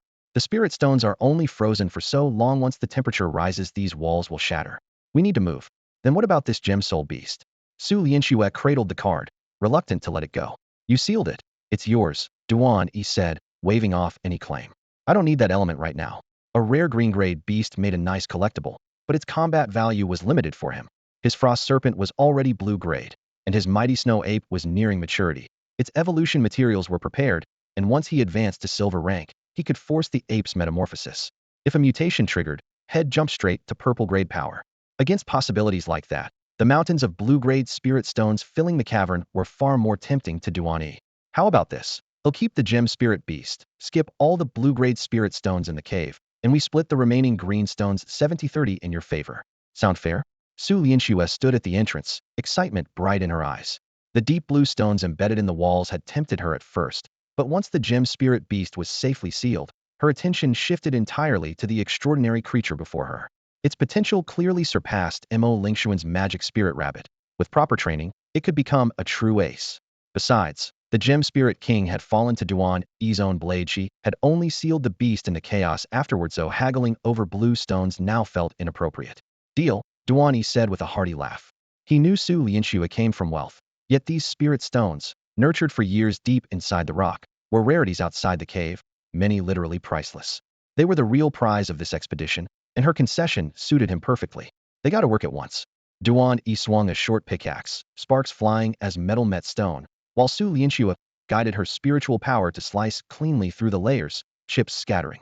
White-grade stones piled at their feet. Ignored storage space was limited, and common stones weren't worth the room. The cave rang with steady blows as flashes of green and blue glimmered among the debris. Roughly an hour later, they returned to the entrance, breathing hard. The blue stones lay in a separate stack, more than 20 pieces, hues ranging from deep cobalt to pale azure, all equally lustrous. Without a word, Duan E swept them into his ring, planning to let the system appraise them later. The green stones totaled about 60. Su Lianxue claimed her agreed-upon share, nearly 20, leaving the rest for Duan E. He glanced over them. A few suited to ice and poison attributes he would keep for himself. The remainder he could sell for tens of millions on the market. The thought made him laugh aloud. We're walking out of here loaded. Compared to the environmental spirit cards he had sealed earlier, these stones offered concrete power boosts, and hard cash far more thrilling. Su Lianxue's attention, however, was fixed on the spirit card in her hand. Her eyes burned with anticipation. Who would have thought we'd run into a gem spirit beast on the second day in this realm? I can finally complete my fusion. She had kept a second blank beast spirit card in her soul sea for just such an extraordinary contract partner. Securing one had been the main goal of this expedition. Without hesitation, she bit her fingertip and let a drop of blood fall onto the gem spirit beast card. The spirit card flared to life in a blaze of blue. then slowly shifted to crimson before sinking, under Su Liangshu's guidance, into the sea of her soul. When the glow vanished, a pleasant heat surged through her entire body. With the second beast card fully fused, the gemstone soul beast's feedback drove her power upward until she stood only half a step from bronze 3-star. Done. She clenched her fist, unable to hide her excitement. Duan E had been watching in silence. Congratulations, he said with a smile. A gemstone soul beast has far more growth potential than a snow shadow wolf. Train it well, and it'll be a terror on the field. Exactly. Su Lianxue wiped the sweat from her brow. When I realized I could seal it, I almost used a blood sacrifice, but it felt wrong, so I switched to a spirit seal instead. If I'd known you didn't want it, I'd have saved myself the trouble. Elated, she summoned her new companion on the spot. In an instant, a palm-sized gemstone soul beast drifted into view, its crystalline body glowing softly. It landed on her shoulder with a chirp, glassy eyes brimming with trust. By the way, I've never seen your second beast, she said, her eyes bright with curiosity. Mind telling me what it is? Duan E chuckled, recalling an old battle. Remember that giant snow ape we fought? I sealed its cub. What? Su Liangshu's heart skipped a beat. Giant snow apes aren't rare, but a newborn is priceless. With a cardmaster's care and the right resources, it could one day outstrip every wild counterpart. No wonder you never summon your second beast. She marveled. You've been nurturing it inside your soul sea. Exactly. I've been feeding it ice crystals. It should reach maturity before the college entrance trials, then it's game on. Duan E's confident grin said the rest. They rested briefly in the cave. When the once frozen rock began to sweat and loose stones rained from above, they hurried out. The moment they slipped through the hidden exit behind the waterfall, a deafening crash split the air as the mountainside collapsed, burying every white-grade spirit stone left behind. Let's move. Duan E watched the dust settle, then led Su Lianxue deeper into the forest. With Han Lishuan still missing, finding him was their first priority. All the way, Duan E kept his system radar active, probing for nearby beasts. White-grade signatures grew scarce. Green-grade ones appeared more and more often. Yet between the Icebane Viper, the Snow Shadow Wolf, and the Gemstone Soul Beast on Su Liangshu's shoulder, the creatures of the forest kept their distance. Duan E spared them barely a glance and pressed on. Wait, I think I just found something good. Duan E's eyes lit up as he spoke. Beast name, Wind Spirit Boar. Quality, green. Type element, Beast Wind. Skills, Berserk Wind Blade, Brutal Charge. Status, Healthy Asleep. Evolution paths, 2. What is it? Su Lianxue hurried over. After traveling with him for so long, she trusted his instincts. If he said there was treasure, he was never wrong. We eat white-grade beast meat all the time. Green-grade is a rarity. Tonight we finally get to indulge. Duan E swallowed and threw her a wink. Green-grade beast meat. Su Liangshu's eyes sparkled. They'd just survived 2 straight fights and were looking for somewhere to rest. Scoring premium ingredients on top of that instantly lifted her spirits. Stay here. He'll handle it. Without another word, Duan E slipped toward a patch of waist-high grass, the Ice Soul Viper gliding soundlessly at his heel. Ice Soul Viper. Ice beam target the grass. A burst of sapphire frost speared forward. The blades of grass glazed white, and a 2-meter gray-green boar was blasted into the open, hitting the ground hard. Jerked from sleep, it never managed to unleash a single wind blade before the cold locked it into a glittering statue. Even after subduing the green-grade beast, the viper kept going. A freezing seal followed, snuffing out the last bit of life. When the wind spirit boar's heart fell silent, a faintly glowing green core floated from its chest. Handled. Duan E clapped his hands in delight. The commotion roused a few dozing creatures nearby, but they bolted the moment they saw the Ice Soul Viper. Is that really a wind spirit boar? Su Lianxue stepped closer, staring at the steaming block of ice in awe. Absolutely. The books say its meat is delicious, but I've never had the chance to try a tunnel today. Duan E grinned, then ordered, draw out the chill. Don't let the meat freeze solid. To preserve the flavor, Head told the viper not to use poison, relying solely on frost to end the fight. I've never tasted it either. This is a rare treat. Su Lianxue swallowed hard. Moments later the ice receded, revealing the boar's sleek gray-green hide. Duan E stored the green core, drew a razor-sharp dagger from his belt, and expertly butchered the wind spirit boar. The boar was enormous, well over 2 meters tall, and nearly 3 long, so Duan E and Su Lianxue knew they could never finish it themselves. They carved off the choicest cuts and left the rest for the Bingpa viper, the swaying wolf, and the gemstone spirit beast. After a quick discussion, they decided to rest on the spot, roast the Lingfeng boar meat, and restore their energy while their beasts recovered. Carrying several slabs of fresh meat, Duan E walked over to Su Lianxue. She understood immediately, gathered dry branches from the surrounding brush, and in moments had a fire crackling on the open ground. Their recent encounters with Odysseus Silver Jiao and several blue-gray creatures had shown them just how dangerous the Guangfu group's secret realm could be. The rewards were rich, But if they and their contracted beasts failed to stay at peak condition, the next crisis could swallow them whole. Flames leapt skyward while the Bingpa viper, the swaying wolf, and the gemstone spirit beast dragged the remaining carcass away, growling as they tore into it. Duan E and Su Lianxue stood at the fire, deftly turning the meat. Wild beasts occasionally peeked from the undergrowth, drawn by the scent of blood and roasting pork, but they slipped back into the shadows, afraid of becoming the next course. SSSSS golden fat dripped from the edges of the meat, hitting the branches with tiny sparks. The aroma hung in the air like a mist, making their throats bob with hunger. This smells amazing, Su Lianxue said, eyes fixed on the meat, saliva threatening to spill. Hold on, one last step, Duan E replied. He pulled a row of small vials from his storage ring, salt, pepper, and several powdered spirit herbs he had blended earlier. Sprinkling the seasoning evenly, he let the hot oil push the fragrance to its peak. Anyone passing by would have been rooted to the spot by the smell. Even the beasts hiding in the distance kept swallowing, yet dared not come closer. All right, let's eat. Mum. The first bite exploded with juice. Su Lianxue gasped. Wow, this is incredible. I've eaten plenty of beast meat, but a green-grade Lingfeng boar is on a whole different level. Duan E nodded. And it's amazing for recovery. After I used the gravity field spirit card, I was almost drained, but one bite has already brought back a lot of power. The gravity field was devastating, but consumed frightening amounts of energy. That was its drawback. Duan E had planned to make do with white-grade meat or dry rations, yet a few bites of this unexpected prize had refueled him in an instant. He made a mental note to stockpile high-grade beast meat in his storage ring. They were eating with gusto when Duan E's brow suddenly twitched, a cold light flashing in his eyes. Another beast that doesn't know its place is coming. On the radar map in his mind, a yellow dot was streaking toward them at astonishing speed, and it was closing fast. Beast name, Gale Wolf. Grade, green. Type element, beast, wind. Abilities, bite, wind spirit technique, frenzied wind blade. Status, healthy. Evolution paths, 2. So that's all at Isa Gale Wolf. Duan E let out a disappointed sigh after reading the data. A Gale Wolf is simply the evolved form of the Windrunner wolf, fairly common among green-grade beasts.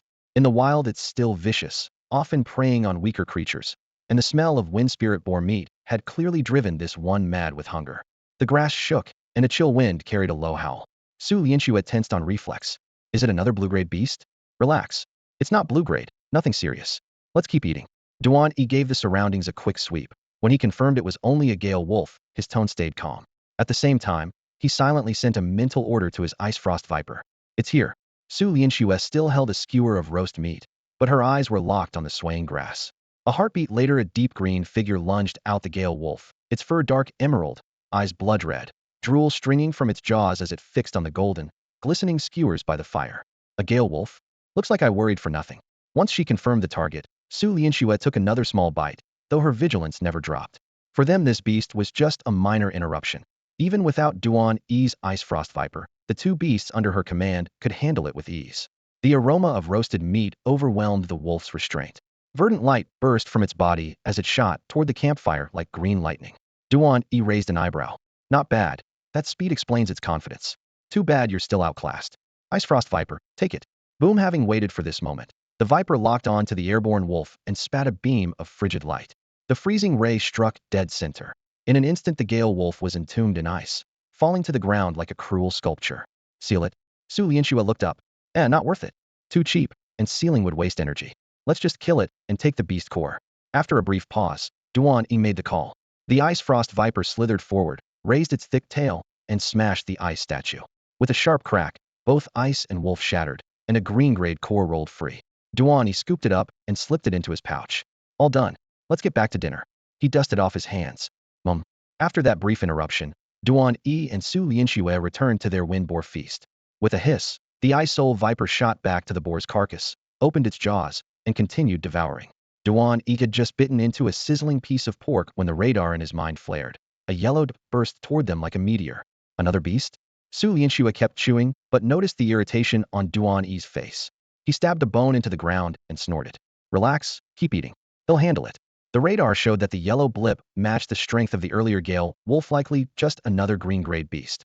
Losing his mealtime was the real source of his annoyance. Beast name, Swiftwind Monkey. Grade, green.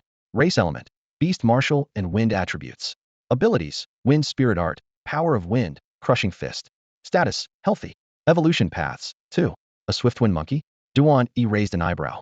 He had expected an ordinary Gale Wolf, yet a rare Swiftwind Monkey had appeared. It not only wielded wind skills, but also practiced martial techniques, and was smart enough to handle weapons. An uncommon beast indeed. No need to kill it. They'll seal it, sell it later, or give it to Lin Hong. Either way, I profit. He nodded, already tallying the gains. Then he froze. Beneath the yellow blip, a green one popped up, the two nearly overlapping as they raced closer. Item type, elementary spirit weapon. Name, Windbreaker sword. Grade, green. Description, forged from wind attribute spirit stones and the core of a green-grade wind beast, reinforced with diamond. An elementary weapon capable of unleashing the skill wind-splitting slash. A spirit weapon? Impossible. The readout made Duan E drop his roast. On Blue Ocean Star, spirit weapons ranked elementary, intermediate, and advanced. Above them were spirit treasures. The half-scroll of the Xian Tian manual he possessed was treasure level, but obtaining one required phenomenal luck. Even an elementary weapon needed a blueprint, and almost no one on Blue Ocean Star could draft one. Those who could managed only a few basic designs. Intermediate and advanced blueprints were even rarer, requiring complex materials and near-mythical schematics. Such designs were usually found inside perilous spatial rifts, just as humans had once obtained the ancient spirit card inheritance. Whether elementary, intermediate, advanced, or the elusive spirit treasures, all blueprints had to be recovered from those rifts. Even an entry-level spiritual weapon costs a fortune, far beyond what an ordinary household could afford. In the small city where Duan E lived, hardly anyone owned one at all. The market was flooded with weapon cards that sealed mundane blades, or, at best, swords forged with a few exotic beast materials, hardly true artifacts. Seeing a genuine spiritual weapon with your own eyes was almost impossible, yet at this very moment Duan E could see one clearly, and it was clutched in the hand of a swift-winged monkey. The sight sent a jolt through him. What's wrong? Is something hard to deal with coming our way? Su Lianxua noticed the roast slipping from Duan E's hand, her face changing as she pressed for an answer. Duan E drew a deep breath, his gaze locked on the trees. It's a bit tricky, but nothing serious. Get your beasts ready for a fight. If this had been an ordinary swift-wind monkey, he would have let the ice frost viper handle it. But this one was different. The entry-level wind-type spiritual weapon it wielded meshed perfectly with its innate wind talent, giving it enough power to clash head-on with a blue-grade beast that was why it had charged in so fearlessly. I understand. Su Lianxua set her meat aside and gave a low command. Snow Shadow Wolf, Gem Spirit Beast, front line. Her two contracted beasts moved into position at once, while Duan E's Ice Frost Viper had already slid to his side, vertical pupils sweeping the surroundings. It's coming. A shrill whistle cut through the air as a fierce gust ripped through the forest. Whoosh. A green blur skimmed the branches, so fast the eye caught only an afterimage. Duan E couldn't even see the monkey's outline, much less the details of its windsplitter sword. All he noticed was an emerald streak flash to the campfire, hook the roast with its tail, then leap back to a high branch where it began munching with brazen ease. Only then did its full form appear. It looked like an ordinary monkey, brown fur covering its body, but a pale green gem was embedded in its forehead, the faint light forming a thin armor around it. Beside it, a long sword shimmered with the same green hue, a matching gem set in the hilt. Wind energy flowed between sword and beast, creating a razor-sharp aura. That's a swift-wind monkey? Su Lianxua had expected a blue-grade threat. Realizing it was only green-grade, she let out a silent breath. Green-grade good. Snow Shadow Wolf go. Wait. It's dangerous. Duan E shouted, but the warning came half a beat too late. The monkey, still chewing on the roast, suddenly bristled. Green light flashed in its eyes, and the wind-splitter sword behind it began to tremble. With a flick of its tail, the swift spirit monkey scooped up the wind-cleaving sword and slashed at the Snow Shadow Wolf, unleashing a pale green arc of energy. Boom. The blast struck like a giant hammer. Caught off guard, the wolf was hurled several yards and smashed into a tree, the trunk shuddering from the impact. A deep, bloody gash split its chest, crimson spraying over the fallen leaves. The monkey, utterly unconcerned, wiped the grease from the sword tip and went right on devouring its roast spirit wind boar. How is this possible? Su Lianxua blanched and raced to the wolf's side. She shook a thick roll of gauze from her storage ring and pressed it against the wound. Hurry, give the Snow Shadow Wolf a bleeding stop pill. Duan E crouched beside her and dropped several dark red pills into her palm. Grinding them to powder, Su Lianxua stuffed the medicine into the wolf's mouth. Still in disbelief, she asked, it's only a green-grade beast, why is it this strong? The monkey itself is nothing special, but that weapon is vicious, Duan E replied. With the sword's enhancement it fights at blue-grade. Never underestimate it. A weapon? Su Lianxua glanced up while knotting the last loop of gauze. Among the branches the monkey's pale green long sword shimmered faintly. Her pupils tightened. A spirit arm. Exactly an entry-level spirit weapon, the wind-cleaving sword, Duan E confirmed. I've seen its illustration in an old text, there's no mistaking it. Su Lianxua frowned. If we press too hard it might run, and losing that weapon would be a waste. Relax, I have a plan, Duan E said lightly. Tin the wolf, leave that glutton to me. Cracking a few twigs underfoot, he walked toward the tree. Su Lianxua watched, more puzzled than ever. The ice vein viper could win Hedon, yet the monkey's speed was absurd. What was Duan E relying on? He looked up and spoke gently. Swift spirit monkey, how about a deal? Hand over the wind-cleaving sword, and he'll give you all the spirit wind bore. Sound fair? Chi-chi. The monkey flicked its tail in disdain and kept gnawing the meat. Duan E sighed. I even plan to introduce you to a fine beast card master. Since you refuse, you'll have to suffer a little. A blue glowing beast card appeared between his fingers, runes swirling across its surface before it dissolved into sparks. An instant later, a crushing gravitational force descended, as if an unseen star had fallen. Shrieking, the monkey dropped its skewer. The entire animal was ripped from the branch and slammed into the ground, limbs pinned by the invisible weight.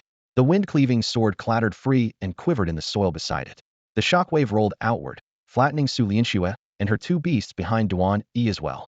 Pinned to the earth, they stared at him in stunned disbelief. What's happening? Why is the pull so strong? Could another powerful spirit beast be approaching? A crushing force shot from the soles of her feet up her spine. Su Lianxua felt as if her boots had been welded to the ground. Her heart tightened, and she cried out. Relax, no beast is coming. It's my environmental spirit card gravity field. Duan E called back, then issued a crisp command. Gravity off. The invisible pressure blanketing a 10-meter radius vanished at once. Su Lianxua and several nearby beasts floated slightly, suddenly light as feathers, as though a 1,000-pound shackle had fallen away. An environmental card that manipulates gravity. She patted her chest, shock melting into blazing curiosity. Duan E, where on earth did you get something this frightening? She might have offered a casual compliment for an ordinary card, but a gravity field could overturn any battlefield.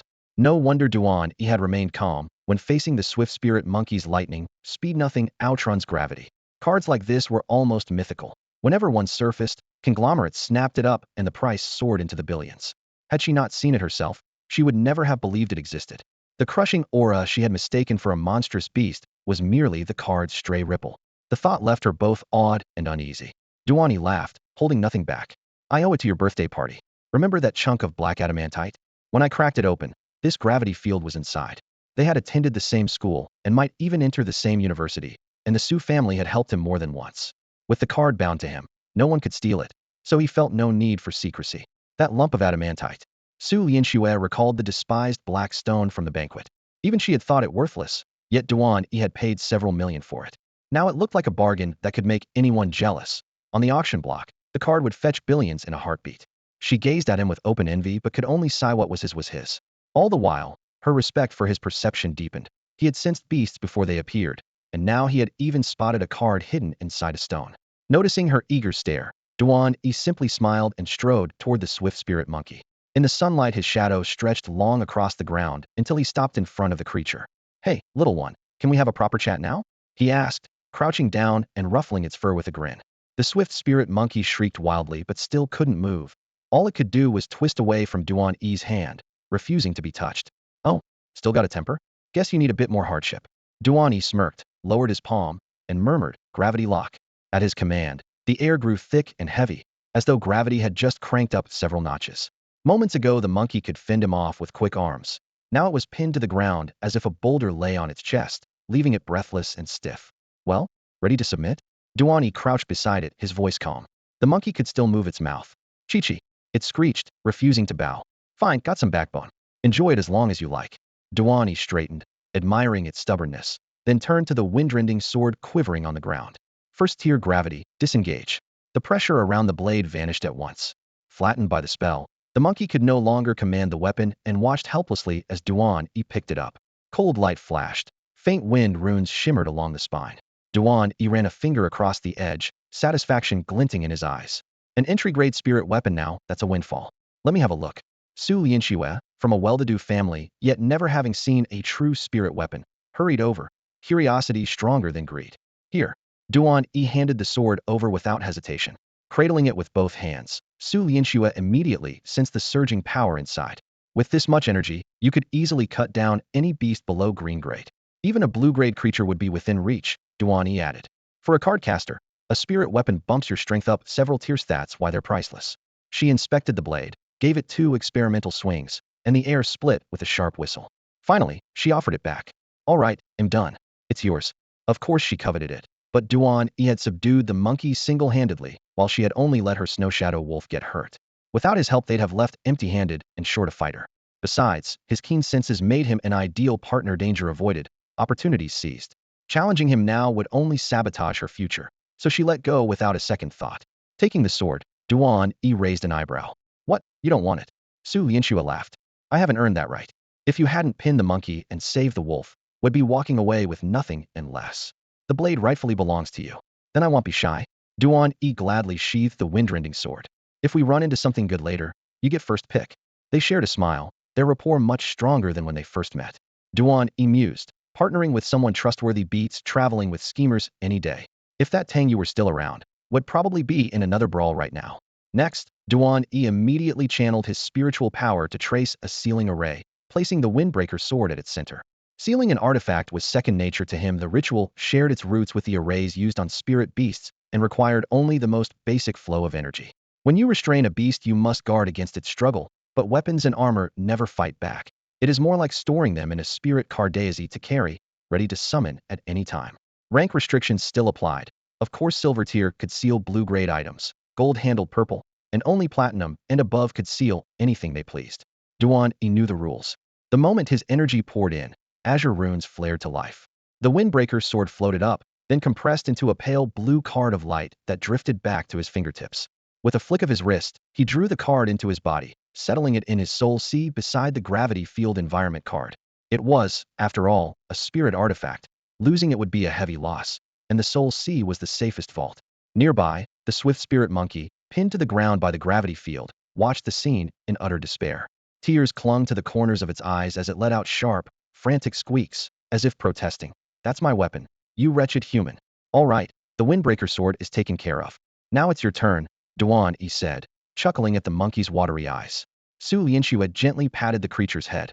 Her voice was sweet, yet merciless. Such a rare swift spirit monkey killing, it would be wasteful. Why not seal it instead? I was thinking the same, Duan E replied, narrowing his eyes. His casual tone carried a hint of menace. But it's stubborn, so we'll need to negotiate properly.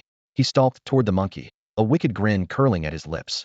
The frost venom viper slithered forward on his command, icy mist swirling around its cold pupils. Little monkey, I've taken your weapon. Even if you manage to run back, you'll have no fight left. Why not let me seal you into a spirit card? How's that sound? Squeak, squeak. The swift spirit monkey shook its head furiously. Not cooperating? Fine. We'll beat you until you agree. Frost venom viper ice seal. Take it slow, Duan E said with a chilling smile. Cold fog seeped from the viper's maw and swept forward. The monkey writhed in terror, but the crushing gravity nailed it to the spot. An icy gust hit, and frost bloomed over its legs, creeping upward inch by inch. Squeak, squeak, squeak. The swift spirit monkey shrieked repeatedly, its face contorted in agony. I'm going to ask you one last time, will you accept the seal or not? If you agree, they'll introduce you to a very trustworthy spirit card master. He can get you all the weapons you've been dreaming of, along with more of this tasty roast meat. Duan E was half crouched beside the campfire, lightly tapping the ground with a dagger that flashed with a chilly gleam. His voice left no room for refusal.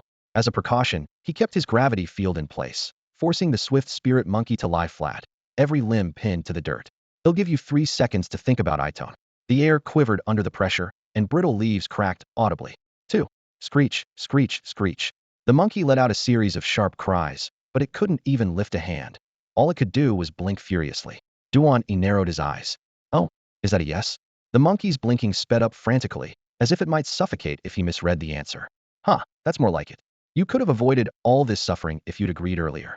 Satisfied, Duan E gave a quick wave. Ice Soul Viper, begin. With a low hiss, a ghostly blue serpent slid from Duan E's sleeve and coiled around the swift spirit monkey, siphoning away the cold aura that clung to its fur. When the task was done, Duan E crooked a finger, and blue light flared. Buzz.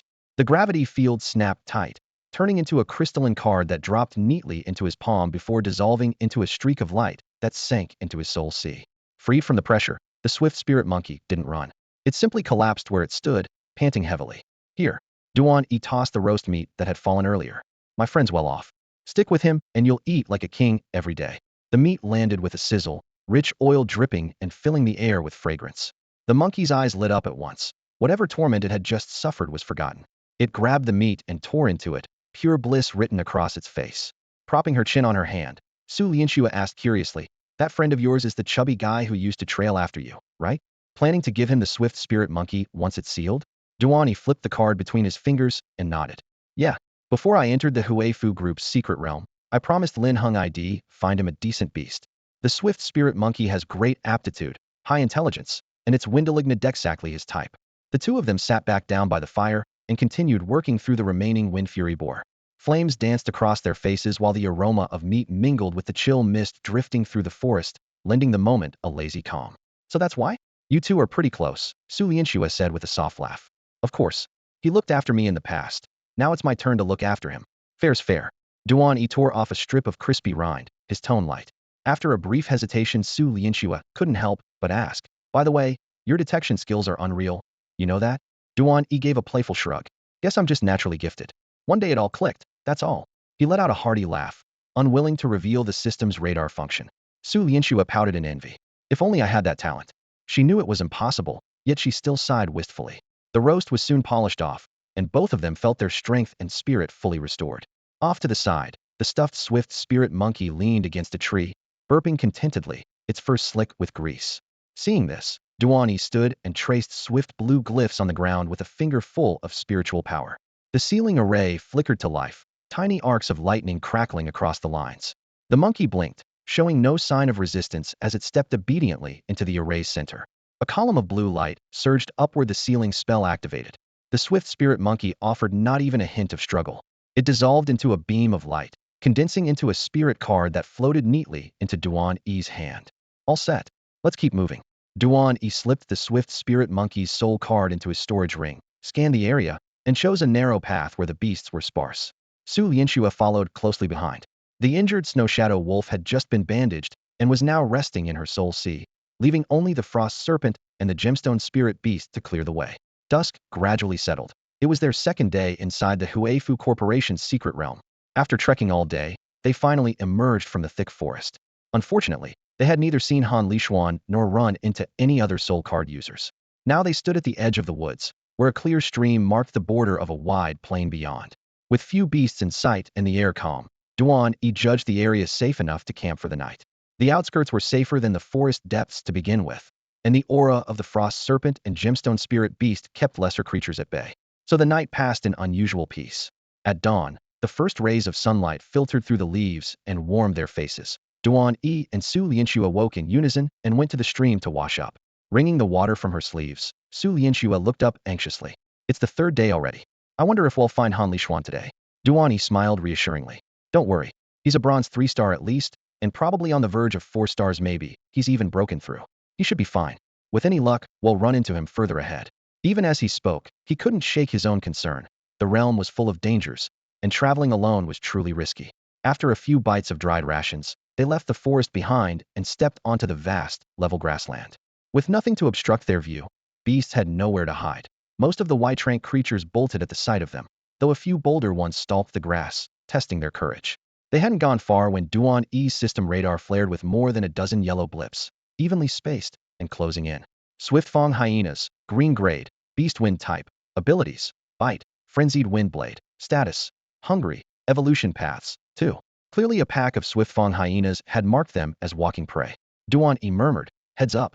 We've got a dozen green-grade swift-fang hyenas on us. Get ready to fight. If there had only been 1 or 2, he wouldn't have cared. The frost serpent could have handled them with ease. This wasn't just one wind-stride hyena. It was an entire pack, and every last one of them was starving. Coupled with the species' natural pack instincts, the fight could get ugly fast, so Duan E had no choice but to take the situation seriously. A dozen wind-stride hyenas? Su Lianxue's breath caught at the number. She knew that in the wilderness, even a swarm of common beasts could be fatal, let alone green-grade hyenas. She hadn't expected to run into something this dangerous the moment they entered the secret realm. Sensing its master's tension, her jewel-hoofed soul beast stamped the ground and hurried to her side, rumbling a low warning. Stay calm, Duan E said, voice steady. With my gravity field in place, it wouldn't matter if their numbers doubled. As he spoke, he slapped a hand onto his environment card, flooding it with spirit energy. Pale green light spread from beneath his feet. Within a 100-meter radius, the very air seemed crushed, so heavy it stole the breath. From the surrounding grass, yellow shapes streaked with the same green glow lunged forward, wind-stride hyenas bearing fangs, angling to encircle their prey. Yet the instant they reached the boundary, an invisible weight slammed them to the ground. All 4 paws were pinned to the mud, their snarls quivering in their throats. Looks like the field's limit is about 100 meters around me, Duan E murmured, nodding in satisfaction. Watching more than a dozen hyenas flattened in seconds, Su Lianxue exhaled in relief. I didn't think the gravity field was this wide. Anyone who steps into it is the same, no matter how many there are, Duan E replied, sweeping his gaze across the struggling beasts. They're all suppressed. What's the strongest tier it can hold down? She pressed. Anything below blue grade, he answered without hesitation. Purple and above, the effect drops off. A silver ink, 3-star card master would shrug it off as well. He kept one key fact to himself. The environment card could still evolve. A card with growth potential would draw too much attention, and trouble would follow. Stating its current green grade limit was safe enough. Incredible, Su Lianxue said, eyes shining. So as long as we don't hit purple grade beasts, we're fine. We should find Han Lishuan and get him back into the safe zone. First we finish these hyenas. You take the left, they'll take the right. Go. Duan E ordered. Su Lianxue spurred her soul beast forward. Crystal claws flashed, and hyena after hyena died before they could so much as twitch. She casually swept each green-grade beast core into her storage ring. Duan E didn't summon the frost-venom serpent yet. Instead, he called the Windcleaver's sword from the void. The half-height blade appeared, its etched green veins glimmering. He gripped the hilt and poured spirit energy into it. Let's see what you can really do. Energy surged through the runes, and the Windcleaver's sword burst into a pale green radiance. Wind-splitting slash. Duan E raised the wind-splitting sword and hacked at the 4 or 5 swift-wind hyenas in front of him. A pale green wave of sword energy burst forth, its compressed gusts intertwining like a net of knives that tore through the air. The instant the aura struck, invisible blades sliced the hyenas apart, scattering flesh and blood in every direction, a display of power so frightening it made his heart pound. Duan E's pupils tightened as he clenched the sword. Incredible, he muttered. If that quick spirit monkey had used this strike at full strength on the snow shadow wolf yesterday, the wolf would have ended up in pieces, too. Su Lianxue stared, her throat bobbing before she managed to swallow. A wry smile curled at her lips. It eats through spirit power like crazy. We can't afford to throw that move around whenever we feel like it. Silently, Duan E gauged his remaining energy and, satisfied with the estimate, sheathed the weapon. The slash alone was draining, and with his gravity field still active, his reserves were vanishing fast. Unless things turned dire, he couldn't risk using it again. Fortunately, that single blow had already crippled 4 or 5 of the hyenas. The ice viper could finish the rest. As before, every time a beast fell, Duan E pocketed its green-grade core immediately. Green cores were common enough that arguing over them would only waste time. Within minutes, the dozen hyenas lay dead, and he cut the gravity field to conserve energy. The carcasses were worth little, and neither the ice viper nor the gem spirit beast had any taste for their meat. Because so many beasts had died at once, the sharp scent of blood might lure a purple-grade predator. So Duan E quickly led Su Lianxue away. Deeper into the plain, the system scanner kept flagging clusters of spirit beasts. After witnessing the hyenas' instant slaughter, those creatures lingered at a distance, unwilling to attack. Had ordinary humans strayed here, they would have been swarmed in moments. Most of the beasts were mediocre anyway, and since none provoked them, Duan E and Su Lianxue saw no need to start a fight. They trekked for more than 2 hours before realizing they had reached the plain's far edge. Ahead stretched a sea of rolling yellow sand. Gritty wind howled across the dunes, blurring the horizon. I didn't expect the plain to be this small. We crossed it so fast, Su Lianxue said, shielding her eyes from the dust as she peered forward. The desert starts right here.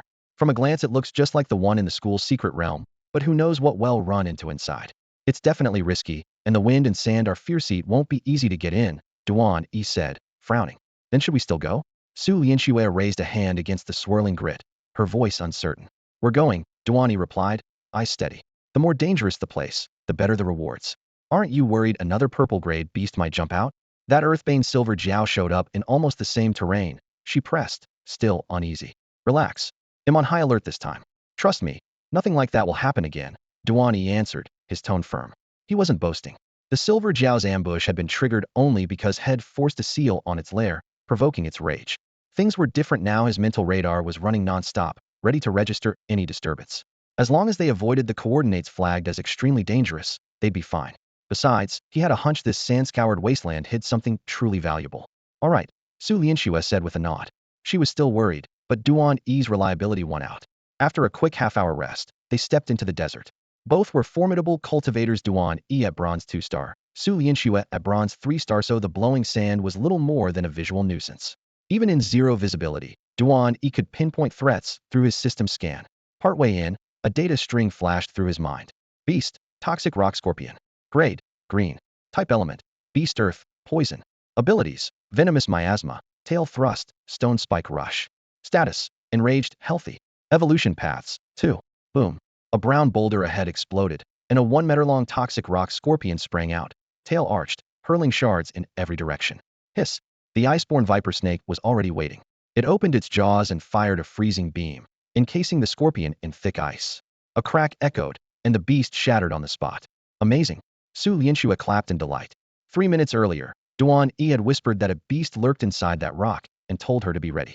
Sure enough, when they drew close, the scorpion attacked only to be instantly dispatched by the hidden viper snake. Even in blinding sand, Duan E's foresight felt like he carried precision instruments. I told you nothing like last time would happen, Duan E said, pocketing the green-grayed beast core with a smile. Then he led Su Lianxue deeper into the desert. Half an hour later, a massive whirlwind of sand formed ahead and barreled straight toward them. A sand twister. With power like that, could the dish's silver jiao be back? A massive vortex of yellow sand shot skyward, a thick pillar rampaging across the desert. The sight yanked Su Lianxue back to the terrifying sandstorm that beast had whipped up not long ago.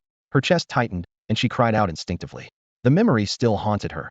Faced with a tornado of this scale, she naturally assumed the creature had returned. Dish's silver jiao? Duan E heard her shout, and instantly summoned the radar display in his mind. On the green holographic screen, only a handful of white and green markers showed ordinary beasts. There was no sign of the jiao. That meant the sand twister was entirely natural. Relax. No jiao in sight. Let's just stay clear of it. Duan E exhaled in relief and pulled Su Lianxue to a safer spot. A second later, the radar flickered. 2 pale green dots inched through the dust, matching the tornado's trajectory perfectly. Beside them, 2 data windows popped up. Category, Basic Spirit Art Combat Technique. Name, Gale Sword Formula. Grade, Green. Description, a sword technique that gathers wind energy along the blade, dealing tremendous damage. Even more lethal if the weapon already carries a wind attribute. Note, requires a Spirit Card Master of Bronze rank or higher. Category, Spirit Stone. Name, Blazing Sun Crystal. Grade, Blue. Description, a special gem formed under intense sunlight, usually used to evolve light-type beasts. During evolution, it may trigger a mutation that grants an additional fire attribute. What?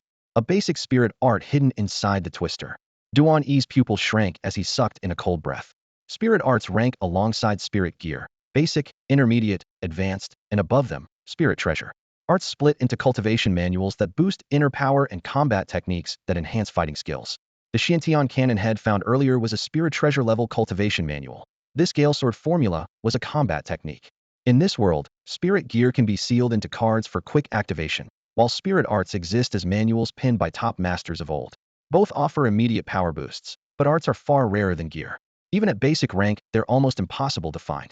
Yet here was a Gale Sword formula that matched his own wind-rending sword perfectly, drifting inside a sandstorm along with a blazing sun crystal capable of triggering a rare mutation. Duan E's heart pounded, and his blood seemed to boil. What's wrong? Su Lianxue saw his expression change, and, fearing some new danger, asked anxiously. Huh, I knew it, my instincts were right. There really is treasure hidden in this desert. Duan E could barely contain his excitement, his gaze fixed on the sand cyclone ahead that towered several dozen meters high. Treasure? Where? Su Lianxue froze at his words, looking around but seeing nothing unusual. Duan E pointed to the raging column. Can't you feel the powerful surge of spiritual energy inside that sand vortex? Now that you mention it, I think I can. Su Lianxue closed her eyes to sense it, then nodded. And it doesn't feel hostile or directed at use, it seems naturally formed. I just don't understand why the energy inside is so intense. Maybe it swept up every artifact with a strong aura along its path. Her eyes lit up, excitement filling her voice. Duan E laughed. Exactly what I was thinking. A normal dust devil could never contain this much power, so something must be hidden inside. Then let's scatter it and see what's in there. Su Lianxue rubbed her hands together eagerly. They vaulted onto their mounts and rushed forward. Duan E barked. Frostfang's serpent eye seal, freeze ray, full power. Not to be outdone, Su Lianxue shouted. Gem spirit beast photon cannon. Target that vortex. The Frostfang serpent spewed a blast of icy mist, followed by a blue-white beam that tore through the air, while the gem on the gem spirit beast's brow flared and unleashed a brilliant energy stream. Both attacks slammed into the sand cyclone at once. Boom! A deafening roar rang out as the massive column crumbled. Branches, stones, and sand rained down. When the dust finally settled, a crimson gold crystal and an ancient scroll hit the ground, each radiating a unique pulse of power. There really was something. Duan E and Su Lianxue leaped from their mounts almost simultaneously and sprinted to the debris. Su Liangshu's eyes locked onto the crystal, and she gasped. This is a blazing light core. She cradled it in both hands, her voice trembling with excitement. Beside her, the gem spirit beast stared at the gem with fervent desire. Meanwhile, Duan E picked up the cracked scroll, brushed away the sand, and carefully unfurled it. Though time-worn, the characters and diagrams were perfectly intact, a cultivation mantra and forms for the Windrider sword art, etched by some extraordinary means. Fire danced in his eyes. Fantastic. With the Windrider sword art and my wind cleaver blade, they'll be formidable even without my beast companion. Windrider sword art. Up until that moment, Su Liangshu's full attention had been on the crystal. Startled by his words, she quickly turned toward him. Who would have thought that after finding a low-grade spirit weapon, would run into a beginner-level spirit art, as well the Windriding sword manual? Our luck is unbelievable. Flickering firelight danced across the dim stone walls. Duan E, eyes shining with excitement, shook the scroll in his hand and passed it to Su Lianxue without hesitation. Wow! Su Lianxue exclaimed as she accepted the scroll, her other hand still gripping a fist-sized ember crystal burning with golden fire. I thought this crystal was already something else, but the real treasure is that plain-looking scroll of yours. She unrolled it, and lines of wind attribute incantations and sword diagrams leapt into view. Shock flashed in her eyes. If you pair your wind-breaking sword with the wind-riding sword manual, once you leave the Hui Consortium's secret realm, no one below silver rank will be able to touch you. It was no exaggeration. Across all of Yaoguang City, a low-grade spirit weapon combined with a beginner-level spirit art was almost unheard of, and the power they could unleash was staggering. Add in the strength of Duan E's exotic beast, and even some silver rank card masters might not be able to beat him. She took a deep breath, rolled the scroll back up, and handed it over solemnly. As amazing as it is, I don't have a wind attribute sword, and am not built for close combat. I'm still better at fighting from a distance, like with that silver ice bow I used earlier. The ember crystal in her palm mattered far more to her. Su Lianxue owned a light-type gem soul beast. Once she reached silver rank, letting it absorb the crystal could very well trigger an evolution into a far stronger psionic beast. Knowing that, her excitement was easy to understand. From the moment both treasures appeared, Duan E had guessed the outcome. Starting Su Lianxue on sword training from scratch was unrealistic, while the ember crystal was exactly what her gem soul beast needed. He cheerfully stowed the scroll in his storage ring. I didn't fight you for the wind-riding sword manual, so don't even think about stealing this crystal, Su Lianxue joked, winking at him. Relax. That thing's useless to me. Don't have a light-type beast, Duan E replied with a hearty laugh. Fair enough, haha. Su Lianxue carefully tucked the ember crystal into her storage ring, then bent down and stroked the gem soul beast at her side. When I break through to silver rank, they'll let you evolve. Let's hope this crystal does the trick. Normally, a gem soul beast would evolve into a gem soul king, the very creature they had faced earlier. But if the crystal sparked a variant evolution, anything could happen. Duan E glanced at the beast and said, we'll just have to wait and see. I understand. Su Lianxue smiled softly.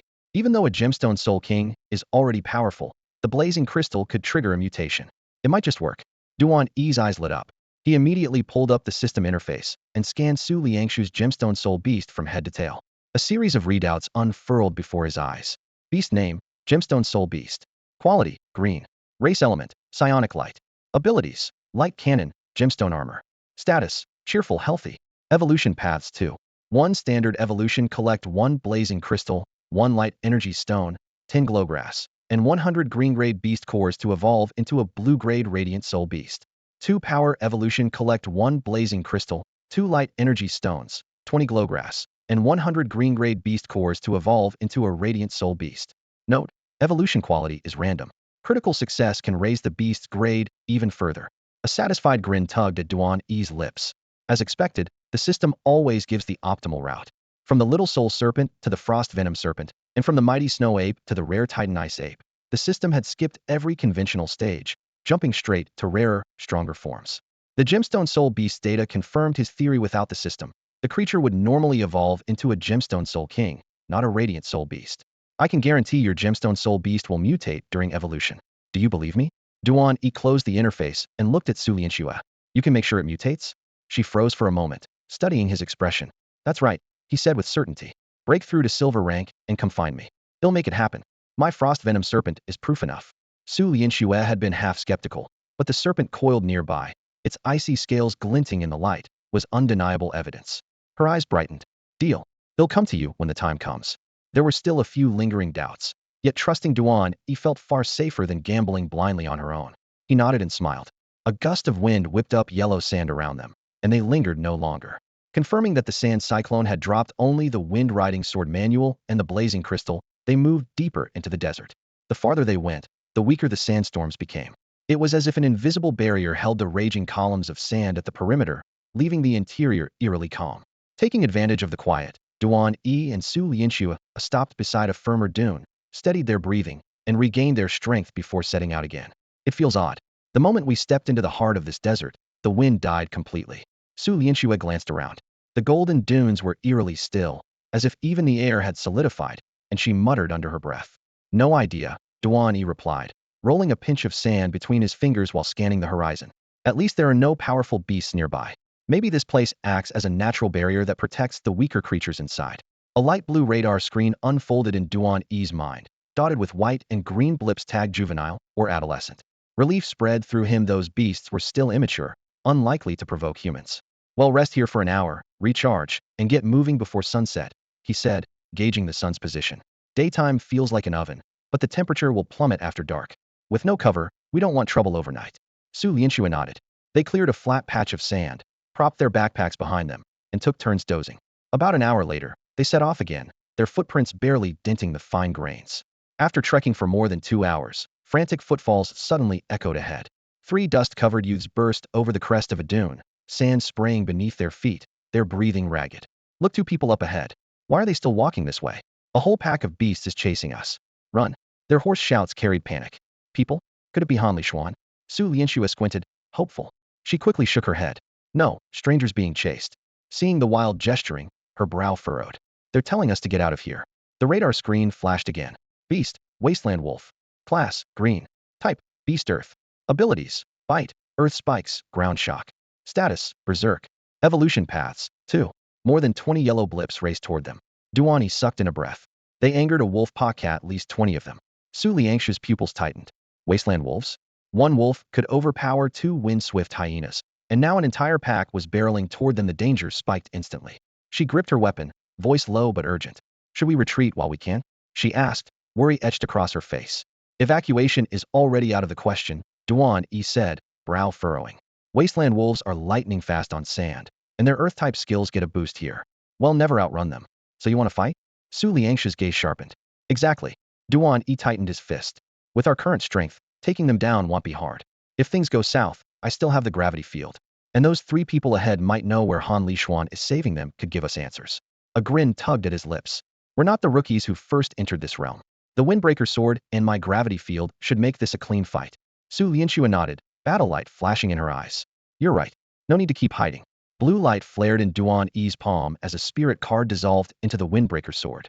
Both of them surged forward, their Icebane Viper and Gemstone Spirit Beast crouching low at their sides, scales and crystal patterns glowing as they slipped into combat stance.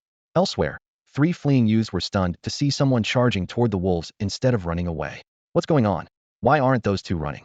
Don't they know how dangerous wasteland wolves are? I think they're from Yawang 3rd High. The girls Su Lianxue, the guys Duan Yi. Supposedly, they beat a silver-helm beast to get in here. If he can kill a silver-helm beast, he's strong, but 20+ wasteland wolves? Can he handle that? Less talk, more running. If it gets worse, crush your teleport token. A wolf howl blasted against their eardrums. Sand sprayed like surf at their backs as the pack closed in. 3 larger alphas, pelts shimmering with a bluish sheen, were now less than 30 paces away. In the next instant, 3 deep yellow earth waves roared from their jaws. Earthwave impact. Dodge. Boom. The desert erupted into a waist-high wall of sand. The 3 youths were flung aside by the shockwave, tumbling into a dune. The sand absorbed most of the force, but pain still burned in their chests and stomachs. One coughed up blood, face pale. The other 2 gasped for breath, limbs trembling. It's over, we'll have to teleport out early. Only the 3rd day. If we'd stuck together, we wouldn't have drawn a wolf pack. Accept it. At least we picked up some loot. Don't hesitate. With hearts pounding, they watched the wolves close in and finally pulled out their teleport tokens. Just as the 3 were about to crush their teleport tokens, 2 exotic beasts darted past them. An instant later, a wall of ice blue crystal, 3 men high, slammed into existence and blocked more than 20 prairie wolves. Freezing mist seeped from the frost venom serpent scales, turning the blistering sand silver white in a heartbeat, as though the desert had been replaced by a snowfield. Overhead, the gemsoul beast hovered a half-meter above the ground. Light flared from its glassy eyes and from the tip of its scepter, hammering the pack with a rapid-fire barrage that kicked up dazzling sparks of arcane energy. What? 1 frost venom serpent? and one gem-soul beast can hold back that many wolves? Those two kids from Yawang number 3 high are monsters. The three dust-covered youths stared at each other in shock. Huh. Since the wolves are pinned, we don't have to break our tokens, let's slip away. Wait, they saved our necks. We should at least thank them. True. They staggered to their feet and shuffled toward Duan E and Su Lianxue. Thanks for the rescue, we. Duan E cut him off with a raised hand. Skip the gratitude. He'll need a word with you later. Leave the wolves to us. With that, he tightened his grip on the wind-rending sword, its emerald glow rippling down the blade, and sprang into the pack. At the same moment, Su Lianxue summoned her silver frost bow, drew it to a full moon, and loosed a gleaming arrow that screamed through the air. But are they really going to face every wolf heathen? From the look of it, they might actually pull it off. The three froze where they stood, eyes glued to the fight. Holding the wolves back was one thing. Wiping them out was something else entirely. Wait, look at the sword in Duan E's hand. The youth who had been coughing blood shouted, his voice trembling. Waves of jade light rippled along the blade, and the hum of power was nearly audible.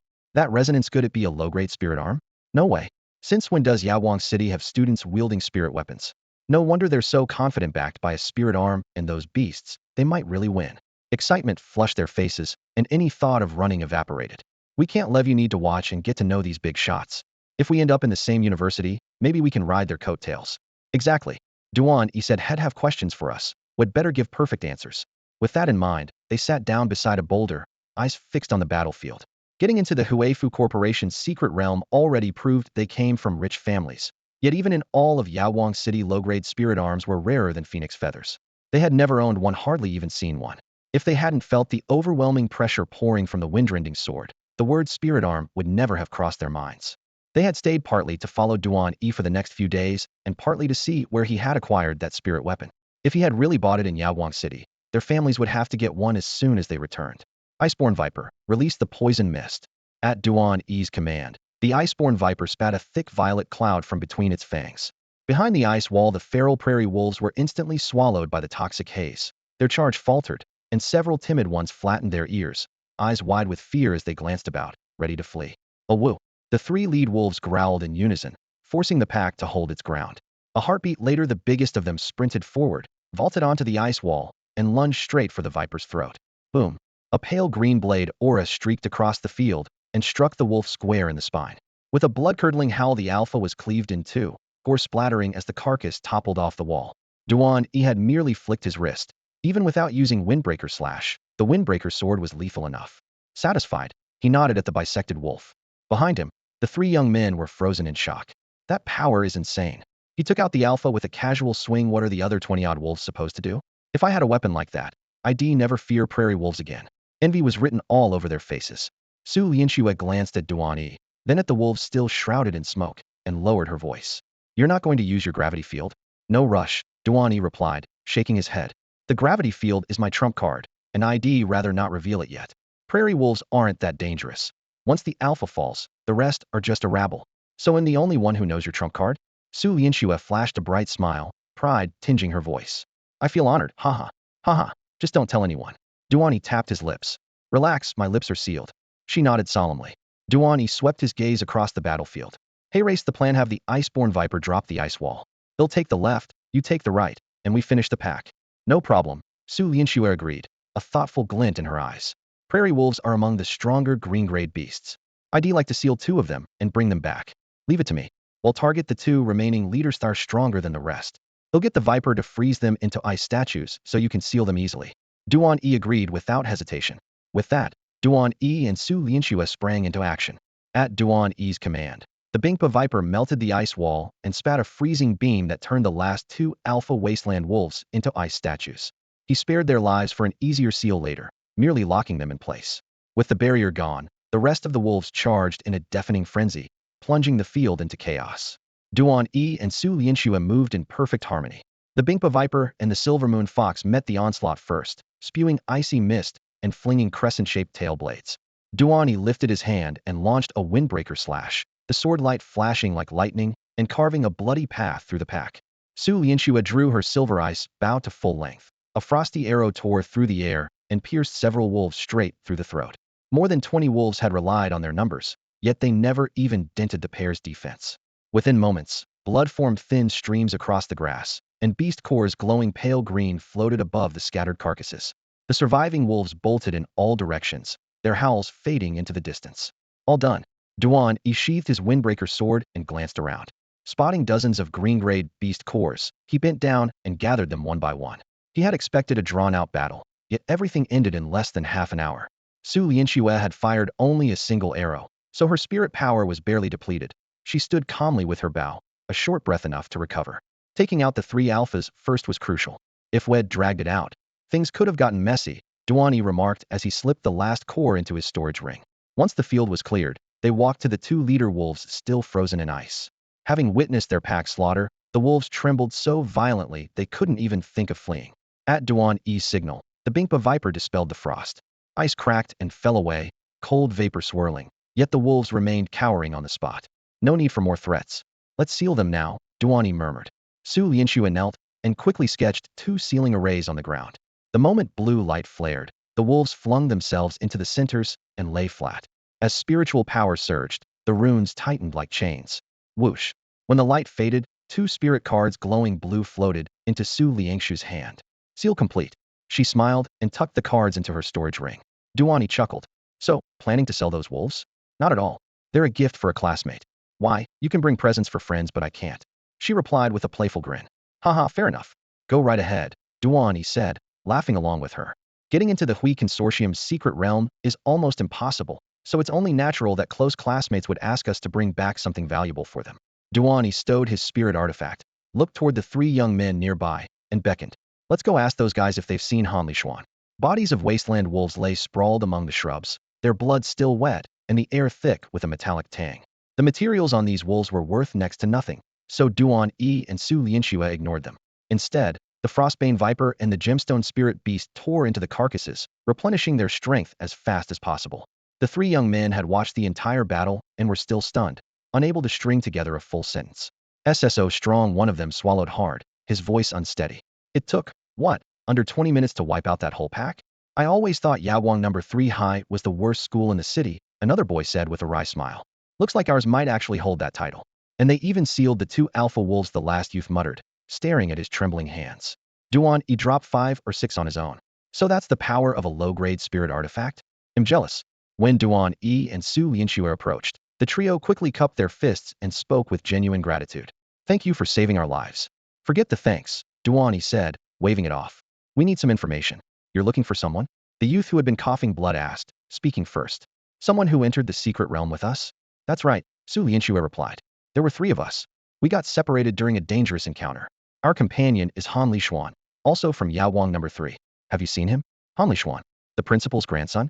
All 3 froze, last night's scene flashing through their minds. Exactly, Duan E said, catching the change in their expressions. His tone hardened.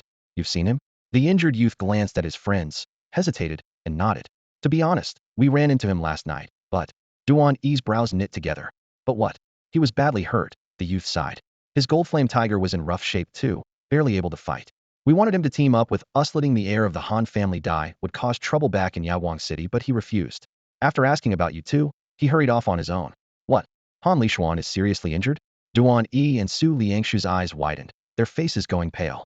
With his cultivation, even if he lost, he shouldn't have been wounded that badly, Duan E muttered, fists clenching. What in the world happened? Was anything chasing him?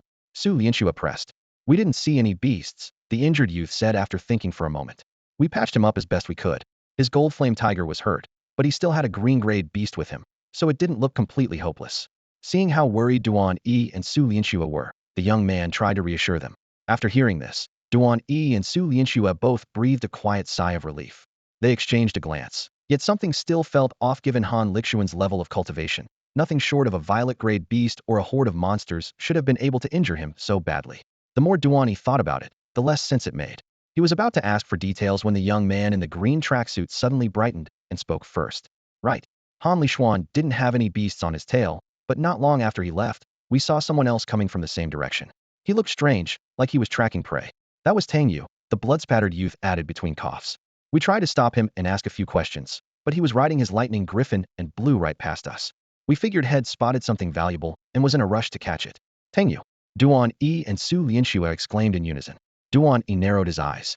You're sure it was right after Han Lishuan left that Chunyu showed up? No mistake, the young man in green said, patting his chest. Him from Yawang No. 1 High, as well Chunyu and his beast, are hard to miss. Duan E nodded slightly, linking the clues in his mind. Han Lishuan hadn't been fleeing from monsters, yet he was gravely hurt. Moments later Tang Yu raced off in the same direction, too big a coincidence. If Tang Yu had come upon Han Lishuan in the middle of a fight, and something went wrong, the thought flashed through Duan E's mind, deepening his suspicion. Su Liangshu's face darkened at the mention of Tang Yu, her fingertips tightening. Do you know roughly where Han Lishuan went? Duan E pressed. The coughing youth thought for a moment, then pointed toward the distant yellow sands. Straight ahead, past the desert, there's a huge canyon. We were near the entrance when we saw him. He headed deeper inside, so unless he's left, he should still be in the valley. The canyon got it. Duan E clasped his hands in thanks. We appreciate the information. Glad to help, the three young men replied, returning the gesture. If you hadn't stepped in, the three of us would have crushed our teleport tokens and bailed long ago. As they were parting, the young man in green couldn't resist asking, by the way, one small favor, where did you buy that spirit weapon you were using earlier? Oh, this? Duan E gave the weapon a little shake and grinned. I found it in a secret realm owned by the Hui Mansion Group, never bought it. Ah, got it. The three young men sighed deeply, their disappointment obvious. They knew that if Duan E had purchased the spirit weapon outside the secret realm, they might still run into another one someday. But if it was the realm's sole treasure, it was lost to them for good. A prize that rare was almost certainly unique, and Duan E had already claimed it, leaving them rueful. We still have to find Han Lishuan, so we'd better get moving, Duan E said, eager to set out now that he had a lead. He had no intention of wasting another moment. Need a hand? More people might help you find him faster, asked the youth who had been coughing up blood, bracing himself on one knee. Duan E glanced over their blood-spattered clothes and wounds, then at the spirit beast lying half dead on the sand. He shook his head. Thanks, but you're all hurt, and your beast can't fight. If danger hits in the valley, they'll have to protect you, and that's a liability. Had they been uninjured, he would have welcomed their company. As things stood, they could only slow him down. All right, but please be careful. Once we're out, we'll repay you, the blood-coughing youth said sincerely. Knowing their own limits, none of them pressed the issue. Duan E pointed toward the depths of the desert. There's a relatively safe area that way only young spirit beasts, no adults. Rest there first. With that, he and Su Lianxue set off at a brisk pace, unwilling to lose any time. The three watched the pair disappear, then fell silent. When we mentioned Tang Yu, their faces turned scary. I saw real killing intent in Duan E's eyes. They must have clashed hard in here, the coughing youth muttered. Han Lixuan's injuries might be Tang Yu's doing, another added. How else is it so coincidental? Duan E and Su Lianxue leave, and Tang Yu shows up right after, heading straight for them and ignoring us. Tang Yu's arrogance was legendary at school, said the one in the green tracksuit. If he really hurt Han Lishuan, Duan E's current strength will make him pay dearly. The coughing youth waved a hand. Whatever happens, Duan E helped us. If Tang Yu ends up in trouble, we'll act like we know nothing when we get out. Call it even. The other two nodded. After a brief rest to even out their breathing, they gathered enough strength, shouldered their weakened spirit beasts, and set off in the direction Duan E had indicated. As soon as they learned where Han Lishuan was, Duan E and Su Lianxue tore across the desert. The wind whipped sand against their robes with a constant hiss. Whenever a blue-grade beast blocked the path, a flash of steel felled it before they even slowed. A few green spark signs of rare opportunities flickered in Duan E's mind, but he forced himself to ignore them. Han Lishuan was in real danger, and with the unpredictable Tang Yu involved, any delay could prove disastrous. Night fell in an instant, swallowing the dusty horizon. When they stepped off the final dune, the valley the three students had mentioned came into view. Unlike the barren canyon Duan E had seen upon entering the secret realm, this one overflowed with color. Flowers carpeted the ground, a light fragrance hung in the air, and waist-high grasses hid countless plant-type beasts that peered out curiously, as if the pair had wandered into a living botanical garden. On any other day the hunters would have tried to steal a few specimens, but now rescuing their friend came first. Something about this feels wrong, Su Lianxue muttered as she lengthened her stride. Everyone knows Han Lishuan is the strongest among us. He may trail you slightly in combat skill, but his cultivation rivals the top students at Yawang first and second high. He shouldn't be this badly hurt. What's even stranger is that Tang Yu followed him the whole way. I've had the same suspicion, Duan E replied, his eyes icy.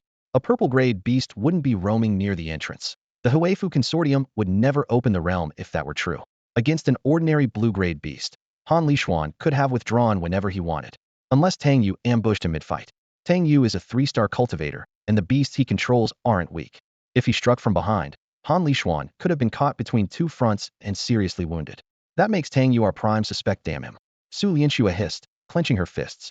She had argued with him during team assignments, and knowing his vindictive streak, she could easily imagine him doing something like this. Duan E scanned the deepening darkness around them. Let's rest here for the night.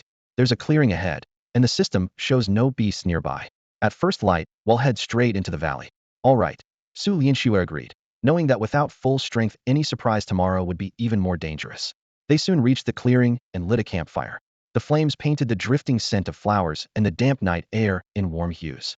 After a quick meal of rations, Su Lianxue leaned against her pack and slipped into an exhausted sleep. Duan E stayed awake, using the quiet hours to cultivate the Xiantian manual. Because they were still in the wilderness and could not afford to drop their guard, Duan E practiced the Xiantian art only twice before switching to the Qi guiding technique and slipping into a deeper meditative state. The campfire had collapsed into a ring of reddish-brown ash, and the last threads of heat clung to the ground. Their contracted beasts lay just outside the circle, the flame-tail fox with its tail wrapped around itself, eyes half closed, and the snowfeather crane dozing with its wings folded alert yet unmoving as they watched over their masters. Night passed in a blink. Dawn painted a pale streak across the sky, mist curled through the valley, and the damp scent of grass drifted toward them. Duan E and Su Lianxue opened their eyes almost simultaneously, completed a quick wash, and stepped side by side into the depths of the gorge. Whatever happens today, we have to find Han Lishuan. Duan E took the lead. His fingers flicked through the air, a translucent system panel unfolded, and he used its scanning function to probe the surroundings. The system could not lock onto a Karn master directly, but it could detect the aura of any contracted beast. Han Lishuan's primary combat beast, the golden flame tiger, had been badly wounded and withdrawn into his soul sea, yet his second beast had to be with him. Before entering the Huifu group's secret realm, Duan E had learned from his friend Lin Hong that this second beast was a green-grade iron-armored rhinoceros. The creature belonged to a rare steel-type branch. Its offense lagged behind the tigers, but its defense was a moving fortress, and with it guarding him, Han Lishuan's safety rose sharply.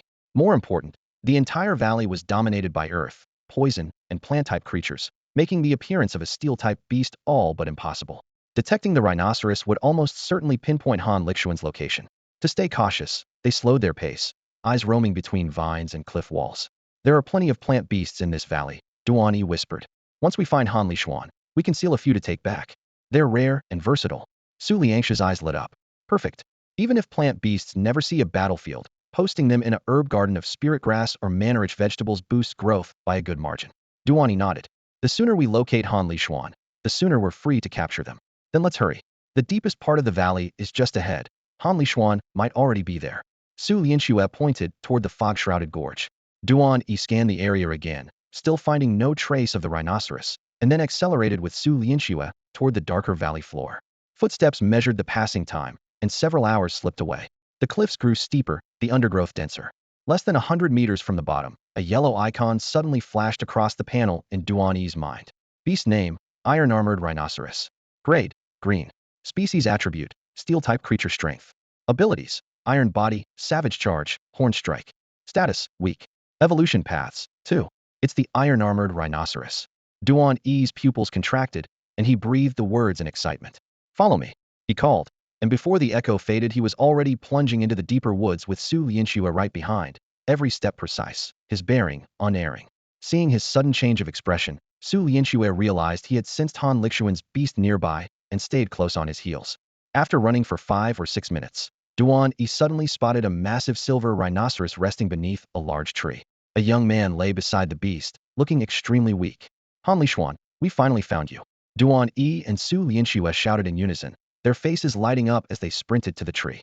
Han Lishuan had been meditating with his eyes closed. Hearing the familiar voices, he immediately looked up. Though exhausted, the armored rhinoceros rose with a low rumble. Silver light flowed across its plated hide as it pawed the ground warily. It's you. Han Lishuan relaxed and managed a faint smile, but even sitting upright took great effort. Seeing the newcomers posed no threat, the rhino exhaled heavily and settled back down. Duan E and Su Lianxue hurried to support Han Lishuan, their eyes going straight to his wounds. What happened to you? Duan E frowned. Charred gashes scarred Han's chest, shoulder, and left arm, the edges ragged as if torn open by lightning. Luckily, the injuries were already treated and bandaged, stopping any further damage. These are lightning wounds, Tang, you must have done this. Su Lianxue clenched her fists, anger blazing in her eyes. Tang Yu? How do you know I crossed paths with him? Han Lishuan asked, confused. Yesterday, we rescued 3 young men who told us where to find you. They said Tang Yu showed up after you left and started tailing you. Su Lianxue explained. I see. Han Lishuan sighed softly. Those 3 saved my life and dressed my wounds. Without them, I'd have smashed my return talisman and withdrawn long ago. So where's Tang Yu now? How did the fight start? Duan E pressed. We're enemies for good now. A cold light flashed in Han's eyes.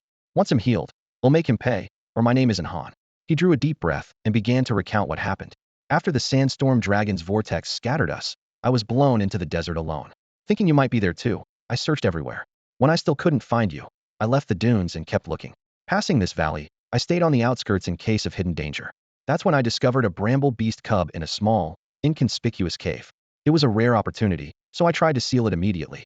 I didn't expect the cub's cry to summon two adult bramble beasts, both green-grayed. One of them was apparently on the verge of evolving and could almost completely ignore my golden flame tiger's fire attacks. You all know that fire-type beasts have an innate advantage over plant creatures, so I thought sealing the thorn beast cub would be easy. I never expected a near-evolved adult thorn beast to show up and drag me into a brutal fight, forcing me to summon my iron-plated colossus rhino. Thorny vines lashed down like a storm, while searing flames howled through the air. Only by joining forces with the golden flame tiger and the rhino did I barely keep the two adult thorn beasts at bay. The stench of scorched flesh and acrid sap mingled as fire cracked the cliff face and molten scars spread across the ground. At last, the vine armor covering the beasts began to crumble. I seized the moment, ready to finish them off and then seal the cub.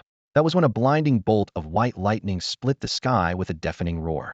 A lightning griffin had appeared above the clouds, and without warning it unleashed a barrage of thunder.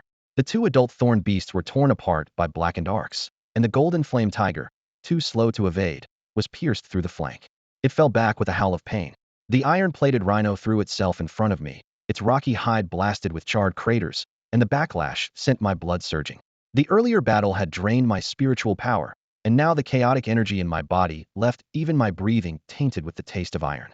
I assumed the griffin was simply a wild rampage and prepared to retreat, but then Chunyu emerged from a nearby cave. He flipped his palm, revealing a newly sealed spirit card glowing emerald green, the thorn beast cub. In that instant, everything clicked. While I was locked in a death match, Chunyu had slipped into the cave, claimed the cub, and then ordered the lightning griffin to wipe out everyone else in one sweep. Wounded and spent, I had no choice but to fall back. Yet Chunyu hounded me, driving the griffin in relentless pursuit. I staggered through the wilderness until I ran into three cultivators, who quickly bandaged my wounds. Even so, fearing Chunyu could appear at any moment, I thanked them hastily and pressed on. Perhaps wary that those three might spread the truth, Chunyu finally broke off the chase. Han Lishuan finished the tale through gritted teeth, his fists bone-white with rage. Damn it, Chunyu actually did that. Doesn't he realize he'll be arrested once we're out of here? Su Liangxi's face turned icy. This is a Huifu group, secret realm, dangerous by nature. He probably hopes to blame everything on the environment and silence you for good. No witnesses, no loose ends. Duan E frowned. He didn't count on those three cultivators. If they talk, his reputation is finished, so he backed off for now. Su Lianxue slammed the table. Absolutely not. Once we get out, I'm reporting him to Huifu group, and let's see how they handle it. Duan E shook his head. I'm afraid it won't work. No one saw the actual fight, and those three only found you injured. Without eyewitnesses, it'll be hard to convict him. Remembering the injustice heads suffered at the academy, Duan E's voice was calm, yet heavy. So what now? Let him off? Su Lianxue asked urgently. Duan E looked up, eyes as sharp as steel. Let it go? Are you kidding? He dared to harm my friend inside a secret realm. He'll show him what true despair feels like. Duan E's clenched fists trembled, a cold, killing intent flickering in his gaze. Seeing the look on Duan E's face, Su Lianxue quickly asked, how do you plan to handle him? Since it'll be hard to act once we leave the secret realm, we might as well settle it here, Duan E replied with a faint smile. If he can use the realm to his advantage, so can we. That's exactly what I was thinking, Han Lishuan nodded. If I weren't so badly hurt, I would have crushed my teleport token and left already. I stayed because I want to heal up before going after Chunyu. Duan E waved them off. Right now, the most important thing is getting you back on your feet. Lianxue, treat his wounds. They'll handle the injured beasts. Bring out the golden flame tiger, too. No problem, Su Lianxue said, pulling an emergency medical kit from her storage ring. She was no stranger to first aid school, had covered the basics well. Thanks, Han Lishuan replied, then summoned the golden flame tiger. The moment it appeared, the tiger collapsed to its knees, gasping for breath. Lightning burns crisscrossed its back, whip-like gashes from thorny vines bled between the scorched flesh, and purple patches of poison mottled its fur. It had been battered by two thorn beasts, then blasted by the lightning griffin, leaving it on the brink of collapse. The ironclad rhino, by contrast, was simply exhausted. Its thick armor had blocked most attacks, and rest alone would see it recovered, though it couldn't fight again anytime soon. After weighing the options, Duan E decided to treat the tiger first. A thought summoned the beast status panel in his mind. Skipping past skills and stats, he focused on the diagnosis and treatment sections. Diagnosis. 1. Puncture wounds from thorn beast vines laced with toxin, causing weakness and fatigue. 2. Severe external trauma from lightning griffin strikes, resulting in chaotic chi and blood. Treatment. Antitoxin 3, injected to purge the vine poison. Beast-grade wound salve, applied to lightning burns. 1 green-grade fire attribute spirit stone, taken orally. 3 doses of giant strength grass, taken orally. Administer in order for full recovery. Duan E moved without delay. Ever since Head learned the system could pinpoint a beast's injuries and list exact remedies, Head kept antitoxin, wound salve, kiblood pills, and bandages ready. He drew 3 vials of antitoxin and slowly injected them along the tiger's neck artery. As the medicine spread, the purple blotches visibly faded. Next, he smeared a thick layer of wound salve over the charred gashes, then wrapped them snugly with clean bandages. Finally, he pressed a green-grade fire spirit stone between the tiger's jaws, ground 3 stalks of giant strength grass into powder, mixed it with water, and forced the draft down its throat. Duan E had gathered a trove of treasures inside that mysterious cavern, including several green-grade fire attribute spirit stones. Without hesitation, he pulled one out and let the Jinyan tiger swallow it whole. Then he flipped his hand and produced 3 thumb-thick, emerald green julie grass stalks, the well-known catalyst for strength-type beasts, stuffing them straight down the tiger's throat. All set, he exhaled, clapping the dust from his palms.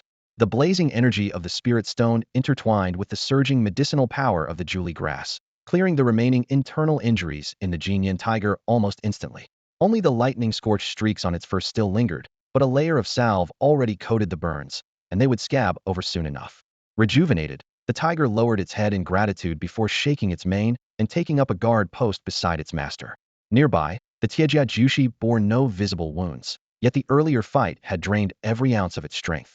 Rather than bother with its status panel, Duan E simply drew 3 more julie grass stalks from his storage ring and fed them over. The potent herbs surged through the rhino's system. Its breathing deepened, its massive frame straightened, and it began scanning the surroundings with renewed vigilance. Su Lianxue finished her work at almost the same moment. Using a threadneedle formation, she sealed Han Lixuan's gashes, sprinkled a healing powder to dull the pain, and watched color return to his face. Once he sat cross-legged and ran a basic bronze 3-star circulation, his spiritual energy flowed smoothly again, leaving only torn flesh to mend on its own. "Thank you, both of you," Han Lixuan said, cupping his fists with genuine gratitude. "We're classmates, it's only right to look after one another," Su Lianxue replied with a warm smile. His gaze drifted to the spirit stone and herbs lying nearby. "Duan E, that green-grade firestone and all that julie grass aren't cheap. When we get out, they'll pay you back." Duan E waved him off with a laugh. "Forget the money. Those things aren't that rare, consider them a gift." Han Lixuan still felt uneasy.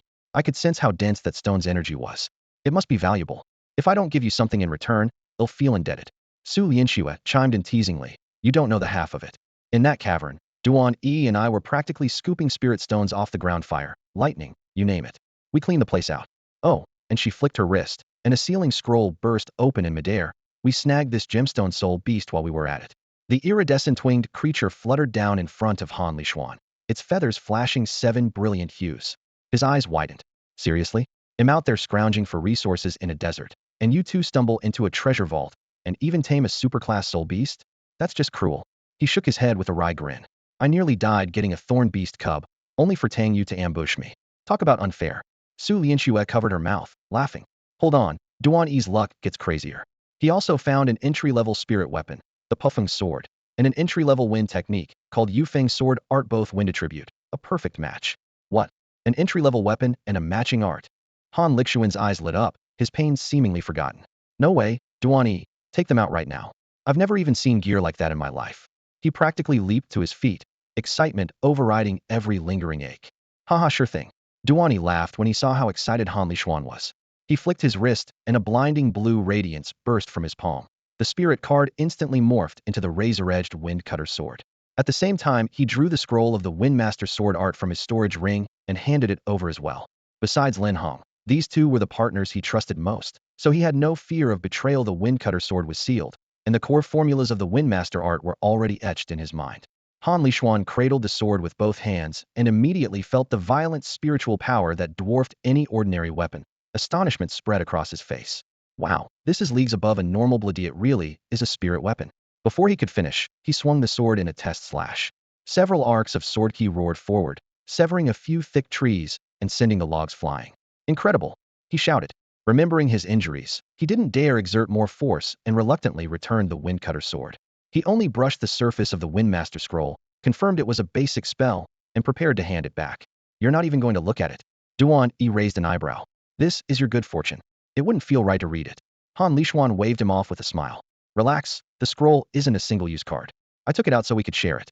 Duan E unfurled the scroll again and pressed it into his hands. The stronger we all are, the better chance Yawang number 3 high has of climbing out of last place in the college entrance trials. Are you serious? Han Lishuan asked once more. Absolutely. Duan E nodded. Brother, you're the best. Han Lishuan hugged him, then bowed his head over the scroll, studying it intently.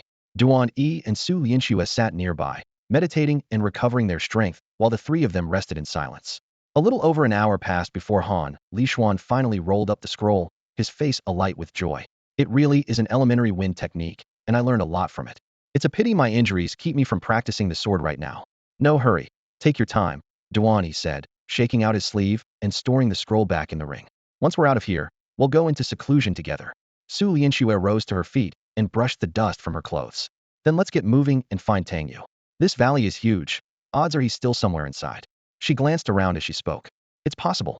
After all, Tangyu was tailing me the whole time, desperate to catch up, and he might still be looking for us now. Han Lishuan gave a slight nod. Then let's not waste any time, move out. As Duan E spoke, he pulled up the system radar and sank his mind into the constellation of lights inside his sea of consciousness, scanning for the faintest ripple of energy, just as had done when tracking Han Lishuan. The moment the icon for a lightning hippogriff appeared on the radar, he could follow the trail straight to Tangyu. To keep the valley quiet, Han Lishuan recalled the ironclad rhinoceros into his beast bracelet, leaving only the ice soul serpent, golden flame tiger, and gemstone soul beast at their sides. Duan E led the way, the three of them creeping along the canyon wall. Time slipped by in silence. Before they knew it, more than 2 hours had passed, and they'd reached the heart of the valley. Spiritual energy was dense here, and green-grayed beasts were noticeably more common, mostly poison and earth types, bristling with fangs and glaring at them from the shadows. Yet the presence of 3 high-tier guardians kept those predators at bay. Hey, found something good. While sweeping the area, Duan E saw a bright marker flash on the radar. He focused on the readout. Beast name, Wood Spirit Blossom Sprite. Grade, green. Species element, plant life poison. Abilities, toxic miasma, sleep pollen, razor leaves. Status, asleep healthy. Evolution paths, 2. A Wood Spirit Blossom Sprite. Duan E's heart skipped a beat. Just as he turned to alert his companions, a second window popped up. Species, spirit herb. Name, Wood Spirit Blossom. Grade, green. Description, a rare flower formed over ages in areas rich with spiritual energy. Its pollen induces deep sleep in living creatures and is prized for alchemy and as an evolution catalyst for plant beasts. Didn't expect an entire patch of wood spirit blossoms around it, he muttered. Seeing his excitement, Su Lianxue and Han Lishuan edged closer. What did you find, Duan E? He gently parted the grass in front of him and pointed deeper in. Loca green-grayed wood spirit blossom sprite, fast asleep, surrounded by wood spirit blossoms. It must have absorbed spiritual energy for years, shed its herb form, and evolved into a sprite. Su Lianxue held her breath for a better look. Han Lishuan's eyes lit up. There it is. If a beast inhales that sleep pollen, we're in trouble. While it's napping, why don't we seal it right away? Exactly my thought. Duan E nodded. They crouched lower. The gemstone soul beast dimmed its glow, while the ice soul serpent and golden flame tiger slid forward in silence. Just as they were about to strike, a thunderous crash erupted behind them like a boulder smashing into the valley floor, sending tremors and shards of rock in every direction. The sudden racket jolted the wood spirit blossom sprite awake. Its petal-shaped eyes snapped open, and the moment it saw 3 humans poised to capture it, panic set in.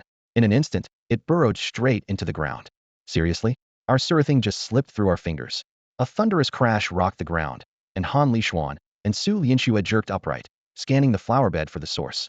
The dull rumble and tremor were unmistakable. 2 beasts were clashing, and the shockwaves had reached the garden, startling the mewling Huayao in front of them.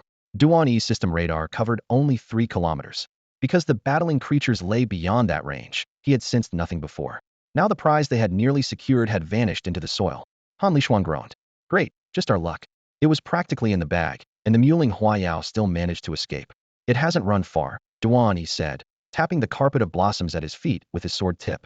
Look at all these plants. It must have taken the sprite ages to cultivate this patch. It can't bear to abandon it. The system shows it's still hiding below us. So what now? Han Lishuan asked, frowning. Dig it out, or check out the fight up ahead. Duan E thought for a moment, then shook his head. We go forward. Anything that loud has to be powerful. Maybe we'll get lucky. The Huayao won't surface anytime soon, and it won't leave this garden behind. Don't forget, Tang Yu might still be in the valley. If we bump into him, all the better. Han Lishuan and Su Lianxue nodded, and the three sprinted toward the source of the shockwaves. Boom. After roughly 10 minutes, an even closer blast ripped the air. Lightning crackled, and the earth shuddered once more. Han Lishuan recognized the sound instantly. That's thunderclap lightning. Whatever struck must be huge. Thunderclap? Su Lianxue's heart skipped a beat. Could it be Tang Yes Lightning Griffin? Very likely, Han Lishuan replied, clenching his fists, barely containing his excitement. There are almost no lightning beasts in this valley. If something this loud's making a scene, odds are it's that griffin. Duan E halted, staring at the system panel flickering before him. The radar had indeed flagged the lightning griffin Tang Yes beast, no question. What surprised him was its opponent.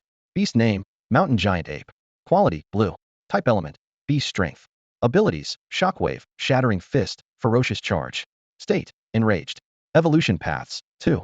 So Tang Yu was locked in a duel with a blue-quality mountain giant ape. Duan E arched a brow, thinking, he's really biting off more than he can chew this time. After reading the Mountain Ridge Great Ape stat panel, Duan E couldn't help but chuckle. The moment the laugh left his lips, Han Lishuan and Su Lianxue, walking beside him, both froze. The only time Duan E ever smiled like that was when he had found prey. Is there something up ahead? Su Lianxue asked instinctively.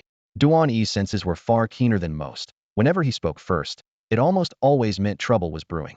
There shouldn't be any powerful lightning-type beasts in this valley. So the thunder we felt must be Tang Yes Thunder Griffin, Duan E said, eyes glinting, a teasing note in his voice. I just didn't expect him to be bold enough to go toe-to-toe with a blue-grade beast. Tang Yu is trading blows with a blue-grade beast? Han Lixuan's eyes widened. His Thunder Griffin may be top tier among the green grade, but challenging blue-grade head-on alone, no less is downright suicidal. Su Lianxue frowned slightly. Doesn't Tang Yu have another beast? If he sent them both in, he might at least have a sliver of hope.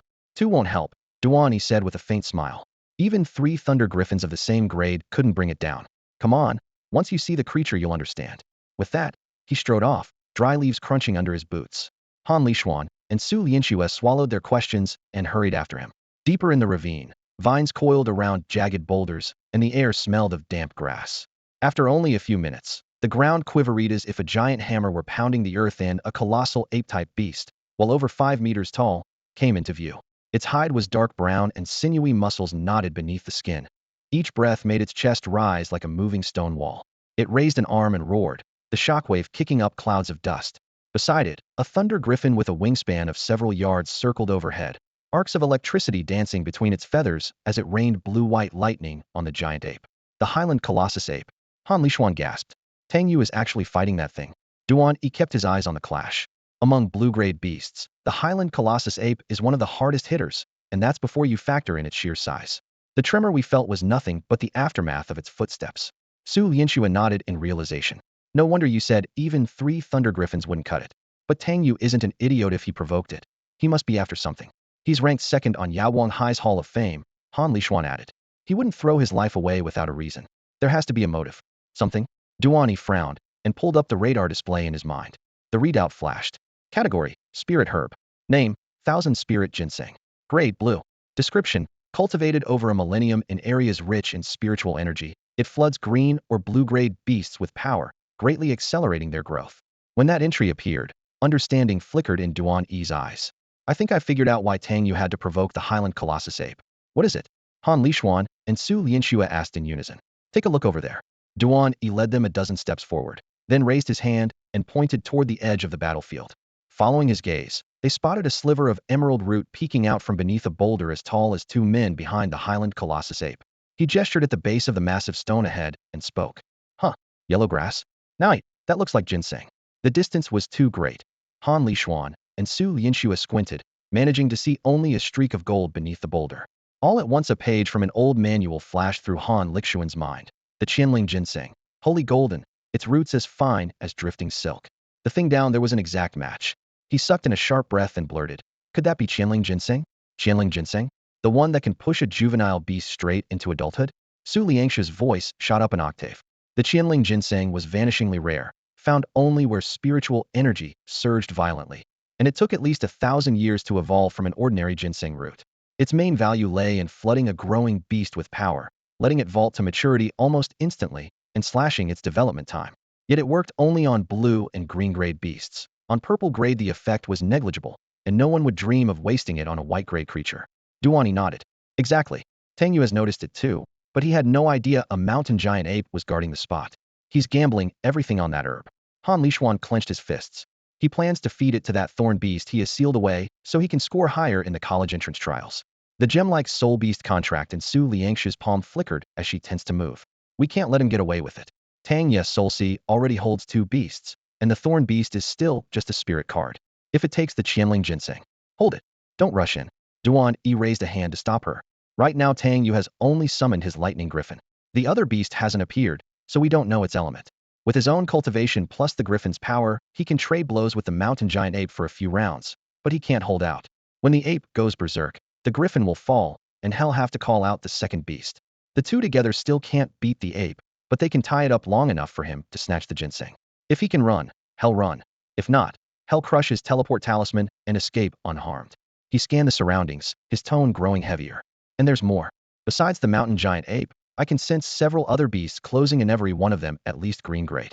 They were clearly drawn by the noise of the fight. So let's not act impulsively just yet, in case Tang Yu slips away in the confusion or drags trouble to our door instead. We'll wait until he summons a second beast and it gets locked in a stalemate with the mountain giant ape. Then we strike. That way, we can seize the 1,000-spirit ginseng and give Tang Yu a proper lesson at the same time. After hearing the plan, Han Lishuan glanced around and lowered his voice. This sounds good, but that mountain giant ape won't be easy to handle, and plenty of other beasts are closing in. Are we in over our heads? Duan E answered with a faint, confident smile. Relax. Whether it's the ape or those strays, I have ways to deal with them. Su Lianxua nodded eagerly and winked at Han Lishuan. Absolutely. I can vouch for him. Duan E's got a secret weapon. Once he unleashes it, the fight's over. A secret weapon? Han Lixuan's curiosity was piqued. He had only just teamed up with Duan E and Su Lianxua, so he had no idea what that trump card could be. Meanwhile, the mountain giant ape, taunted again and again by the lightning griffin, let out a furious roar and hammered the ground with both fists. With a thunderous crash, a shockwave split the earth and sent debris flying, scattering several lurking beasts in panic. That ape is berserk. It would die for that ginseng. Tang Yu staggered back under the aftershock, his expression darkening. Clenching his teeth, he raised a spirit card in his right hand. A flash of blue light turned into a deep red butterfly over a meter across. As soon as it appeared, the butterfly beat its wings, releasing a cloud of dark crimson dust aimed at weakening the raging ape. Beast name, Crimson Butterfly. Quality, green. Species element, beast poison, fire. Abilities, toxic dust, flaming shell, fire jet. Status, healthy. Evolution paths, 2. There it is, Tang Yes second beast, Han Lishuan observed, lifting an eyebrow. The Crimson Butterfly is a mutant evolution of the green caterpillar, off the usual path. He's better than I thought. On the field, the lightning griffin crackled with electricity while trading blows with the mountain giant ape. Across the clearing, the Crimson Butterfly's poison dust was slowly sapping the ape's strength. Su Lianxue gave a short laugh. He's squeezing every ounce out of both beasts. No wonder he's ranked second on Yaoguang first highest power list. Too bad his personality is garbage. Duan E never took his eyes off Tang Yu. Both of his beasts are out. Time for us to get ready, he said calmly. Their vantage point lay in open terrain more than 100 meters away. Duan E knew that if he suddenly spread his gravity field over the entire area, Tang Yu would sense the danger and crush his teleport talisman, undoing their efforts. So he waited. The instant Tang Yu drew near the 1,000-spirit ginseng, he would step into the field's effective range. Then, a surge of crushing gravity would pin him down before he could even reach for the talisman. Once Tang Yu crossed that line, he would be meat on the chopping block. Better yet, the gravity field worked on beasts as well, so if either of his pets tried to save their master, they would be flattened right alongside him. Although Tang Yes Lightning Griffin and Crimson Butterfly were no match for the mountain gargantua, they still managed to keep it occupied. The raging ape pounded the ground, flinging rocks and branches through the forest. Beasts that had been lurking nearby shrank into the shadows, intimidated by its fury and unwilling to interfere. Spotting an opening, Tang Yu sprang toward the rocky ledge where the 1,000-spirit ginseng grew, his mind filled only with the prize about to fall into his hands. Now this is the moment, he thought. The instant he entered the ginseng's guard zone, Duan E produced a spirit card that glowed with an eerie blue light. The card flashed and vanished, releasing a visible ripple, and a crushing gravity swept across the clearing. Everyone and everything except Duan E was slammed to the ground as if pinned by an enormous hand. Even lifting a finger felt impossible. What's happening? Tang Yu crashed onto the gravel, scraping his forehead. No matter how he struggled, the invisible weight held him down. Beside Duan E, Han Lishuan and Su Lianxue were just as immobile, their faces tight with shock. A gravity-manipulating field card, that's your secret weapon. Han Lishuan rasped. Duan E answered calmly. The card is called Gravity Field. Within its range it suppresses any beast below blue grade, and any card wielder weaker than silver 3-star. Then he murmured, "Gravity, release." The crushing force vanished at once, and Han Lishuan, Su Lianxue, and their beasts exhaled in relief as their limbs grew light again. Han Lishuan stood, brushed off his sleeves, and asked, "If the mountain gargantua steps in here, will it be pinned as well?" "As long as it isn't purple grade, it won't get away," Duan E confirmed. A flicker of awe crossed Han's eyes. No wonder you never panicked. He had lost to Duan E back at school, and once believed he still held the upper hand. Seeing this card, he realized he had never stood a chance before reaching the gold tier. Su Lianxue, having already tasted the card's suffocating pressure, remained composed. Duan E smiled faintly. "Time for payback. Let's teach Tang Yu a lesson." Han Lishuan and Su Lianxue readied themselves. Han's aura erupted like roaring flames, scorching the air. Behind him, his golden flame tiger's eyes burned gold as a low growl rumbled in its throat, fury locked on its target. Tang Yu was still nailed to the ground, eyes wide as he stared at the mountain gargantua, believing it had unleashed some area attack. Veins bulged under his skin while he tried to roll over and reach his teleport talisman, yet he could not even raise a hand. "Damn it! You too! Kill that ape and break its skill," he shouted at his beasts in desperation. Tang Yu channeled all his fury into the mountain ridge giant ape, driving his 2 contract beasts to attack even more savagely. Well, if it isn't Tang Yu, what brings you here?" The grass parted as Han Lishuan strolled out at a leisurely pace. He glanced at Tang Yu, who lay pinned beneath the giant ape, and an open sneer tugged at his lips. "How are you here?" Tang Yu blurted, stunned. After gravely wounding Han Lishuan, he had chased him relentlessly, determined to force him to crush his teleport talisman and erase his earlier humiliation. On the way, Tang Yu had run into other teams and backed off temporarily to avoid a scene. Given their injuries, Han Lishuan and his beasts should have long since fled this perilous secret realm. Yet here he was, reappearing just when Tang Yu was at his most desperate. "I came looking for you," Han Lishuan said, closing in step by step. "You ambushed me. Why shouldn't I return the favor?" He looked down on Tang Yu as if he were a stray dog. Duan E and Su Lianxue followed behind, faces cold and silent. "Taking advantage of the weak? 3 against 1. What cowards you are!" Tang Yu roared, forcing his head up. If the ape weren't pinning him, he would have fled in an instant, had no chance against 3 opponents. "Taking advantage of the weak?" Han Lishuan scoffed. "I was fighting 2 thorn beasts when you stole their cub and left me half dead. I'm just giving you a taste of your own medicine. Lightning Griffin, Crimson Moth, kill them." Tang Yu bellowed. Seeing Han Lishuan's beasts waiting in the distance, he gambled everything on this final play for survival. The Lightning Griffin and Crimson Moth obeyed at once, pouring their full power into the giant ape before streaking toward their master. Yet Duan E and the others didn't even flinch. They couldn't be bothered to let their own beasts intervene and simply watched. As the 2 beasts neared Tang Yu, a crushing gravitational force suddenly engulfed the area. The airborne Lightning Griffin and the fluttering Crimson Moth were yanked down as if seized by an invisible giant hand, slamming to the ground beside Tang Yu. Their wings lay pinned, unable to move. "Impossible. Why are my beasts trapped too?" Tang Yu stared in disbelief. He had assumed the giant ape had triggered some skill against him, but how could that have ensnared his own beasts as well? Stranger still, Han Lishuan's group and their beasts were completely unaffected. Panic and confusion flooded him like never before. With the griffin and moth incapacitated, the berserk mountain ridge giant ape let out a furious roar, spun around, and charged straight at the humans ahead. The moment the ridge giant ape crossed into Duan E's gravity field, it went down just like Tang Yu's massive frame slammed to the ground and writhed in vain. "Even the ridge giant ape can't move, so it really is the 3 of you," Tang Yu shrieked, panic sharpening his voice. "So what if it is?" Han Lishuan curled his lips into a cold smile. "You still think you can get away? Enough talk, finish him while he's weak." Su Lianxue raised her hand. A silver eye spout materialized, a blue-white halo humming along the string, the arrowhead trained on Tang Yu. "I was thinking the same thing." Before Han Lishuan's words faded, a crimson spear appeared in his grip, its tip blazing like molten iron. The instant the crimson flame spear formed, a panel flashed in Duan E's mind. Spirit card type, weapon card. Card rank, green. Sealed weapon, crimson flame spear. Element, fire. Description, a long spear forged from high-grade crimson flame ore and diamond steel. Delivers tremendous power and can unleash crimson flame impact. Note, requires a bronze rank spirit card master or higher. Rich kids never leave home without premium weapon cards, Duan E thought with a silent sigh. "Make it quick," he said. He kept the windbreaker sword sheathed, maintaining the gravity field was already draining his spirit power. If he drew the sword now, he might run dry, and once the ape broke free, they'd be in trouble. "No problem. Leave it to me." Han Lishuan leveled the spear. Scarlet flames rolled along the shaft, heat rippling outward. "You can't do this. If something happens to me in the secret realm, all three of you will be implicated. Tang Yu screamed. Implicated? Han Lixuan's gaze swept the deserted forest. Who else is here? If we kill you now, who's going to know? Fire danced in his eyes, and a flicker of murderous intent passed. Ice settled in Tang Ye's stomach. He swung desperately toward Duan E. Duan E, I know your family's struggling. Help me, and the Tang family will owe you. Ask for anything at all. In his mind, Duan E had never drawn a weapon, so the gravity field probably came from Han Lixuan or Su Lianxue. If he could win Duan E over, he might still turn the tables. Anything at all. Duan E raised an eyebrow. Yes, anything. Tang Ye's voice grew more frantic. Convinced head struck a chord. Good. Then what I want is your life. Duan E's tone was flat. You're refusing a toast only to drink a forfeit? Who do you think you are?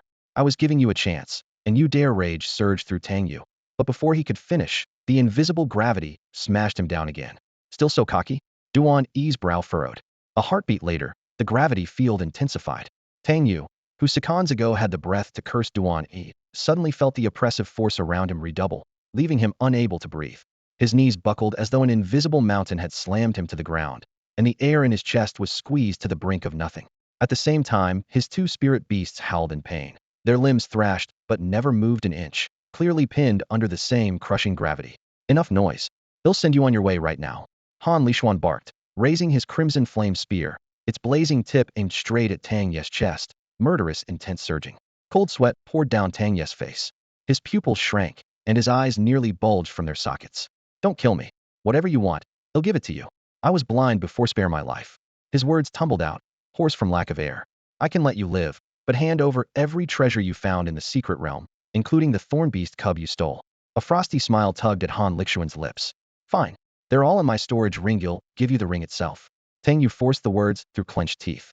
Rage churned inside him, yet with death staring him down, he could only lift the ring toward Han Lixuan. He knew full well that no one else was in this part of the realm. If blood were shed, no third party would ever know. Better to keep breathing first.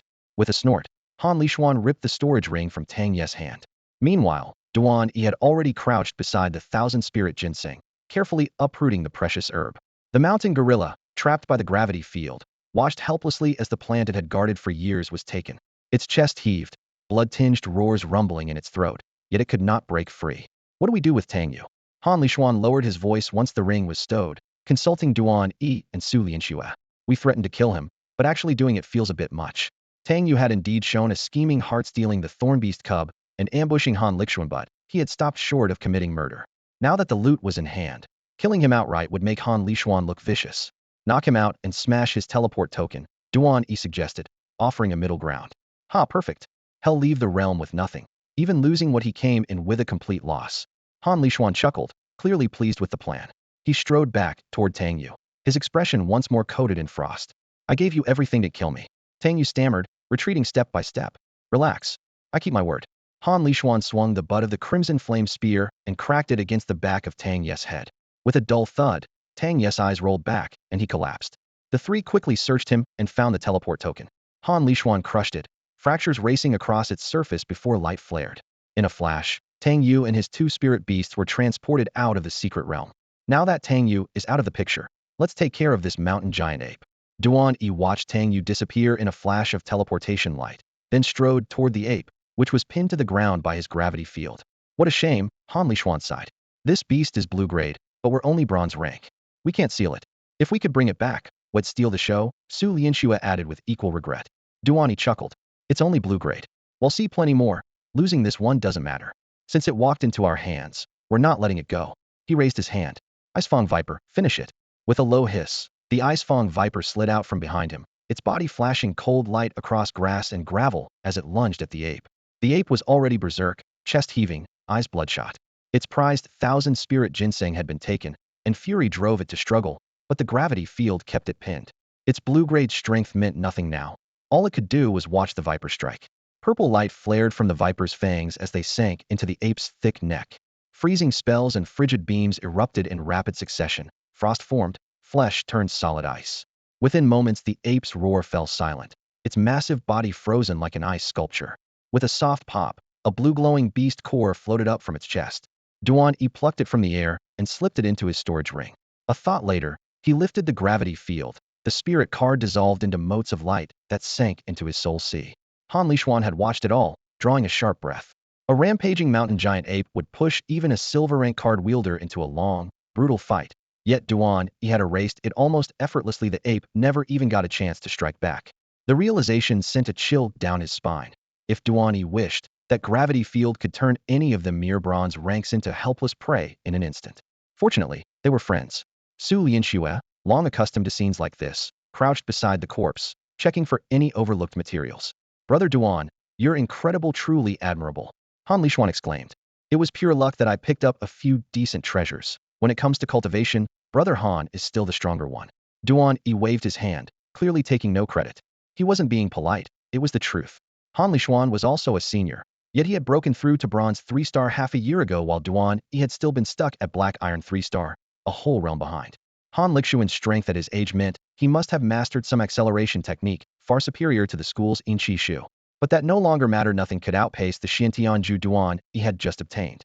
The spirit beasts lurking nearby scattered in fright when the mountain giant ape crashed to the ground, kicking up dust that quickly swallowed their retreating figures. Since that's settled, let's see what's in Tang Ye's storage ring. Han Lishuan grinned, holding up the ring he had pulled from Tang Ye's finger. The Tang family is practically royalty in Yaoguang City. Tang Yu might have hidden all sorts of good stuff. Curiosity lit Su Liangshi's eyes. I'm curious too. Duan E stepped up beside Han Lishuan. Han Lishuan channeled spiritual power, a streak of blue light sinking into the ring. Whoosh. White light flared, and piles of spirit herbs, spirit stones, beast cards, and random items spilled across the ground, looking almost identical to the haul they had found in the mysterious cave. Information panels instantly appeared in Duan E's mind, listing every herb and stone along with its grade. The details were overwhelming, so after skimming a few lines he glanced away. Whoa, these herbs and stones alone are worth a fortune, Han Lishuan exclaimed. Su Lianxue flipped through the beast cards. Besides the thorn beast cub he stole from you, there are 3 more green-grade spirit beasts here, and one is even from the Rock clan. She held the card up for a closer look. Duan E's attention was caught by a row of porcelain vials. Didn't expect Tang Yu to know beast medicine. These formulas are pretty advanced. He picked up a vial of blood-replenishing pills and gave it a shake. That's because he studied it. Han Lishuan explained. The Tang family is close to the top beast physician in Yaoguang City, Chunda. Tang Yu became his apprentice and learned a few tricks. I just never thought the Honorable Chunda would take on such a rotten student. Tang Yu is Chunda's apprentice? Duan E paused, then burst out laughing. Su Lianxue doubled over with laughter as well. Like master, like disciple. Lishuan, did you know Chunda himself is nothing but a fame-seeker? Huh, what are you talking about? Han Lishuan stared at them, utterly bewildered.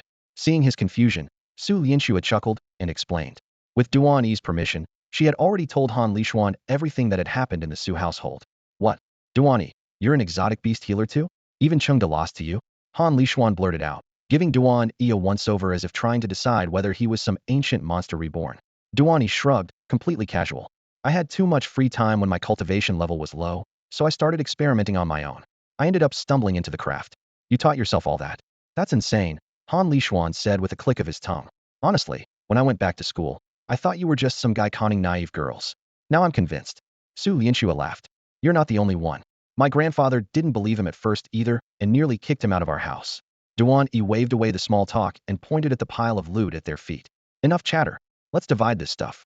Not much to divide, really. Han Lishuan was the first to pick up the Bramble Beast Spirit card. We only managed to suppress Tang Yu and take down the mountain giant ape because of you, Brother Duan. No one would complain if you took everything. Still, I'd like to keep this Bramble Beast Cub card if you don't mind. Su Lianxue, who had been eyeing the Rockfolk Spirit card from the start, spoke up. That Rockfolk beast looks pretty good. Could I have it? Duan E laughed. Go ahead. I already got plenty of good stuff in the secret realm. Tang Yu was your enemy anyway, so helping you settle the score is only fair. All I want is the 1,000 spirit ginseng and this pile of medicinal supplies. He added, the other beast I've fused with is a giant snow ape that's still in its growth stage. With the ginseng, I can push it straight to maturity and have it battle ready before the college entrance exam. Han Lishuan had no objections.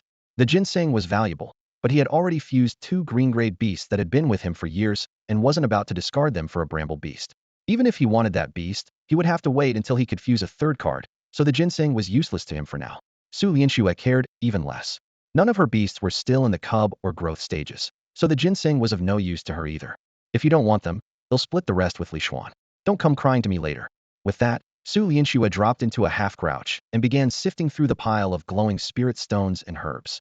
Her slender fingers parted the materials one by one, examining each with painstaking care for fear of missing anything she liked.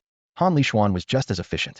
As he rummaged, he set aside anything that would benefit his golden flame tiger or iron-armored rhinoceros, stacking the finds at his feet. The remaining items were divided into 2 heaps without another glance. Then each of them swept the spoils into their storage rings. They'll take Tang Yes ring. Mine is still cracked anyway. Duan E spotted the discarded band on the ground, bent to pick it up, brushed off the dust, and slipped it onto his finger. No problem. If you like, they'll have 2 more sent to you once we're out of here, Han Lishuan replied with a laugh. Haha, they'll hold you to that. Duan E chuckled, clearly in high spirits. All right, this place is still dangerous. We should get moving. After emptying Tang Yes' storage ring, Su Lianxue scanned their surroundings, her voice dropping to a guarded murmur. Then let's hurry. We'll check on that wood spirit flower sprite first. Maybe it's crawled out of the ground by now, Duan E suggested. No problem, let's go. Han Lishuan and Su Lianxue nodded almost in unison. Duan E pulled up the sprite's coordinates in his mind, and the 3 of them vaulted over rubble and vines, racing toward the spot. Moments later they reached the patch of brush where they had first spotted the sprite, only to freeze in place, their expressions turning sour. Unbelievable. The prize was practically in the bag, yet it still flew away. Someone's already sealed the wood spirit flower sprite. Han Lishuan sighed in regret. Yeah, even the wood spirit flowers that grew here are gone. We should have harvested them earlier, Su Lianxue murmured. I can't believe it. We were gone maybe an hour at most, and it's already been sealed. That means someone else is moving around this valley, Duan E said as he activated his system, scanning for unusual beast signatures nearby. The scan showed nothing but the energy signatures of ordinary beasts, no rare plant types, and no powerful creatures. Duan E had planned to seal the sprite himself and save it for his 3rd beast card. The creature's sleep pollen was lethal in a fight, but someone had beaten him to it, and the loss stung. Hey look! Su Lianxue pointed at the trunk of a large tree ahead. A crescent-shaped gouge, scorched by energy, marred the bark. Duan E and Han Lishuan hurried over. This looks like damage from a light element beast, Duan E said, holding his hand close to the charred edge. Agreed. There's still light energy lingering here. Whoever did this left not long ago, Han Lishuan nodded, then drew their attention to other clues nearby. Clouds of pink pollen. The sprite's sleep dust drifted over the grass, while leaves were driven into the soil like daggers, evidence of a fierce struggle. Huh, looks like whoever sealed it paid a price. I bet it was a brutal fight, Han Lishuan joked to lighten the mood. Forget it. I guess that sprite just wasn't meant for us. There should be other worthwhile plant creatures in this valley, so let's keep looking. With that, Duan E led Han Lishuan and Su Lianxue deeper into the valley to continue their search. Night had fallen almost without their noticing. A hint of chill crept through the valley air, and the breeze that slipped between the leaves carried the clean scent of grass and wood. The day's haul was impressive. Bunches of rare spirit herbs were tied neatly and packed away. Several lustrous spirit stones polished by Han Lishuan gleamed inside his pouch, and Su Lianxue had even managed to seal a green-gray plant-type beast, tucking its spirit card proudly against her chest. The spirit card master who could bind a wood sprite flower demon had clearly left the valley, so their curiosity would have to wait. Since we didn't run into him, no big deal, Han Lishuan said, reclining against the trunk of an ancient tree with his hands behind his head. We've picked up plenty of good stuff. We're already ahead of the game. Duan E nodded with a smile. Definitely a profitable day. After tonight, the secret realm stays open for only 3 more days, Su Lianxue said, cradling her crystal-clear gem beast, eyes shining with excitement. If we could snag a few more treasures, it would be perfect. Let's hope so. Han Lishuan pushed himself upright and brushed the dust from his palms. It's not easy to get into a secret realm at all. Besides, the college entrance exams are only a week after we get out. Have you 2 decided which spirit card university you're aiming for? Duan E, taking the chance to rest, asked idly. I'm curious about your plans too. The day I became a spirit card master, I set my sights, Han Lishuan declared, chin lifted. Yanhuang Academy, one of the 3 strongest spirit card universities on Lanhaixing. Everyone knew the name of Yanhuang Academy. Su Lianxue's expression turned dreamy at once. They say almost every graduate makes a name for themselves, even the average ones. Plus, Yanhuang is the closest of the elite schools to our home in Yaoguang City. It's the top choice for most of us. Duan E thought for a moment, recalling the data on the 3 famed academies: Fengling Academy in northern Fengling City, Xinyang Academy in central Xinyang City, and Yanhuang Academy in Yanhuang City, the only one relatively near southern Yaoguang City. Fengling and Xinyang tended to favor local applicants, so most students in Yaoguang pinned their hopes on Yanhuang. Even so, Yanhuang's admission standards were legendary 1 in 100 at best. Only a handful of students from the small city of Yaoguang made it in each year. The rest landed in ordinary spirit card universities. Yet for Duan E and his friends, Yanhuang still stood for the highest dream. After all, securing a place there promised a future filled with possibilities. Of course, that doesn't mean the other 2 prestigious spirit card universities skip Yaoguang City altogether. They usually stop here as well. In recent years, however, their visits have lasted no more than half a day. They sweep through the city, size up a few candidates, and leave. If they find someone promising, the offer is made on the spot. If not, they turn around and depart without the slightest hesitation. After all, the 3 elite schools recruit from the entire Blue Sea Star, and they won't let a single prodigy slip away. There's even an old tale of the trio nearly coming to blows in a small town over a once-in-a-generation genius. Looks like all 3 of us share the same goal to get into Flame Emperor Academy, Duan E said with a grin. Then let's work hard together and make sure we all get in. Han Lishuan replied, punching his fist into his palm, determination blazing in his voice. While they chatted, the camp lay silent save for the howling wind and the crackle of the bonfire. Duan E scanned the area, seeing no sign of exotic beasts. He spoke. The coast is clear, so I'm going to let the mighty snow ape take the 1,000-spirit ginseng. Since we're all awake, this is a good time. No problem. Well, keep watch, Han Lishuan and Su Lianxue answered at once, rising to survey the shadowy treeling. With their confirmation, Duan E activated his spirit card. A flash of blue light revealed the mighty snow ape beside the flames.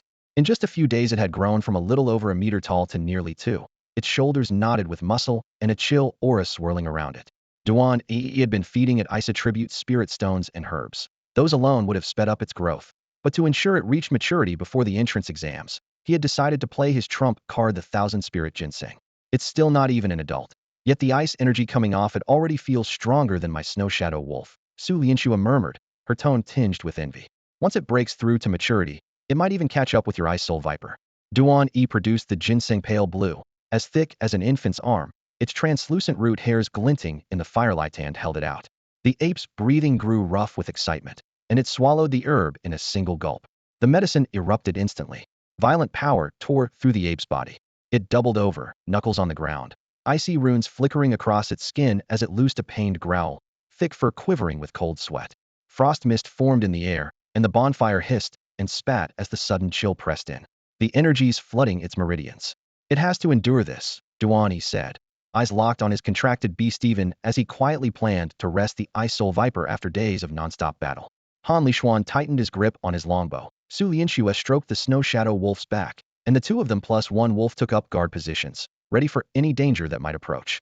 The mighty snow ape's muscles bulged and clenched under the raging medicinal tide, its labored breaths and low cries making everyone's nerves taut, yet it refused to fall, gritting its teeth and holding on. It looked excruciating. A surge of spiritual energy erupted from the Julie snow ape and condensed into a shimmering membrane that sealed the creature inside. Time drifted by, and within the blink of an eye nearly an hour had passed. Inside the cocoon, the 2-meter ape writhed as muscles heaved and bones cracked, its white fur bristling outward. The beast in the light surrounding it grew steadily taller until it stopped a little over 3 meters, its frame now matching that of a full-grown Julie snow ape. Crack! With a sound like an eggshell splitting, the membrane shattered into countless motes of light. The reborn snow ape straightened its back, flung its arms wide, and let out an exhilarated roar that echoed through the cavern. Beast name, Julie snow ape. Quality, green. Type element, beast strength, ice. Skills, earthwave fist, icebreaker punch, freezing ray. Status, excited. Evolution paths, 2. It worked. Duan E stared at the refreshed stat panel, his heart pounding. Not only had the Julie snow ape reached maturity, it had also mastered the high-tier ice skill freezing ray, something a wild specimen could never achieve. The breakthrough was entirely due to the costly ice crystals, frost glow grass, and other materials Duan E had forced it to consume, flooding its body with far more ice energy than usual. Incredible. Duan E, your Julie snow ape is way stronger than the one we met in the secret realm, and it's even bigger. Starting from a cub really does make all the difference. Su Lianxue's eyes sparkled with awe. Just as Duan E was about to reply, the Julie snow ape's spirit card trembled violently in his sea of consciousness, and torrents of spiritual power rushed out. He recognized the impending feedback, cut the conversation short, and sat cross-legged to receive the energy. In this world, whenever a spirit card master successfully fuses with a beast, or when a bonded creature gains strength or evolves, a wave of feedback follows. When the little soul serpent evolved into the frost venom serpent, Duan E's cultivation had leapt straight to bronze 1 star. Because the second Julie snow ape card had sealed only a newborn, its feedback had been negligible. Now that the ape had matured, that long-delayed reward finally surged forth. Spiritual energy thundered through his meridians as Duan E guided it into a second energy channel, his aura climbing higher with each breath. So that's beast feedback. Looks like he's about to jump straight to bronze 3 star. Guess my last edge is gone for good. Han Lishuan forced a bitter smile. All we can do is envy him, and keep on envying. Su Lianxue watched Duan E's cultivation soar, her eyes filled with longing. With a triumphant shout, Duan E felt a second meridian ignite, and 3 points of light now glimmered along it had reached bronze 3-star. Another breakthrough, he murmured, slowly opening his eyes. He clenched his fists, the surge of spirit energy making his limbs feel almost weightless. It's over, he really is bronze 3-star now. I've lost every advantage, Han Lishuan sighed, staring at the trio of lights. Seriously? That's all it takes to deflate you? Where's the fearless Han Lishuan I know? Su Lianxue teased, raising an eyebrow. Who says I'm discouraged? I'm just impressed. Han Lishuan lifted his head, eyes blazing as he fixed on Duan E. Wait for me. They'll catch up to you. They'll be waiting. When you do, let's have a proper fight. Duan E replied with a hearty laugh. Deal. Han Lishuan laughed back, his voice echoing through the valley. In truth, Han Lishuan felt no resentment about Duan E seizing the academy's top spot. On the contrary, a formidable rival only stoked his battle spirit. For too long, few at school could challenge him. Now he had a powerful target. Whether he was chasing or being chased, the thrill drove him harder than ever. Duan E glanced at the darkening sky. It's getting late. Let's rest. They nodded, each choosing a sturdy tree or flat boulder before settling into their cultivation stances. First, Duan E approached the ice heart viper, gently stroking its cold, sleek head. You've worked hard these past few days. Rest now. The viper narrowed its vertical pupils and nuzzled his palm, then dissolved into a shard of icy light, became a spirit card, and slipped into Duan E's sea of consciousness, reluctant to part. Next, he patted the massive arm of the 3-meter mighty snow ape beside him. The next few days are yours. Full of vigor, the ape beat its chest, frost spraying outward, and answered through their link. It would guard its master well. Encouraged, Duan E sat at the tree's roots, crossed his legs, and closed his eyes to meditate. At dawn, mist still clung to the valley when the trio woke. After a quick wash, they returned to the stone path. The valley was vast, the largest area they had encountered since entering the Huifu group's secret realm.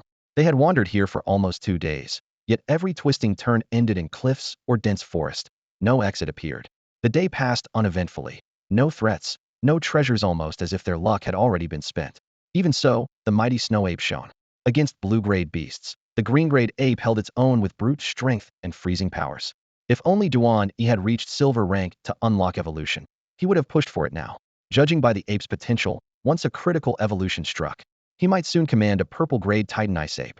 Almost without realizing it, Duan E and the others had spent 2 more days in Huifu group's secret realm, and today was their last. At dawn they packed their gear and left the valley where they had camped, the landscape changing in an instant from lush greenery to a cracked, yellow wasteland. Gray-brown brambles jutted from the fissures, and wind-blown sand pinged softly against their armor. Duan E kept his aura tightly restrained, yet never again spotted the earth fiend's silver jiao, nor any trace of draconic beasts. Reluctantly, he set aside his search for the dragon scale and dragon essence blood, planning to try again after they returned to the outside world. Even so, the gains from this trip were remarkable. The wind-cleave sword and the wind-riding sword art were now his, and combined with his control over gravitational fields, he possessed formidable power even without a beast at his side. If he did summon his contract beast, he could dominate opponents of the same rank and might even challenge a silver-tier Ling card master. Sand-laden gusts swept the plain as Han Lishuan looked up at the endless sky. I have to admit, this secret realm is enormous, he said. 6 whole days, and we haven't seen the same terrain twice. Forget strangers, we've barely seen any other competitors. Since we parted ways, that young lady from Huifu group has vanished, Su Lianxue added, brushing wind-tossed hair behind her ear. The silver-tier Ling card master assigned to protect us hasn't shown up either. It's hardly surprising, Duan E replied quietly. The moment we split up, we ran into the earth fiend's silver jiao and got blown away by its sandstorm. It's normal that they couldn't find us right away. By noon the sun blazed overhead, heat waves blurring the horizon. They all knew that at dawn tomorrow their transport tokens would shatter and pull them out of the realm. With no treasure aura nearby, and scarcely any beasts in sight, there was no point in pushing on. Han Lishuan leaned against a boulder. Last day? Whether they find us or not, let's just wait to be sent out. After all this hiking, my legs are about to fall off. Duan E closed his eyes and cast his mental radar outward. Within several kilometers, he sensed nothing but dead, empty desert, so he nodded agreement. Su Lianxue murmured assent and sat down beside him. Boom. The ground shuddered violently, as though struck by a giant hammer. A string of dull explosions rolled in from the distance, sending cascades of sand sliding down the rocks. Duan E sprang to his feet, eyes sharp. Something's happening. He linked his mind to the system and scanned for the source of the tremors. Han Lishuan scowled. Can't we get 1 moment's peace? Just when I thought we could rest. Su Lianxue tilted her head, listening. With that kind of noise, someone's probably fighting a beast. Should we take a look? Forget it. Han Lishuan waved her off. I'm exhausted and ready to leave tomorrow. He reclined against the boulder again, breathing steadily. After a quick sweep of the open terrain, Duan E confirmed that the disturbance was far away and unlikely to reach them. He sheathed his sword and said calmly, "Sounds distant enough. I'm staying put as well." Su Lianxue gave a slight shake of her head and began to speak. Before she could finish, a woman Mo Lingshuan burst from the darkness ahead. Her face was bloodless, her breathing ragged, panic threatening to break her. A snow-white spirit rabbit staggered behind her, its fur clumped with blood, its aura faint clearly fresh from a vicious battle. Mo Lingshuan? How did she suddenly show up? Duan E's heart clenched as the rabbit's status panel flashed in his mind. The health bar was in the red zone, severely wounded, blinking ominously. Mo Lingshuan? Han Lishuan snapped back to himself and squinted ahead. It really is her. What's got her so scared? I don't see any beast chasing her. What happened? The thunderous crash and tremors that had rocked the wasteland moments ago were gone, leaving a deathly hush. Su Lianxue frowned. Something powerful must have attacked her. She probably caused that commotion. But if it stopped, why is she still running like that? Spotting the trio, Mo Lingshuan seized the lifeline. From several dozen meters away she screamed, "Run! Get out of here!" Two purple-grayed beasts just appeared. Terror made her voice crack, but the warning cut through the wind. Not good. Two dazzling yellow icons flared in Duan E's mind, racing toward them, each edged in gold. A stream of data unfolded. Name, sky-shattering python. Grade, purple. Species element, beast wind. Skills, venomous fangs, toxic haze, wind manifestation, frenzied wind blades, airburst. Status, enraged, slightly wounded. Evolution paths, 2. Name, Earthbane Silver Jiao. Grade, purple. Species element, fiend earth. Skills, earth spikes, seismic surge, sand cyclone, dragon roar, draconic claw. Status, enraged, slightly wounded. Evolution paths, none. Two purple-grayed beasts. Duan E drew a sharp breath. Move. He barked, yanking Han Lishuan and Su Lianxue by the arms and bolting. What's going on? Han Lishuan shouted while running, eyes sweeping the barren plain. Aside from Mo Lingshuan and the rabbit, he saw no danger, yet Duan E's urgency chilled him. The silver Jiao is back, and I sense another purple-grayed beast just as strong, Duan E said, words tumbling out. You can't be serious. Su Lianxue and Han Lishuan exclaimed together. Mo Lingshuan reached them, gasping. Run. Those two monsters are fighting each other. I nearly died from the fallout. Two purple beasts locked in combat? Then why are we still here? Han Lishuan's face went grim. Without another word, the four of them dragging the battered spirit rabbit sprinted for the edge of the wasteland. That's all for today. Thank you so much for watching.